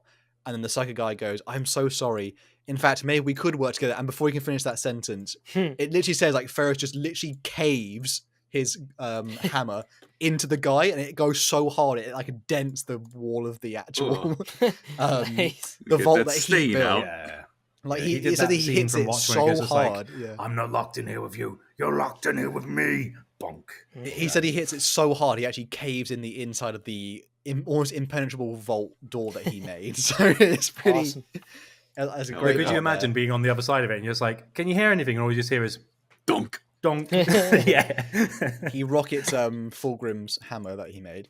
One of the last few bits of the Great Crusade is towards the end. They have like a small bit of lore where they mention they're kind of worried that they basically got overshadowed by most of the other legions because a lot of them, again, the Emperor kind of has the Emperor had favorites, and they basically had to come to terms with the fact like Ferrus sort of at one point he tries to sort of act like how Fulgrim or Guilliman would, where he starts to like negotiate with people and things like that, and it always ends up in failure. So he basically goes, what the hell am I doing?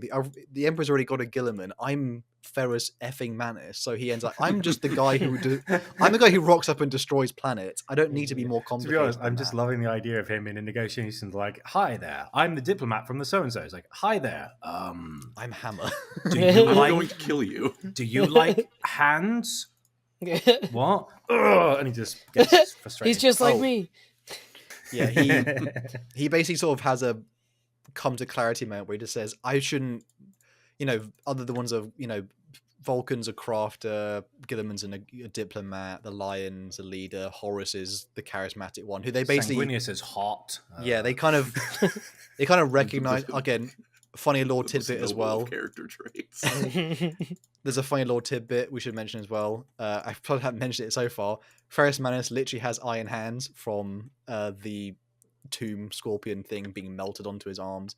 Also, the lore tidbit where Perturabo of the Iron Warriors asks why is he such great friends with Fulgrim, and it's the only time First Man has ever laughed around another Primarch other than Fulgrim, because basically he just doesn't get it, because First Man is literally, him and Fulgrim are such bros. They are vulnerable with each other. It's cool. It's not cringe. Am I right in thinking that he didn't like anyone calling him the Gorgon apart from Fulgrim? It's like, Yeah, you're 'cause allowed that to call was- me that. It was and like he liked that it intimidated people to be called that. But if one of his sons was like, right, Gorgon, he'd be like, No, you did fucking say? don't. that's like someone else referencing your mate's group chat, but they're not in it. So like that's just like, you got to stay out your damn lane.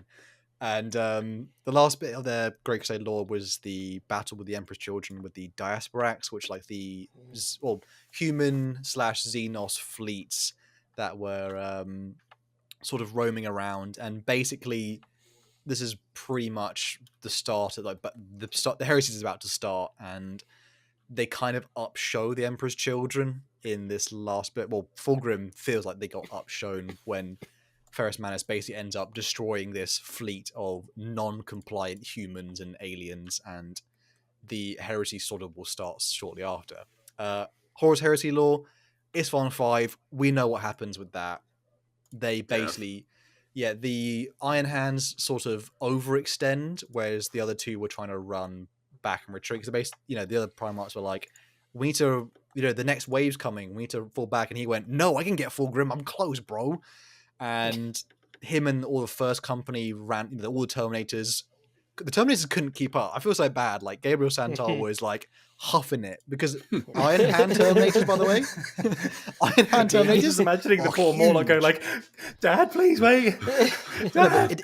It really doesn't get across how like Iron Hand Terminators are massive, because they have like they don't need to carry guns in their hands because the guns on their backpack. You know what I mean? Oh, They are massive, but they try to keep up with poor Ferrus. Ferrus dies to Fulgrim, very sad. And the Iron Hands. Even sadder that he actually wins the fight, but then the Lair Blade is like, ha ha ha, and it's like, takes control of Fulgrim. Yeah, there's a small. And then Fulgrim's like, no, oh no. It's a small little sword strikes. Yeah, they almost. Most people don't remember that part, which is Ferrus is about to kind of kill Fulgrim, but then like the demon surges up and then sort of overpowers him. So he was kind of. I mean, to be fair, he kind of lost before when he'd been like stabbed in the chest, and then like he dropped Fireblade, and then he went to grab it, and then Fulgrim's like, I don't want to kill him, and then the blade went. And I meant when Fulgrim tried to recruit him, he basically got knocked out by Fulgrim, and he was like so embarrassed. He was so embarrassed. Fulgrim bodies, dude. Fulgrim literally bodies. Fulgrim haters cope and seethe. Fulgrim stole his the hammer and knocked him down. But the Iron Hands at this point basically get shattered. And so, but funny enough, even though the Iron Hands are the ones that overextended, they actually, of all the other Shattered Legions, they get the most out. So actually a few thousand of them are managing to run away. There's a cool short story where actually some of them, they actually formed a friendship with some World Eaters during the Great Crusade, and then they see them again and they go, because they're like the void combat with them. And they see them again, they go, what the shit? And they have the shields, don't they? And they're like, and then the Worlders are like, shields are cringe now. Like, what's going on with you? Calm down. Iron Hands actually had like a phalanx sort of. They actually had good tactics, but again, when a World Eater lore happens and it can punch a Custodes. When he's Jack Nicholsoning from Shining going, Tom Warren, thank you, brother, for the $5. Good I got to the stream just in time to hear Fulgrim, I'm close, bro. Thank you. Thank you, brother. Sorry, this is the most amount of lore for all the Shattered Legion. That's why it's a bit longer than. Don't Fulgrim all over my Iron Hands. I'm Fulgrimming. Stop. Basically, the Legion is pretty much broken, and this is where lots of new ideologies start to form. So a lot of the different sort of groups, some of them don't even want to work together because they already had the clan system within a Legion shattered where their Primarch is dead. So they don't really work together as well. A lot of them want to fall back onto what previously was before Ferrus was called an Iron Fathers Council, where like clan leaders would eventually decide something. So they actually had like a democracy in some way, and they wanted to do that. Whereas the character, Yeah, democracy has failed. You're the chosen one. Don't mess with this, Iron Father. Boff. But I do You're like meant to how there's a destroy lot the of... Emperor's children, not join them. I do like how there's just like a lot of bickering as well, where all the clans are like, hey, oi, Averni, where were you? It's like, we were on Istvan, that's why we're all dead. And there's like a lot of just complaining, and Shadrach's just there going, Nonsense. This isn't good, is it? Yeah. So this is where the character Shadrach Medusan comes about. He's a Terran-born, which they kind of do look down upon a little bit. Said the Iron Hands. Because he's not. They has to get all the Terrans had to get adopted into some of the clans. So they're kind of seen as like, yo, you're latecomers. But Shadrach Medusan sort of becomes a leader at this time because he basically says, "Listen, we're like an alloy that's been. We're like a steel or a hammer that's been broken. Ferrus is dead. Clearly, our ideologies are wrong." And he says, we have the other Shattered Legions here. We have got Raven Guard and Salamanders. I think the quote was, let's alloy them to our steel to make ourselves stronger. So they basically start a guerrilla warfare fight. So they incorporate like guerrilla warfare specifically from the Raven Guard in a lot of places. They often use like the Salamanders. To be fair, they don't use a lot of the Salamander tactics in this time. But as mentioned, particularly they're nice guys. They can stay. The Salamanders are particularly used as sort of like a backbone in a way for the Legion. There's not as many Salamanders, to be fair. Quite a lot of them. Well, because the thing is, it's like the Iron Hands had like the biggest losses, but they were also the biggest Legion. So it's like there's still a lot. So and then the Raven Guard, there's not many, but they're really potent. So they're just like, I'm gonna get in behind them and go. Oh, that's the whole thing. So Shadrach Medusan's storyline is basically they end up pretty much really annoying the crap out of the traitor legions to the point where they eventually would have a confrontation where the character Tybalt Mar of the Sons of Horus, that guy, basically the guy who sort of ended up joining the Mournival really late, like the latecomers, you know, like standing next to Abaddon going, you know, hey, I'm one of you guys. He's like, yeah, sure. He does. The poor Shadrach Medusan actually does end up getting beheaded. So another Iron Hand beheaded. There's also a weird part where there's like a cult of the Gorgon formed here, where they basically find like a severed arm of Ferrus Manus and they attach it to like this weird mechanical doll and they create like a cult around it because their minds are so broken. Jeez. Yeah, it's pretty horrible. And then Vulcan is like, what is that? Yeah, Vulcan finds Vulcan. They say to Vulcan, oh, Ferrus Manus lives, come check this out. And they're like, that's my mutilated brother's corpse. Oh my god. And he smashes not living it, like, very well. You're not doing that in my presence, guys. Jeez.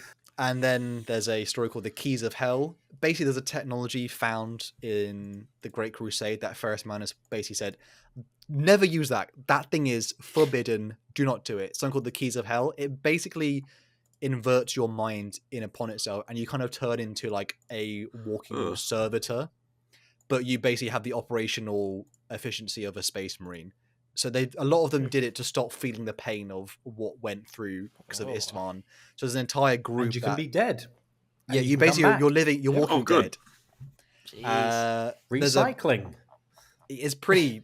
They describe it in the book as quite a few of the other Iron Hands find the group that have turned. They call it the turning of the Keys of Hell. Yeah, it's Krios, and they basically look at them and they go, "Oh my god, what have you done?" That's and they're horrific. like in the ship and they're like, "Why is it so warm?" And then they all disappear and it's like, "Why is it so cold?" And they find them in the freezer, like, "Oh." And there's an Imperial fist with them, and he's like, "What is that?" And you're like, "It's Iron Hand stuff. Don't worry, it's fine." don't worry, bro. It's pretty much the opposite. Like Ferrus Manus's whole thing was, "All right, we'll do the Great Crusade, and then I'll like heal my sons in their like wounded soul. Yeah, like, I'll get rid of their my reliance on necrodermis technology." arms, you know, they call this is where the problem the flesh is weak actually comes from something that Vulcan said, not actually what something Ferrus said. Vulcan said, the flesh is weak, but deeds endure. So it's meant to be like the whole reason is like they do this war because they're building a future for humanity's golden age. So it was okay for them to like do all these things to their bodies in the name of something greater, and eventually they wouldn't have to. And then that basically never happened because all they could remember from Ferrus's words were the flesh is weak.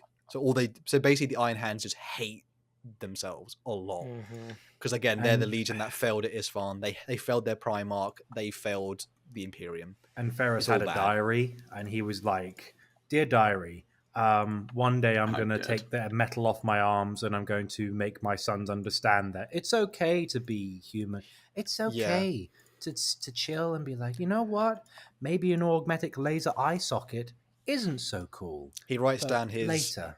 He admits his own biggest weakness, which is the fact that he relies on his metal arms too much, and he's embarrassed to tell anyone. Yeah. So poor Ferris.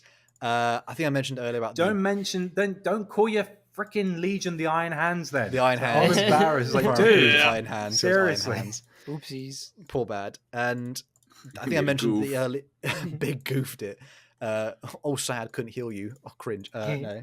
Oh, sorry, the Leon. Thank you again, brother. Thank you. Holy cow, man. He says, I give it to Fulgrim about Ferris, but Dawn makes him look like a bitch. Really? I mean...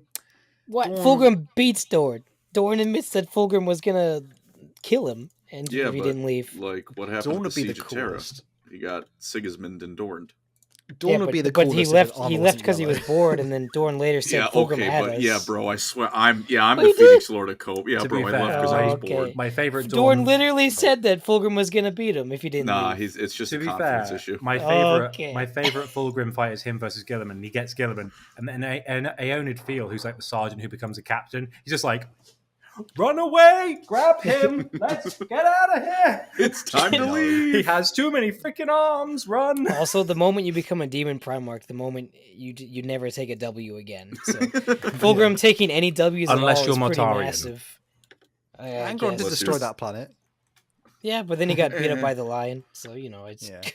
And you don't take a Mortarion got W beaten against by- loyalist Primarchs usually. Mortarion got an F from what? Jagatai, Kaldor Drago, twice, Oh my gosh. and The Gilliman. Emperor, pretty much. Yeah. Slash, yeah. The Full Mortarion Emperor win. Gilliman to kick him in the Yeah, nuts. but when Dad says I Lorgar win. found him in the warp and he was with Nakari, he was taking something that was way different than L or W could even describe. So thank you for that, GW.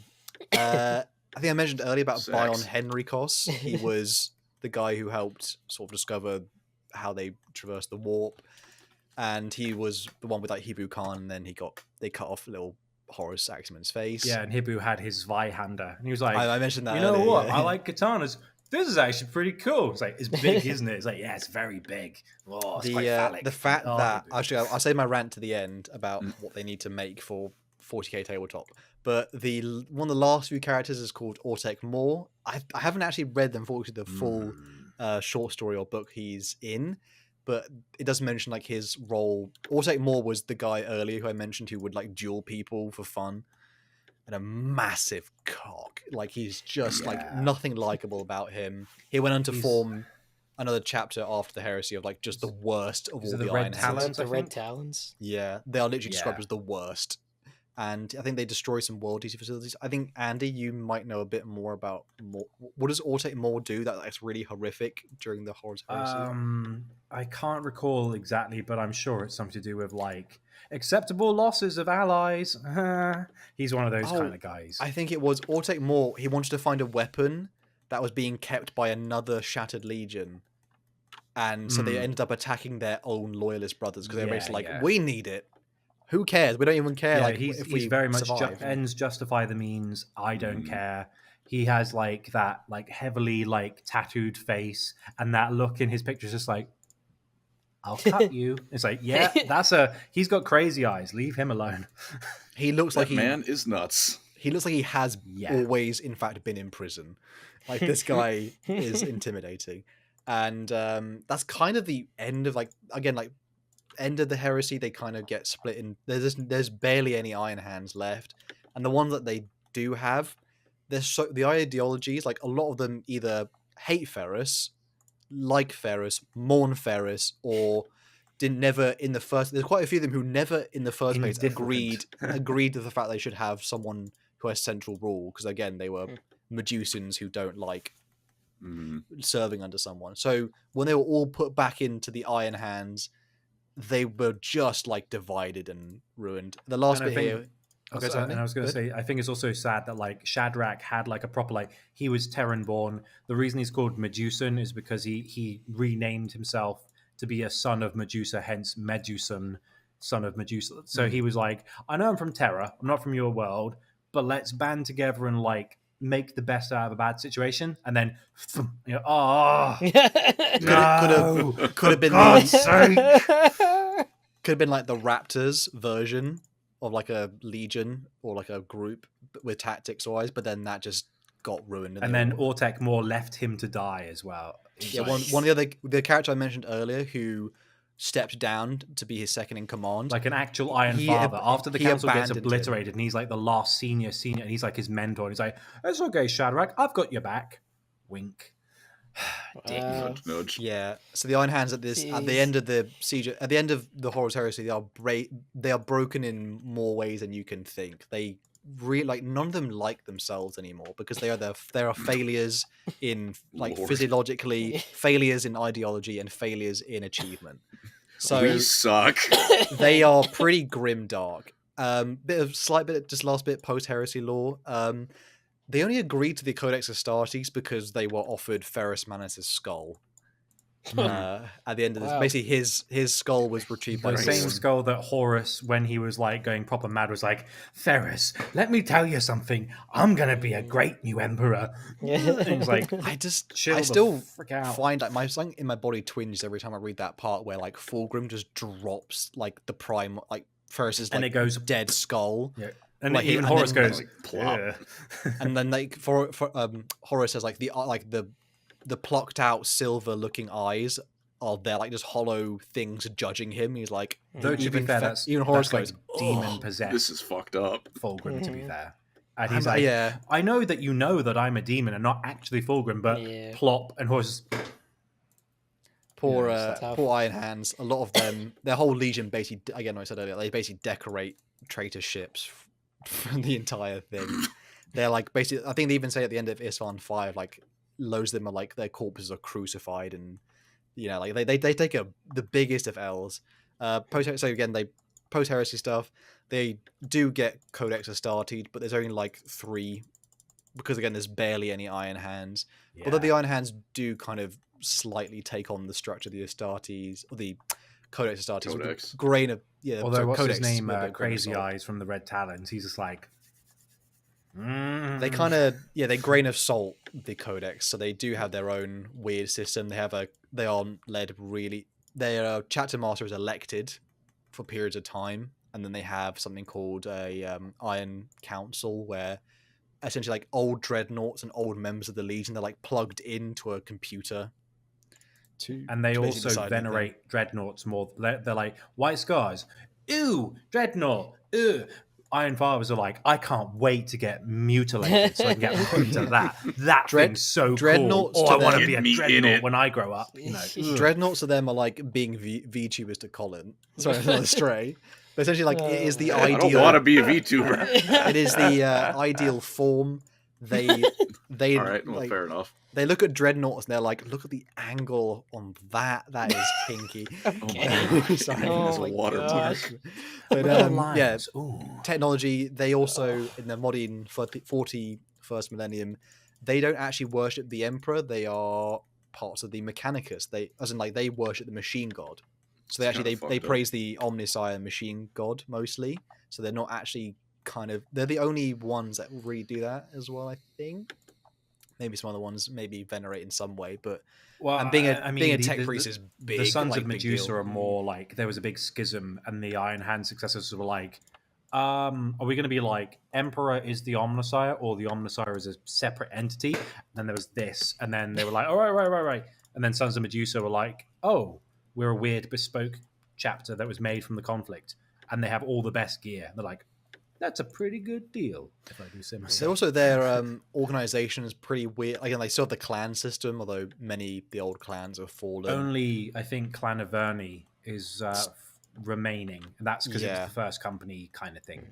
All the other ones, like, you're all weak, you can't be clans anymore. Also, there's a weird thing now where in the last thing which is something called the Forge Chain, where previously you were just like assigned to clans, or you were born to clans in the Great Crusade area, whereas now you actually, as an Iron Hand, you will join all the clans at one point. So you actually have like a sort of, I can't remember what the word is, but you have like a short stint. Well, I say short, like a few decades in each clan.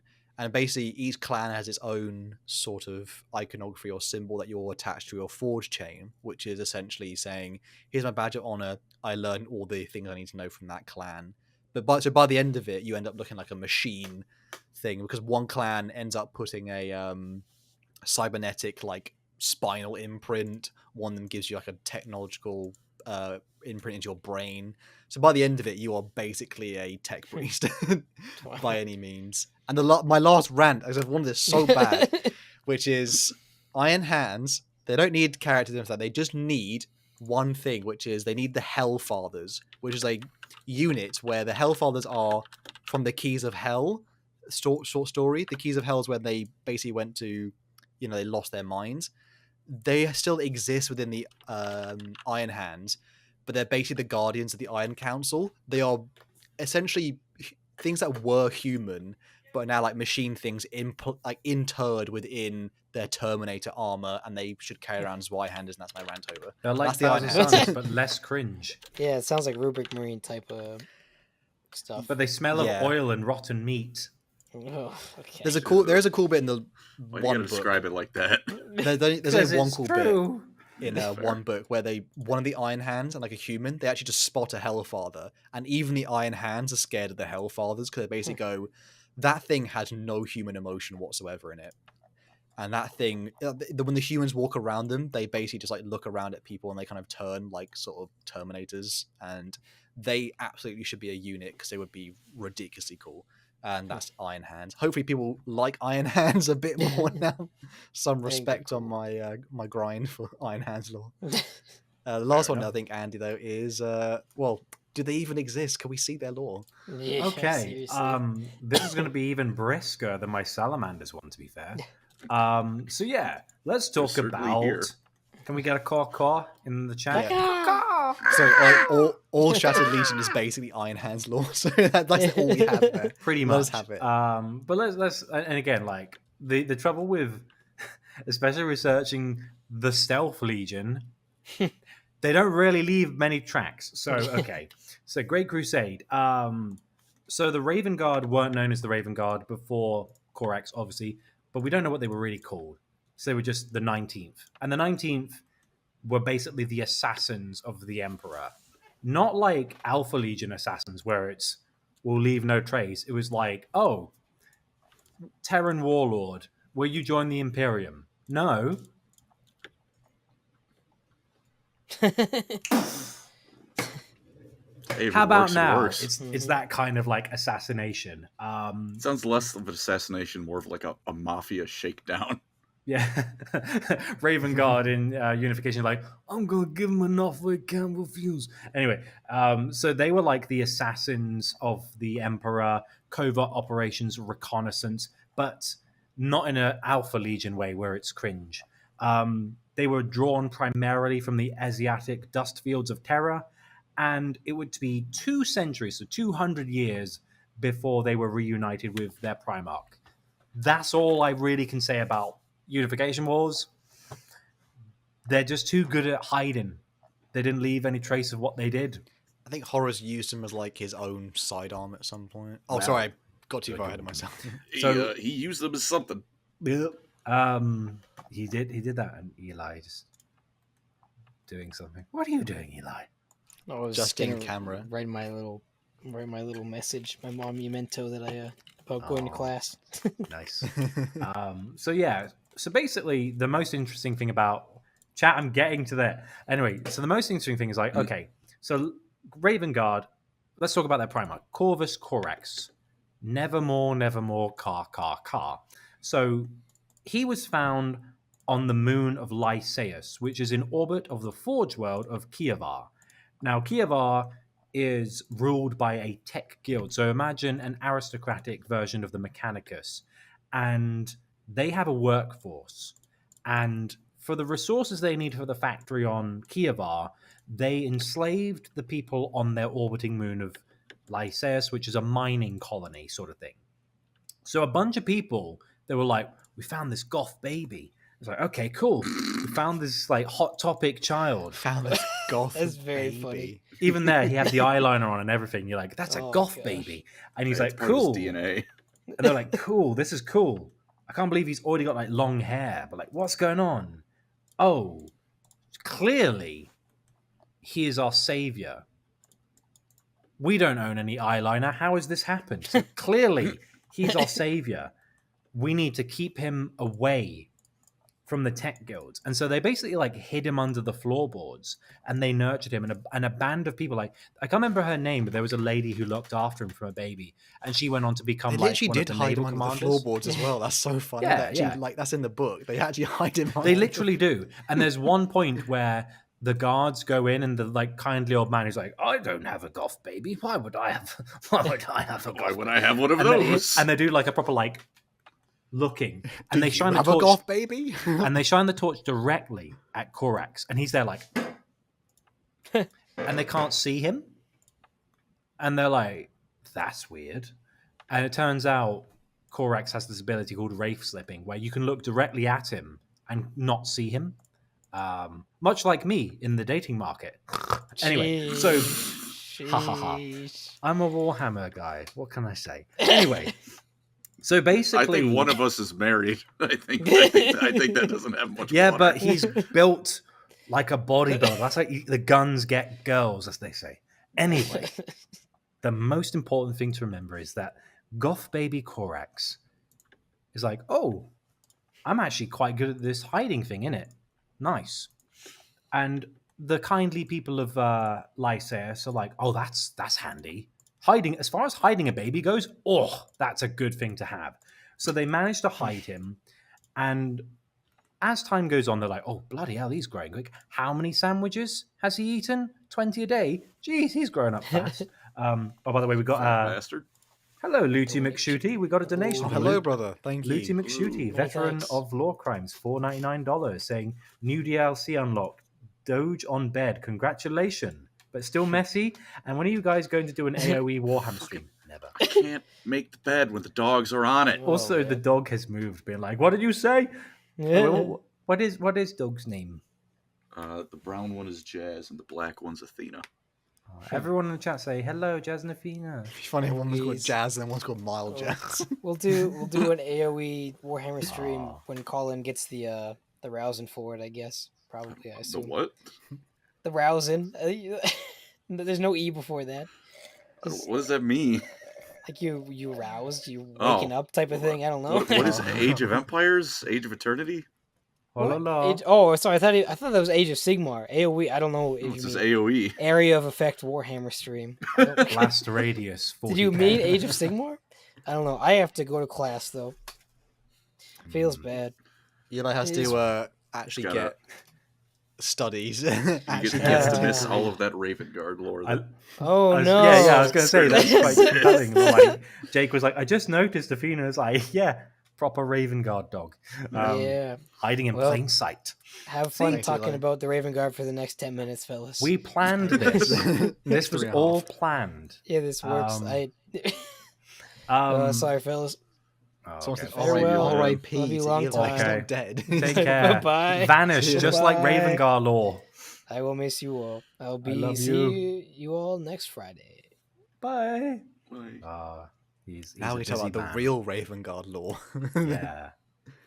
You can't do Ravengard lore without someone disappearing. Anyway, so Korax managed to hide in the under the floorboards of of Lysaeus until one day he went, you know what? Slavery is cringe. I'm going to, for some reason, I'm way taller than everyone, and I'm well stronger than everyone, and I'm malnourished as heck, so I don't get how this works. But I'm also really good at hiding. Let's do a bit of sneaky sabotage. And over a few years, they managed to band together, and they used like hit and run tactics and sabotage and espionage, but not in a cringe way. It's literally the not like the Nanas Alpha video Legion. with the Morgan Freeman C Nanas video. It's literally that. It's like I'm creeping in your and walls. Caleb Collins play 9 Inch Nails exactly. So it's like you're getting in step. So that's going on in the background, and Korax is like, slavery is cringe. Bomb, bomb, bomb, and eventually they like orbitally bombard Kievar because they're like, well, we're up here on the moon. Screw these guys. Let's just like kill them all. So they do that. Fair enough. And the Emperor's watching this and going, oh, that's good. I like that. And then the Emperor's like, "You did good, kid. You did good, pig." And he goes, "Yeah, I like your hot topic aesthetic. Here's the 19th Legion. Funny fact, they're also like good at assassinations and espionage. Who'd have thunk?" And so Corax goes, "You know what, Lysaeus? I don't like that name. I'm gonna spruce it up. We're gonna call this moon Deliverance. Ah, isn't that nice?" And then he is known as the Liberator of Deliverance. They put their fortress monastery there. He takes up the 19th Legion and goes, "All right, here's the deal, Emperor. I'll be your commander. I'll be your general, but I'm not going to do any of that cringe slavery or oppression or tyranny, because that's bad." And the Emperor goes, "Well, we'll talk about that later." It's like, okay, that's good enough for me, and because it is We'll the get back to Imperium. that. You will get back to. We'll put a pin on that. And so after liberating Deliverance and to an extent Kievar, Corax renames the 19th Legion as the Raven Guard because there's a theme, funnily enough. And they conduct compliances across the stars, and they are well known for hit and run tactics, liberating oppressed people. Like the Emperor, I just imagine him being like, "Right, we need to find like all the planets where there's like a grievance with some oppression or tyranny," and be like, "Corax can go there and there and there," just to not get on his bad side. It's the "No, I'm Spartacus," but then no one yells it; they just whisper it. Yeah, exactly. Just gonna put that on repeat, like the best of. And so, yeah. And that's basically it. There is something to note that there was an incident called Gate 42, where Horus, I believe it was Lehman Russ, and Corax were to do a compliance. And for some stupid reason, well, I know why, Horus is like, "I'm going to do his... Hal, you've listened to the audiobooks, right? Of the first couple books? Mm-hmm. Is this a good impression of Horus?" He's like, "Corax, I'm going to make sure that we get compliance of this planet, and I have a very special job for you. You're going to attack them head on at the gate." It's like, hang on a minute. My legion's not good at that. We're all about... It's a bit more. It's a bit less Mr. Garrison South Park, and a bit more charming, but it's pretty. It's somewhat there, yeah. Hey there, children. Yeah, but he always speaks from the knees. "We're gonna go take Gate 42. Okay. I'm the War Master. Okay." But yeah, it's a case of Horus has always had a problem of being like, "My boys are the best, therefore I don't want them to die as much as everyone else's. So I'm going to hang back a minute, and Corax can take the brunt of this." And like Lehman Russ is like, "We'll run at the gate." Okay, fair enough. He's game, and they're kind of good at that. But Corax is like, I don't know, and like loads of Raven Guard die. But at the same time, Corax is not 100% a nice person because he hates Terrans. He's like, "Oh, you from Earth, cringe." So he basically sent all his Terran Astartes at the front line of that battle to try and cull them. And so he was a bit like, oh, Horus, you, oh, how dare you kill so many. But he was also like, "Oh, that's a problem solved." So yeah, I'm a bit like about Corax being a nice person in that such situation. But either way, Great Crusade, meh. That's all they kind of do. Isstvan 5 happens. They have among possibly the single most smallest legion, but they also have a fair bit of losses. But they aren't. They're very adept at Isstvan 5 for escaping because that's their whole shtick. It's like, if you want to survive this engagement, Raven Guard are going to do the best. And so when Isstvan happens, they kind of get split off. Bran Neve, one of the lieutenants, gets a vision through a mortal Imperial Guard commander that, oh no, the Raven Lord's in trouble, and he rescues Corax and like a bunch of the Astartes. Literally sends a raven to go. He literally sends a raven, and he's like, "Hi, Dad," and he's like, "What are you doing here?" It's like, "I don't know," and they all escape, which is good. But Corax leaves the survival effort, and that's kind of all they do. Literally, it's just the stuff we've already covered. Raven Guard are just there occasionally. They're very potent. They're very good at just being like, dead, and then they disappear. They And do that's have, kind they of their have whole like thing. lighter armor. It's kind of their big shtick. They get like a pattern of armor named after them. I think during the Great Corvus Crusade. Mark 6. The Beaky is there because they were the Beaky ones who boys. tested it because That's they their were thing. like, it works. It's on brand. They were like, oh, that's quite chic. Oh, I think Depends that how look good on strongly me. you feel about aggressively pointed armor.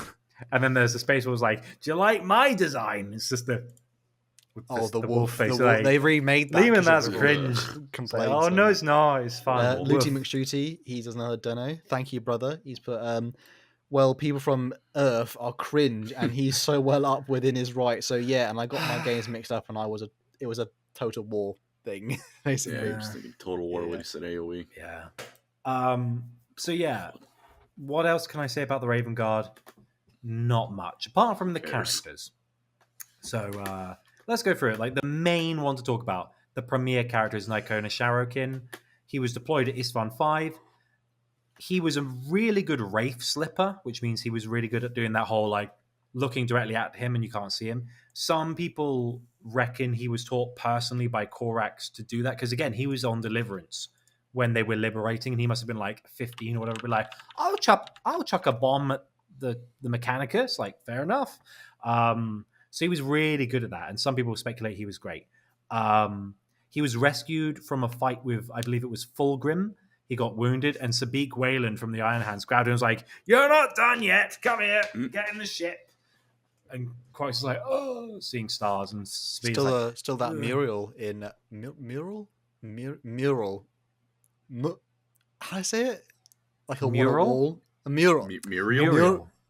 A mural. Which one is it? A mural. A mural in I said it earlier in the video. It's yes, a a mural in Medusa still has Muriel? that iconic mural. I think the courage It has that turtle iconic dog now. moment where Sharokin is saved by Cyberk Wayland. It's like Yes. that's the only thing they have with like the Isstvan massacre. It's like, pretty badass because I'm pretty sure they're being attacked by Fulgrim, and I just like the idea of Sabik going, "Come on, you in the ship!" Boom. looks In at the you go. Primarch And and then he goes, jumps in "Nope." and pilots it. And again, they have an interesting relationship where it's like, for the rest of the Horus Heresy, Sabik and Nikaea, they work together. Like, I have strengths and weaknesses. You have, and they complement each other so well. So, like, to give you an idea, when they went to assassinate, there was a meeting. I think it was Fulgrim, Horus, and Perturabo, possibly, or maybe Mortarion. One of their assassination attempts. I think it was Perturabo because it was the Angel Exarminata stuff. Perturabo and Fulgrim, yeah. Yeah. In that So- the theatre. There's a point where it's two of them, Sabik and Nikaea. Sabik is spotting, Nikaea is sniping. He shoots Fulgrim in the head. And Perturabo was like surprise Pikachu face. And this is just two like Astartes. And then they're like, run. So they run away from their position. And there's a bit where it's like, the book, I'm paraphrasing, but it's like, Nikaea was weaving and sweeping between the lines, Emperor's children and Iron Warriors. And it's just like, and then Wayland was running straight forward. Stomping. Again, he's carrying a lot of Stomp, equipment. stomp. Leave my boy alone. And the fun thing is, it's like finesse and brawn. And there's like a bit where it's just like, and then Nikaea was weaving, darting between cover. And then Sabalen went Iron Man pose and punched them. And like, that's where they work so well together. It's like, I'm the kind of dumb brawn, but also I'm a logistician and a pilot, and you're well good at shooting and stabbing. And so they work really well together. And they're kind of like the legendary like buddy cop duo of the Horus Heresy. So we love Nikaea. He headshot a Primarch. He also did something very important, but I'll leave it. He also killed Lucius the Eternal before he was cringe, or more cringe. He made him the Eternal, technically. Kind of, See, yeah. The prophecy's like, Lucius can only die to someone who doesn't care a Yeah. single bit about him. And Nikaea just, he's a hard killer. He doesn't Yeah, really... they have a duel, and Nikaea goes like one sword here, one sword here. And this is before he's all like eternaled. And Lucius is like, and then there's He's like still an pretty. offline where like Nikaea's like, I feel nothing killing you. And Paul's and that is like, oh, we could really use you now, mate. I'm just saying. He doesn't How use, many people have died since? He doesn't use lightning claws like a lot of the other ones. He actually uses two dual Like- black swords, doesn't Yeah, he? like swords. So it's a bit yeah. different. Yeah, Also, it's a he bit different. He has a weird habit though. His weird thing is like he's so Raven Guardy that he just sneaks around the ship like the Iron Hands. We have a conversation with Alfarius because Alfarius wounds Sabik and then he wounds a bunch of the Orphans of War, and then he's like, and Alfarius is like, "Don't even try fight me, you'll lose." And Lycona's like, "Probably," and they have a conversation, and he's like, "I'll let you go because I like you, but just so you know, I'm going to like tell you all my evil plans." And Lycona's like, "Yeah, we're cool." And I was like, "Oh, he like walks away." Cool. Basically, I think Alfarius goes like, "So you're not even gonna try?" But nope, just go. Yeah. Lycona's not stupid. He's like, "No, thanks, I'm not stupid." He literally goes, "Appreciate it, boy." And like the man who out. headshot a Primarch was like, "No, not gonna try and kill a Primarch." It's like, "Yeah, you don't have distance this time."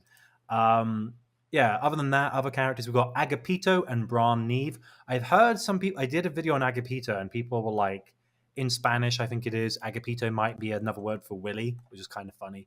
Oh, no. Agapito. So these two are brothers from Lycaeus. They were in the salt mines alongside Corvus, being like, "Oh, I want to be free." And they became, so it was, I believe it was Bran. No, Agapito led the Talons and Bran led the Raptors. Bran saved the Raven Guard from Istvan, and Agapito, I think, led the Raptors, who were like the genetically engineered, crazy Marines. The new Space Marines that the Alpha Legion sabotaged. The Alpha Legion sabotaged and made them all like chaosy. Yeah, the half crow. And Bran was like, and Agapito was like, "I still love you because you're good boys," but they were like, "My arms, why have I got 5 arms?" Like, "I love you. Your heart's in the right place." He accidentally made what they called the not possessed, but the Raptors. No, the ones where like if a Space Marine gets annoys the Chaos Gods too much, they make him a Chaos Spawn. They basically accidentally made sort of Raven Guard spawn. Yeah. And yeah, other than that, there's also Gareth Arendi. Gareth was in the later stages of the Horus Heresy, the Primarch's bodyguard. He's called a Shadow Warden. He would later become the chapter master of the second founding Black Guard. Here's the thing about Gareth, he's a very naughty boy. During the Istvan V atrocity, he intentionally led Salamanders and Iron Hands into traps so they die and he could protect his men. He's that kind of guy. But that said, he saved Corax's life during the Day of Vengeance against Fabius Bile's new men. So even though he's a dick, he knows what he's doing. So he kind of got a free pass. Last character, Nerat Kirin, Terranborn Shade Captain, Terranborn, and Corax went, "Oh, I feel the racism coursing through my veins." And it's like, "Oh, he's from Terra." Corax, you naughty man. He's like, "Cringe." And so after Gate 42, even though Nerat Kirin didn't do anything, he was like, "Right, get out of my sight. Go away. You didn't die like you were supposed to." So he was sent to the Ghoul Stars, like one of the worst places in the 41st millennium to ever be in. And he formed the piratical Black Shield warband known as the Ashen Claws. And in current era, the Ashen Claws are the guys who basically supply weapons and armaments to the Carcharodons. Just a fun little mention. He's like, oh, he's a cool character. He knew what he was doing. He was good. He was like, but it is also worth mentioning, like during the Horus Heresy, he was part of the destruction of Nostramo. He killed the coward of the Night Lords, Caron Ophion, I think. But he also killed Loyalists because he was like, I don't care anymore. So that's kind of the Raven Guard's edginess coming through. There's one Raven Guard who Sevatar has like a loyal, like he broke the mind of the Raven Guard and cut his tongue out. Oh, he made him the Raven, as they call him. I can't remember his name. Sevatar basically made himself like a Raven Guard friend. Yeah, there's a Raven Guard serving in the Night Lords during the Horus Heresy, and I can't remember his name, but he's just known as the Raven because it's like the, of course. And in 40K, the Raven Guard are there. They sure are Raven Guard. They are in the Damocles Crusade. Shadow Sun beats them. Yeah. And then the White Scars get in to get it done properly, because that's what the White Scars do. They are stealth, whatever version of stealth Space Marines are, essentially. They've got that cool art where it's the them, the White Scars and the Raven Guard, like back to back fighting Tau.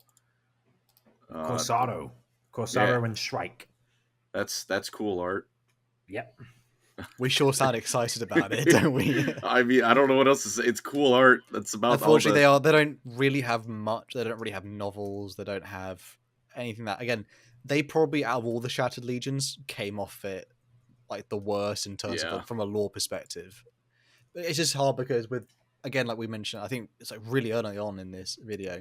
Someone said, "What would you give the Raven Guard?" Again, like basically depth, flaws, character, things to actually kind of rally around in a way. I think, like even something like the Ultramarines, their whole big thing is like they are just they do one thing kind of well, but there's nuance within that one thing. The Raven Guard just do the one thing. But the thing is as well, the Ultramarines are like the good boys. Where it's like they are literally the what's the term? Not cadets. They're the not like soldier boy, but like scout.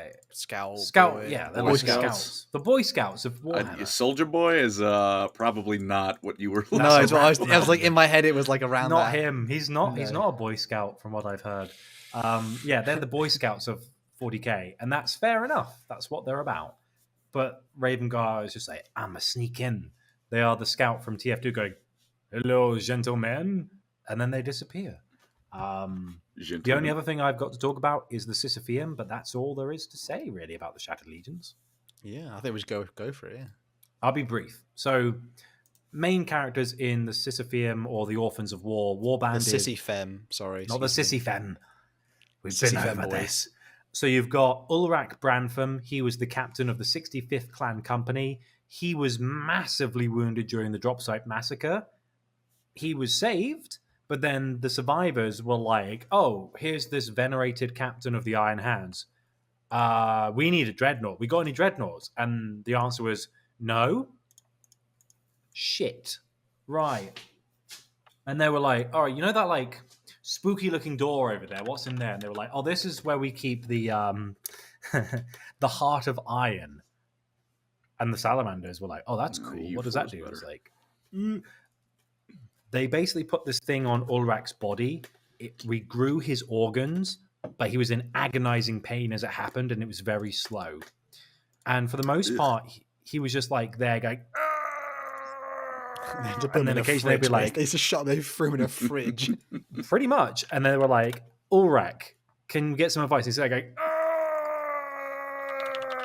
go left, then right, then up, down, up, down. Cool. Yeah. And that was kind of his existence for a while. And eventually they realized, oh, it is regrowing his organs, but it's killing him. So we should like probably get him off this. Fortunately, they were attacked by the Iron Warriors and Emperor's Children, and Karashi Bombastus, which is a great name, was a dreadnought from the Iron Hands who got killed. And they were like, that'll do. We'll take his chassis, we'll put Ulrach in it. And the artwork for him is really harrowing because it's like his bare-chested, like no-leg torso embedded into it with the Heart of Iron. It's like, ugh. And it's like that RoboCop scene where they take it all apart and he's just like a torso like that. But they put him in that.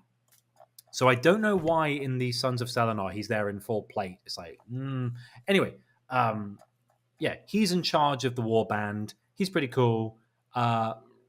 Spoilers, everyone other than Icona Sharokin from the Raven Guard die. Moving on.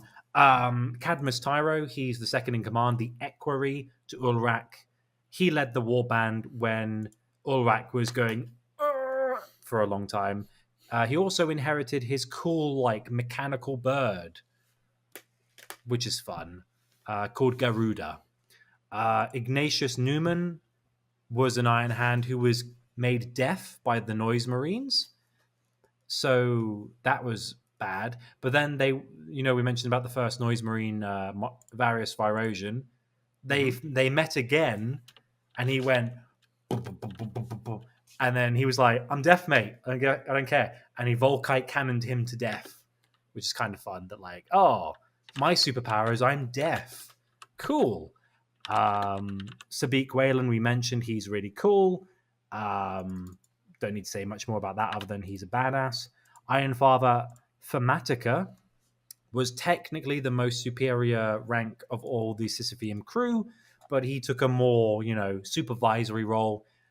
He basically, the Sisyphean crew went to Luna during the Siege of Terror to get the Magna Mater, which is the material components of the Primarchs, to stop the traitors from getting that.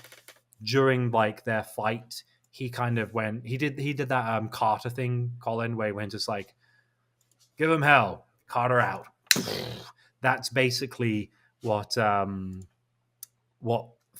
did. He was like, I'm in the ship. Good luck, boys. Bang. It's crazy. Like in the middle of the Horus Heresy, they just have like a pirate crew storyline, and their whole thing is like to go around and just sort of annoy the traitor Primarchs quite a lot. There's just straight up like a pirate crew in the middle of the Horus. Although it is interesting that like Corax gets special treatment, where the Emperor has like a special place, and like, you're my weird like ace in the hole. Like, if ever I need like something really weird, I'm gonna give it to you. And yeah, Atesh Tarsa is the only salamander of the warband. He attended to the wounds of the warband. He really got on with the Iron Hands because they were good at crafting. But he also has a really sad death where he's wounded during their procurement of the Magna Mater, and he sees Vulcan, and he has that like hallucination where Vulcan's like, I love you. He's like, I love you too, Dad. He's like, oh, Dad. And then he dies. He's like, oh, Atesh. And yeah, Nikaea is the only one who survives. Everyone else dies. He is the Noble Six. Not really. He's the Master Chief of the gang because he survives everyone else dying. He procures the Magna Mater. He goes into stasis and is sealed away. And obviously, the Loyalists retrieve the Magna Mater because it's mentioned in later lore. But we don't know what happens to Nikaea. So some people are like, maybe he'll come back because he's the only cool Raven Guard. Belisarius Call should have found him at least. Like Belisarius Call needed that to create the Primaris. So he's at least they've interacted. Yeah, but that obviously went to Belisarius first. So Belisarius had to find him originally. So it's like, maybe we'll find out in the Scouring. Someone could have just found the gene seed in a hole somewhere. I think I think I had a comment on a video I'm uploading soon where a question was, is Nikaea Shuriken basically Alpha Primus, the whole gene father? Oh, Colin's diabeting at the moment. I'll take care of that shortly. There's like a whole Alpha Primus plot with Belisarius Call going on at the moment, and it says he looks like a Raven Guard, so yeah, maybe. I don't know. I mean, Alpha Primus still has that whole like, I've had a sheltered life, but I love my dad, even though I don't show it. Oh, good boy. But yeah, it's just a case of like, he's one of those loose ends where it's like, Raven Guard have one character in 40k, which is Shrike, who's the chapter master. And even then, there are technically other characters, but no one gives a shit other than Shrike.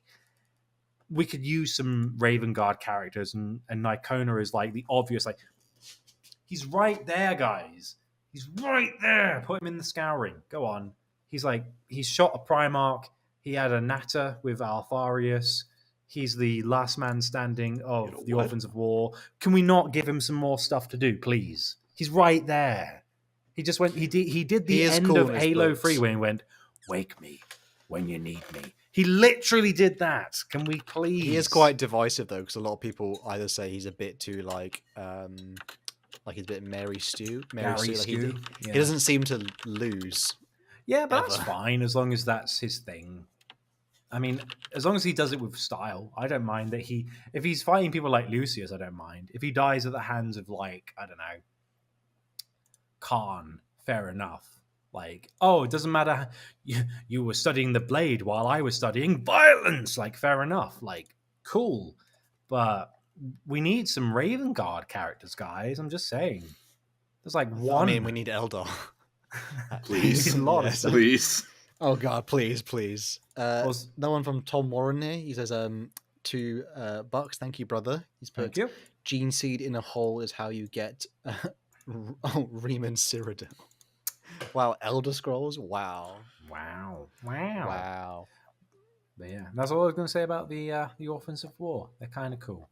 I think that's all of the Shattered Legions lore, basically. Yeah, pretty much. Apart from going over every well, there might be their own video at some point, each of them. So, but that's kind of their main arc, though. Unless anyone else has Colin. Well, first of all, Colin, you have to pick a favorite. I do. Do I? Yeah. Well, least favorite. Maybe. Salamanders. I like. Oh, come on! After all that Iron Hand lore I gave, I look, and it means nothing. I'm sorry. I just don't care. I'm just a lonely man out here begging someone to like Eandin. I feel like that. Look, I'm used to being disappointed and no one ever liking the Eldar. I've accepted it. I've accepted that outside of my audience, no one gives a shit. And even within that audience, most people don't give a shit. Oh, to be fair, that's most of all the Iron Hands lore, apart from 2 books, which kind of end. Like it starts and it ends, and there's nothing more to it. Yeah, I will give them that if I had to. No, I can't even give them that. I would just join Mechanicus if I wanted to cut my bits off. But you don't have to. You can look. You can be a bit cooler though. You can still be a Space Marine. No, I'm gonna fight you on that. I guess you just be a tech priest of another legion or chapter. I don't want to be a tech marine. I'll just be a tech priest. I don't want to get my rocks off holding incense over a damn bolter. We have a difference of opinion. Fair enough. I guess if people have made it this far, do like and subscribe. Thank you guys so much for listening along and for all the donations that happened during it. Again, we are on Spotify, so you've gone to listen to us offline. And we're also on AmazonMusic.com. Oh, we are. That's pretty cool. Yeah. Again, thank you so much for watching. And if you made it this far, likes, please. Desperation.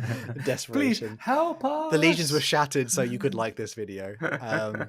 Probably not, though. And with that being said, though, I think that's it for today's episode. Colin has suffered enough Space Marine lore. He's just enough Space Marine elves lore involved.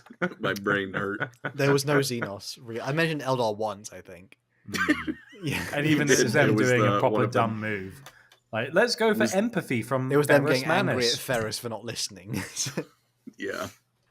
Seems make sense. That being said, yep. Thank you guys so much for listening, and we'll catch you in the next one. Peace. Bye, everyone. Bye. Take care, everyone. Have a good one. Bye. Hey, welcome to LoreCrimes. I should really shorten that intro segment for when we're streaming, but it's us. Hello, everyone. I think the music's still playing. How we doing? I'm already getting bullied in the chat. No macho mojito, you absolute disgusting human being. You guys have always said nice things about me. I like that. I like that. Shout out to Louis 1945 for the $2 who says, I humbly request knowledge. Why did my dad leave? Sheesh. There's reasons. I don't know. Can't help. I don't know. Maybe you just got no Riz. And he was disappointed. Don't Riz your dad, you pervert. No, the dad was just disappointed he had no Riz. You can't goon, you can't edge, you can't Riz. Can't edge. Yuck. Hal's not a gooner. Wow. If Herobrine isn't real, why did my dad die of a Herobrine overdose? Holy. Wow. What are we talking about today, boys? Welcome. Before we say that, welcome back to LoreCrimes, Eli. I can see your trophies in the background. Well done, you. Thank you. Looking like a custodian. Great stuff. Good to have you back. Can you use one of those as like an Imperial Knight? That'd be funny. Perhaps I shall. Macro plasma incinerators on each arm. Gun show.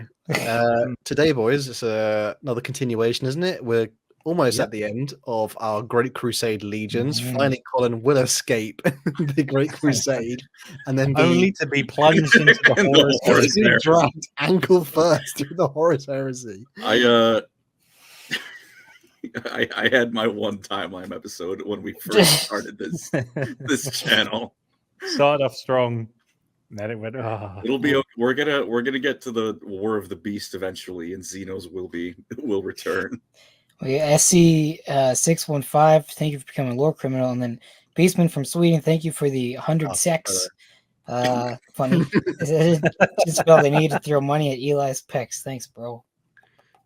Damn. Thank you very much. He'll start flexing later if he wants. Only if he wants to, though, brothers. SC 615. Oh my gosh, Crimson Glory. Crimson Glory. Congratulations, Eli. Thank you very much. If you guys, if people donate, I'll do my posing routine. Looney McShooty, thank you for $2. Those trophies are as tall as Eli. Oh man. Ooh, Kind of true.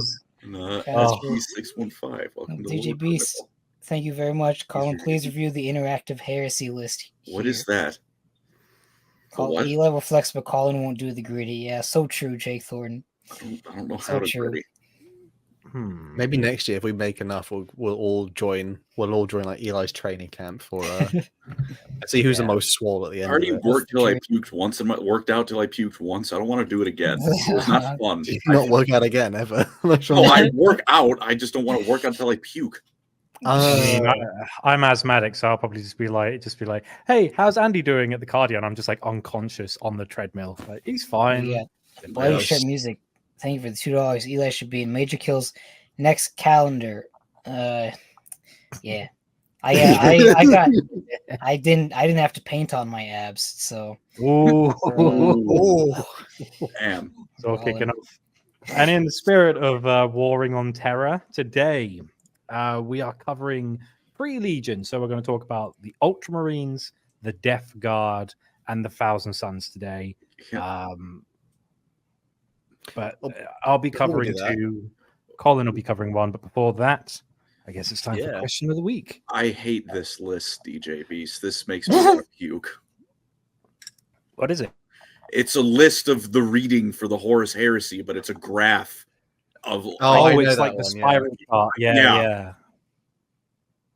My favorite part is like some legions are just not on the graph because you can't. Like, there's no actual recommended order. There's no death. If I look at it up, I still have it. It's like there's no Death Guard. There's kind of an Ultramarines one, but it's all word bearers on it. Like it's just not there. There is an Imperial Fist one, surprisingly, but then they're missing most of the legions because it's tricky. Also, before anything else, I think hey, Rarest Pepe, while we're going on, you should explain to the chat what a Macho Mojito is. You keep saying it. Go on. What is it? Nah, he won't. He won't. He won't. I think to Crimson Glory, especially for the man has been a big supporter of all of us for quite a while. We appreciate you and love you for the Blood God. For the LoreCrimes. We love it. True.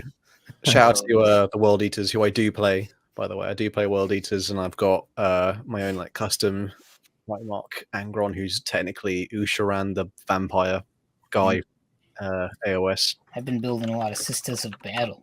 I mean, you can't see anything on my freaking webcam. Nice. I almost built the entire combat patrol during our Fireside Fantasy recording the other day, so we're balling. I just like the idea that you've gotten so swole, the miniatures look even smaller than they used to be. It's pointless now. I'm just staring at his shoulders. They're the boulders that are his shoulders. I hit shoulders today, so kind of we're feeling right. But I believe with your return, Eli, you're also going to be talking about the question of the week from our last episode on Gotrek and Felix, right? Yes, sir. I will pull up what I got. So our question was, I don't know the exact question, but it was #Buddy Cop, which means probably who would you like to see as buddy cops in 40K or fantasy? This is correct. First one's from Document USA, a classic lore criminal. He says, Thankwall and Call. Thankwall keeps messing with Call's latest and greatest tech heresies, and Call uses rats for experiments and makes Cyber Skaven, which somebody was that you, Document USA? Somebody was making that Admech Skaven, which is crazy. Meanwhile, Alpha Primus has to act as Tard Wrangler for the duo as they go compete across the galaxy, getting into trouble. Such a funny thing.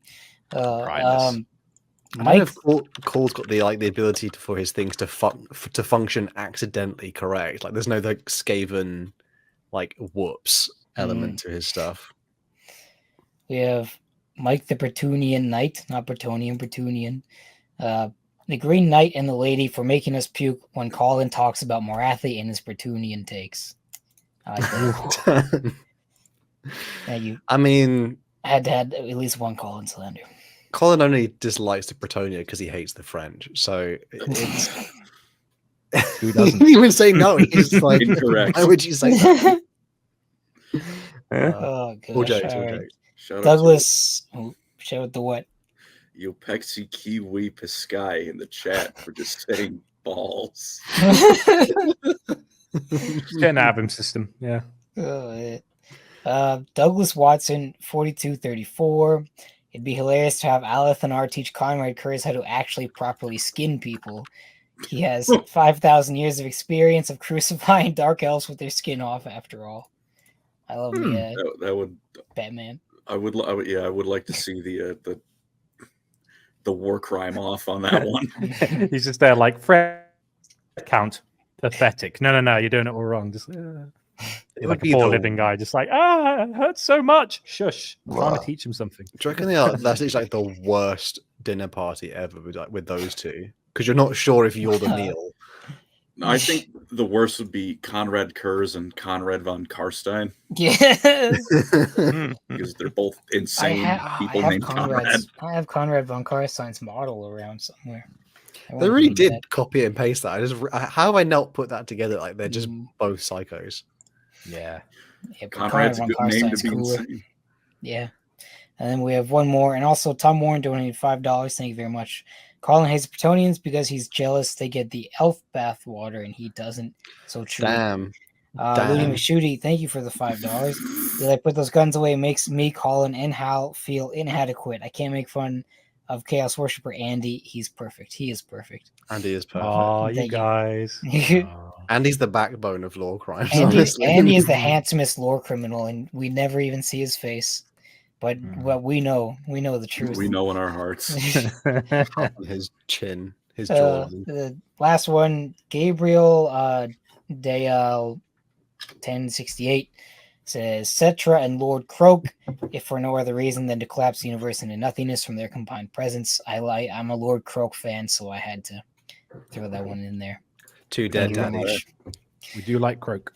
And I'm gonna go get my beef and potatoes now, baby. Okay. Well, while you're getting the beef, if you want to submit your answers to this current question of the week, the new one is we're calling it hashtag reasons. So because it's Great Crusade, imagine you're the Emperor or someone like him, and you have to band all of humanity together to unify terror. What are your reasons for doing so? And bear in mind, the Emperor was a bit of a naughty boy. There was a lot of people who didn't want to be part of the Imperium, and a lot of people died. So you got to have a good reason. Okay, so hashtag reason. I imagine that if I was to do like my example of that question, I'd do it for people who, as I've said it before, don't lick yogurt lids. Like immediate like. Get them I'm talking camps of people who like you have to walk through and make sure like watching people eat yogurts and they don't know why they're there. I just be like people who don't queue properly. Like, no, we've got to sort this out properly. You get at the back of the queue, you don't cut in. It's very British, but that would be my pet peeve. Like, right, I just see a war over this. Sorry, is it a donation here by Main Event Virgin? Says, "Oi Hal, put your moles on Instagram, not your shiny head." Can't see anything in the Peachy video. Good to see you. One of you doesn't have 5 thumbs. What? Oh, I think he insulted my forehead and the rest of your painting skills, boys. So, I should. I'm getting better at bottle painting, but honestly, like as much as like there's so many other people who are way better than me, so I often feel like I'm pretty bad at. Like, I don't think I have ugly looking models. I just feel like inadequate compared to the actual like community of people who paint their models, because they definitely do the I just made this last night. It's not even that good, and you're like, wow, thanks for the non-metallic metal all over the thing. Cheers. Thanks. Yeah, but let's not be around the bush. But then you did the same thing during the stream, just like, I feel like I'm intermediate though. I feel like I'm in an intermediate. I feel like you should take a long walk off a short pier. Genuinely, like, I do feel like I'm an intermediate, and I feel like there's a huge gap between like me and the actual god tier. Like, not even the god tier, the actual good painters. Well, that gap exists between you and me. So yeah, careful. Look, I understand you might not quite be as good as the gaming I won 3 golden demons storyteller, but yeah, still a good painter. thank you, main event Virgil, for my as I'm constantly told, my Innsmouth Riz on my big shiny forehead. As you can tell, the only reason LoreCrimes was started is because there's a group of us who have big foreheads. So, welcome. Send us a picture of your hairline, and this is how I'm gonna overtake Bricky. I don't think I'm gonna beat him in subs, but by God, I will have the bigger forehead. TJB's get off my case, brother. Thank you. With that being said, though, obviously Eli's maintaining his protein intake. Man, that's and some of the people in the comments are saying God. foul stuff about protein. I saw something earlier. No, they're saying foul things about you. Oh God. At least it's not on Colin for once. Lord Cunnilingus. Who said that? Aged me alive. He said you're Lord Cunnilingus. Brother, my Slavic brother in Christ. What are you doing? We're meant to stick together. Damn it. Yeah, pain. That being said, though, we're Great Crusading. We're in M30. Are we at the end of M? No, we're in M30.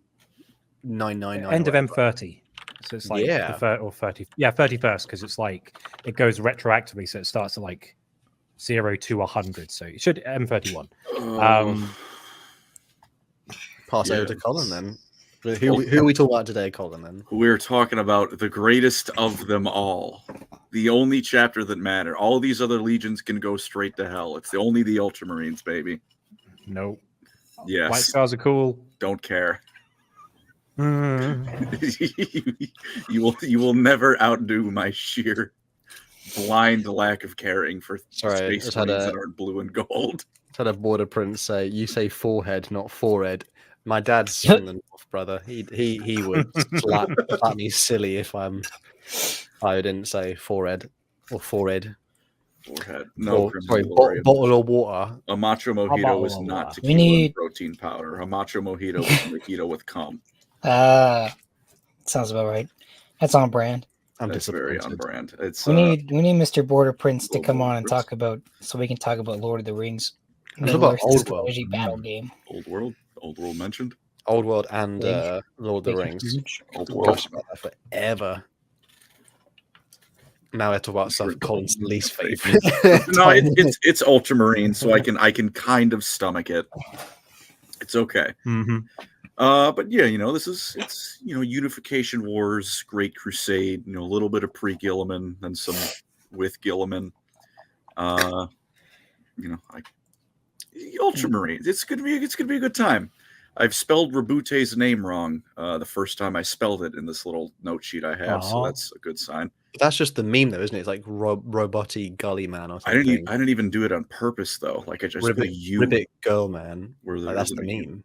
I prefer Rowboat Guilty Spark. Nice. Just completely butchering it. We have 2 donations, so I assume you guys already read the budget talk one.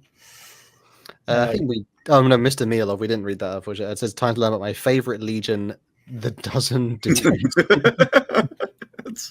And Bloody Shirt Music. Yo, shout out to all the regulars who are here. Bringing Border Prince on, saying teach us about anything but modern 40k. My man. I will say something about like, if you're not as into modern 40k, remember there's a lot of 40k that did come out, and then people just don't talk about it because it wasn't that good. Eldar books, some of them. Man, I can't even argue. But like there's always more 40k brothers to talk about. If nothing else, you don't like modern 40k, you can find a PDF of the OG Rogue Trader book online. That's as far away from modern 40k as you can physically get. The brother of Border Prince does say Blackgate Troll Chieftain is the king. Yes, he is. Okay. I don't know. Model. Eli's only playing Lord of the Rings tabletop at the moment, really. So yeah, I play Warhammer like once a month, and then Lord of the Rings as much as I can, because it's just so much better. I also thank you to becoming a lore criminal main event Virgil. Nice. But Ultramarines now? Yes.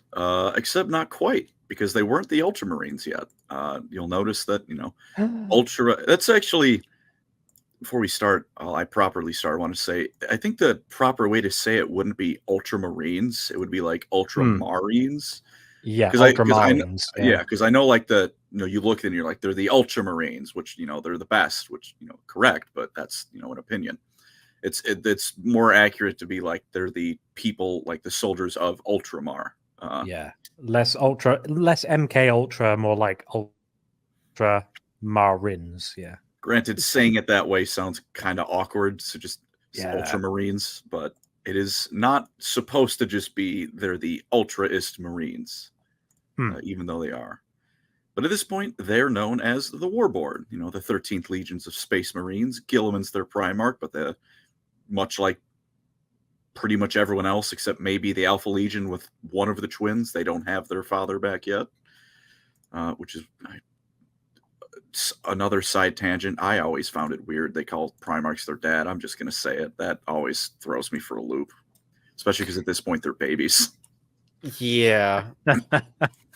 I find it. Do you know? The only time I ever clocked it as weird is when I think Sevatar once said "uncle" to Magnus the Red, and I was like, "That's why? I'm not a fan of that one. Why? Why would you say that? As long as he didn't call Conrad Daddy, it's fine. That's when you should be concerned. Even worse. The bottom keeps being deepened. Who's the? I beg your finest pardon. I took that in a different. Never mind.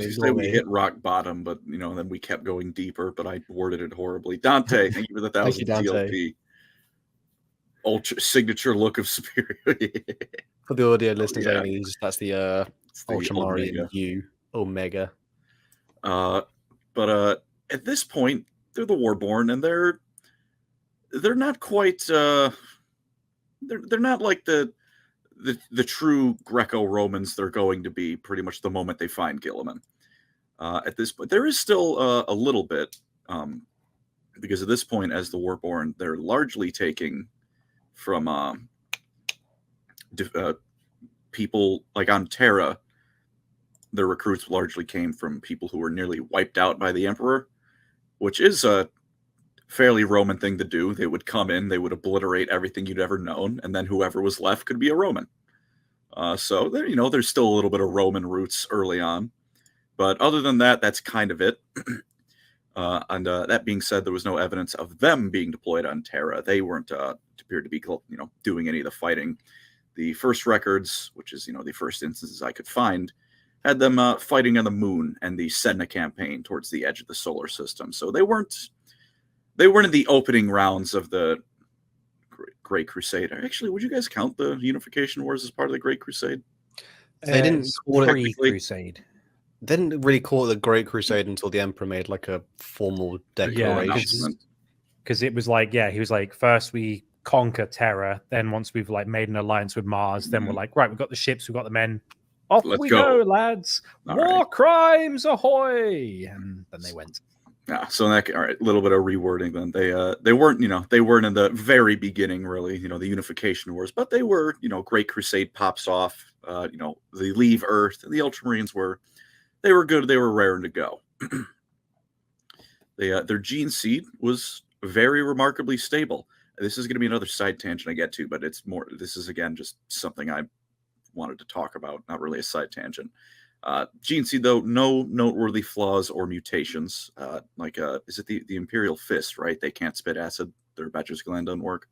Yeah, their Betcher's gland doesn't work, and there are a few other weird inconsistencies with other legions as time goes on. Yeah, they're also incredibly annoying, but that's just Also, I think the Imperial Fist can't go into stasis sleep either. They can't just be like, I'm asleep for 7 years and then wake up. I think that's another thing they have. They're too stubborn. That sucks. It sucks because if they get injured, they can't go into the coma thing. And they're meditation, healing sleep thing. Yeah. That's but for the Ultramarines, no gene seed or no gene seed, no gene seed flaws. Nothing noteworthy enough where it's like, okay, this legion has this problem. It's vanilla, totally bog standard. Except for the fact that, for whatever reason, you get this gene seed, and you're suddenly a very big fan of cohesion and hierarchy, and you want everything to be nice and ordered and properly structured. Just little bit more Roman stuff kind of creeping in. The legions, all the nice organization. You become a power sub. Don't say that. We're truly giving the wrong idea here. Although I did want to say, like, at what point does something like that go from feature to flaw, right? You know what I mean? I mean, as a soldier, so if you're somewhat submissive, that's cohesive, and Well, it's not that they're turning submissive. They like, cohesion. Yeah, real word. They like well, everything again, where it is. the big flaw with the Ultramarines with time would be that like they have to do everything by the book, and that's the thing. It's like, this is how it's done. It's like, not always. No, this is how it's done, and that's kind of related to that, I suppose. I was just wondering, like, at what point does it stop being like just a at what point does something regularly occurring within a gene seed count as mutation? Because it did seem, the Ultramarines all start liking that kind of stuff, but it just doesn't count as mutation, right? I mean, that was more just not even just like just like a. I think it depends on how aesthetically pleasing it is. It's like Sanguinius' wings. They're not a mutation. He's pretty. Leave him alone. But the red thirst, that's not pretty. Yeah. Fair enough. Also, we got a donation. We have from a few donations, fellas. Yep. Gotta go back to Donkey Man USA, who said for $2. I almost want to give you your $2 back for saying this. Skin me harder, Uncle Curse. Yeah. No, you. And Bikini Prime. That's a fun name. $2. Thank Pinky you. Prime. Sorry, Pinky. Power Sub Gene Seed Flaw. Yeah. Mm-hmm. SC615. Thank you for the $5. Thank you, brother. Vulcan and Dorn are my favorite Primarchs. Should I get eyes up there too? What would be the best place to start reading? Also, big ups, Eli. Prep is grueling. Yes, it was. But we're Don't living read again the now. Salamanders books. Don't do it. The best recommendation is not to engage with that. The White Stars books are all Don't read their books. Thank you. Start with the book called Scars by Chris Raitt. Thank you, Aborder Prince, for the potent and flawless seed. Thank you. Joseph Pollard. Joseph Pollard donated 10. That looks like some kind of like $10 currency from like this is the dollar sign, bro. It feels like something you get in like a JRPG or something. I don't know. It's like squiggly circle thing. I'm not sure what it is. Are we doing the same thing? All right. No, endless space was. Man. It's like an endless space currency. It's different in the chat. Okay. I have returned from my conquest in brackets vacation in Europe to hear cringe and see Colin's unmade bed. I hate you. It's pretty made. Thank you for the $10. Colin it's not always made makes great, the bed. but it is made. Mm-hmm. He always makes the Bed bed. made. The cock chair's always ready. He always makes the post for the YouTube video. I have not made a post. I'm going back to the Marines, damn it. I never thought I'd want to, but we're going away from that towards Space Marines. BRB. Alrighty. Smurfs. Much like keep the Roman a little bit, they bolster their strength from conquered worlds. So all right, hey, you're part of the Imperium now. You're coming with us to fight. You're a legionnaire now. So that would help them get a bit stronger. Although something makes them stand out a bit from how they were. Although when they meet with some moments with Gilliman, you'll find out maybe that is kind of in character for the Ultramarines. They tend to be very aggressive. Not world eaters, berserk fury. You deploy them to the planet you never want to see ever again. They, there would be a world left after the Warborn were done with it, but they were very aggressive, disciplined, determined, but they wouldn't pull punches. It did help them, any cooperative campaigns they might have been part of with other Space Marine legions. It helped them out with that. They were, especially with the tendency towards hierarchy and cohesion, they were a good legion to get along with. Yeah, occasionally there was just, this world's being a bit difficult. Ultramarine used glare. You're too paralyzed to move. And that was just how they did it.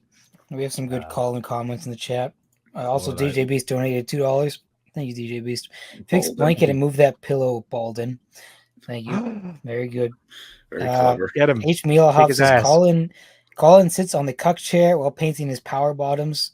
And then Glacier Music, Colin sits on the cuck chair painting models of him sitting on the cuck chair. Oh my gosh. We're going to buy chairs. Brutal. Really Let him talk about Ultramarines. He's enjoying himself. I love LoreCrimes. I love LoreCrimes. They were they were a very practical legion, all things considered. They were still at this point they were willing to do what works. They were very aggressive with it, but they'd listen at least. They'll try what works, stuff like that. At one point they were defeated against. Okay, fucking control delete on that thought. Holy shit. They were waging a war against some rebels assisted by unknown Xenos that were rather psychic in nature. There was some weird soul-stealing stuff going on. It was not the Rangden, but it vaguely reminds me of them because they would use people as thralls kind of deal. Oh, the Crave? This was the Osirian Cybirds. Another Xenos to be said in the Great Crusade, and never heard of it. Yes, and it's annoying because they sound so cool because it's their ships are described. I don't know, Eli. I have an image of some ship with endless space.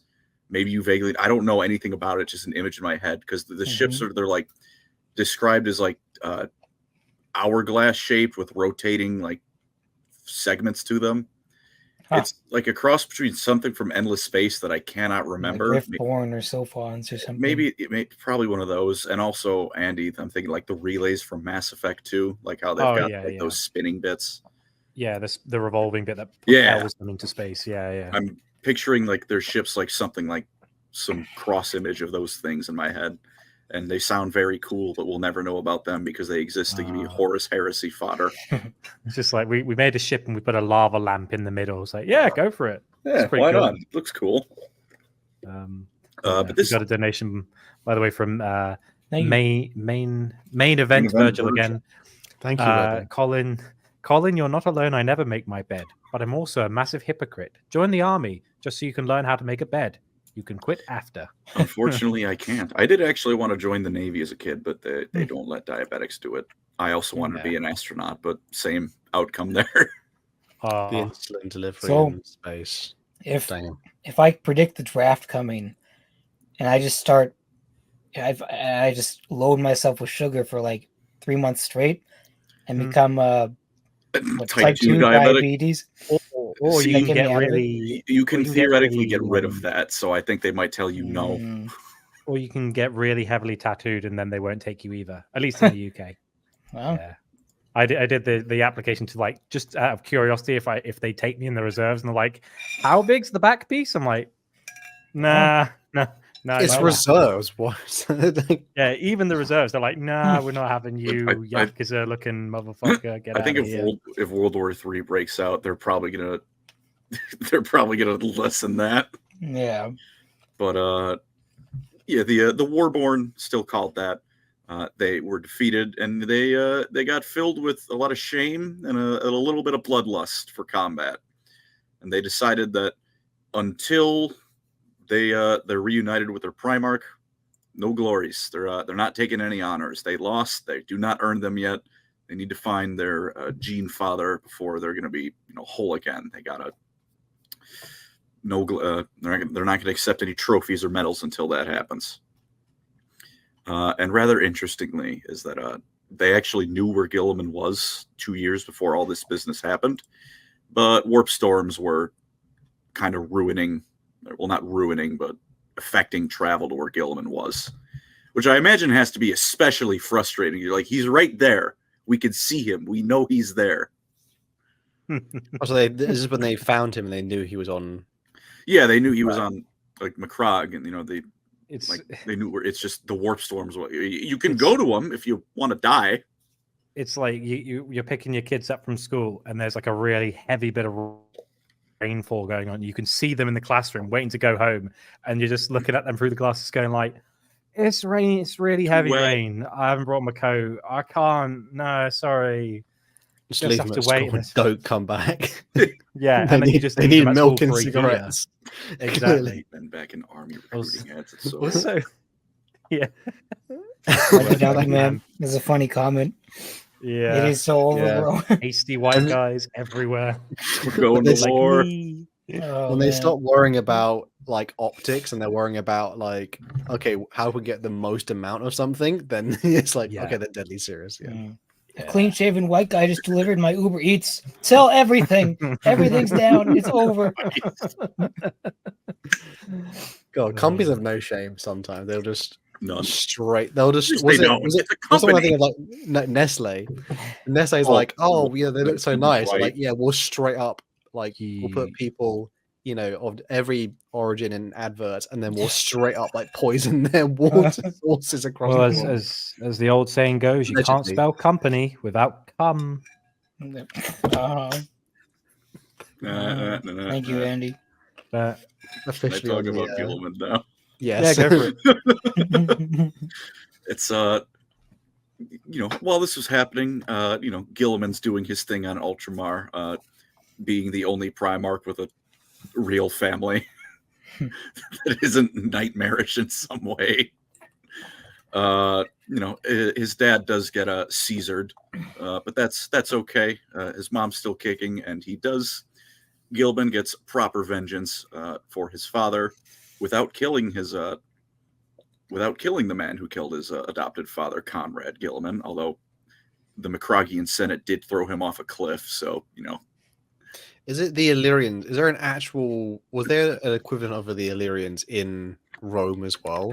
Yeah, I they're feel like called, it's- they're called the Illyrians. Yeah, I feel like there was like an actual. It's just the region that is like that area, part of the Balkans, like next to Italy, is just, it's called Illyria.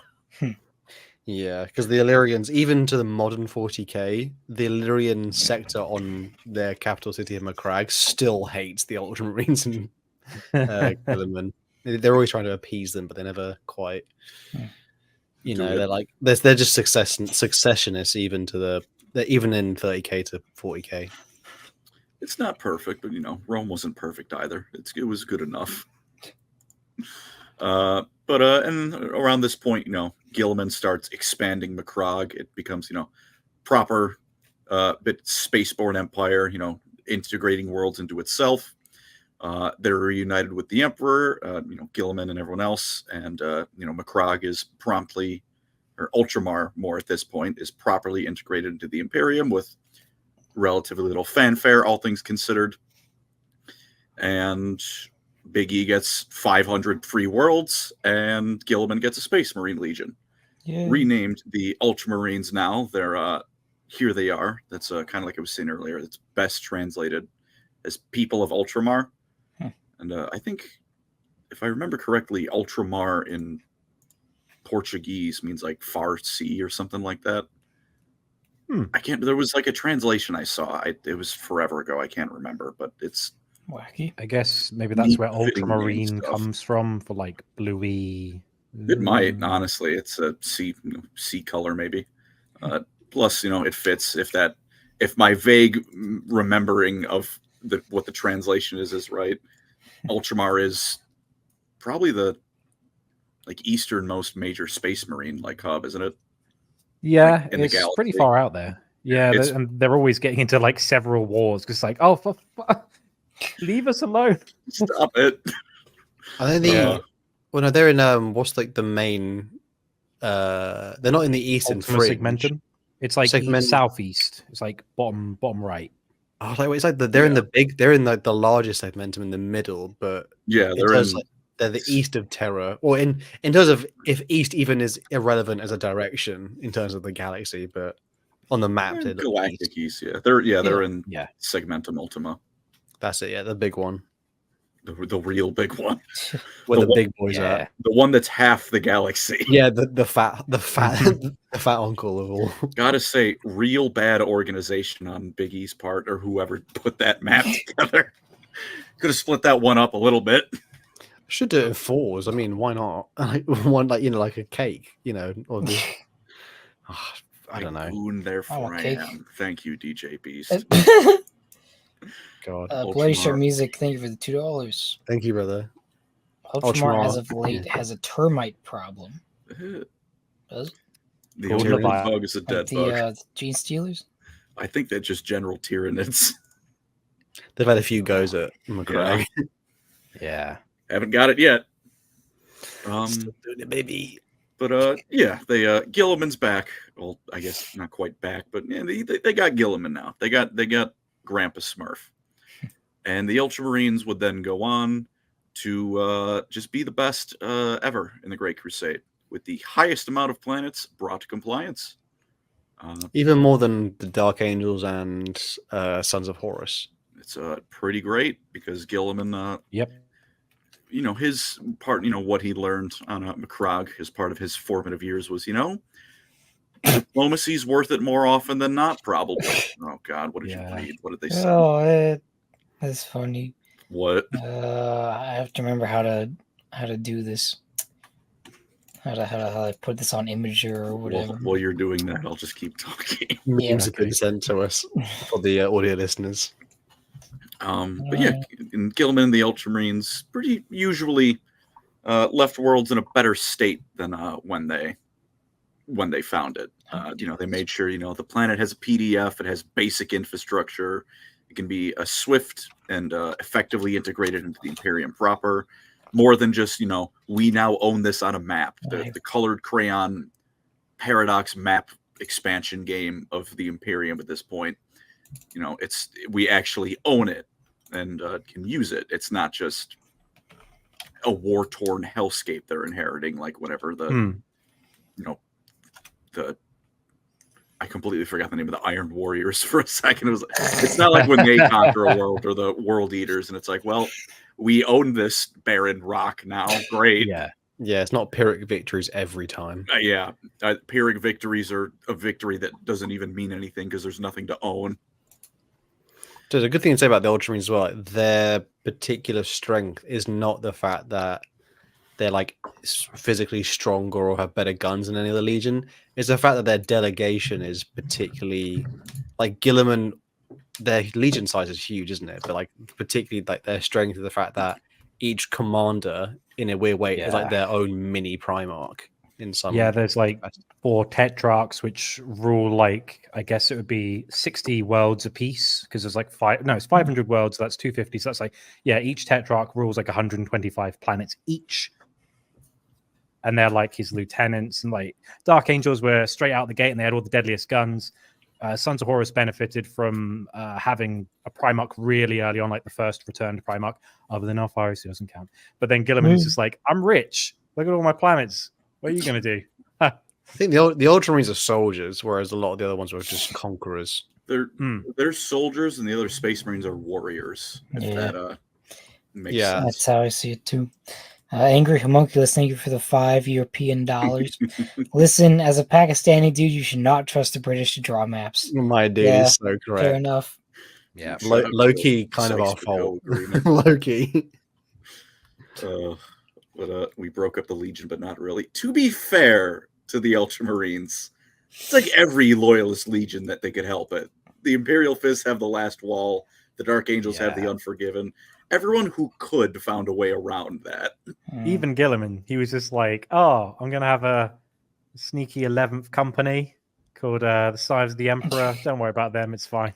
Like, they're going to find out. I'll make them a chapter. Ignore that. It's fine. A sneaky extra chapter known as the Genesis chapter.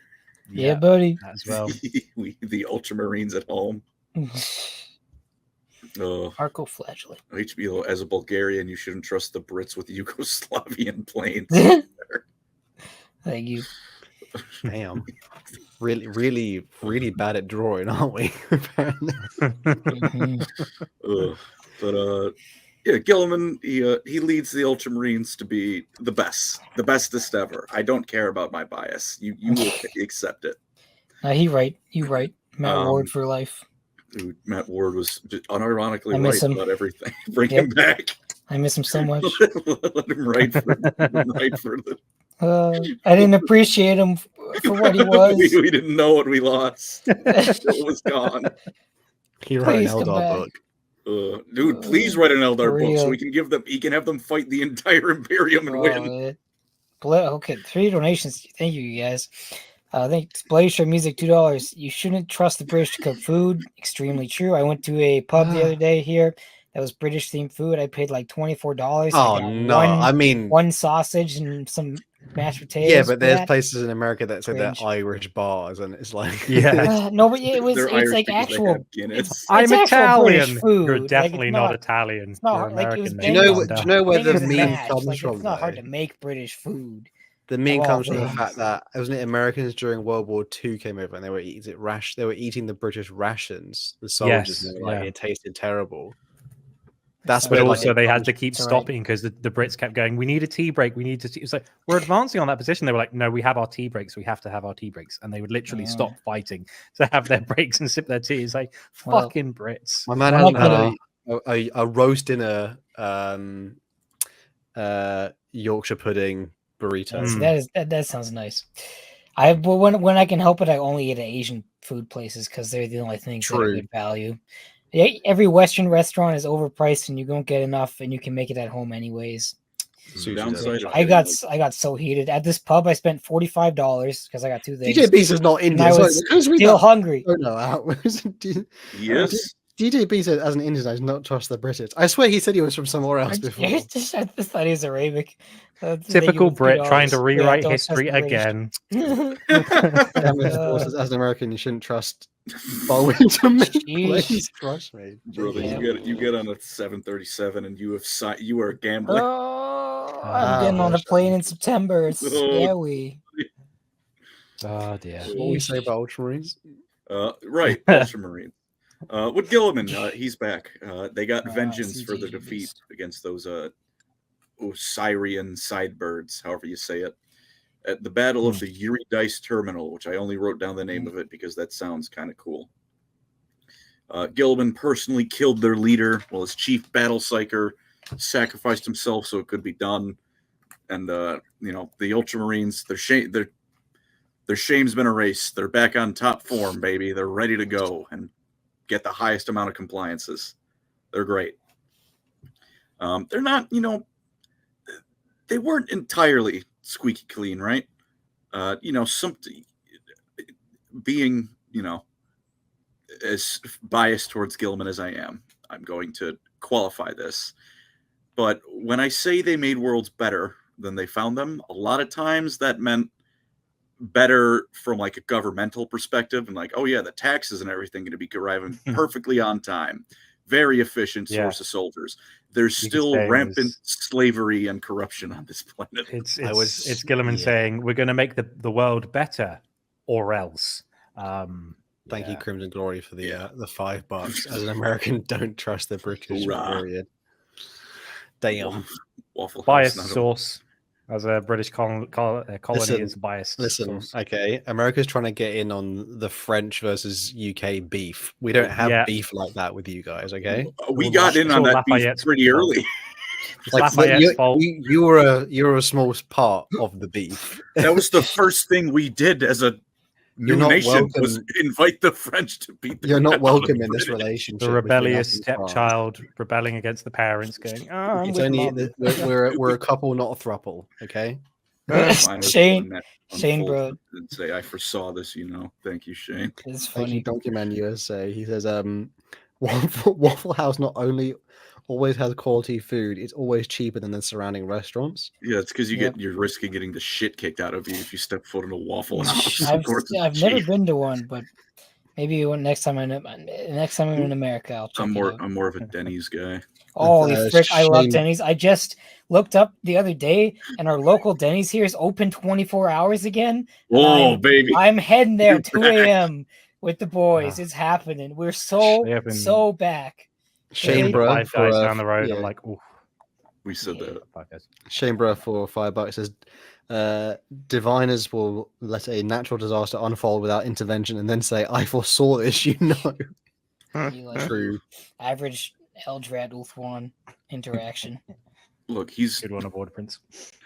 Isander and Coda put it best. When the plot needs him to be powerful, he's a god. When it needs him to be stupid, he is. I'm going to goon for 36 hours straight. As you will. Hero right there.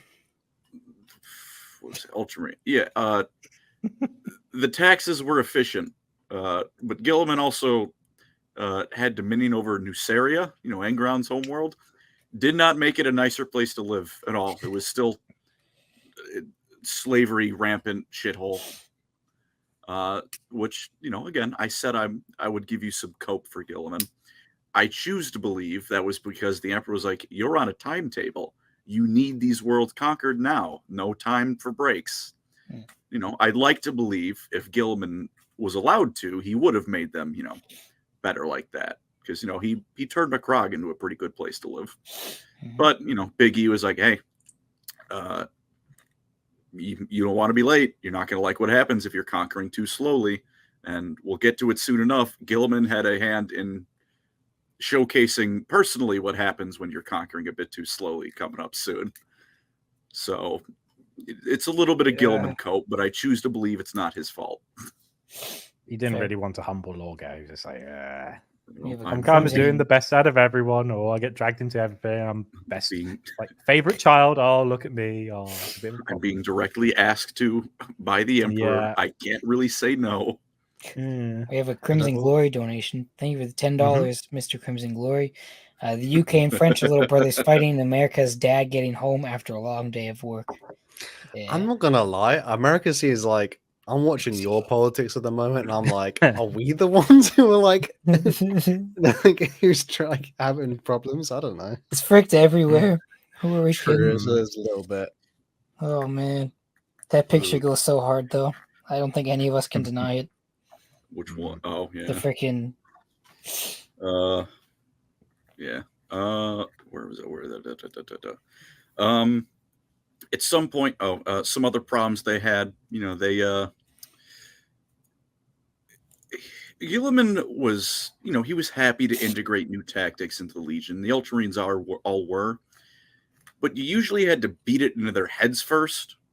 Like, what was it? It was Corvus, right? Like they were doing war games. Like he got the upper hand on him once with some like stealth hit and run tactics. And then after that, Guilliman was like, okay, I will now integrate this, make it as efficient as I can. And Corvus is like, well, I don't think I'm ever beating him again. I can get close calls and win some battles, but the wars are never going to be won. This is but Not a lot of ingenuity, more like it's the old reliable. He'll refine anything you give him to the finest point, but you need to give it to him first. Yeah, he has to see someone else do it. Yeah. I mean, he also loved the Moritats from the Raven Guard, which were like the Suicide Squad, like dual wielding gun. Like they would like the guys. Oh, they're gonna die. We'll just put them in the front line. They're just gonna jump in and do some damage. And he went, I like this, and he started to incorporate them in his Legion because he saw them doing it and went, oh, that's good. That has tactical use. I'm having that. It's kind of like the British, where like we saw something else and we liked it, so we took it. Classic. Apart from the steam engine, which we invented. Yeah. It's so that was he was a little bit arrogant. Again, he'd be like, oh yes, I'm sure your way of doing things is perfectly good. He had this idea of, well, you'll see the Ultramarines fight and you'll truly be amazed that this is the best way to do it. It was in some fairness, it was a show don't tell thing. He'd be like, you'll see us fight and you'll fall to your knees and accept that the Ultras are the best and you'll want to do it how we do it. Which, to be fair, highest amount of compliances, but it rubbed some of his brothers the wrong way. I know Lehman wasn't the biggest fan of him. Didn't Ferrus Manus hate him? No, he's on the Dauntless Few, wasn't he? Well, Guilliman liked Ferrus. Yeah, Guilliman liked Ferrus, and he liked Lehman. And he liked Lehman. But it wasn't mutual. Like Ferrus was like, oh, he's just a rich kid who's got all these planets. If I had that much stuff, I'd do better. He was like, oh, he didn't like how Guilliman basically played on easy mode in his opinion. He's like, oh.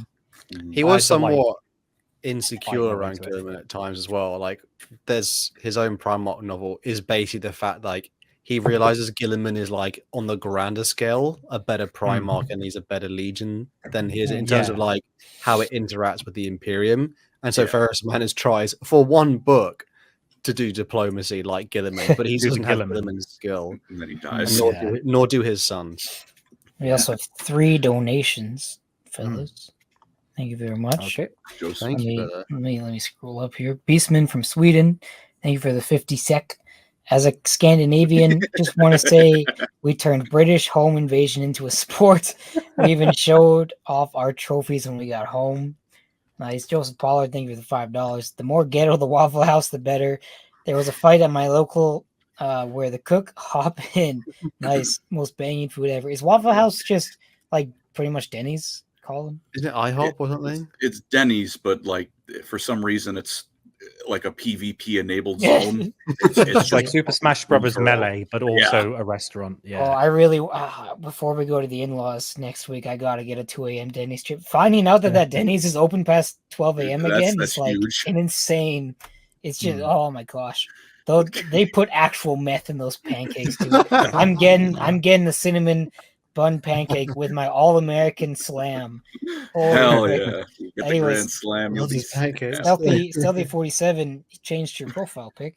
$2. Thank you very much. But can Gilliman beat Balthazar Gelt? No, sir. Certainly not. He's turned to gold the moment he looks at him. What's that video where like they're having like the it's like the metal bands like and it's like something at Denny's and then people just having a mini mosh pit.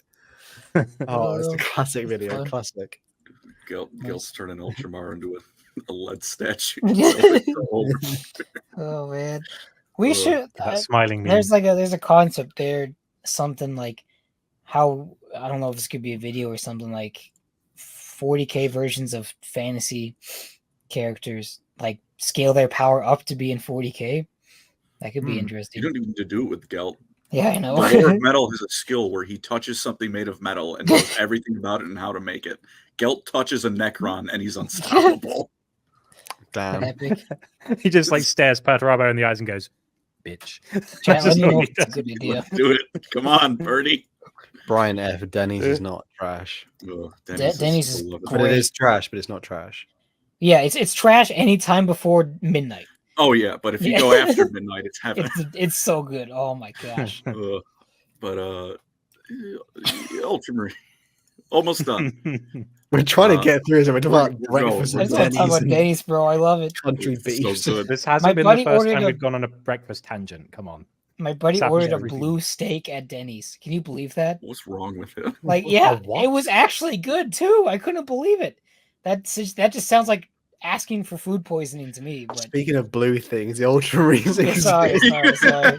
I'm having fun building my freaking penance and engine over here. It is at some point the Ultramarines got a bit of a boost in Marines when the two Space Marine legions who did a big no-no had their Primarchs expunged, gone. What legions are you talking about, Colin? There were only ever 18 legions and 18 Primarchs. That's right. The hypothetical, purely hypothetical second and 11th legions that definitely never existed. Ignore the fact that the numbers 2 and 11 were just skipped right over. Nope. These theoretical Marines theoretically became part of the Ultramarines, or at least most of them did, theoretically. And practically, though. Practically, theoretically. Theoretical. This happened. Practical. Shut up. Shut up about it. Shut up. They're going to send someone to kill us. Shut up. And theoretically, Gilliman himself had a hand in the memories being erased of the event. Him and Dorn were, I believe, the two most involved in this. Interesting. So there's some black marks. And then the worst sin, I'll say it, the burning of Monarchia. Gilliman, why'd you do that, bud? Calth was an act of self-defense. Okay, also incorrect. Lorgar's Shining City. There's hair in my mouth. Beautiful place. Worship of the Emperor all over. Ultramarines burned it to the ground. To be fair, they did evacuate everyone who would listen to them first. Yeah. You're like, there was even like wasn't there like even a bit in one of the stories where like there's an Ultramarine standing next to like an old Ultramarine. She's like, I live here. And he's like, please leave. Just go. Please. Please. We don't want to do this, but we will we're getting the bolters. They are coming here. Like, go away. Go away. We're going to blow up the city. The ships are in orbit. Please leave. We don't want to blow you up with it. Which is, the nicest you can make razing a city to the ground. But thousands upon thousands still died. Monarchia is past tense after this. And the Emperor forced Lorgar and his whole legion to kneel before him and Guilliman, which, Guilliman, for his part, didn't question it. But, he talked to some of his officers he was close to, like, I don't think I did the right thing. This did not feel good. This, And so with that, once that's done, Guilliman is a little shaken by it, but in terms of, performing his duty, he kept going about the Great Crusade. Did feel bad about Lorgar, wanted to somehow make,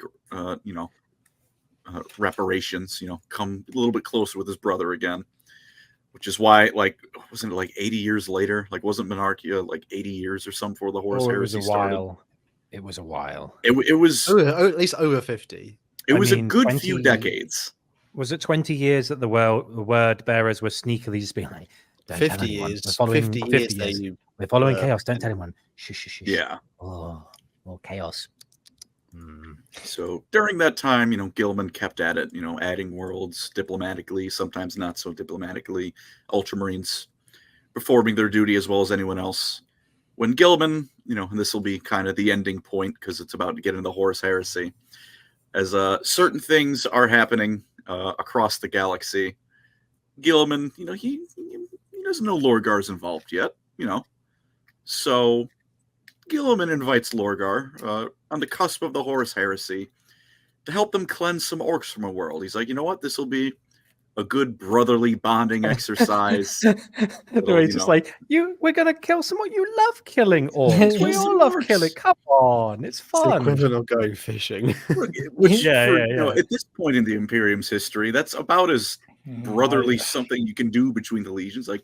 There's no humans. Lorgar doesn't need to worry about converting them. Guilliman doesn't need to worry about casualties. They're orcs. I've got to admit, it would be exceptional if I went fishing and one time I caught something and I pulled it out and it just started going, wow! I'd be like, this is amazing. Scary. I love the idea of they think of we should hang out and bond, and they're like, yeah, what do you think? We should do something different. And then there's a long pause. And they're like, Denny's? Want to go crusading again? There's nothing else to do. We also have a donation up here, fellas. Main event Virgil, again, thank you very much. Thank you, brother. Genuine question: would you ever do streams where you're just chilling and talking more casually? Feeling bad for Colin having to power through this. Don't feel bad. We are very much. That's not allowed. There's been a lot of donations this one, so it's quite distracting. I think our Wednesday streams are kind of like that. But we're gonna do more. We'll probably have something like that one of these days, I'm sure. A border prince opened strong with Lorgar got what he deserved, and then followed it up with I would be on Erebus's side. All right, good man. What a rapid, one of those metronomes back and forth. Lorgar has one fan. It's me. I hope he dies. As the Great Crusade is now coming to a close and the heresy begins, unfortunately for Guilliman, he was not aware that by this point Lorgar had fully switched sides, and he revealed it with the betrayal at Calth. He drank the ruinous Kool-Aid. Deserved. A whole lot of Smurfs died. Yeah. Should we? And how about we'll stop it there for the Smurfs, because that's this is the heresy. We can this is kind of where the Ultramarines start their heresy, getting gut punched by Lorgar and his kids. Losing 100,000 men and still being like, we still got loads. We're still the largest legion. Called in ambulance, but not for me. And, that's where we learn that the Warborn were always angry, because Guilliman himself has a bit of a temper, but we'll get to that when we get to that. I do think, just finishing on Ultramarine, they do have some, is it called they had to have a subsect within them. I don't know if they're still called the Warborn, but they have a grouping that are filled with the more, I don't know how to say that, more warlike versions of them. Guilliman divided the Legion into ways in which those of the same temperament were together. Yeah, they did have the Nemesis Company, which became the Nemesis chapter, and then they had things like the Aurorans, who they fought during Calth, and They were known as Yeah. the civilians saw them and there was like an aurora in the sky and they were like, that's some cool imagery. I'm writing that down. And they had like some bespoke ones where they're like, these are the psychopaths, we'll put them together. These guys are really bad at social gatherings, we'll put them in a company. And they did like go on to usually make their own chapter. Yeah, so you can be cohesive as long as you're surrounded by like-minded individuals. Yeah. So, I mean, every legion kind of did that. Like the Imperial Fist, all the ones who were just Marshall and fuck-ass mad joined the Black Templars. And- the Templar. And with the introduction of 2nd and 11th Legion, I have the idea of like Gilliman being like, "Hello there, son. What's your name?" And he's like, "It's like you're not one of mine, but you're in a different company." If the name doesn't sound Greco-Roman, you get put in another company. Yeah, exactly. What's your name, Steve? You are in the 112th company. My name is Stevenius. You're not following anyone. Get out of here. Leave. That company. Stealthy 47 says, "Put all the Primarchs in Waffle House. What happens?" So they're getting the shit kicked out of them by a line cook. Yeah. Guy who will literally his 2 feet will leave the floor and he will fly over the front desk. Immediately clobber them. Cato Sicaria stomping that towel. Good Funniest moment, bro. Good moment. You wouldn't hurt a defenseless diplomat, would you? Yes. Yes, I would, baby.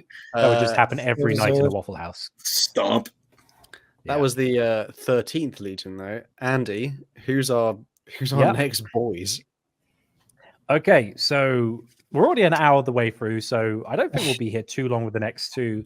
Unlike the Ultramarines, there's like I think it's a bit more straightforward in a lot of ways, but the 14th Legion are the guys who would one day be known as the Death Guard, but during the Unification Wars, they were known as the Dusk Raiders of Terror, and they were recruited from the old war clans of Albia. So basically, Terran Death Guard were Brits, basically. British. You go out to a Death Guard, it's like, excuse me, I'm really hot. It's like, you want a bottle of water? That's how they talk. Bottle of water. They also took a lot of Albion recruits for use in the Night Lords and the Iron Warriors, but that was before the Night Lords were cringe and they were full of Nostramans, so we're not copping to that. And all the cool members who were Terran in the Iron Hands died at Isstvan 5, so Shout no out to more my Brits. pasty boys. Yeah, exactly. Nice. You could have made a dental hygiene thing. Oh well, dental. I got all right, Chief. It's fine. They were known, but the aspirants of Old Albia were really well known as the inventors of the proto dreadnoughts, known as Ironside soldiers. So we can thank them for dreadnoughts, basically. And the Emperor highly valued their courage and tenacity in battle. And during the Unification Wars, he was fighting the warlords of Albia who'd killed, I think it's the something king. It's like the not the nameless king, that's Dark Souls, but a something king that was like a big tyrant. They usurped him, and then the Emperor's fighting these guys, and he goes, you know what? This is a lot of work. I'm going to try peace. So he basically said, hey guys, you're really annoying to fight because you're always just like meat grinding against my Thunder Legion, and that's really bad for me.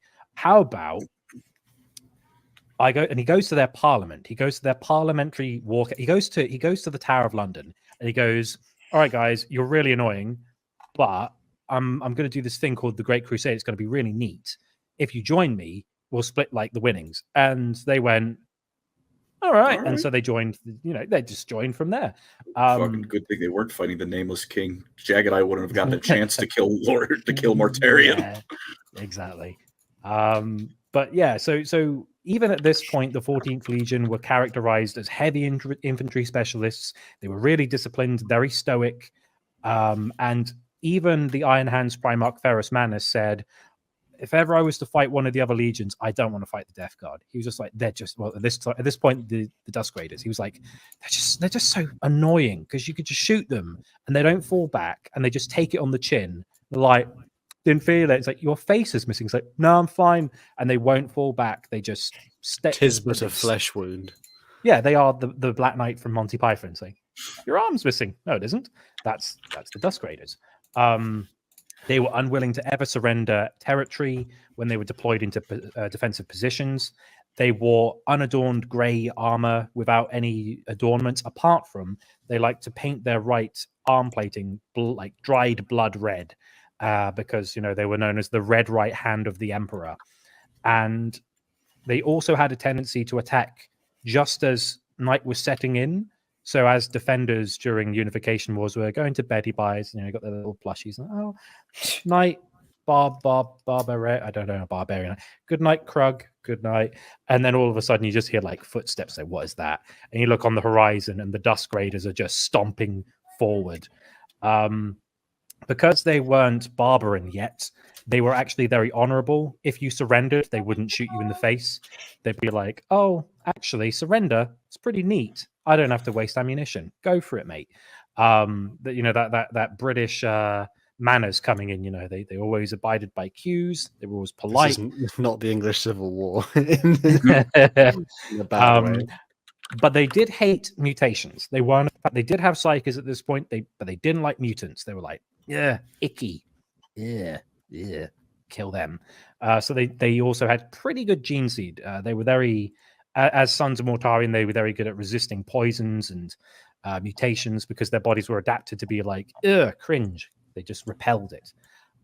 So for 8 decades, the Dusk Raiders are waging war during the Great Crusade after the Unification Wars. And they're eventually reunited with Mortarion on the planet of Barbarus. And this is one of those occasions where having a Primarch for your Legion wasn't a good thing. Guilliman, as the previous example, they went, oh, Warborn, oh, these guys are pretty cool. I know where to use them. By the way, lads, I've got 500 planets under my control. I have an empire within an empire. Mine's bigger than Dawn's, but it's smaller than Dad's. So you're like, okay, he's got a good amount of, That's a his hell of a empire's sentence. he's got a pretty big empire, if you know what I mean. And he's not shy about showing it off. So that's a good thing. That's a good thing with Guilliman. Rogel Dawn, again, he had an empire. Very good. Dad, look at my massive spaceship. It's this big. Oh, that's good. Yeah. Phalanx, very big spaceship. Yeah, phalanx. Similar to the word phallus. Coincidence? I think not. Anyway. Rogel Dawn's got a hog confirmed. Yeah, he's got a hog, and he calls it the wall. Anyway. Nice. You will not get past the wall. Anyway, so basically, when the Dusk Raiders met Mortarion, it wasn't a very happy occasion. Like, anyone who meets their Primarch has an okay time, unless you're the World Eaters, where it's like, hi, Dad, and he just flings you around the room. You're like, why? But Mortarion, they were like, he's this lanky, tall, kind of morose. He's a bit weirdo. He stinks, man. He stinks, even now. And he's kind of depressing. It's like, oh, Dad, what are you known for? And he's like, oh, I was Rapunzeled in a tower for my childhood, and then I lived on a stinky poison planet, and I had to fight zombies, and I have daddy issues. Like, great. So the Death Guard are now formed, named after the company that Mortarion used to liberate Barbarus, which he didn't. He did a half job. He didn't kill his dad. Rookie skill issue.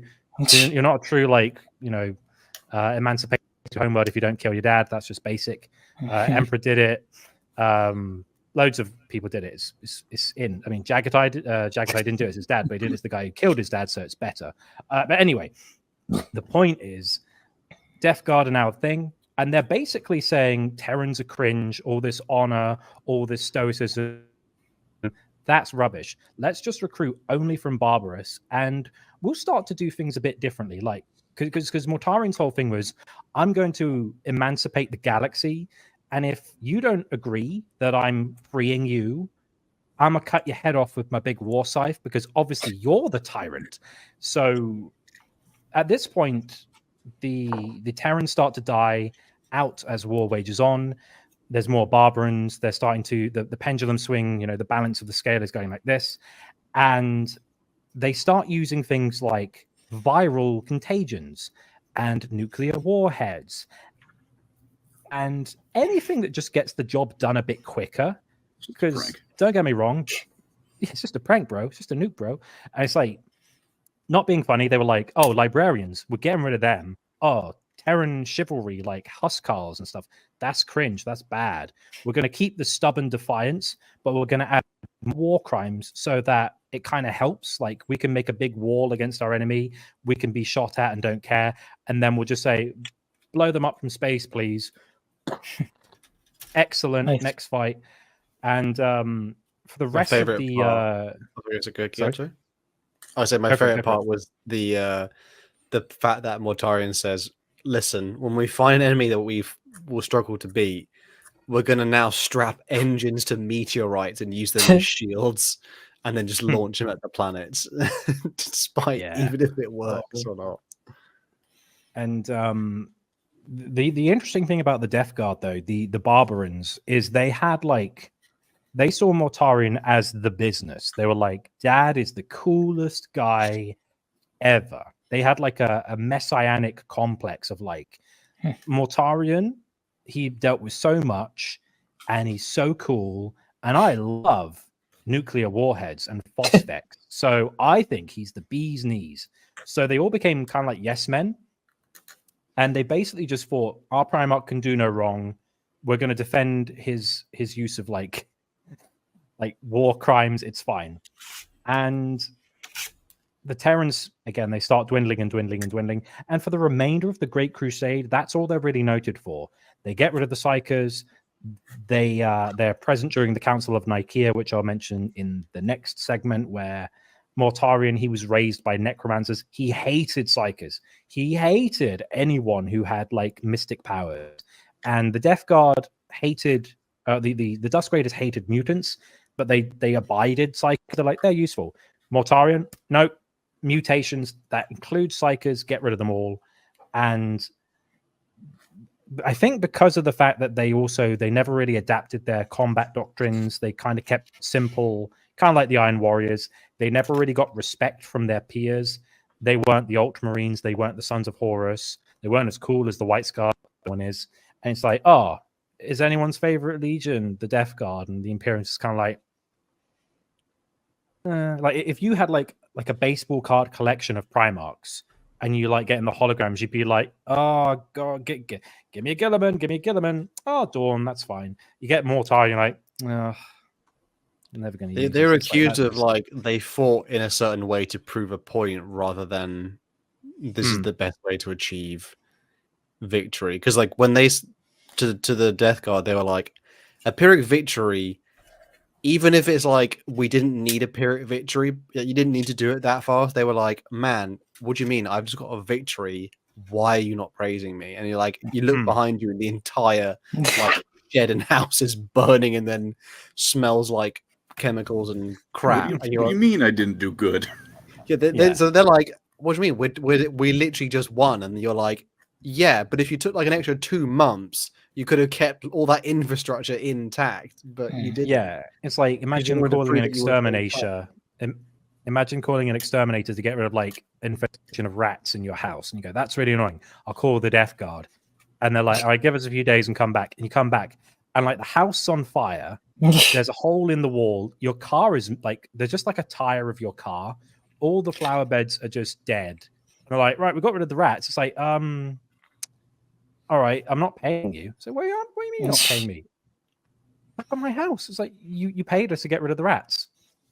But my house. And that was kind of their modus operandi. It was victory at any cost. We don't really care about. They didn't do they never went to the second part, which is after you win the battle, which is you build civilization. Yeah. They never did that part ever. No. Which other legions would have done. So the Death Guard were like, what do you mean we did like everything we were meant to do? And you're like, yeah, but other people are doing it better than you. So even the Iron Warriors had like some culture, and the Iron Hands, they'd be like, oh, I guess if we have to like, I guess we need to install a government. Oh, it's so annoying. I just want to go punch someone in the face. Like, okay, guys, but we got to do it. Death Guard, they didn't stop. They were just like battle to battle to battle, and they would just be like, right, everyone's dead. We're moving on. Oh, and they didn't care about upkeep. We should have mentioned earlier, the Iron Hands had a contingent of Thousand Sons and Ultramarines with them for most times, who actually probably helped them do all that annoying politics stuff. Yeah, they like other legions figured out ways of like, oh, we're not good at this. Well, Death Guard, nope, I can do it myself. You know, it's like that scene in Scary Movie of the guy, just like, I can do it myself, and he puts. Okay. They, One kept, thing about they, that kept, scene. they had some traditions though, like the drinking of the poisons. Yeah, they. and- Whenever whenever the Death Guard won a campaign, Mortarion would invite a particularly crucial officer or soldier who did like an amazing act of gallantry and be like, all right, mate, we're getting out the nice cups. We're going to put some poison in and we're going to toast our victory. And it was the test of like, you drink it and you go, oh, it's horrid. And Mortarion's a Primarch. He doesn't care. But the Astartes are like, ugh. It's like next day, it's like, oh, brother Greg, how you feeling? He's like, I think I've got a bit of a sore throat. It's like, yeah, you did draft. You did like drink a draft of like Mortarion again. Yeah, you were doing poison fireball with Mortarion. But that's kind of all I wanted to say about the Death Guard. They were just characterized as pretty brutal, unremittingly violent in a kind of stoic kind of way. They had some honor at the start when they were the Dusk Raiders. When they were Terrans, when they were British, it was fine. And then they became Barbarans, and then it was like, war crimes. Can we say how they I love pointlessly adopted the scythe as a weapon? It's so impractical, but they were like, Cool. my aesthetic brother. It's cool. Yeah. Not being funny, but Yeah. silence is like one of the coolest Primarch weapons. It's just Yeah, it's just great. You know, it just smells like diarrhea though, and it's long. Yeah. The poison damage is the diarrhea smell you have to Ugh. endure whilst being next to it. Yeah. But other than that, the other legion to talk about is I believe you're a fan of this legion, aren't you? A little bit, Hal. Mycopium. Magnus the Red can sit on a fire hydrant and make it disappear. Am I right in thinking these? Like, who's your favorite legion? Hal, is it the Thousand Sons? Hang on. It is What? Thousand Sons pre-fall of Prospero. What do you mean by that? What do you mean? What I What do you mean mean by that, Hal? You know Explain. exactly what I said. You know exactly what I said. Eye contact, one drop. What? He's magic, bro. Don't worry about it. He's magic. He makes it disappear. It's a bunny will come out. But the Thousand Sons were they were recruited from the Achaemenid Empire during the Unification Wars. Weirdly, this empire of humanity wasn't at war with the Emperor. They were one of the first who was just like, "Daddy, chill," and they're just like, "No, we're not gonna resist. Just don't hurt us." They're meant to be like Zoroastrians, technically. Yeah, in yeah. Some whether like not like literally, but as in like a Warhammer copy and pasted version of. Yeah. I don't know if Colin, you know what Zoroastrianism is. If you look at just a brief expo just for people. I mean, very brief. I know. Yeah. It was like I know it was a Poke our history boy here. roughly for like in the areas like Persia at the time. I know it was popular with some like Eastern Roman Empire soldiers at the time. It's been a while since I've read much of this. Hell, I'm afraid I do not have much. They worship in front of fire, as like fire is where I can't remember if it's like if God or Zoroaster views stuff. Like, isn't it's like a portal? Fire is like a portal. They don't worship fire. Fire is like in the presence of Zoroastrianism. Yeah. Am I right in thinking Freddie Mercury's parents were Zoroastrians? Yes. Yeah. That's how most people Never even heard this remember it. term before. Sounds very.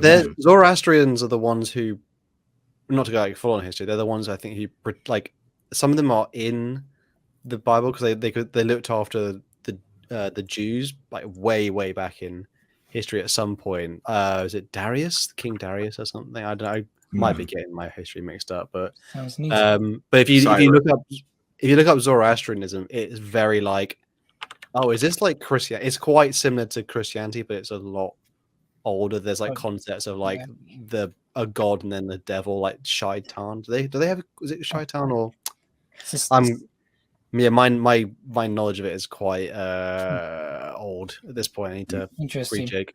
But they it's very you might not to go into the religious talk too much, but it very much is like I feel like I've seen this before. Isn't like it feels quite similar to yeah, very cool. Very cool. But That's basically the Origins.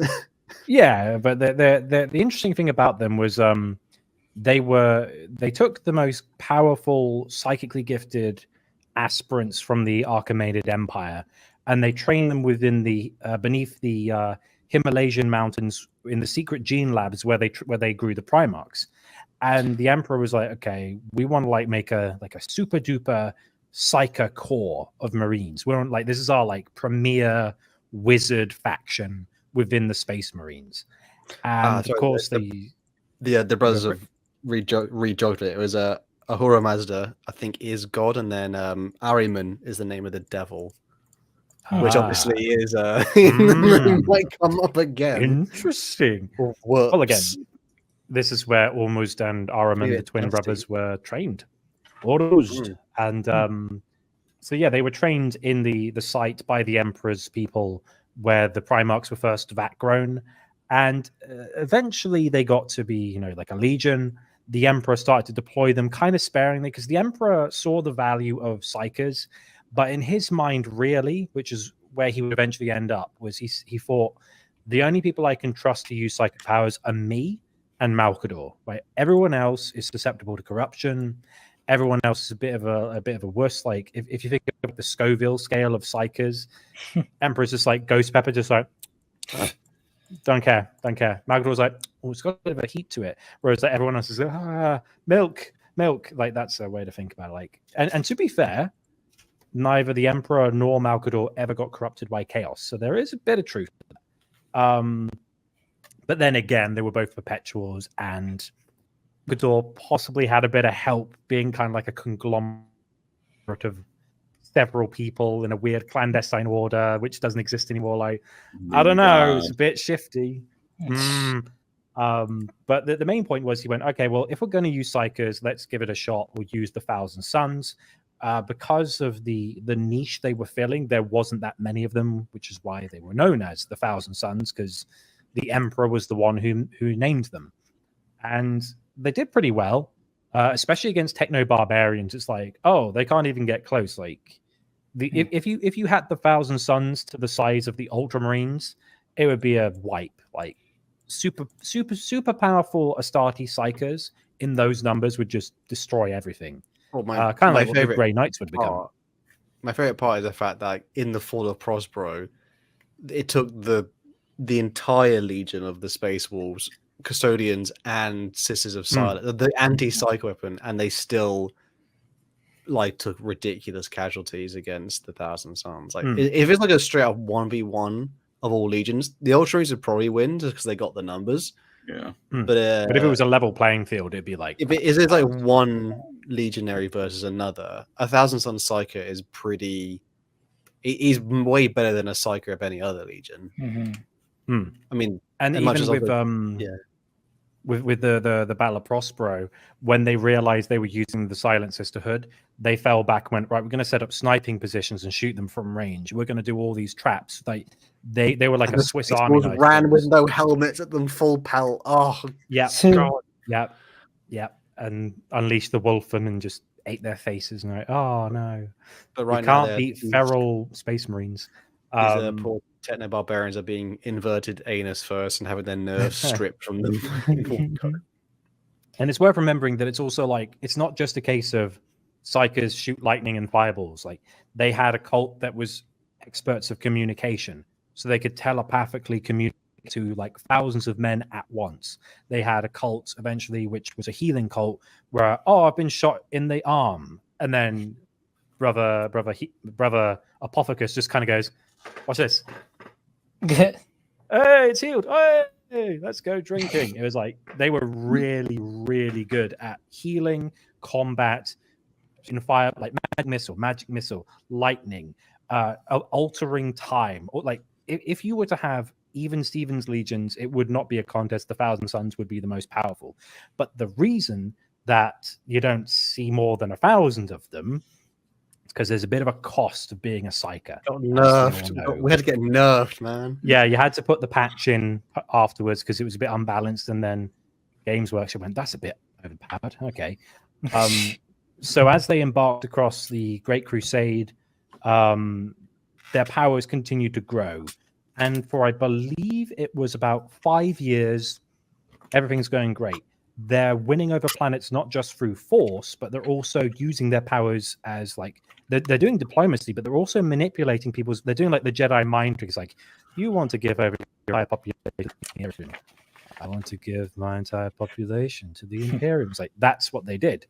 But as their powers grew, something called the flesh change happened, which is basically like a mutation that turns you into like an abomination is the best way to put it. Big spindly limbs, howling like a beast, multiple eyes, blood and viscera everywhere, erupting from ceramite, and you're going, that doesn't look good. And even though they kept building their numbers, this was happening a lot. And the Emperor went, shit. The experiment's doomed, oh no. Luckily, though, the Thousand Sons eventually found a planet called Prospero. And there was a guy on this planet called Magnus the Red.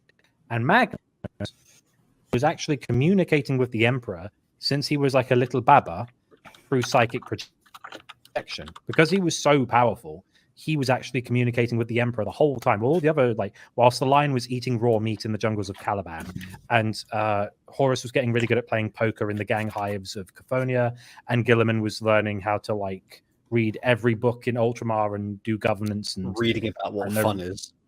Yeah, and reading about the concept of fun on a mechanical level. And Conrad Kurz was crying and eating people. Magnus was kind of having a chat with his dad. He was being mentored on how to hone his psychic potential, going for journeys through the Great Ocean, as he called it. Meanwhile, the Emperor being like, right, kind of like that idea of, again, like the school kid being left at school, and the Emperor going like, all right, I'll see you in 17 years, just like behave. I'll be keeping in contact. You're giving you like a phone call every few days. Don't go in the warp too deep. It's a bit too small. It's like, if you had like a big swimming pool and you left a kid at like a hotel, bear with me. It's like what's the word? It's allegory. It's like, okay, allegory.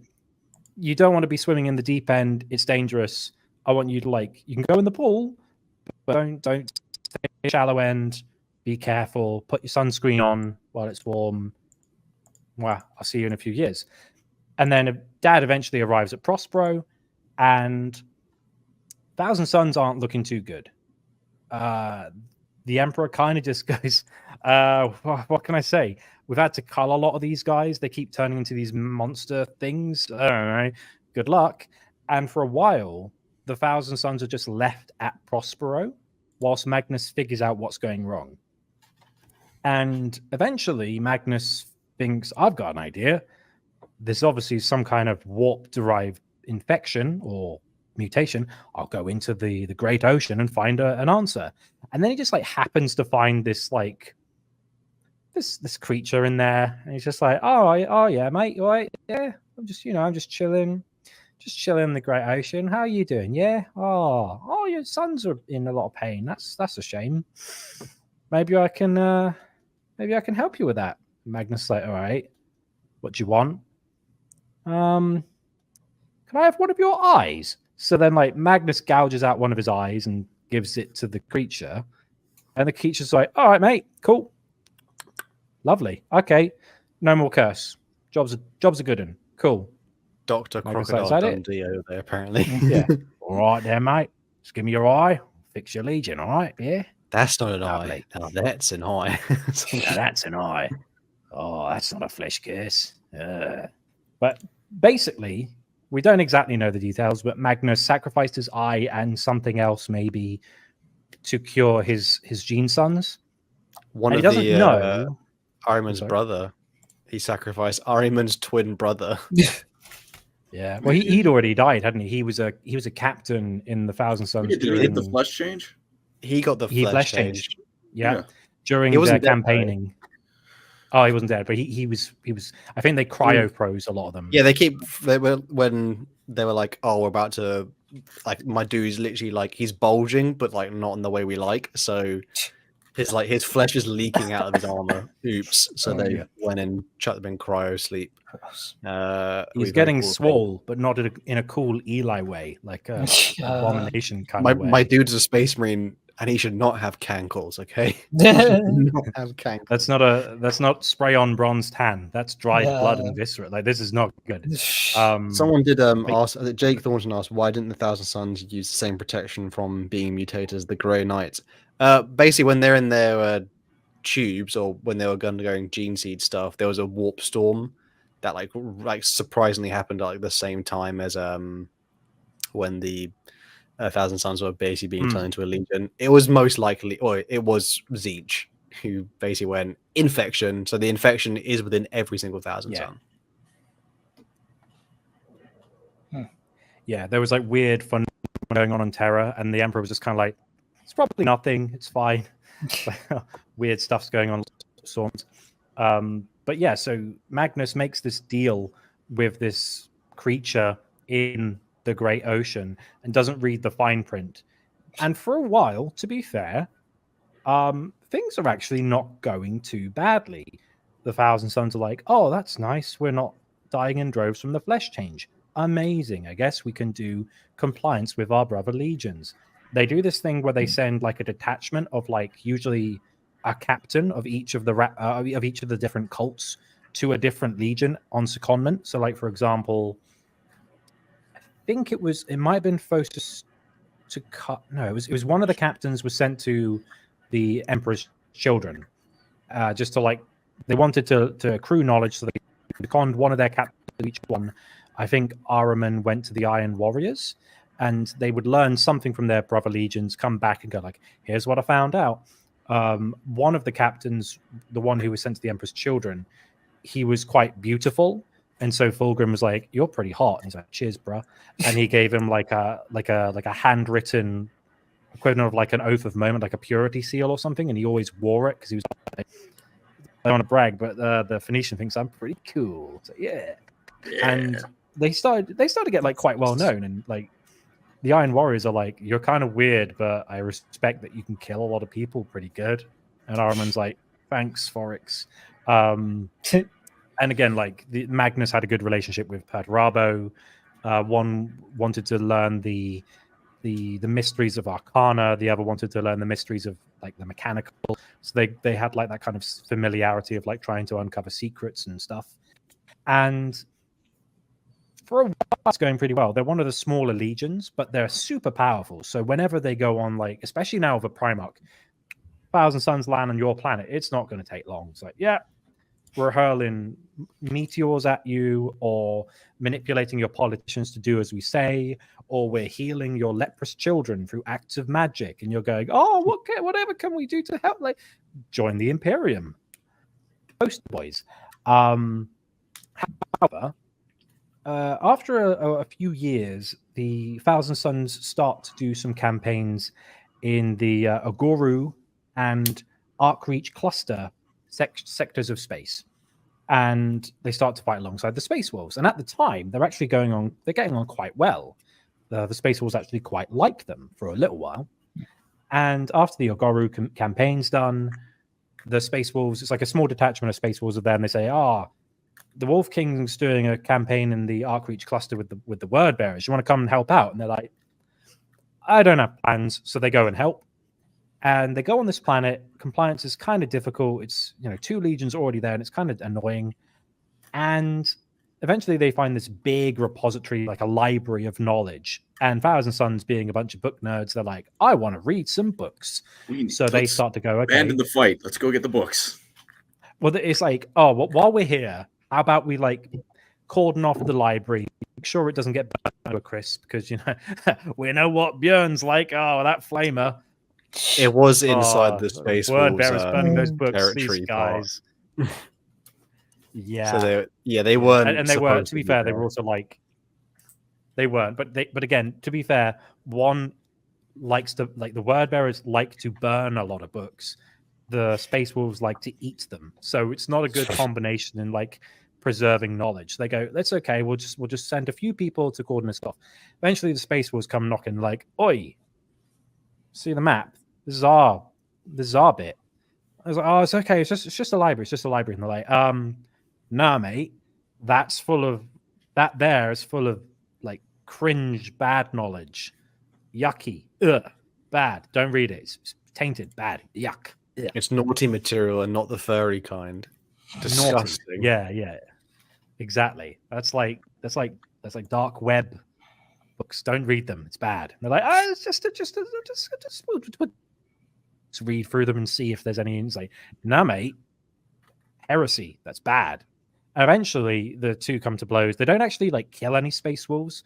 They just like the space wolves just kind of like push into them like rugby tack, like a wall of just burly ceramite clad men, just kind of like trying to push them over. They do start killing some of the wolves.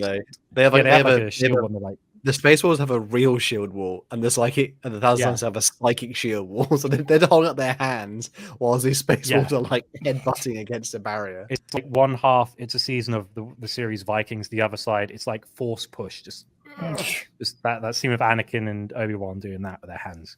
And a few actual wolves die.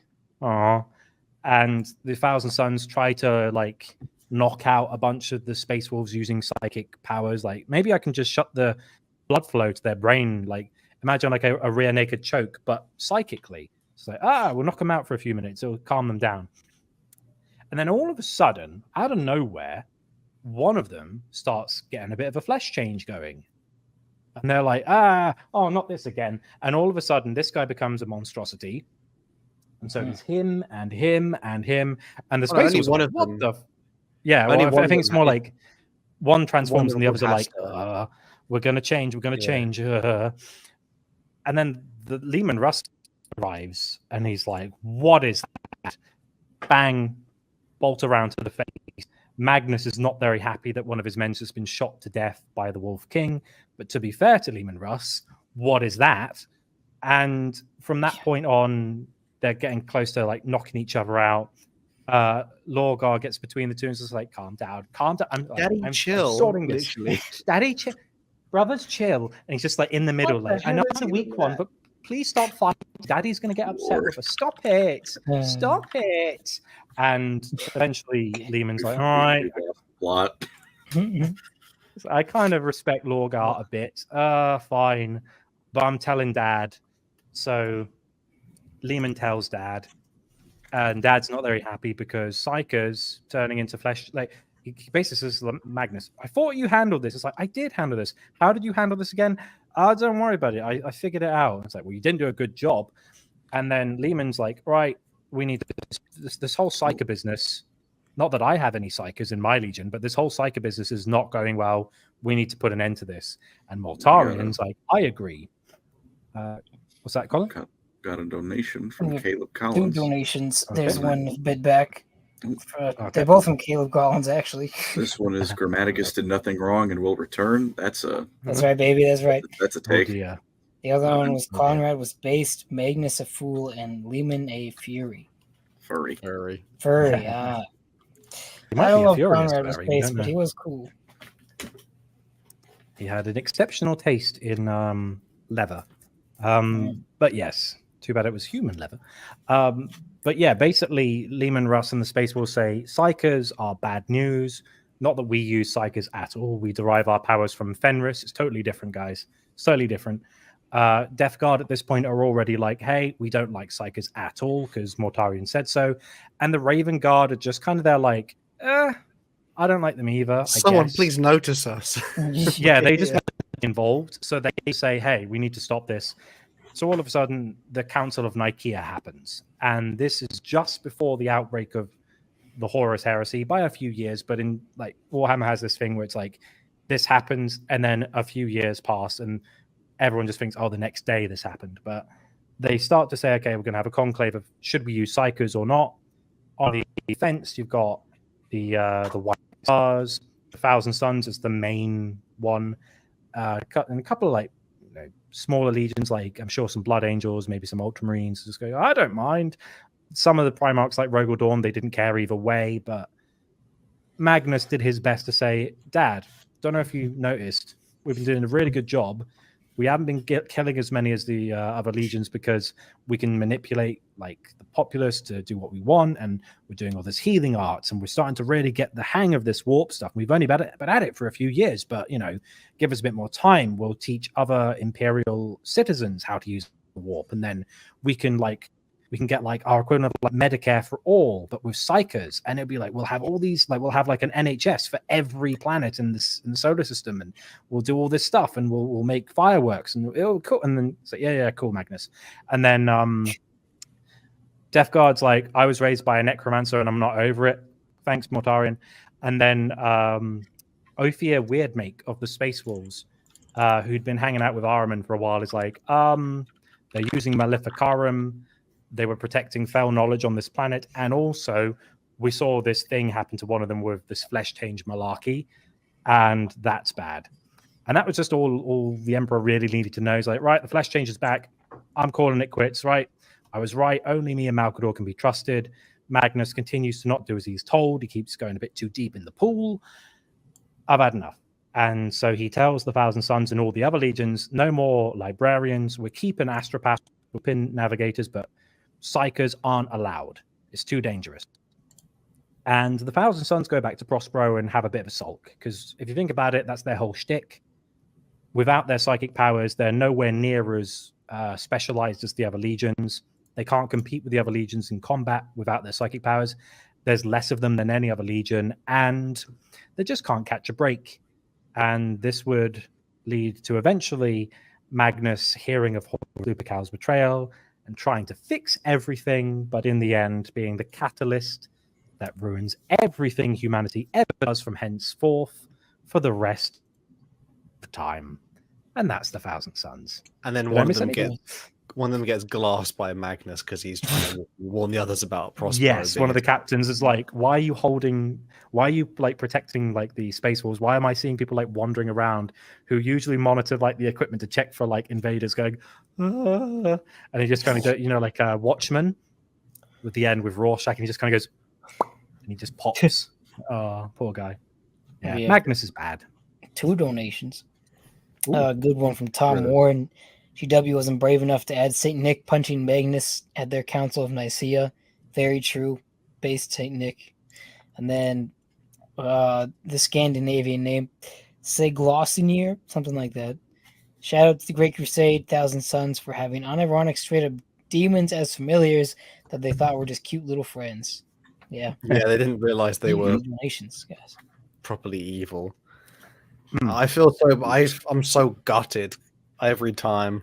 It gets me every time, because it's I like agree every team. I think because the Thousand Sons are like kind of the human equivalent of what is like, I think probably Eldar, in terms of like total mastery of psychic potential mixed in with like martial prowess. But then they just have to get nerfed by stupid councils named after historical debates. So I like the Thousand Sons a lot. The 30k ones though, because it's just so. There's only one bit I just do I miss when I think it's the Lunar Wars. One of them they describe like to the Whites are like, oh yeah, we fought with the Thousand Sons at one point. And all their scores were just like floating up to different levels and like blasting people with like hand palm psychic powers. And they said it was like amazing to watch them, and they felt really bad, like because they were like being outperformed. But then one of them just started like convulsing, and then they just ran away from the entire fight.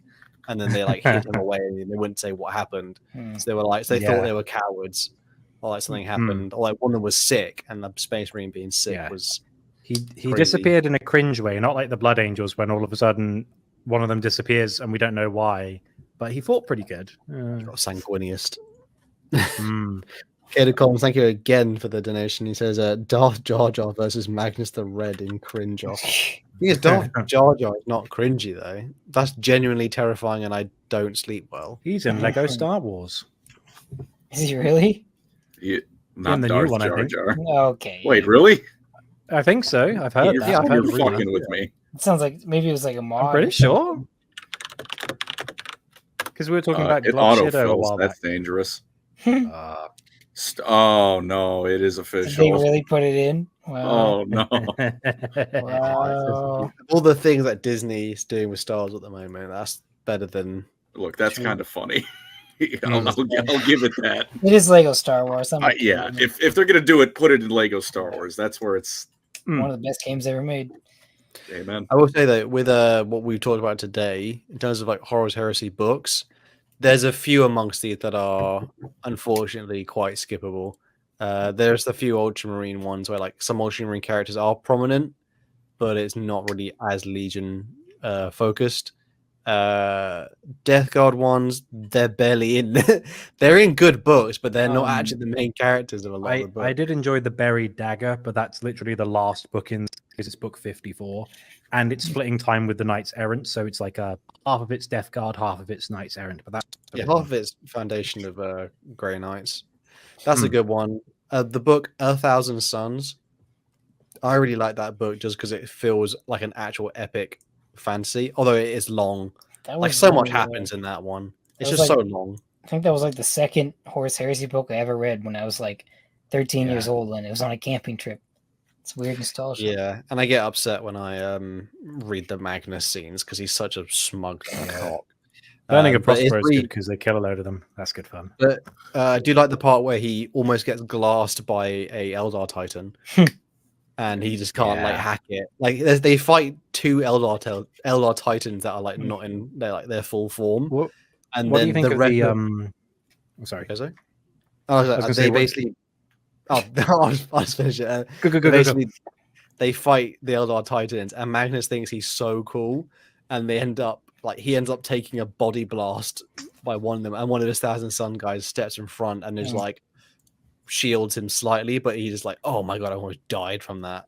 And then the rest of the Thousand Suns managed to, with the Space Wars, put them down, but after they lose like so many people. But yeah, what's Magnus your was being opinion arrogant. on the Magnus Primarch book? I liked parts of it, but I just felt it was unnecessary. There's a lot of Horus Heresy or even Primarch novels that are like quite like you don't. I liked the bit because there are some parts in it where like he felt pain for the first time because he wasn't prepared to feel it. Like he never felt physical pain until a tank shot him through his gut. And there's like it's one of those books where like there's cool scenes in the book, but I wouldn't read that book again because I'm like I don't feel like I need to. I didn't love it. It was alright. I liked it, but I wouldn't love it. My favorite thing was again the little buddy cop thing going on with Ahriman and Forex, where it's like there's one bit where Forex Ahriman's like, right, I'm gonna have to leave my body now, protect me, and Fox is like, okay, and it's just like slump and just like an Iron Warrior standing next to. What did you say? Leave his body. He goes limp. And Forex is just defending him like, Spirit nerds, and he's just like bang, bang, bang, bang, bang. It's good fun. I just like Thousand by the way. Sorry. We'll do that. Biggie says Biggie wanted Magnus to sit on Colin's couch. True. That's the true Golden Throne, baby. I'll just finish off. I liked Thousand Suns a lot just because they seem so genuinely different from most of the rest of the other like these like strong cult, like a very strong Legion culture, interesting home world, interesting characters, and then interesting like Legion structure and like unique power and stuff like that. But I mean, the 40k stuff is still nice, but again, it's just a shame because there's so many other things in 40k which are just like so good. You're like, it just falls into like the neat category. I must say, if you want to like read a good Death Guard one as well, get Flight of the Eisenstein. Perfect. Yeah, classic. You see the bad side and the good side of Death Guard between Garrow and what's his name, Grilgor, and you kind of see the strife going on between the two sides of it, the Terrans and the Barbarans, which is a good book. I like that one. You know, I'm with Colin recently. I've been really feeling the need for more Xenos stuff. Genuinely, like all the time, bro. The need never goes away. No, I've just been I've been vibing with it. I don't mind read the Path books still for the Eldar though. GW just need to find a way to like. I don't mind if it's versus Space Marines. Just get him in there. Like, please just get him in. Yep. It's yeah. I mean, like I was saying, we kind of mentioned it on Wednesday. Like, scrounging for Eldar dubs has now been relegated to Caiaphas Cain books. Yeah, jeez. If people tough. want to, it's a thing like the lore books, like the Horus Heresy is designed in a way to push product, which is the Horus Heresy line. Yeah. If you do want to sell more models, they make them look good. Not Cotias. They make them look good, and then they push lore with it. So then people like the sole reason like some things sell better is because the book they're associated with are good. Well, we have so many Tau books. There's a lot of Tau content. There's Wow. Eldar get nothing. Farsight Eldar books get makes absolutely it. nothing. Farsight books are the reason that Farsight Enclaves does so much. Yeah. Well, that's the thing. I've just been working through Shadow Sun, and I've got the 2 Phil Kelly Farsight books. I've heard some people don't like those books. Yeah, some people really don't like them. I'm not sure why, but maybe I just wasn't paying enough attention when I read them. But some people think they ruined Farsight's character or something like that. I don't know. Well, they're on the list. No, I like them. I did too, but maybe that's just because I'm desperate for Xenos lore as well. So. Shout out to when Eli did a 3.5 hour the part of like entire Farsight. That will be. I did find some more Gene Stealer cult books that I'm looking forward to reading too, but I gotta get through. Necrons get a lot. That's another Xenos. Necrons and Tau get a lot of content, but every other Xenos faction just gets screwed. One day, when the Eldar are part of a launch box set. The Eldar need a renaissance like the Infinite and Divine and Twice Dead King. When they did like a good push for the Necron, they need something like that for the Eldar. Yeah. I think if they just do something like the Path books, then that would probably work well, because I think the Path books were apparently cool. I do need to read them though, so I could be wrong, but they look cool. I'm about to say I've been missing this name, Commander's Mighty Schlong of Thank you for the. We're waiting for a Be'lakor book or any demon book. I need to learn my Be'lakor lore. I don't know anything. He about does show up in some things. He is side character energy. The character like. Caleb Collins saying for $2, 20th donation. Wow, Clone Fulgrim could steal the last Chrome Sword. If only. I wish Clone Fulgrim would come. He exists back, for Fabius Bile's storyline. He doesn't exist to be a part of the setting. He exists for Fabius Bile's character development. The AA guys did just make a comic and little video on that. He's not coming back. You know what? If it's still canon, they might do something with it one day. I mean, it's still canon. He's just in Trazen's fun box. Yeah, which no one ever really gets out of. No, you are not leaving the fun box. Apart from Greyfax. Yeah. He is a Primarch though, so I mean, he didn't put her in the real fun box. He put her in a random Tesseract labyrinth. It's like, if you can get out, good for you. If not, she was on his Pokemon belt. It was just like Greyfax. She was on his shit list. Oh no, I was thinking the one before Greyfax. Who was that? One he wrote the letter to, like the 5 Catacan regiments. Aliyah. Oh yeah. A something. Yeah. Well, even then, you only get out of the fun box if he lets you out. Yeah.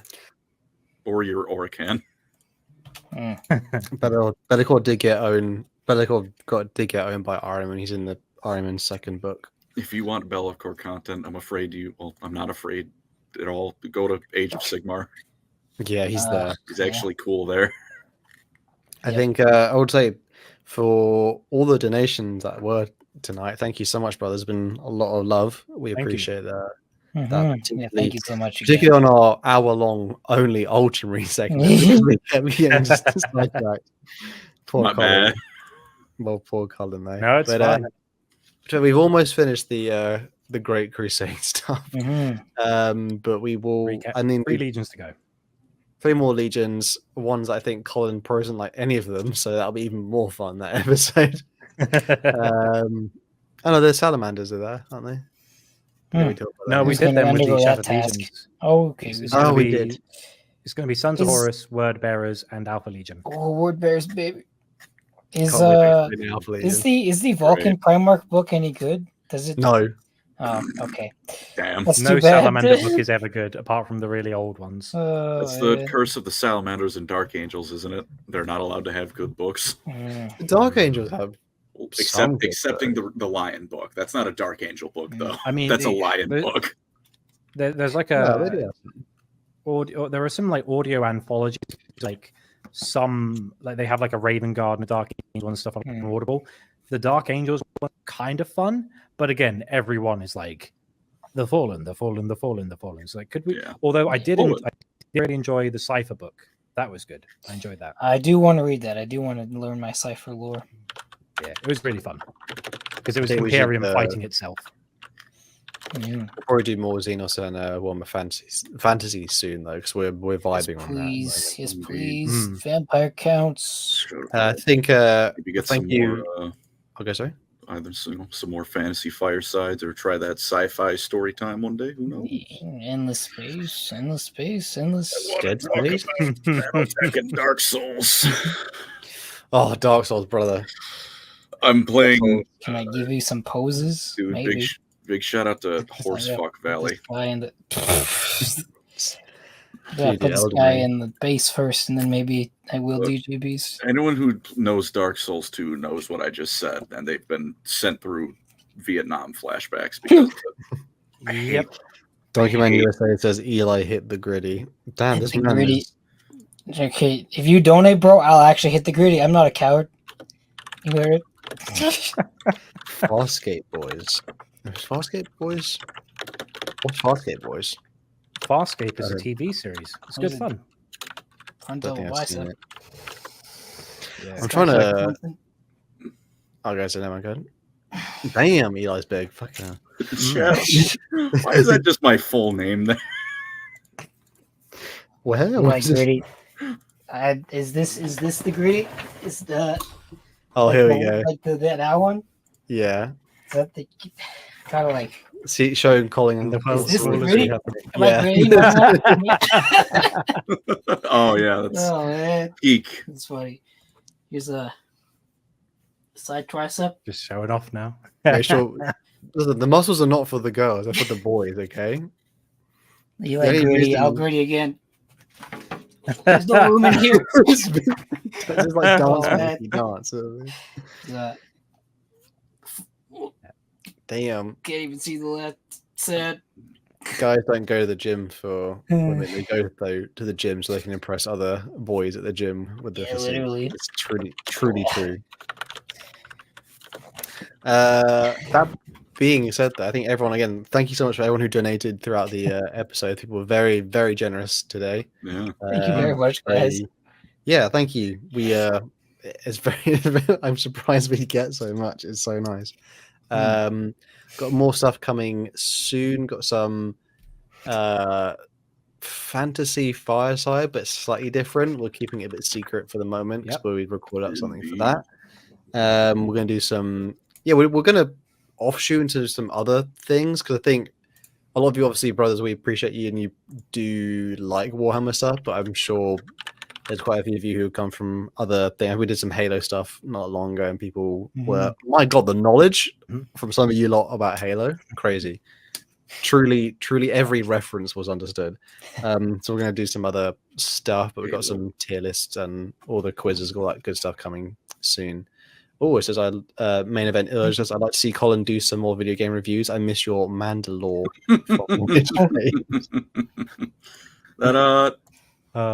It's a good idea. Warhammer games, I'll do that. Other general video game stuff, that'll probably be another channel sometime in the future.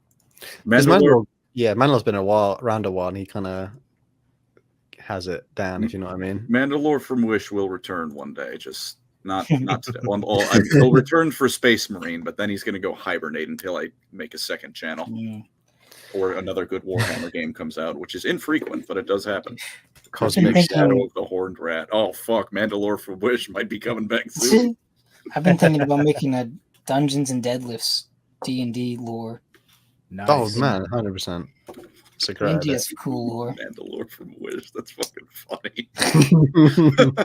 I mean, hey, I'll take Mandalore from Wish. That's an honor. Yeah, so thank you everyone who donated, everyone who's watching, everyone just if you made it this far, if you liked it, and if you're subscribed, and even if you're not subscribed. I'm not in prep anymore, so I can eat various things on stream now. Eli's you being know, fed. Egg. the egg can come back. The Egg. egg can come back. I'm just saying. You're gonna eat a live chicken next time. I think with obviously remember the question of the week was hashtag was it reasons or reason? I think it's reasons. Yeah. I had my Yep, reasons, so- kind of thing. I had my reasons for uniting all of Terra for the fact that we could yell at one guy in particular in Wisconsin or Yeah. something. Whatever you want, brothers. Make it funny if you can. And I think with that being said, we'll probably catch you guys next week, or we'll see you soon. Heck yeah. Cheers, brothers. Love you. Bye, everyone. Love Bye. you. Take care. Bye. Hello, ladies and gentlemen, boys and girls. It's us, LoreCrimes. Woo! Hello. Merch. And, Eli has merch now. Yeah. Eli Look how has cool merch. that is. Colin's merch is on the I'm- way. Yeah, Do yeah, not I- worry. I am the last This place. guy. The odd one out. Did you want to share the funny story you mentioned before, or Yeah, I do not have my hoodie yet because I did not, because I was given more than one option and I didn't know what to do. So I have now, ordered it, but my tardiness has meant that I went to a friend's house, walked around for a bit, looked at his laptop. That motherfucker has my merch before my merch is here. classic? Second and third channel, brain no work and sleep don't work Mhm. because this man is just collecting. Like those 3 models back there. Actually, I just got wojjacked. Any of 3 of those could have the LoreCrime sticker on them. What do you think, Yeah. chat? The Chaos Knight or the Monolith? Because it wouldn't look that It's good. it has to be monolith. Monolith. Put it That's on not Magnus's wings. Gross.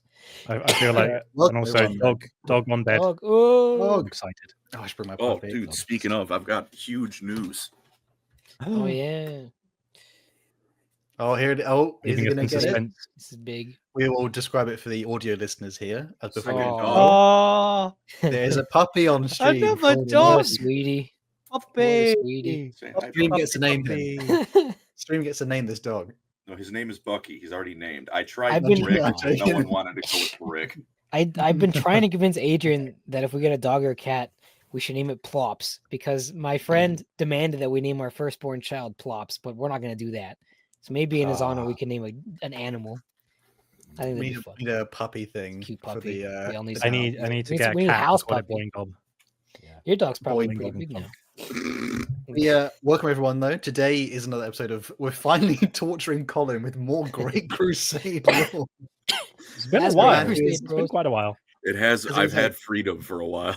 He's been But dragged this- ankle first through more Space Marine on Space Marine lore than he can possibly take. And today after we're- this, it's Okay, into go ahead. into the ocean of Horus heresy. After And this, then the entire Never no, we haven't Yeah. even gotten to the actual 50 book series yet. So Yeah, no, this has been the lake of the Great Yeah. Crusade, and then we've got the ocean that is. and the the Great Horus Crusade Heresy, guys. is nice because it's a lot of just Imperial army stuff. It's not just Space Marines. Because It's in when I Horus was playing- Heresy, you get a lot less Imperial army and a lot more Space Marines. Yeah, Absolute a lot more pain. Infighting. today is a but- like a trifecta. We're finishing it off though. Last few legions, boys. We've got Andy is doing Sons of Horus. I am doing my boys, the true believers, word bearers. Real ones. Eli is not doing any legion because there is no 20th legion. This right, doesn't back. exist. Ha ha ha. But Paul Colin, This guy will loves have- the Alpha Legion. Colin's fake. Colin begged us previously to do Alpha Legion, so we're giving him his wish Hey, here. I Colin was. loves the Alpha Legion so much that he's LARPing and pretending to hate them Exactly. because It's it's an all. alpha. That's what an Alpha Legionnaire would do. It's all part of my plan. And then in the third book revealed it's not a LARP. I do hate them. And then the author says it was all part of fucking Andy's plan. Andy's involved in it now because this is how Alpha Legion goes. Andy is Oh, Colin. John We- Grammaticus. We saw in the first 5 minutes, our monetization's dead. No, You'll be fine. think that You'll we be did. fine. So before we get to the part where Horus shat himself, as they say, Oh, gosh. Andy, Well, if you keep double downing, it'll definitely get Yeah. monetized. I was there the the day first one to Horus. break. I can't say anything. I was there the day Horus shat himself. Is a great So classic. It's a classic Classic. Hal line. the horror is heresy. Okay. Before we get to that, before we get to people handling poop knives near Jagatai Khan or anything like that, Okay. Andy, would you like to start us off? with the roaring, okay. bestest boys. Wait, didn't? So Oh no, never mind. Oh, no, I you missed forgot. something. No, I forgot the order for a minute. okay. So yeah, you want me to whet your appetite for the Alpha Legion to be here, but yes. So I'll start us off with the boys once known as the Lunar Wolves. So the 16th Legion are during the Great Crusade basically the best Legion. Like at this point in time, every Legion has their thing. You know, the Dark Angels were the first to go out there and cause some mayhem. The Ultramarines are the largest Legion. The White Scars are the coolest Legion. But objectively speaking, the Sons of Horus, but at this point in time, the Lunar Wolves are by and large the best, most prestigious Legion there ever was during the Great Crusade. And there's a few reasons for this. First of all, they benefited from having the only Primarch lead their Legion for 30 years uncontested. Now, I see Mr. Alpha Legionary here being like, wow, actually, Horus wasn't the first Primarch to be found. It's like, yeah. But according to Imperial records, and at least in terms of the Imperium didn't know about Alfarius, and we don't even know if that's technically true because it could be a lie because fucking Alpha. But the point is, for 30 years, there was only one Primarch on the table, and that was Horus Lupercal. Emperor's H-man, favorite son, best boy. Oh, just Emperor gets up every day, squeezes his little cheeks and goes, "I'm going to make you such a good conqueror." He's in his Optimus Prime era before his Megatron era. Yes. And considering that Lehman Russ was the second one to be found, it's like, oh, that's a contrast. But Horus Lupercal was actually found on a very nearby planet called Cophonia. And when you look at the maps for the Horus Heresy and 40k in general, Cophonia is like next door to Terra. There's even accounts of a character who went on to become the third captain of the 16th Legion, Eacton Cruz, the half-herd. He's from, it's kind of messed up in terms of they had to retcon this and all that, blah, blah. But Eacton Cruz was born on Cophonia, then he migrated to Terra just at the end of the Unification Wars and was inducted into the Terran Lunar Wolves Legion. Then they went back to Cophonia, and then they found Horus. So he joined the Legion before Horus, even though they're from the same homeworld. That's how close Terra and Cophonia were, and that's why Horus is the first Primarch to be found. They drew recruits, obviously, from Cophonia, which was a gang planet in a way. It was full of crime, gang culture. The top knot that you see Abaddon wear, that's a Cophonian thing, and because of that, they incorporated a lot of gang culture and rituals into the Legion. Like I've said it before, that like Horus Lupercal was like Michael Corleone from the Godfather books. He's just like, goes to a planet, they're gonna just blow it up. It's like, I'm gonna make him an offer at Camp of Fuels, and that's like Horus Lupercal. Although that's not Michael, but it's just that you get my point. But their intake of Terran Astartes were also gangers. So they were taken from the Jutrican Bowl and Samosation subplate slums. So one of the interesting things about the Sons of Horus / Lunar Wolves is they never really had the infighting other legions had. You look at the Death Guard. The Death Guard Terrans hated the Barbarans, and the Barbarans thought the Terrans were weak. Corvus Corax was massively racist towards Terran Astartes. He was like, chuck them into the meat grinder. I don't trust them. They're all tyrants. Kill them. Oh, there's still some alive. Chuck them all the way over there in space where they can't be a problem. Like, Corax was terrible. But because the Sons of Horus... is a good man. He's never wrong.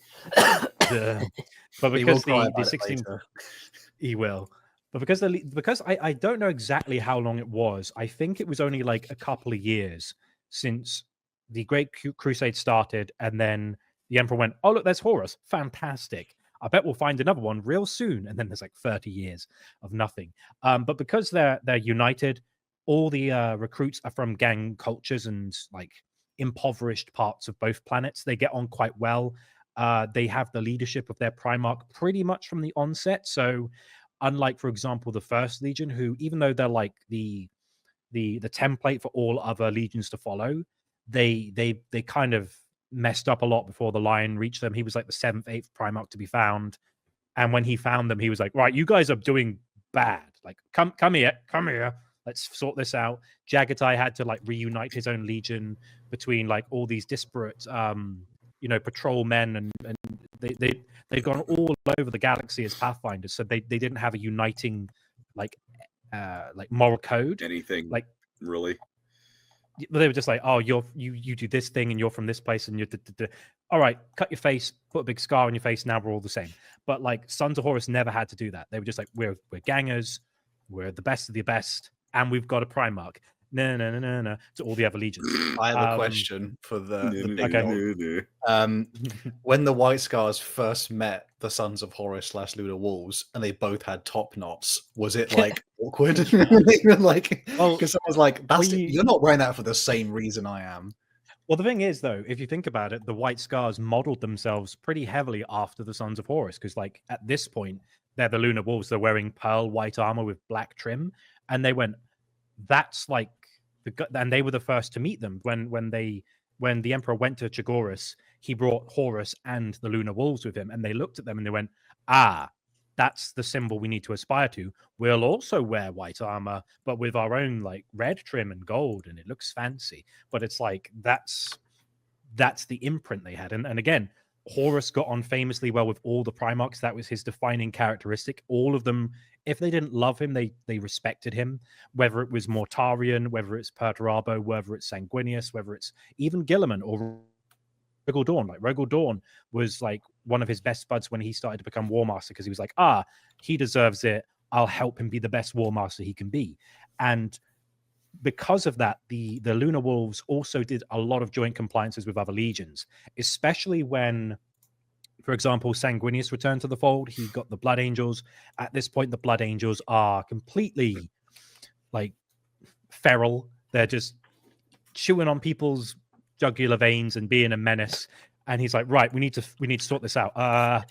Horus, and he's like, I got you. Let's sort this out.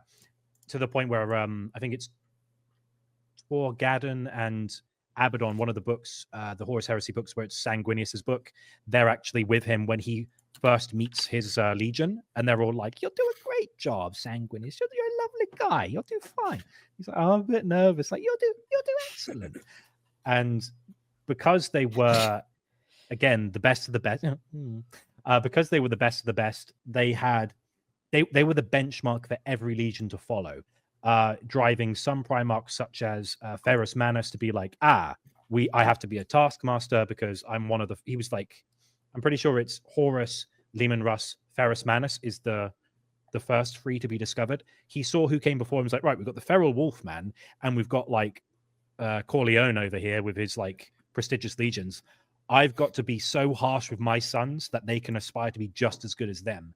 And even though Rogel Dawn and Rabute Guilliman came from empires within an empire, they still looked at the Sons of Horus and they were like, that's impressive. We need to do just as well of them, if not better. They earned their title, the Emperor's Wolves, during the first pacification of Terra's Moon. Lunar Wolf, get it? And they were also tithed the reclaimed gene banks from Luna, which further increased their ability to replenish losses. So they weren't the biggest. Seed. Yeah, they had a need for seed. Need for seed underground. And it was like great game. Me and the boys playing Payday and robbing the cum bank. Robbing the wrong bank. I literally had a timestamp comment on one of my videos recently with the Imperial Fists, and I was like, what is this timestamp? And it's the bit where I say, we are cum. I'm like, very mature. Thanks, guys. But yeah, so they could replenish numbers. They had between, I believe, if my notes are correct, it was between 130,000 to 170,000 Astartes by the end of the Great Crusade. So they weren't Ultramarines big. Ultramarines have like 250,000, but there's a damn lot of them. That's still a lot of Marines. For a long time. Yeah, they're one of the biggest. They're like top 3 biggest legions. And to be fair, they never had to reinvent themselves like, say, the Barbarans did. They never had to suffer without a Primarch for ages, like the Alpha Legion. Wink, wink, nudge, nudge. We're probably second biggest after the Rangdan, and the Dark Angels got obliterated. Were bears? Yeah, Word and that's bears. the problem with Yeah. Were they the biggest? Not the Mhm. biggest. He'll explain it in a bit because obviously they don't really fight. Just asking Well, briefly and though. yeah. In terms of American football, ways to put it, Colin. Where's this going? Who are Sons of Horus if it was like American football? Like, Definitely not the Bears. Is it the Giant? Or was it the one that's is it Giants? Is that a team? Yeah, the Giants are a team. Who's the one that always wins the Super Bowl? Shit, I can't believe I'm blanking on this because he's been. This Tom guy's not Brady. proud to Tom be an Brady. American. What team were you a part of forever? Yeah. The Patriots. There we go. Push that on the mouth. What? It was the Batman. Patriots. Completely blank, man. I'm gonna get For the called uninitiated, exactly the nerd that I am. the Sons of Horus are the Patriots of the the legions. Okay. No, that's the Weird Ultramarines, way of wording baby. In English terms, they're Manchester United. No, they're Man Maybe? City. Man City, all right. Manchester All right, they're Man United. City, all right. They're having Right. a nightmare, Manchester United. My The God. Crystal Palace, mate. All right. But yeah, it's worth saying that they were pretty legendary. Like all the legions looked up to them. They were really good at targeting enemy command structures, using loads of different tactics, loads of different weapons and armaments. They had a really flexible and independent organizational structure, which allowed them to promote a lot of really, really charismatic and interesting captains. So, for example, you had like the Mournival, which is their special like boys club. It's like a sorority inside. It's like, oh, we're the They cool hold kids. hands. They hold hands so the girls can't see it. Yeah, they hold hands and they skip through the battle barge of the vengeful spirit.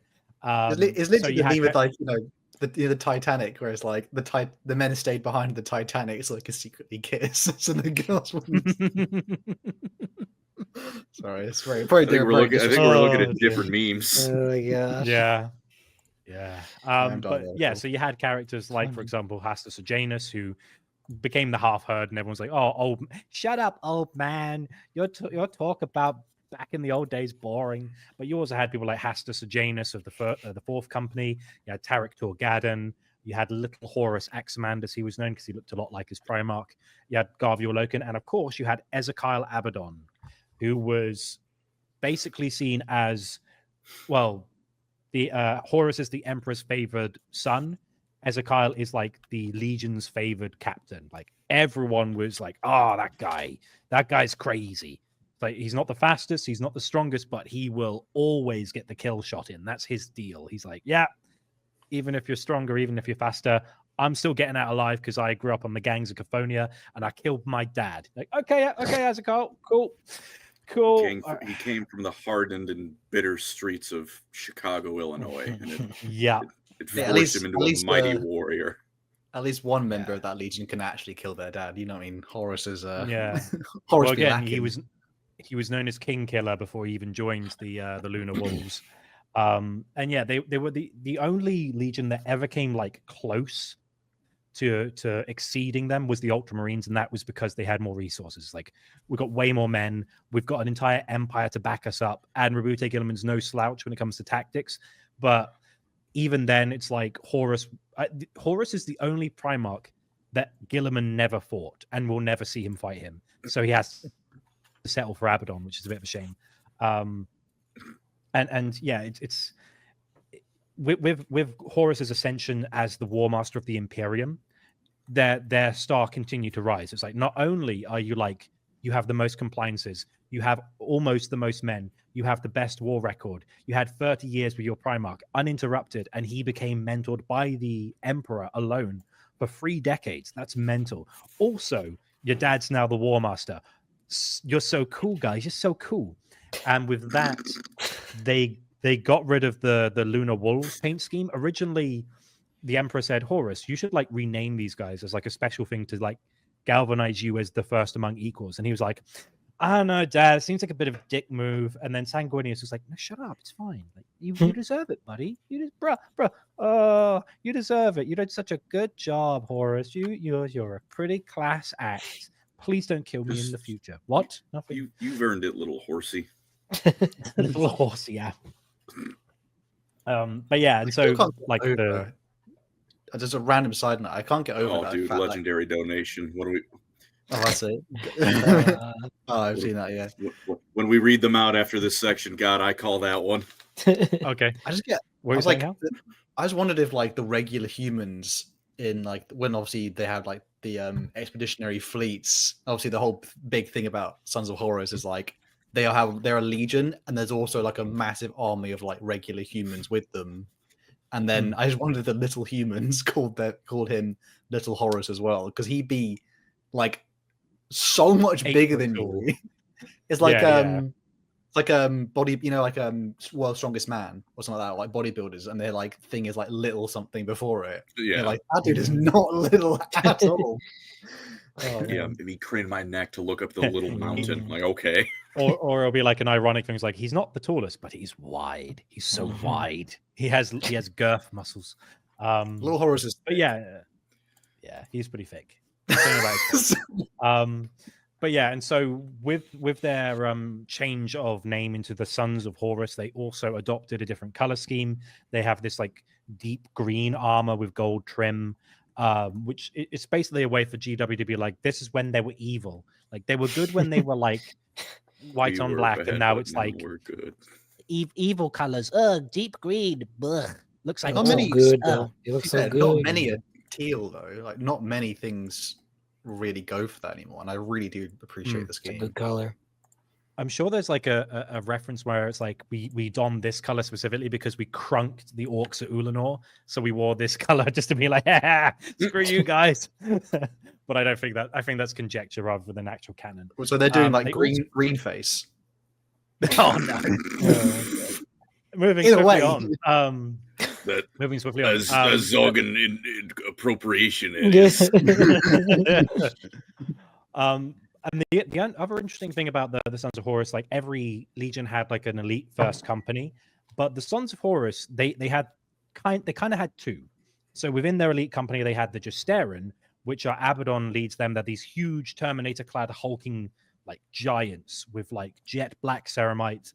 You meet them in a dark alleyway. It's like it's over now. It's over. Just gonna like flicker the wrist and my head comes off. It's like disgustingly powerful. But they also had the Catalan Reavers, which were like they did also occasionally wear Terminator armor, but they preferred to be a bit more nimble. So like they had the normal ceramite, and again it's like jet black with jump packs. They were really good at like rapid assault, shock assault. If you need like if you have like the white scars go in to like probe the enemy for like weaknesses, these guys come in next and they just hammer blow, crush you to bits quickly, no nonsense. And they had a reputation as being like the most martially powerful of all the legions, to the point where everyone else was copy pasted. They're like, oh, that's cool. I'm copying that. I'm copying your homework. Kind of like with Gilliman when he saw the Moritats from the Raven Guard. They're like plasma dual wielding crazy folks. And it's like, they're cool. I'm having them. Do you mind if I copy your homeworks? Cora? I say, no, it's fine. And again, like a lot of their lore in the Great Crusade is kind of glossed over because their only thing is just like they're the best around. Exactly. What a lovely rendition. And their whole thing is just they're really good. They're really good at everything, and they're not the Ultramarines. They're the evil versions of the Ultramarines. Do we have any questions Evil about the Sons of Horus? Impossible. Yeah, basically. No such thing. They're the big represent. The only thing I can think of is when is it a Wolf of Ash and something? It's the story where the Emperor and the Lunar Wolves arrive on the Orc planet, and then the Emperor is like the whole. It's like they're staring out the window, and like Horus is scratching at it like a cat, being like, "Oh, I want to go down there and fight with my sons." Ooh, woo, woo. Crying, a child. It didn't. And the Emperor goes, "It's a teleporter. Sorry. The whole place is a teleporter." And so they go down with like the Lunar Wolves, and they fight alongside the Emperor and the Custodes. And then, weirdly enough, the Emperor saves Abaddon's life. So you're like, damn, miscalculation there. He knew. Yeah. Huge mess up. And the thing is, it didn't help that the next legion to be found. It didn't help that the next legion to be found was the Space Wolves. Like wolf rivalry, wolf. And Lehman had to be like, right, my wolves are cooler. They'll be called wolves longer, and then eventually Horus is like, you know what? I'm sick of this name. I don't like sharing my thing. I'm called the Lupercal. I should get the wolves. Ah, screw it. Sons of Horus, that'll do. DW did so good with the Luna Wolves, and there was like barely any wolf things in them, and then they had space wolves, and it's Wolf. yeah. Also, Also, again, who was the king killer? Which guy did you say was that? It was Abaddon. right? Abaddon. Okay. Yeah. Attilan score bar of the Alpha Legion also has that title. Yeah. Do you have? I can't remember his One dad's name moment. though. Okay. I think it Probably was. Papa. Who's also? There's also the cool guy Malagurst as well. who Oh, becomes Malagurst Twisted. the Twisted. Yeah, he gets so badly mauled, they call him the Twisted, and it's like, oh, that's mean. And then he becomes So like, rude. he becomes the equerry to Horus, and he calls him Mal. It's like, oh, he's got a The little dogs weakness. have been Like, oh, taken. Mal. Horrid news. Oh, Oh, no more the dogs. aliens are here. Dogs gone. Don't worry, we're talking about the Space Marine who had a limp. Oh, Mm. good. You should give them all a Malagurst. lip. Yeah. They're pretty It's good. kind of mean. Though. He gets like into his Thunderhawk crashes, and he gets like Thunder. mangled. He's like, His oh, it's like, Thunderbird crashes.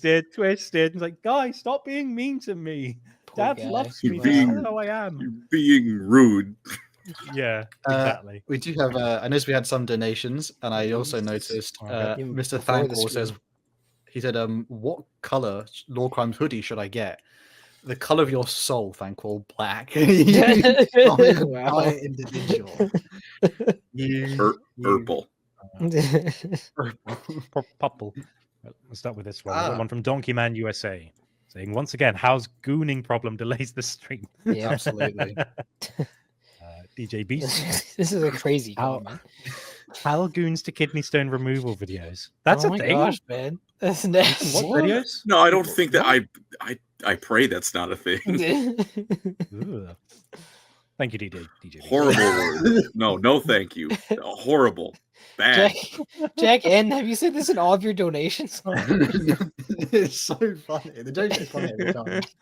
Fabius Bard, my favorite traitor. Also, I'm gay. Fair enough. Jack N. I think his first comment ever was, "I love Warhammer. Also, I'm gay." Does he just want us to Okay. say I'm gay on stream? Is that what he's looking for? Parker Summerlin for $5. What Warhammer or non-Warhammer game had you hyped, but once it came out, you were disappointed by it? For me, it was Destiny. That Destiny 1 or 2, because that's Ooh, both. I Wow. got both on Any- launch, and I was any like, of this is such a crock. This is a crock. I've done it in a Uh, day. Wow. Dawn of This War. sucks. Yeah. Dawn of War 3. Anybody? Dawn of War 3. And then you get Destiny 2, and you're like, where did Peter Dinklage go? What's going on? What happened?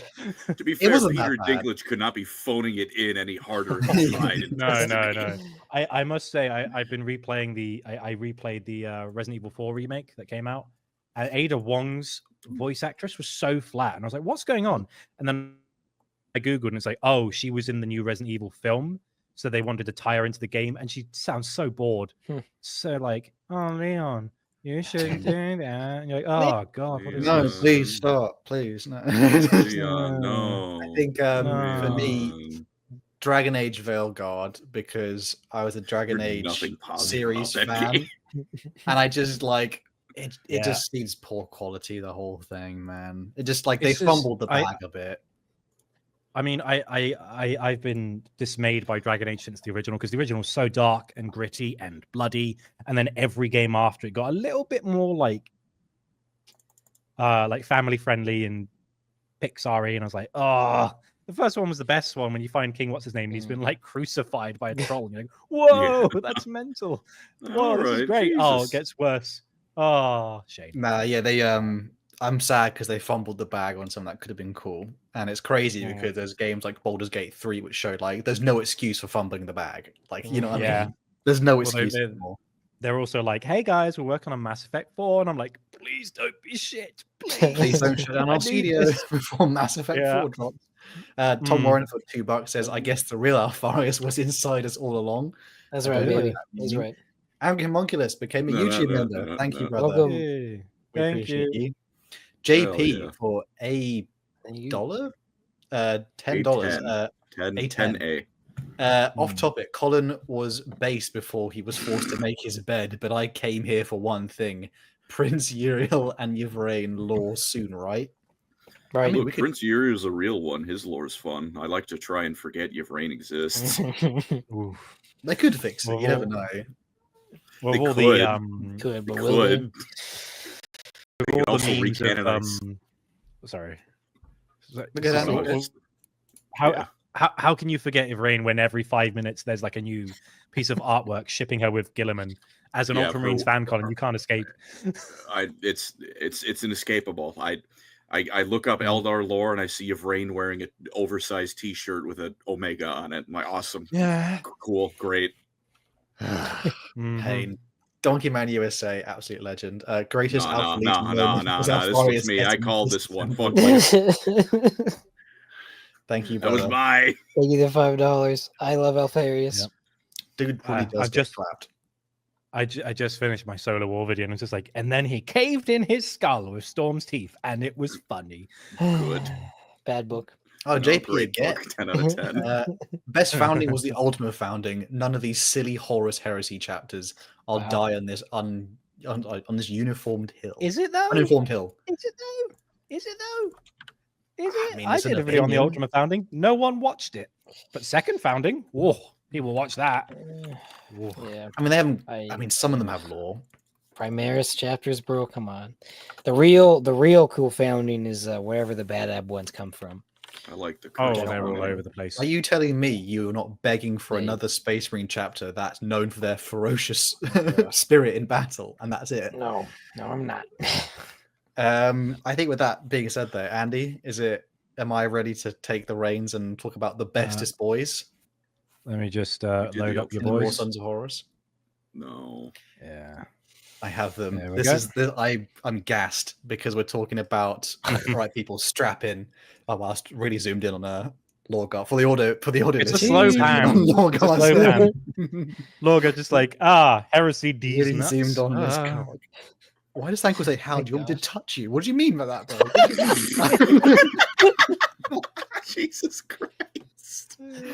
Interesting. I don't consent. All right, strap in, boys. This is It's more The, like strap this is- on. Yeah, I was thinking the same thing. well, funny enough, there might be some of that later because there's these. Let's talk about the most. I love to hate these guys so much. They are such I love to love them. scum. I wish they would honestly like hit their shins every day. Like that's how much I despise them, but in a good way. We're talking about word bearers, 17th Legion, Imperial Heralds. They were originally called. Not sure really why that name should be there because it's pretty boring. But I know kind of. Okay, sorry. It's because the proto chaplains, they used to send one to wherever they were besieging, and he'd be like, "Oh, you surrender, or we'll kill you." And then when they got nuked, then they're like, "Right, boys, have at him." And they would herald the demise of their enemies to be like, "Have you heard about the Imperial truth?" And that's why You they. heard they of were the probably- High Elves? Have you heard of the High Elves? Yeah, they don't really get to the Cloud District that often, but they these guys are probably gagging just to attack people because they were known from their early founding as basically being some of the most zealous defenders of what's known as the Imperial Truth. Dumbing it down, basically, Imperial Truth is essentially atheism, but with an A lie. Emperor-style twist. Yeah. And in the Warhammer verse, it's one of those things where you don't necessarily need to believe in it because you can see it. That's not good. The Emperor and his seditious lies created the Imperial Truth that was a founding sort of piece of legislation / scholarly philosophy that the 17th Legion was like, yo, that's my thing. Other legions are good at fighting. This is my thing. I want to throw books at people and my Crozius. See how they like that.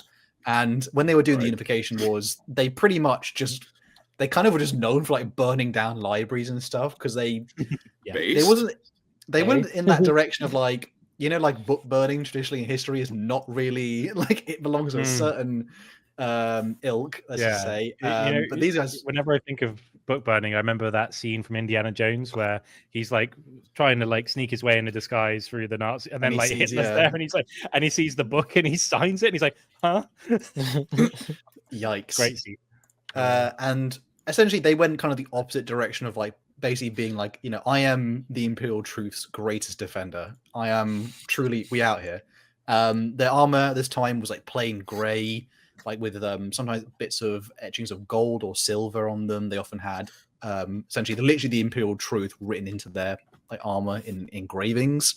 They were also nicknamed the Iconoclasts by the other legions, which for those of you, it just basically means they destroy icons or / they hate icons.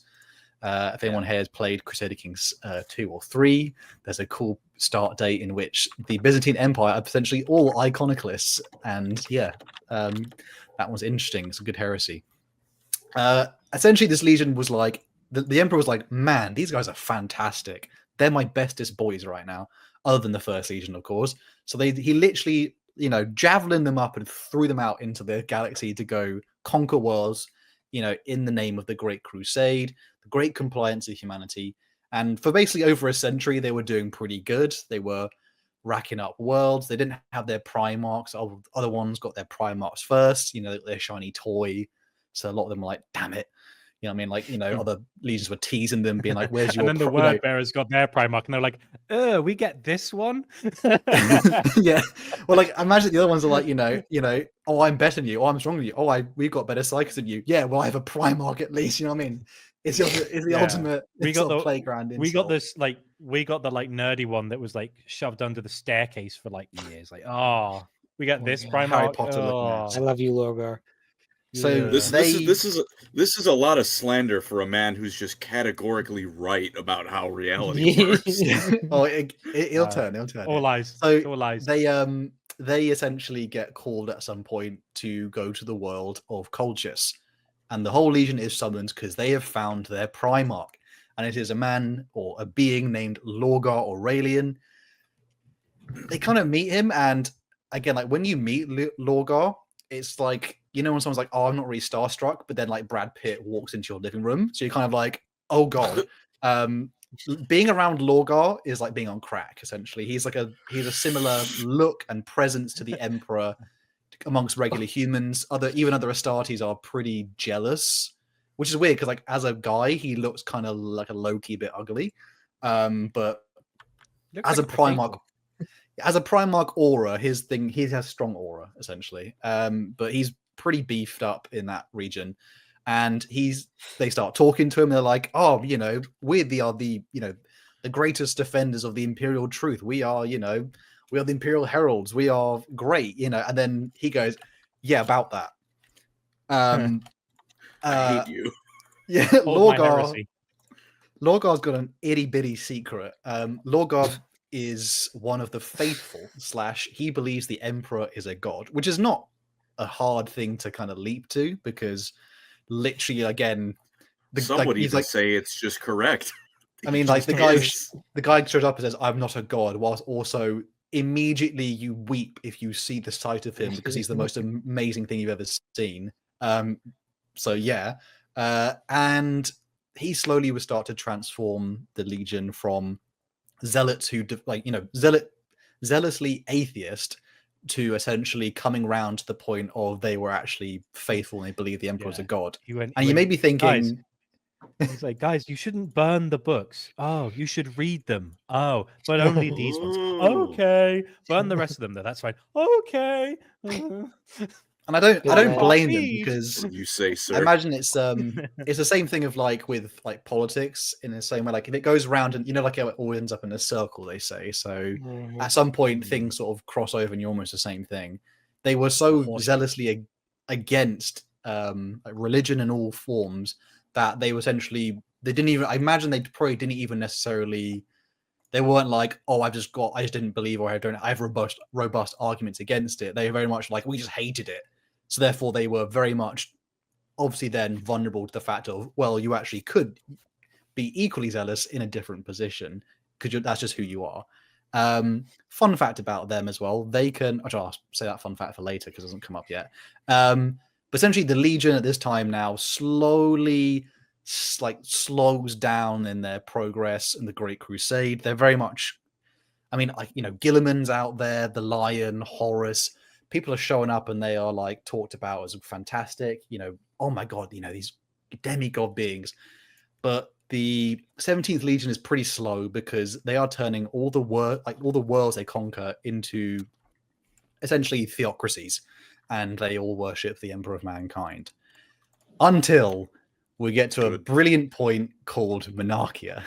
Now, about 150 years into the Great Crusade, and the word bearers are called to the world of. So there's so many word and world things here. They're called to the world of Kerr, and they essentially assemble the entire legion on this like dusty plain, because this perfect city called Monarchia, which they thought was like the greatest testament to like what they contributed to the Imperium. It's like the perfect emperor worshipping city, and it's been glassed. The whole thing gone. Because it was destroyed by the Ultramarines on the order of the Emperor. And Lorgar appears before his legion. He shows up and he's like, what the hell is going on here? And the Emperor of Mankind walks before them and he forces them all to kneel. Now, some of you guys are a bit younger than us, I will say. So I actually got help and I slightly translated some of the Emperor's words into Gen Z speech here. This is the bit. Here it I comes. need to get something to drink. Hold on. Okay.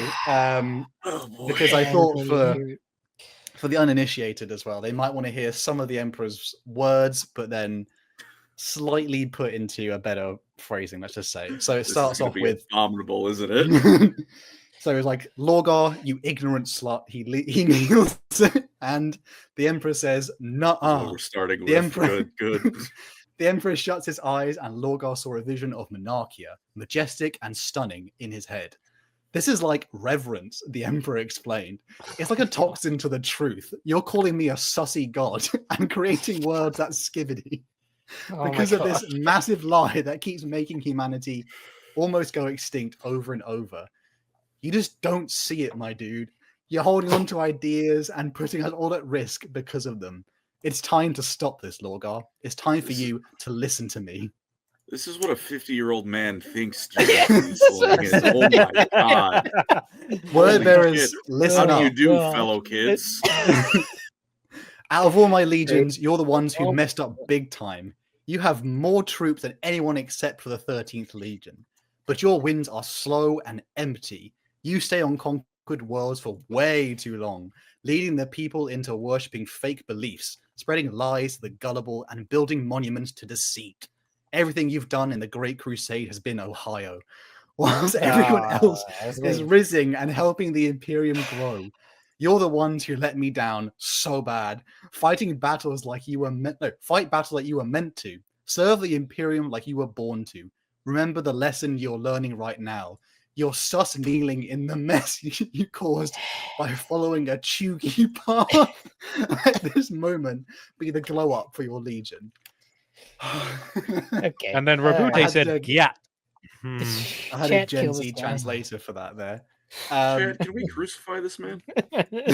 Yeah. Just kick him out of LoreCrimes. Like, take your hoodie, throw it in the bin. You're out. You're done. Oh, I thought you'd appreciate that. For all you Gen Z people out there, I hope that makes sense. Essentially, the attempt was definitely made. Actually, no, I didn't write this, by the way. I put it into a Gen Z translator, so not what? Me. Oh wow.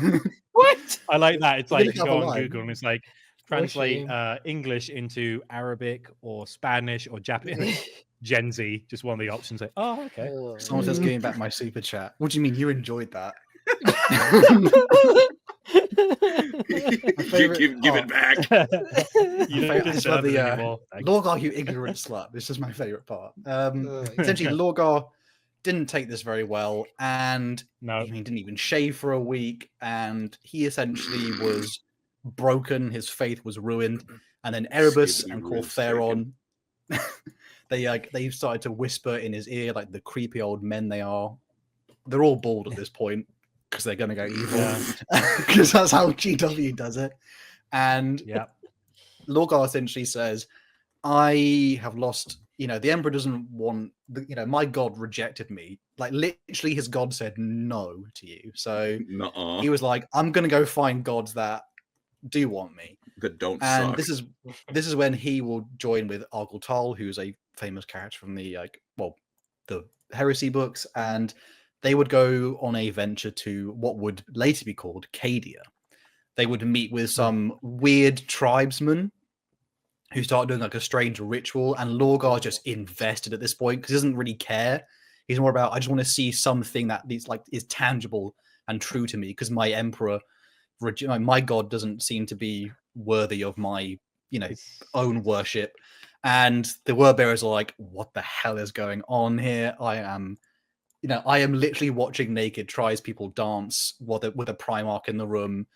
Some of the custodians end up, they turn up and they're like, stop, this is cringe, just like my Gen Z speech up there. And they essentially had a small scuffle.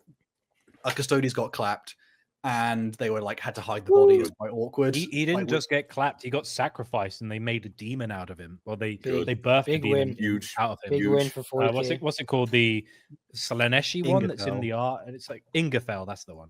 Every dead. Well, speaking of Ingethel, is another win in my book. That's right, baby. Speaking of Ingethel, although before you keep going, Hal, for some reason when you said Argyll Tal, I just thought of a Bill and Ted reference, like Argyll Tal's excellent adventure, Lorgar Aurelian's bogus journey. Sorry. Speaking of Ingethel, the tribesmen created or communed and made this one of them turn into Ingethel as or ascended demon prince. And Lorgar, ever searching for the truth, and his sons ever willing to follow. So this was the fun fact here at this point. All word bearers intrinsically can read, their Colchizian language can also be translated into chaotic runes. So I thought you were just gonna stop at that. All word bearers can instinctively read. No, as in they can all read chaos. That was Lorgar's Primarch power. It's like, Perturabo, he has like a he knows everything. He knows how to build anything. It's like, Lorgar, I can read. Unlike the Space Wolves, they can all read. I see. To be fair, there's a couple legions that haven't quite hit that benchmark. I was going to say, Leman Russ was very jealous for a long time. So they can all read chaos runes. They don't, in their gene seed gives them the ability, they can all read it intrinsically. And it was quite strange because when the custodians turn up, they're like, what is this strange language? And the word bearers can already, there's something within them that can already understand chaos in some way, which is interesting. That's why Lorgar and Angron were such good friends towards the end, because he was teaching them how to read. Bro just wants to be in his workshop, and he's like, I don't want to read. I just want to play. Now, Angron, we're gonna go back. We're gonna now go through the alphabet again, but instead of saying abacada, I want you to say A, B, C, D. And he said, I've just learned the alphabet. It's like, no, we're gonna learn it properly this time. So the Ingethel demon tells Lorgar and the word bearers that essentially they need to go on search for they need to go on a pilgrimage, search for the true gods. And essentially Lorgar sends Argyll Tal and members of the Serrated Sun chapter of the word bearers basically just straight up into the warp with the demon Ingethel on board. And then the demon just says, yo, and he's like, what? Your Gellerfield. It's like, yeah, turn it off. So undo that, please. And I was like, what? Like, yo, turn it off. So they turn off their Gellerfield, which means they have no protection from the warp. And immediately, basically, everyone dies. Everyone gets killed. Oopsies. And then they reawaken because turns out the word bearers of Argyll Tal and his Serrated Sun chapter, they're going on an adventure. And they go on this strange vision quest. They start to see the Primarchs and the gestation pods. They see other things like secrets about chaos as well. It's kind of all over the place a little bit in some parts. And they see the fall of the Eldar in some way, or they understand it. They kind of weirdly, I think they see Horus at some point, because supposedly Horus is also going to have a vision quest in the gestation capital, so it's a bit of the Spider-Man meme of huh? Yeah, they're just huh? And obviously the big thing is is this real or is this just a fake vision from the chaos, which is up for debate. I don't want to spoil it just yet. But they essentially arrive back into real space. For them, it's been quite a while. For Lorgar, I just sent you in for 5 minutes. I've only put I've only put something in the microwave, and you just come out already baked. And he does the Titanic. It's been 300 years or whatever it is. Yeah, there's been a while for Argyll Tal. I remember that. And Lorgar, there's an interesting part where Lorgar then, it's like the interview with the vampire thing. They have an interview with Oggle Tal, who apparently now is joined with a demon, because it turns out there's something called the primordial truth, and there's a holy union between chaos and humanity. And Lorgar's like, oh, love it, get me some of that, love that. He wants to have his Brexit geezer holiday. Argyltar went into the warp for 5 minutes and became Northern. Disgraceful. Tell you what, that's bloody nice, that. Be up, Lorgar. I've got a demon in my body. What's that about? Demons in we are in the dark timeline now. Well, it gets, well, it's funny enough, Eldar's about to be mentioned, so Colin, keep your trousers clean. Huge.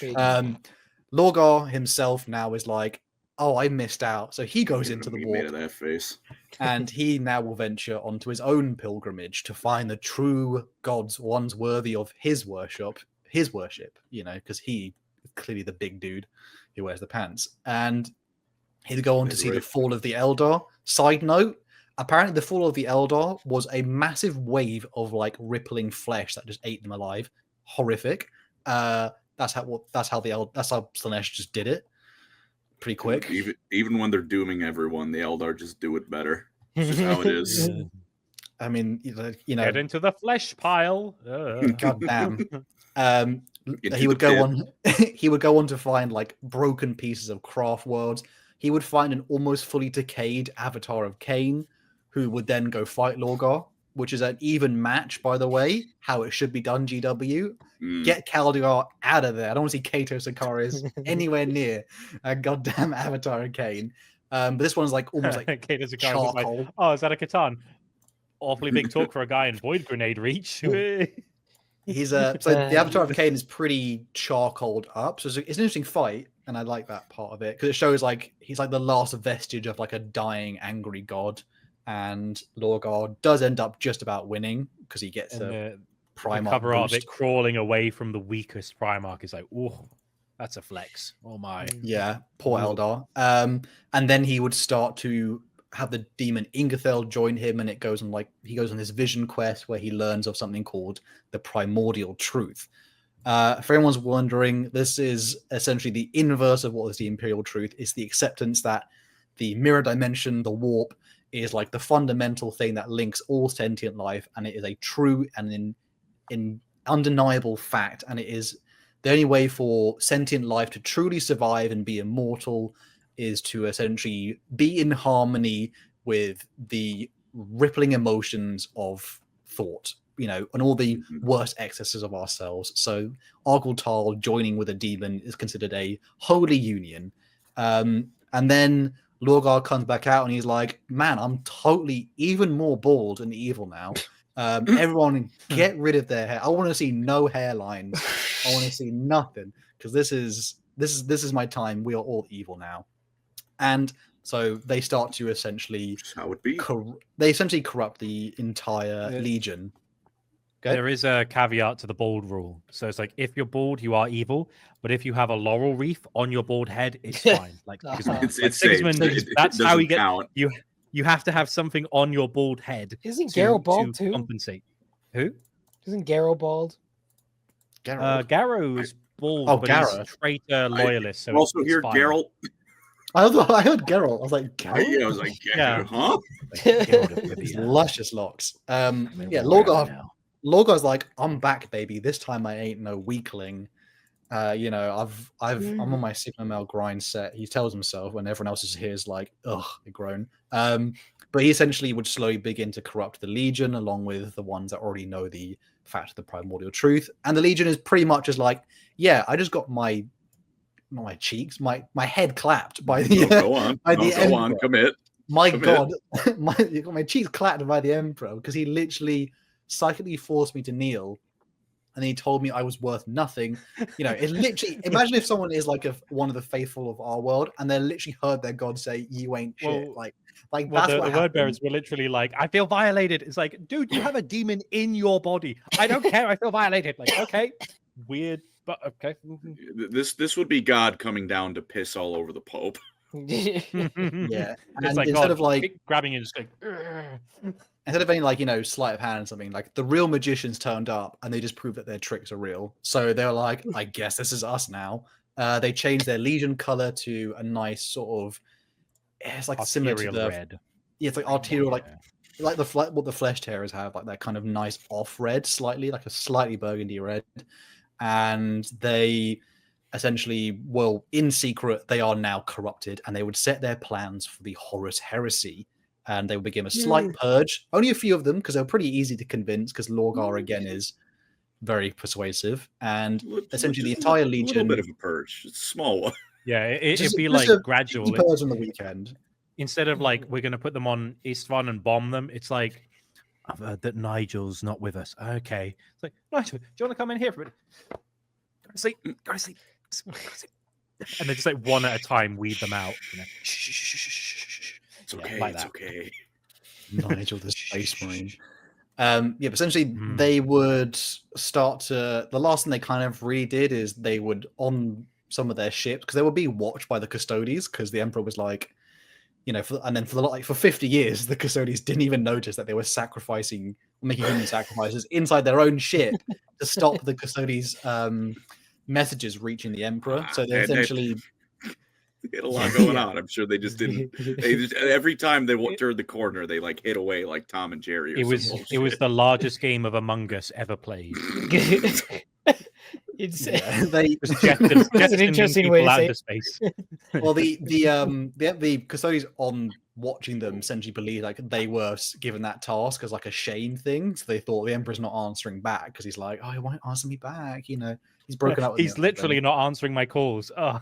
But that's essentially where the word bearers are at the end of the Great Crusade, just before they would go on to corrupt Horus. Though, if there's any questions / comments on the terrible Gen Z part, but I hope for those who are truly turning 18 or at least just like young now, they understood what that was. Because I promise you, that was tough. Sorry. We promise you, Hal didn't understand. It's more a comment, but I'm worried about Gen Alpha because if we find like Gen Z hard to understand, it's going to get even worse. And we're just gonna be like, what is Chugi? I don't know what Chugi was. Was it like? I don't think that's you're sus kneeling in the mess caused by following a Chugi path. Like, I don't know. What is bro going on about? We are the old men, guys. It's over. We're old now. It's so over. Do we have? He's not saying words. It's not over. We have some donations, I think, from that. It's same vibe. Imagine the donations are probably all telling me I'm a huge scum. Does anyone else want to read that one out? Just because obviously, if it's sure, I'll take it over. Coochie Slayer 69. Nice name, bro. Thank you for the fun. Are there any loyal sons of Horus that survived the Horus heresy? Also, I am Elfari. Not really. Survived? I guess the one that's in the Grey Knights. Which one? Yeah. Oh, Severian. Severian is the only one, yeah, that I know of. But he's more like a lunar wolf than a son of Horus. He was part of the Crusader host that had to stay on Terra. Every legion had like one unfortunate guy to say, "Hey, we're going to go out there and do some crazy stuff. You got to stay on Terra." And like, what? It's not fair. And he was one of those guys who was like, "Oh, I never saw the left behind betrayal unfold." He has a massive beard, so it's like, how do you fit that in your helmet? It's like Space Wolf magic. Don't worry about it. How does Abaddon put on his helmet?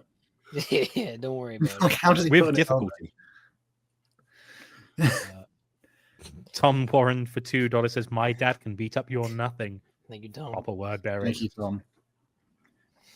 Bean. Thank you.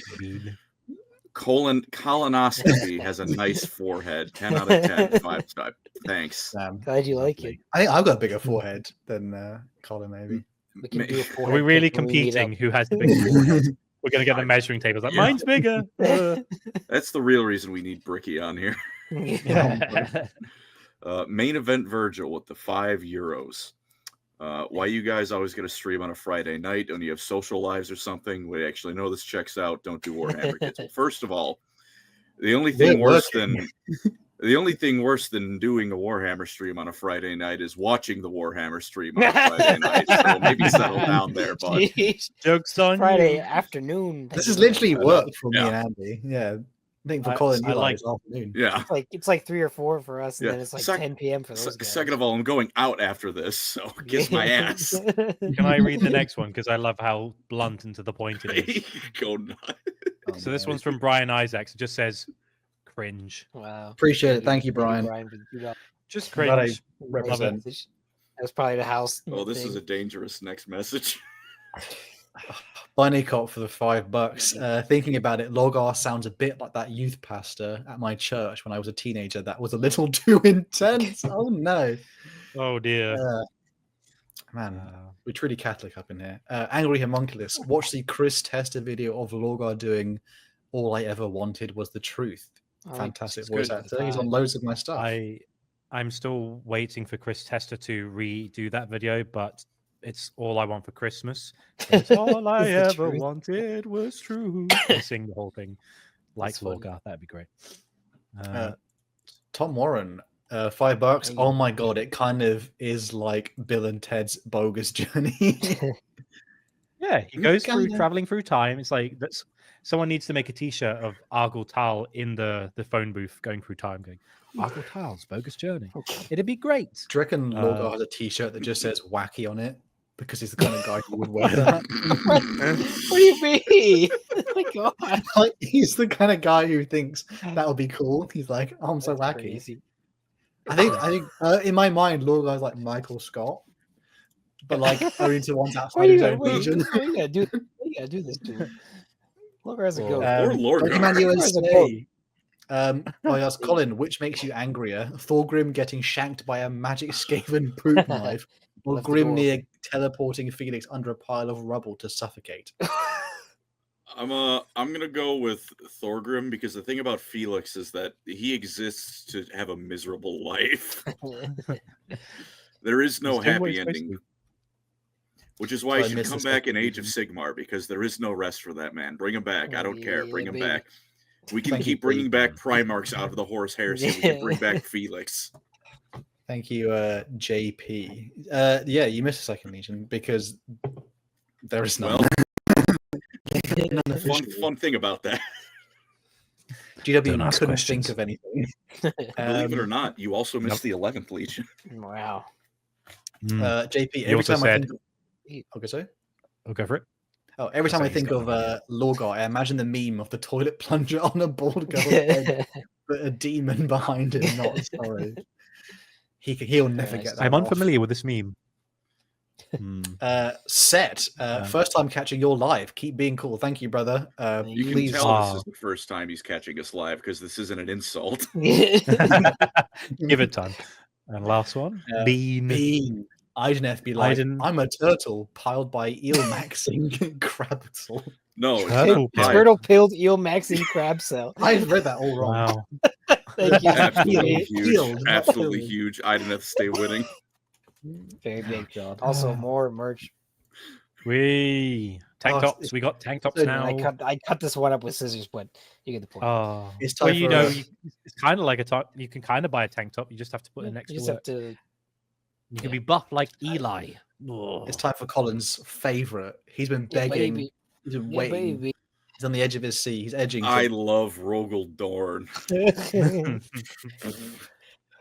Alpha League. Well, Alpha Legion, my beloved.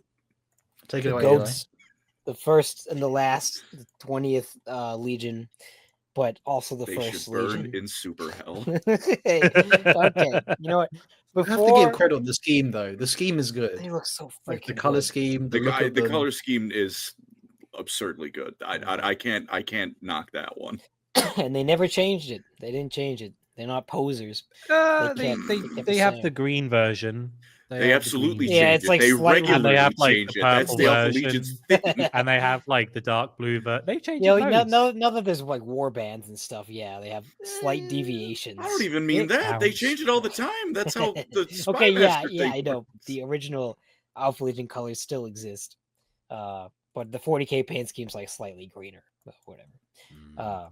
I'm not a Horus Heresy expert, so have mercy. But I did just reread the entire Legion book in the last like 3 days, so I got caught up. But the Alpha Legion have probably the least amount of Great Crusade lore, I feel like, Good. because that's the whole point. the Emperor was basically playing XCOM VIP missions with the Alpha Legion for like whatever 1,000 years during the Great Crusade and Unification Wars. So did everything they did was behind the scenes, a lot of assassinations and subversion and covert ops and abducting people and stuff like that. Black Ops stocks. They don't make the history books. Yeah. What do the numbers mean, Alfarius? What do the numbers mean? Basically. But they did plant agents all over the place, which is pretty cool. The first Primarch to be found was actually Alfarius, and if I remember correctly, he was basically like on the moon, wasn't he? Yeah, they basically just stumbled upon it. They went outside, and there were like loads of humans like, this thing's weird, let's kill it. And then the custodian's like, no, Dad. Oh, what's this? Oh, it's Alfarius. Cool, that was easy. He was on Terra, and then the Emperor did a superhero landing and killed everyone. Yeah. I'm not the Terra or the moon. There's a load of people who say, let's eat the baby. And he's like, don't eat my son. He's mine. I read the Alfarius. I think he opened a cabinet. Yeah, like, what the fuck? The Primarch book for the Alpha Legion is pretty cool. I read it, but it was a long time ago. But yeah, he found Alfarius first, which is pretty cool. Or Omegon, you don't know if he's actually Alfarius or not. It is Alfarius. It is Alfarius. Yeah, I'm pretty sure it is. And while Alfarius was on Terra for a while, he just kind of hung out with Malcador.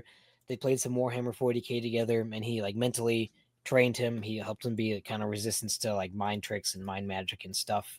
Also, a big thing Alfarius did was he basically invented the blood games that the Custodes have. So like the Custodes allegedly. Allegedly. We have to say everything. Have to say allegedly because he's like, I'm so cool. I invented the blood games. So the blood games is where the Custodes all basically just try to kill each other to test the security of the Imperial Palace. If I remember correctly.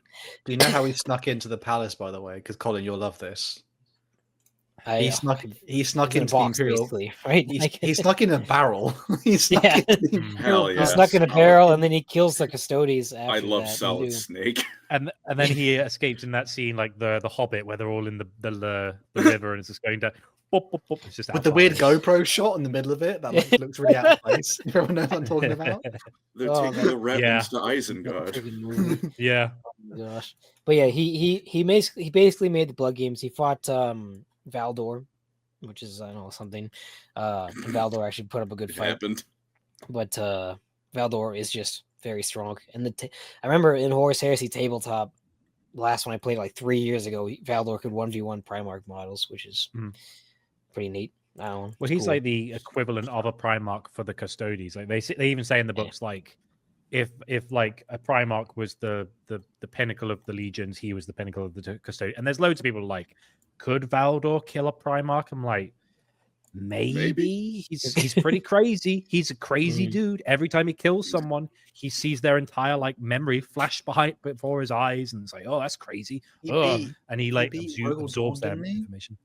The first time he fought Rogal Dawn, he beat him, and then he never won again. Yeah. Also, that was when Rogal Dawn was just discovered, so he probably like I've never really fought my equal. Well, although you say like just discovered, it's like he's still a full-grown Primarch at this point. He's still like an adult. He's not like a baby. He's a big lad. He's a chunky boy. Yeah. All right. So, anyways, Chungus epic win. Okay. Oh my gosh. They would eventually find Omegon, who was like, I'm sorry, mind you, Alfarius he doesn't really have a home planet because he was already there. I don't remember the name of the planet that they found Omegon on, but it's not really. It's not the Alpha Legion's home planet either. The Alpha Legion doesn't really have any home worlds. No one actually knows Alfarius' home planet because no one knew that he was found first. They thought he was found last because they found Omegon. And then Horus finds them, and Alfarius and Omegon are already together by the time Horus pulls up. And then Alfarius pulls up to Horus' ship pretending to be Omegon, who was already all the way around. So. He pretends to be a legionary, doesn't he? He's just like, I'm just some dude. Yeah, that's usually sits in the background.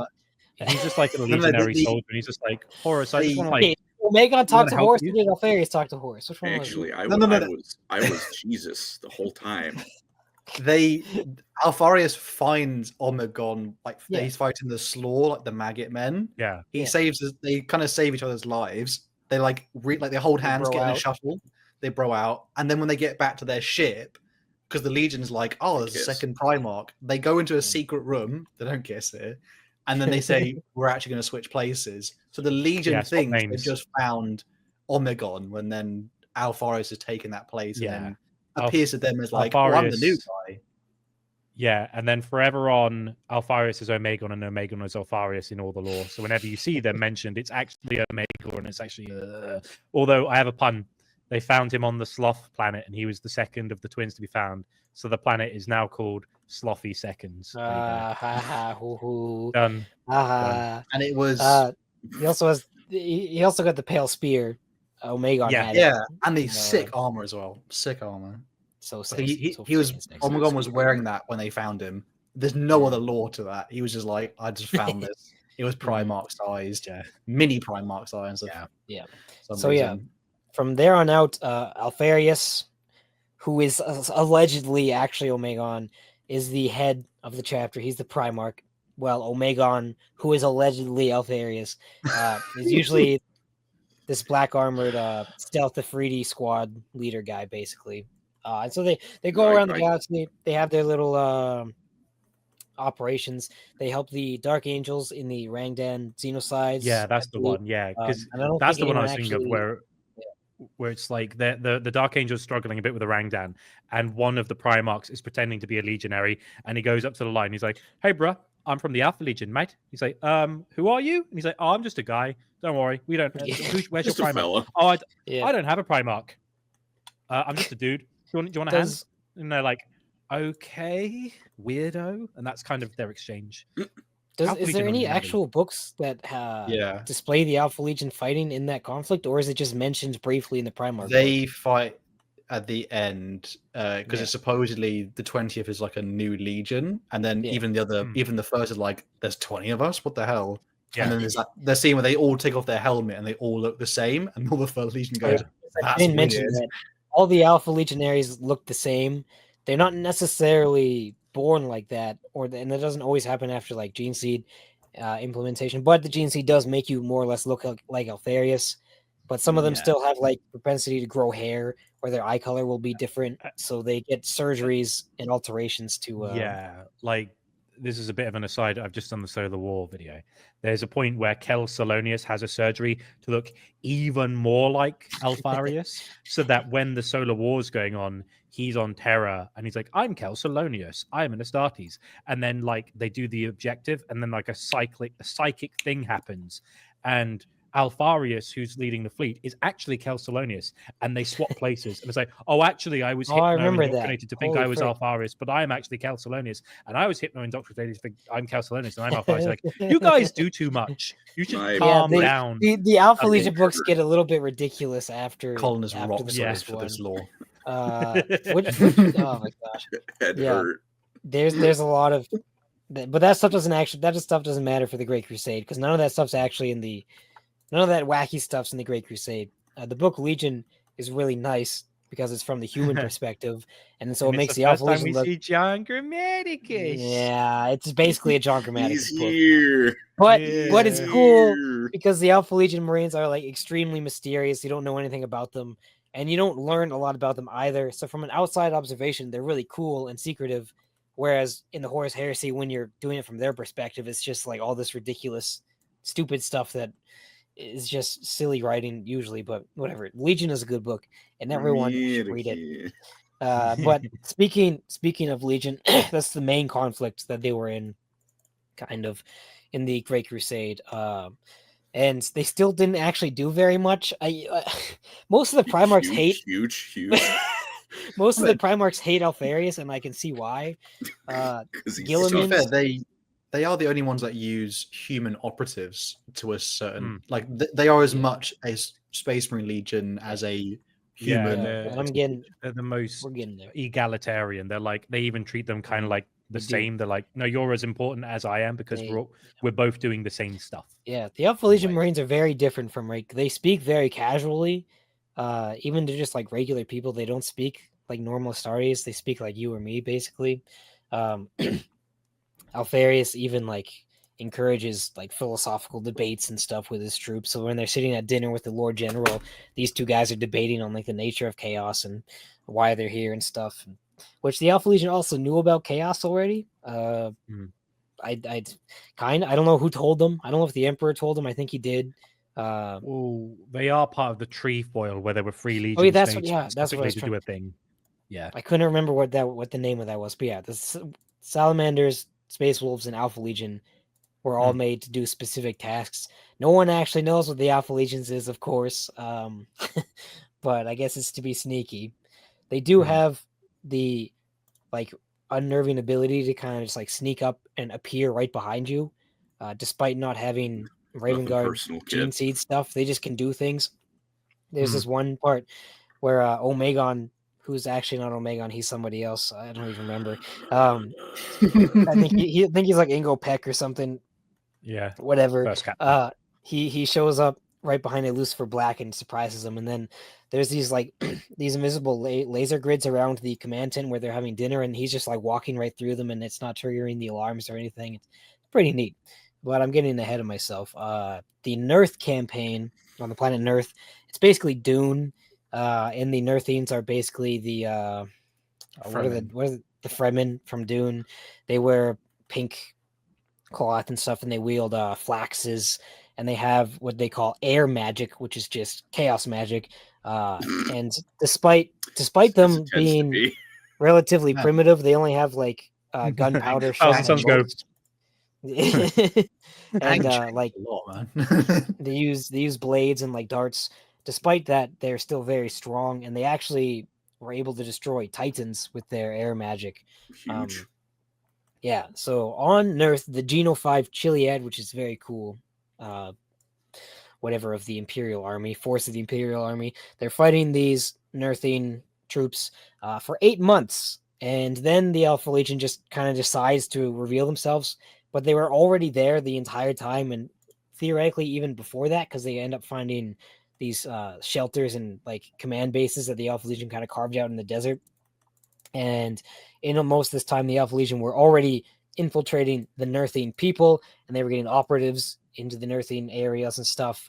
There's even a part where one of the Chiliad regiments takes a body from the Nurthine, and they kind of operate on it, and they find all these weird like enhancements inside of it, and the Alpha Legion symbol. They don't know it's the Alpha Legion symbol, but they find the head of the Hydra in the body. And so then the Alpha Legion stage an ambush for the Nurthine people to attack this Imperial encampment and kill everyone to get their body back, so that the Nurthine don't catch on to the fact that there's Alpha Legion operatives in the Nurthine. So they just massacre this entire regiment basically to cover the Alpha Legion's tracks. And before this, the first time that they show themselves, it's in a desert sink, and there's another regiment. I think they were the Dancers or the Jokers, one of the two. They're out here, and they get ambushed by these Nurthings, and the Alpha Legion actually uses them as bait, which basically a lot of the regiment gets killed as well. But then like 12 Alpha Legionnaires show up and just kill all the Nurthing, and it's pretty cool. But yeah, so far, the Alpha Legion's track record is just killing the Imperial Army and then doing something. I'm true servants of the Emperor. Yeah, it's interesting. It's something. And all even this Malcador's like, keep going. Gents, can we settle it down a little bit? Yeah, they don't even show up to the last battle in the Nurthing War, so I'm just, like, it's really unsure what their motives were in the first place. They get lost. But I don't know. But this whole time, John Grammaticus, you cannot forget, John Grammaticus has been watching the Alpha Legion, because John Grammaticus has been sent by Xenos faction called the Cabal, which is made up of like hundreds, maybe a different Xenos species, all in this literally a giant flying saucer. John Grammaticus is a perpetual who's good at literally everything. Yeah, he's a Logicine, so he can understand. The Cabal, they're kind of like, they've made themselves kind of like Xenos perpetuals, but they've kind of jury-rigged it. So it's like, we're not perpetuals, but we've figured out immortality, They created John Grammaticus. They made him a perpetual. One of them, first death. There's like a line where someone almost outright says, like, it's an old one among them. So Mm, is it like the last of the old kind or something like maybe, that? but they are led by I a swear I read Eldar. that somewhere. I'm not making it up.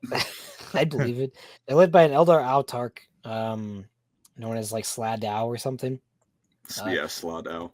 They're an interesting bunch, and they're pretty important. Ironically, I guess not ironically, but most of the Alpha Legion Great Crusade lore is actually Drawn Grammaticus lore, unfortunately, but Huge. whatever. They do actually track down John Grammaticus in the Nerthine City, because John Grammaticus had infiltrated the Nerthine City, Monlo Harbor, which is the last bastion of the Nerthine. And they track him down with their agents who had also infiltrated the city. But then John's like kind of psychic presence compromises them. So then they have to get out, and they're chased by giant demon lizards and stuff. And then they lose John again. Okay. And now John's watching them again. And in this time, they've subverted some of the Chiliad army men to become agents of their own. Hurtado Bronzy and Sonica, I forgot his first name, but they're both pretty cool dudes. And there's a lot of cloak and dagger stuff going on, which really makes the Alpha Legion not look like they were ever on the Imperial side in the first place. Because like the Imperial army is constantly trying to weed out getting obliterated by Alpha Legionnaires. They're trying to weed out these Alpha Legion agents to the point of like where they find one, they actually like torture them immensely. But that being said, the Alpha Legion agent who gets caught, the Alfarius lets Pito Sonica, that's his name, I think, and another lady go and save him, because the Alpha Legion takes care of their boys. They treat them very well, like we said. Except for when they don't. Well, this was before the Alpha Legion was like, they were super expendable. That like after Deliverance lost, they could kind of just make unlimited Space Marines, so it didn't really matter if your agents died, right? Yeah. Here's another 50. Yeah, basically. I know that this is all over the place, but like is that surprising? I guess. Okay, so the end of the battle on Nerth was again at Monlo Harbor. One day the city just started screaming, and all the like astropaths and everyone kind of went blind. And the Nerthine all of a sudden make this like giant dust storm that just rages towards the Imperial line, and it's like tens of thousands of Nerthine troopers and lizards and stuff charge them, and there's a big giant fight, and the Titans eventually show up and blow them all up. But John Grammaticus then, because John Grammaticus is back now, he goes and finds Alfarius. He finds an agent actually, and then he brings him to Alfarius, and he tells Alfarius that like, you got to go right now, because the Nerthine have something called a black cube, which you never actually get to see or anything. The Allspark. Yeah, it's in the beginning there was the cube, and this black cube is like a chaotic relic from many years ago, and the Nerthine are all sacrificing themselves to activate this black cube. So Alfarius just believes him. It doesn't take much, surprisingly, but he does believe him, and then he goes to Lord Commander Namatjira and tells him we got to leave. Lord Commander says, no, screw you. But then the skies start to blacken and toxic wind starts to blow, and he says, oh, maybe he had a point. Maybe I should listen to the actual I'm fine. You twisted my arm. So there's this like super hectic evacuation. They lose like half the fleet, but they get out. The Lord Commander's pride is blemished extremely. But Alfarius has a chance for him to redeem himself, because John Grammaticus himself has now told Alfarius about the Cabal, and he wants Alfarius to go talk to the Cabal, and Alfarius says, okay.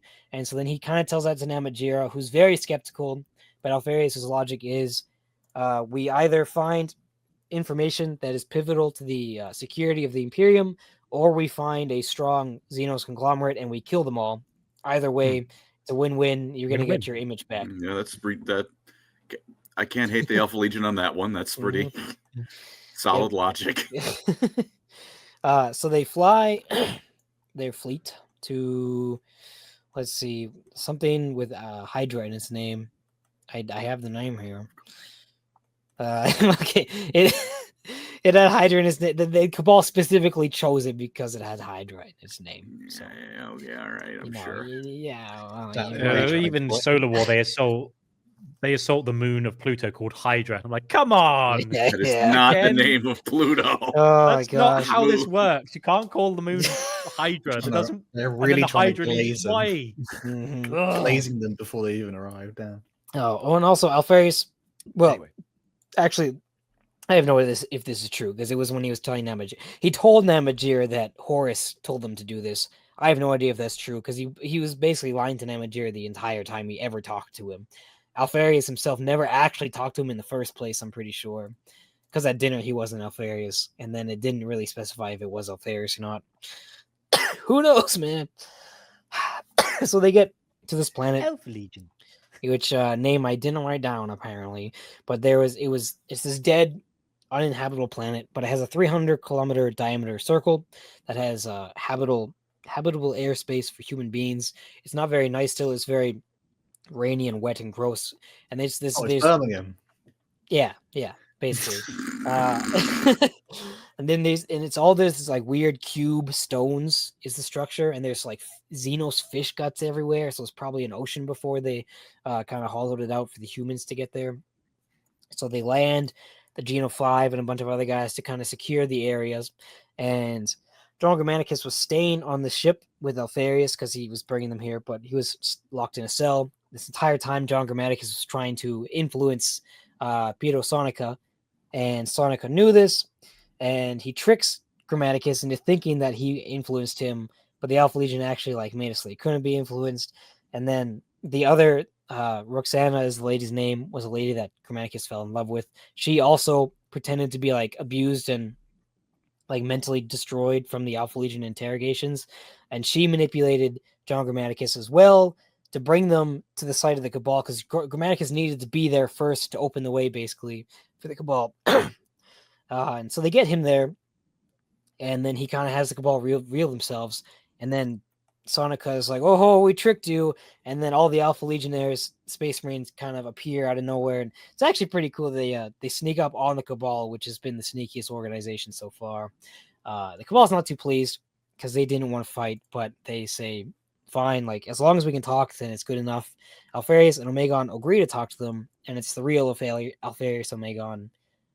At least it says it doesn't. It says it doesn't say that there's someone else, so it's safe to assume that it's probably them. But this is like this is the more important pivotal part of the Alpha Legion lore, and it is cool. So they bring them on to their giant flying saucer that kind of just appears from nowhere, and the Farseer of the Cabal shows them this like weird rectangular mirror thing. What is it called? Holy frick. The Acuity is called the Acuity. And they bring in Alpharius and Omegon. They bring in Sheer, who is a psyker, and they bring in Sonica, just a regular human being, so that they can all have different perspectives on it. The Cabal knew about Alpharius and Omegon, and they call them, when they asking to speak to the Primarch, they ask to speak to the whole Primarch, which implies further that Alpharius and Omegon are actually one person. Like they share a soul, basically. So they bring them into this wacky alien place, and they show them the Acuity. And in this vision on the Acuity, which is the future, according to them, they show them the Horus heresy, basically exactly how it's going to play out. And then they present two options. Horus wins, but he still has a tiny bit of redemption left in him, and in his shame, he destroys everything. He destroys humanity, and along with it, chaos dies, and the galaxy is saved, basically. They show him the Golden Throne as well if the Emperor wins, which is stagnation seizes the Imperium, and it will seek to perpetuate itself over and over again across thousands of years, but it will decay slowly and surely and gradually allow chaos to seep back in and consume it. So it's not two pretty bad options, but one option has the destruction of chaos. The other option has humanity's slow, agonizing death over tens of thousands of years. The Primarchs originally refuse, but then they're showing exactly what happens basically if the Emperor wins in the Acuity. And Omegon and Alpharius like scream and they're freaked out. and it literally the vision kills Sheer the Psyker, poor guy. Then the Primarchs stare at each other. They just look into each other's eyes longingly. And see, maybe And they're they kiss. maybe they're communicating psychically. You know, they do have a psychic connection. That's how they communicate, bruh. I promise. They just go, that's how they talk. Is It's this, fine. is this the Kanye Don't look meme where into like it. is Kanye making out with Kanye? Maybe. But in the end, they both agree. There is a theory that Omegon stays loyal to the Emperor, but at the time they seemingly agree, and I don't think they can really trick each other because they're like literally connected by Same souls. thing. So it's really they make the Horus Heresy books make it seem like they're fighting each other, but I'm not entirely sold on it. I think. Well, is it Dan? When Dan Abnett was asked about it, he says like they asked like why did they agree to do it, and he says it's mostly like with what the Alpha Legion do is they will play along with something to learn more about it. So they were probably thinking we need to play into this Horus Heresy thing is going to happen / chaos is going to corrupt the Imperium whether we like it or not. But if we play a little bit into it, we maybe can influence the outcome more. So that's kind of the to be thought fair, behind Much it. shit for everyone. And to be fair, would you really trust a clandestine Xenos organization that just goes, check out my funky mirror and say, okay, you can kind of see in the future, but you're only telling me there's 2 options. There could be other ones. Liars. Liar, pants on fire. I'm the Alpha Legion. It's very unfortunate because the Cabal is basically never mentioned again, I'm pretty sure. Is there any I books thought where they talk about it I again? think they get like murdered. Oh, don't they? okay. Well, that checks. That checks Well, out. our boy Eldrad and a loyalist word bearer go Hoorah. around hunting them. Marfuz and Narek, yeah. Ah. He's like, I've got like a word bearer sniper henchman, and he just goes like, can you like hitman all of the Cabal? He's like, I don't care as long as I get to kill Lorgar. It's like, cool, fair enough. That sounds like a sick book. I've never heard of that. He appears randomly. He like, throughout Marfuz at one point he gets like he goes to Nocturne because he's got to kill Vulcan with the Fulgurite and stuff, and he gets to Nocturne. There's one point where he gets trapped by lava in a cave, and he's like, "Well, I guess I'll die." And then Aldrad just appears. He's like, Not "No, I could save you, but you've got to be like my henchman." He's like, "Oh, get on with it. Let me out. Come on, I'll do it. Fine." I've never heard of this. Dude, Oh, there's too many there's He's one Heresy of like books. he's one of the most annoying plot threads because like, oh, we've got like he's not a loyalist word bearer. He just hates Lorgar and where his Legion have gone. So he kills loyalists as well as traitors. And it's like, whatever happened to that guy? Gone. Gone.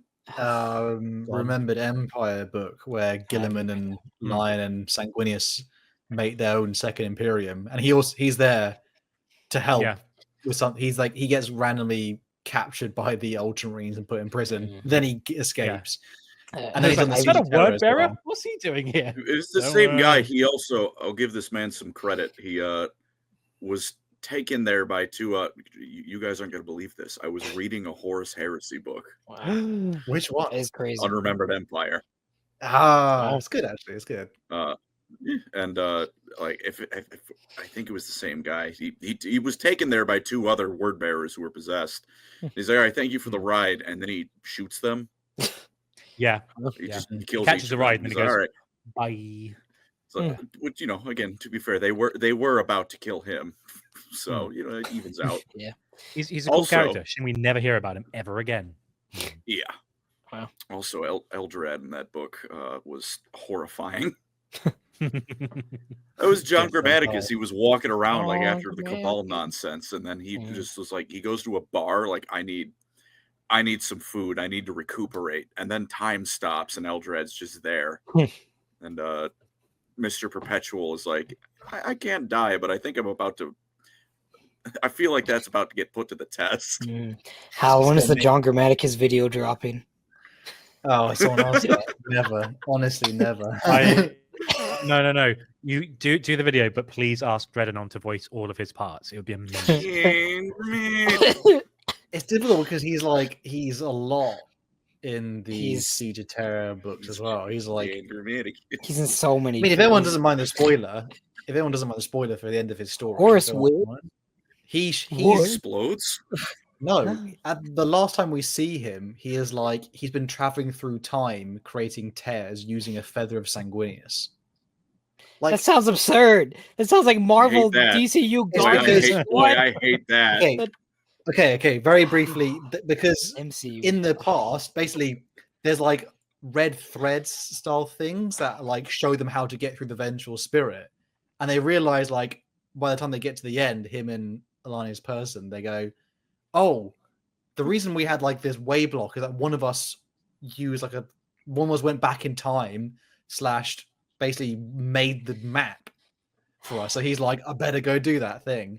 But apparently he's back not in dead. time to stop Thanos, guys. I'm just imagining, you know, that Dan Abner, isn't it? Because he's in the end of the death all the time as well. Yeah. He didn't. But the He thing didn't is, do the I was decent just thing and kill him.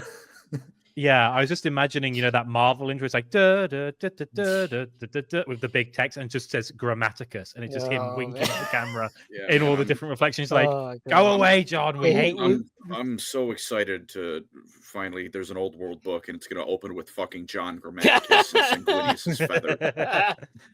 Completely lost. Or Felix is brought back to reunite with Gotrek. He's like, how is this possible? It's because of Jane. He is mortal though. He's no longer perpetual anymore. Really? Yeah. He can die. We got time travel, so he can live as long as he needs to for the plot because he time travels. At the end of the Legion book, he kills himself, but I mean he comes back because he's John Grammaticus. Bro kills Vulcan with a Fulgurite. Like, chill out, John. Jeez. Yeah. Speaking of dudes fighting Primarchs, though, Eldred win. we have like 10 minutes left of Alpha Legion lore, even that. So they see the vision. Alfarius says everything I do from this point is for the Emperor, and then they beam up to the Imperial fleet and kill everybody. The Beta, which is one of the ships of the Alpha Legion, they don't name their ships. They just give them the designation. It turns on the fleet, starts blowing things up.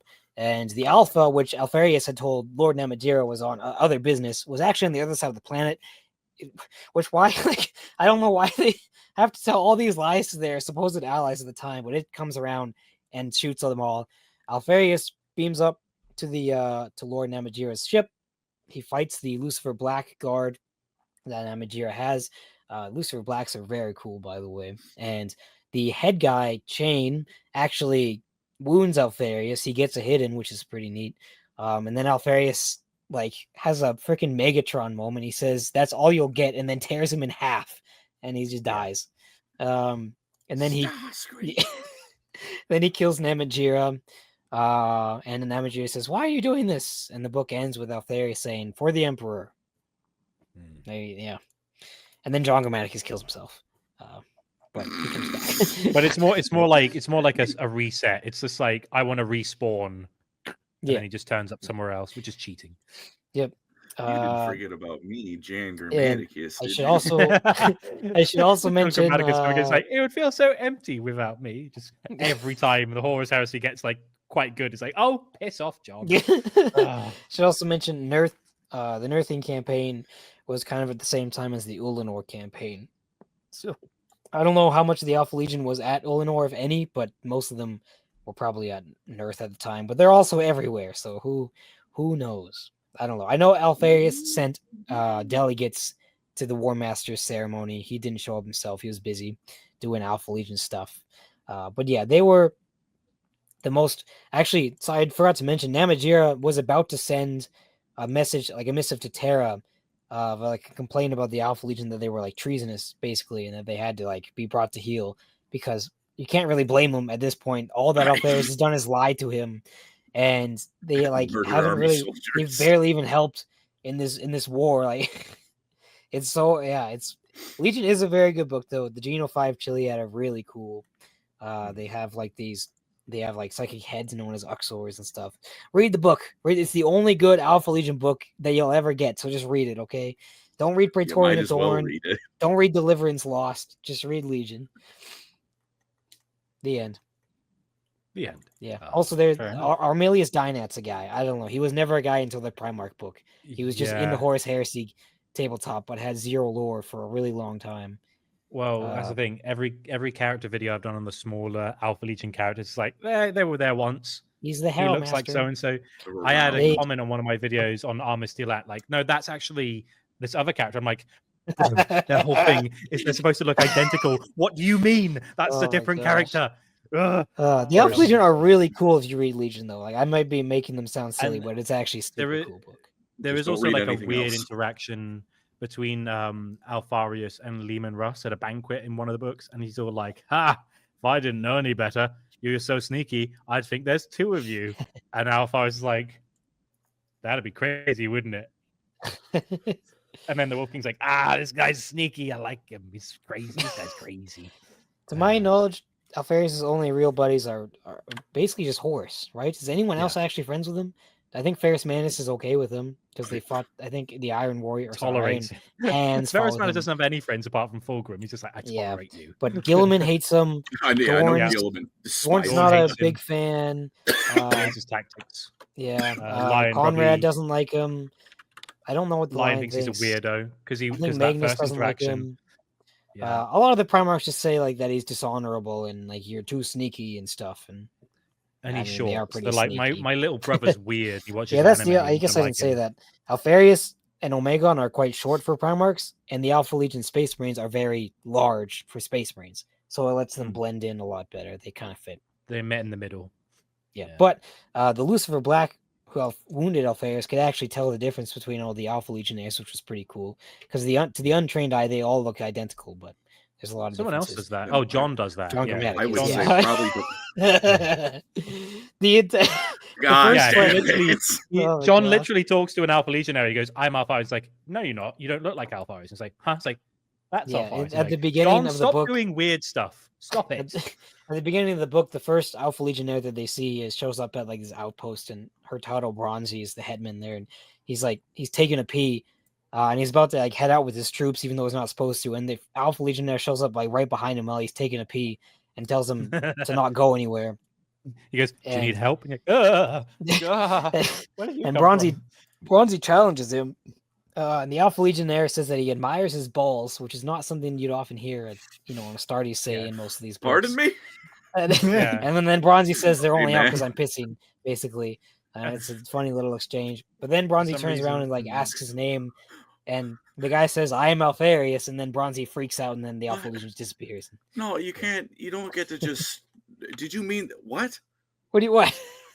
No, like Bronzy is brave, and then the Alpha Legionnaire says that he admires his balls, like for being brave. All right. Well, quad on you. Oh. Well, Colin went in a very different direction there. I just like the You idea said that they're the only Alpha out Legion because are I'm so led. pissing. So for a minute, like I thought, like He He was was peeking over his expecting him. It was a shoulder. turn of Goes, hey, phrase. hey man, hey man, nice Nice sack. ball. But yeah, Nice the riff. Nice cock from Alfarius, yeah. Legion is how all the Alpha Legion books should have been. If they did it all like that, it would have been amazing and awesome. Yeah. But they did. Yeah. You got to give it to Dan Abnett then if you want it that good. It's a good book, and it's although a there was a lot of it was kind of every time there was a woman character, he would describe how big their breasts Oh, were, yeah. and like it's Yeah, very yeah. weird. It's a little Yeah, weird. the creepy. I'm going to describe their figure to an alarming extent trope. Yeah. It does that a lot. Thing is, Very the thing I find frustrating about the Alpha Legion is whenever then in the Horus Heresy books, they do an Alpha Legion style thing, and then the only way to counter them is to do an even more Alpha Legion. Well, yeah, like, the when problem White is Scars fight them. It's like we're going to do something even the Alpha Legion doesn't expect. It's like, oh, how'd you do that? Magic. Yeah, that's the problem. The Alpha Legion are so like they've written themselves to be so perfectly and like extremely high IQ that no author is anywhere near as smart as an Alpha Legionnaire would actually be, and you have to be as intelligent as the character to actually write Yeah. the correct ploys. So it just Yeah. their ploys and things can only be as smart and well written as the author is smart. Even Unfortunately. Rogel Dawn in the Solar War is like, I expected you to do this maneuver that you didn't expect me to know that Yeah, you which expected is me to know. so Ha, stupid. ha, ha. The You're like, entire Dawn, Praetorian why? of Dorn book is just like, oh, Dorn saw this coming. How? Yeah. Because like it's so Wall- stupid. I did not like Wallman. that book. Wallman Oh saw my gosh. thing. Yeah. Well, their only slight issue is like their tactics are like they are superior, but then also a lot of things have to go well to pull it all off. And there's always something where it's like something didn't go perfectly. They still They- kind of win, but it's like Yeah, but they do What- crazy like that. stuff. Like in Praetorian of Dorn, they infiltrate the Imperial Palace and blow up the Primarch statues. Yeah. And then to for the go rest of the book, they Dawn, just fumble everything somehow because Dawn Or saw it even- coming. Or even that time when the Shattered Legions are fighting the Alpha Legion, and then Alfarius happens to be there, and he's like, my plans are in, but I'm here. And then Nikaea and Shurikens, they're like, are we good? He's like, only if you want to, do you want to throw down? He's like, no. Good, stay put. And that, like, they just have that smug, anything you can do, I can do better attitude. And the only reason they fail is because I out-sneaky the sneaky. Yeah, but that's why Legion is so nice, because you don't really, it's hard to know what their motives are, and there's a lot of secrets that you don't actually like understand. But it's not a book about the Alpha Legion trying to win. It's just about the Alpha Legion doing Alpha Legion things, so they don't have to like make it this big ploy and make it so that the other guys, the protagonists and the antagonists, have to win or lose a certain way. It's not one of those laser beams in the sky, end of the fate of the entire world blows. It's like, no, it's just a contained small story, which seems to be the case, that all the best stories are little micro stories that don't have massive stakes. Beautiful. And that's why I was telling these guys they should have just done more Great Crusade books instead of Horus Heresy books, because the Great Crusade books are so enjoyable. I guess the last thing is that people get confused really about why the Alpha Legion kind of betrayed the Imperium. Again, it's like the whole playing along thing, and then it's a slight thing of they believe the Emperor would want them to like save the universe and sacrifice all of mankind rather than sacrifice the entire universe. So they believe it's for the Emperor they do it, as in like their loyalty. They all still stay for the Emperor throughout the Horus Heresy. All I'm saying is they couldn't just go, Dad, can we chat for a minute? Something really weird happened. Yeah. They couldn't do that when there was no conflict going on. John Grammaticus met the Emperor, because of course he did. And he like shakes the Emperor's hand, and he like sees like the most horrible, terrible person you could ever imagine, like blood-soaked warlord basically, and is like, you're gonna destroy the galaxy the moment he meets him. Doesn't that happen every time Valdor stabs someone though? Like he just hears Tyrant flash in his mind. Yeah. Basically, to be fair, that messaging is not uncommon to go that the Emperor's a monster. As long as Valdor has the Dionysian spirit, like when he stabs, he slices Abaddon's hand, and he sees his destiny, and he just says "despoiler," and he drops the spear. Like the only time a custodian's ever wantingly dropped a weapon, because he's just like, no, yup. I do not like what you're going to turn into. The Emperor is not a super nice guy, but he's maybe a little bit better than the Chaos Gods, though. Yeah.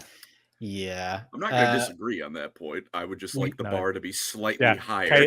Chaos. So I guess we're the good guys, flaying people alive and sacrificing them. And like, are you sure? That doesn't look good guy to me. Yeah, I think honest. Don't know if I was super clear. The Alpha Legion joined Chaos so that Chaos could win and extinguish humanity, because without humanity, Chaos would die. And it could Ouroboros, like a snake. Eating its own tail. That's very Alpha Legion coded. If I remember correctly, before the Horus Heresy, Chaos was not nearly as influential on the universe. They basically used the Primarchs as a means to get into reality, kind of. Kind of hid. Before they were a lot less malevolent seeming. Like the Nerthian were a Chaos cult, and they're just like regular people. And I think there was a moment where one of them says like, God be with you to John Grammaticus, but it literally translates to something like, may the primordial powers consume your soul, something like that. Yeah, I don't know. It was neat. One last detail. Behavior. The Emperor and Malcador only told one Primarch about Chaos, and it's very heavily hinted it was. Yeah. Well, it was also Alfarius. Alfarius knew, he was already talking to Namajir about Chaos. But the Cabal, the Cabal was explaining it, or John Grammaticus, whatever, was explaining it how like Alfarius understood it as like a child would understand it. But he did know about it, whereas all the other Primarchs didn't know about it. Didn't tell Magnus because about the it. Emperor is a silly little guy. Silly little guy. Magnus did not know. Magnus did not know the consequences of his actions. Magnus knew in the same way, like as a child would, to an extent, like he thought he was better than it. Well, like even when he was a child, he was the only Primarch in contact with the Emperor during his crusading, and he was all like, "Dad, I met a guy in the war," and the Emperor's like, You what? You what? Oh, there was just like this goofy goober in the warp. He's like, oh dear. We have to have the talk. Don't go too far into the warp. Only It's go into the dangerous. warp if you have protection. Don't talk to strangers, Magnus, when you're going. Does the Magnus Emperor is ever dangerous. explain why he doesn't tell the kids about chaos? Is there an actual Because he explanation? doesn't want them to fall. It's basically Because he's if- trying to safeguard them from falling. Because he's like, if you know about it, you're susceptible to learn more about it, which means you'll fall quicker. Yeah, Whereas this- if I that is- keep it away from you, you'll He never also fall. thought that he It's could true-ish, conquer the but- galaxy fast enough to. Yes, he's like, if we can if we can suffocate the life out of chaos before it's a problem, everyone's happy. And then it's like, oh no, the demons are coming through the It's just- walls. It Oh just seems no. like bad. It just seems like bad writing. I Chaos don't wasn't really know. the problem. It was the followers of Chaos. Erebus was the issue. Oh yeah, but if they knew about it and they knew not to touch it, then you know. I think that in the future we should train nuclear power plant operators by not telling them what happens if you don't follow Oh. safety protocols. Basically. Although Just- there is an element though of like any parent would know, like you tell your kid don't do something, they do it as quickly as possible. Yeah, but you because tell your rebellious- kids don't do drugs, but every parent tells their kid No, don't not do even drugs, that. You right? tell your kid don't walk in a highway. That's what Yeah, this like- one is. And then you know what the kids say? Actually, I think I will do that because I'm going through a phase. And you're like, what, yeah. what do they do over Oh, there in yeah. England? I've never done that. Oh It's a my truism. gosh. Every It's a every truism parent of tells kids. their kid don't do drugs, kids. Like that's And what do they do? they- Drugs. not That's when what they're they like do. 10 years old though. What the Emperor should have done was make the cringy like youth pastor like American video where it's like Oh, celibacy. Yeah, you know what I Yeah. mean? yeah. We Reverse are, psychology them. or as they say in some places, isn't it? Like the parent buys a ring and the child is married to the parent spiritually. It's weird, but that's the thing. Wow. But that's a lot of law. But I'm just realizing, Christ, it was Yeah. we are. Yeah, that was longer than I thought Should it would be. we go through the donations and then question of the week? Yes, we had quite a Arr. few donor thing set for $5. I can't insult your the 5 head does it for me. There it is. There it is. John Hudson for $5. I know it's late, but if Cathonia is Chicago and Nostromo is Gary, Indiana, Oh, I think I should know God. Indiana. I- Bunny Yeah, Cop for we- $2. Going No, not back all out of to Indiana work sucks. in the rain. The Wish me rain. luck. Good luck, I Bunny wish it Cop. was raining here. Oh. Good luck. Thank you, brother. Bean again for Bean. $5. An Alpha Legionary of Alpha Legionnaire was sitting on the golden throne the whole time and nobody Ooh. noticed. Wouldn't even be Don't bring surprised up- at this point. Don't bring up the avenging son is actually Alfarius theory. We won't tolerate it. Caleb Collins for $2. Colin was Omegon all along. After all, Wow. hairline for proof. Wow. Thank you. I would like to reiterate once again, we are the winners of all the insults because you are paying the money to do it. This is Raw 6 No, thank you very much. $10. Okay. Glad to catch one as it's been a while. Now to go with video. What's your favorite 2nd and 11th Legion theories? I know GW will never give answers, but it's straighter than Alpha Legion 4. Yeah, it is really. I think there's some compelling evidence to suggest the Soul Drinkers are descendants of theirs because Oh. they have the I Soul thought so, Spear, yeah. and then the Soul Spear was apparently Rogel Dawn's weapon, but the Imperial Fist can't use it, which means it can't be his weapon. It's like I'm gonna read that omnibus soon. No It's spoilers. good. They are the Purge and the Forgotten, isn't it? If that's their name. So I haven't looked at theories for that in forever. And they have what's it- intakes what's it been? in the Imperial You- Fist and Ultramarines, so it makes sense they could be intakes from Cool. the Lost Legions in the Imperial Fist. Yeah. Wolf Huron is my 11th Legion. It says, sorry, rewrite. Just ignore the previous one as it's just derails the discussion. Don't worry about it. Go at the end. Still glad to catch one after so long and hope you guys are doing well. Good to see you again, Doing brother. well. Hope Thank you very you enjoy the stuff. Document USA for $5. you. Hal is the Imperium Secundus stuff, also known as Conrad's Excellent Adventure. Epic. He does. My man is unstoppable on that. He has such a headache for them. Tom Warren for $5. You know who also needed to go back in time to set up what they are doing in Billings? So it's like poetry, they rhyme, you know. Sinak 8 for $5. Have read the new Alpha Legion book. Shroud of Night? ? It's just them with F it we ball energy. I think Andy just I read haven't- things. I read Shroud it of a couple of Night years is ago. The calm. I'm getting through it. Celestine one. Yeah, with like the Star Child or something. Yeah, I'm getting I through read it it. a couple of years ago and I vaguely remember it. It was pretty neat. See what Dynamic does with that soon. Dr. Sirius. Oh, that's new. I think that's new. Cyrus. Cirrus. Like Sirius Black. $5. If traitors are against everything the Imperium stands for, does that mean they fulfill Colin's dream of top decking and wrecking their Eldar wives? Okay. Maybe. Well, 1L. Some of them do consort with Xenos, but they still hate them usually. That's a cool name. Maximus Decius Yeah, Manus. I may worship Satan, but I would never talk to an alien. Very, They hold some of the values of the old. $2. What's up, Pookies? I just woke up from my nap. Well, you're good. You're finally awake. Pookies. $20 you're finally awake. Jordan. Enjoyed the fivers. The fiver being binging the podcast over the last days. You guys have saved my sanity. First time catching the stream. Good to see you, brother. Colin, I hope you aren't catching too many strays and the rest of you are having a good one. Best hammercast. It's been a pretty nice. It's not just like All things positive. that's considered, fine. it's been pretty calm. Gonna have to rally and do better next time, guys. Coolest name is it's Maximus Decius Manus. Very crucial. It's Very Deus, glad. like Deus, like Deus Ex Machina. Hell, no, you didn't. Do you have dyslexia, bro? Maximus Deus. Did I say is it Maximus Decius Meridius? It's like when Americans say aluminum. It's like you missed out a few syllables there, mate. Where are these letters coming from? Where are you pulling them from? Latin, isn't it? You said Decius Maximus again. Oh, I say Decius. I meant Deus. Sorry, apologies. Oh, because I'm going straight into the Maximus Decius Meridius is the one from Gladiator. You're being memed. Yesterday I discovered Trench Crusade. I am in love. I really want to read more for that. I might do some videos. Hard. I'm glad that it didn't end up staying caught in garbage Twitter crossfire like it was for a bit. We do have a question of the week as well from previous. We missed the last week. We forgot. Can we read DJ Beast's comment for a second? It's a Hal joke. Oh, of course. Hal pulling these litters from his ass like pineapple and fire hydrants. Good man. What? The dude is because Hal can make a pineapple disappear. That's his thing. I don't think I can. I said that's what he does on America's Got Talent or Britain's Got Talent. I didn't do the pineapple disappearance. Jesus Christ. Now you see it. Now you don't.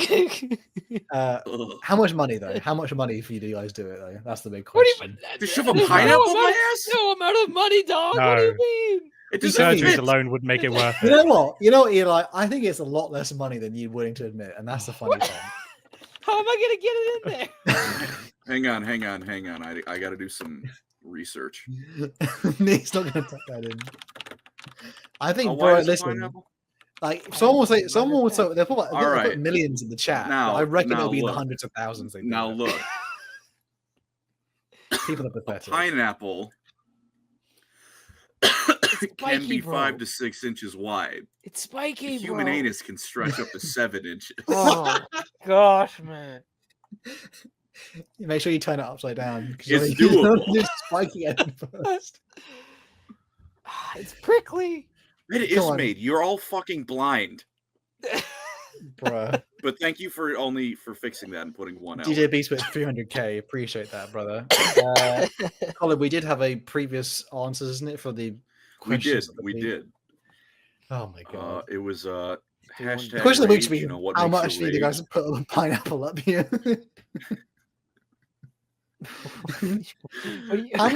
How did Alpharis make the pineapple disappear? That's the real question. Hashtag stretch. But no, the last question of the week was, what makes you rage? DJ Beast with the first one, and I like this one. He's finally on my side for something. Hashtag rage, the fact that the best faction in the game, the Exodites, have no lore or models. It's elves riding dinosaurs, for Pete's sake. Real. Very real. The next one, yeah. at Bean4509, Bean here. Bean. Bean is back. Hashtag rage, the fact that nobody has forced Typhus to bite the curb yet. characters never die. I don't know. unless Typhus they're on inspired that much hate in everyone, but F. Vol. And Iowa, Iowa. 7631 #rage. No feloned catgirl models. Okay. Thank you, Iowa. Or When And then one when more my donation grandkids for the arrive set. and Elder Scrolls 6 finally comes out, the Khajiit update is going to make a lot of people Never. happy. Jeez. Real. And then set with one more dono. Hey. $2. Yeah, Colin, you're right, but I'm happy to pay anyway. Well, fair Bless enough. your soul. Bless your soul. Morathi likes pineapples. #trench. No, #stretch. Oh god, the trench. Bro, Oh, we can let's get a new donation goal, everyone. Let's get like $100 to send Hal a bunch of those books that are just like one word per page. Let's get this guy prescription glasses. And then all of us some, Rogaine or whatever that hair gel is. Jesus. Well, What was our new question of the week? We had one as well. At the end. except for Andy. We came up with the idea of #allegiance, I believe it was. Like, are the Alpha Legion traitor or are they loyalists? Discuss. And you can make up a Yeah, reason why they are each. Yeah. Yeah. Yeah. I think the Alpha We Legion had are a very riveting discussion on, what the hell's going on with those guys. I They're love crazy. the Alpha Legion. I think the Alpha Legion are traitors, and it's mostly the bald thing. Because GW don't know any other way to indicate the guy has terrible intentions. Even the hair abandoned him. Like that's their only thing they've got really going about that. I think I must admit, I don't think they're going to take the fact that one of their Primarchs was killed by Rogaldorn lying down. I think after that point, they're like, screw it. We don't care anymore. You killed our dad. You suck. You suck. I hate you. Was it a witch? Yeah. One of those Primarchs is still alive. Allegedly. True. He was. But now that we've, you know what? Omegon was Gilliman. Yeah. Omegon was Gilliman. Okay. They're both dead. Nah. No, you put those fingers down. They're both dead. If they're dead, then Rogaldorn better be dead too. Okay. If everyone made it this far, by the way, thank you so much for watching. We obviously have merch as well. So you want to represent your crime /lore crime. We have our links in the descriptions and all that stuff on our channels, or on the channel. We finally dragged Colin through the Great Crusade, and now kicking and screaming. Begin after this will be eventually we will cover the entire timeline of the Horus Heresy, probably going through each legion at a time. I think we need to give Colin a bit of a break though, because he will cry.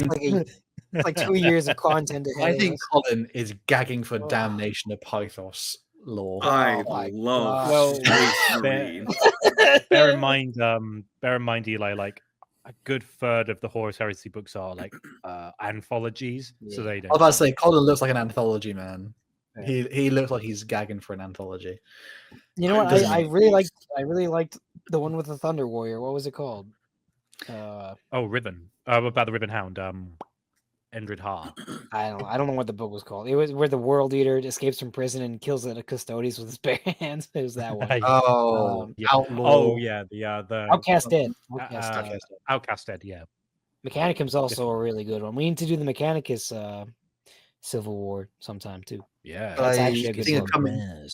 I think coming up a lot more will probably be a bit more fantasy now that we've done some Great Crusade. Balance it out a little. I like the Abyss book. That one. Not because it's good. I just like the funny World Eater who's just confused and lost and just kind of shows up randomly. Skrull's a real one. Yeah, one of the two. Yeah. Finishing with my favorite Bible passage, was it Samuel dances in front of the Lord with all his might. Thank you so much for watching and listening. We'll catch you guys all very soon. Thank you for the donations, and we'll see you soon. Peace. Bye, everyone. Love you. Bye-bye.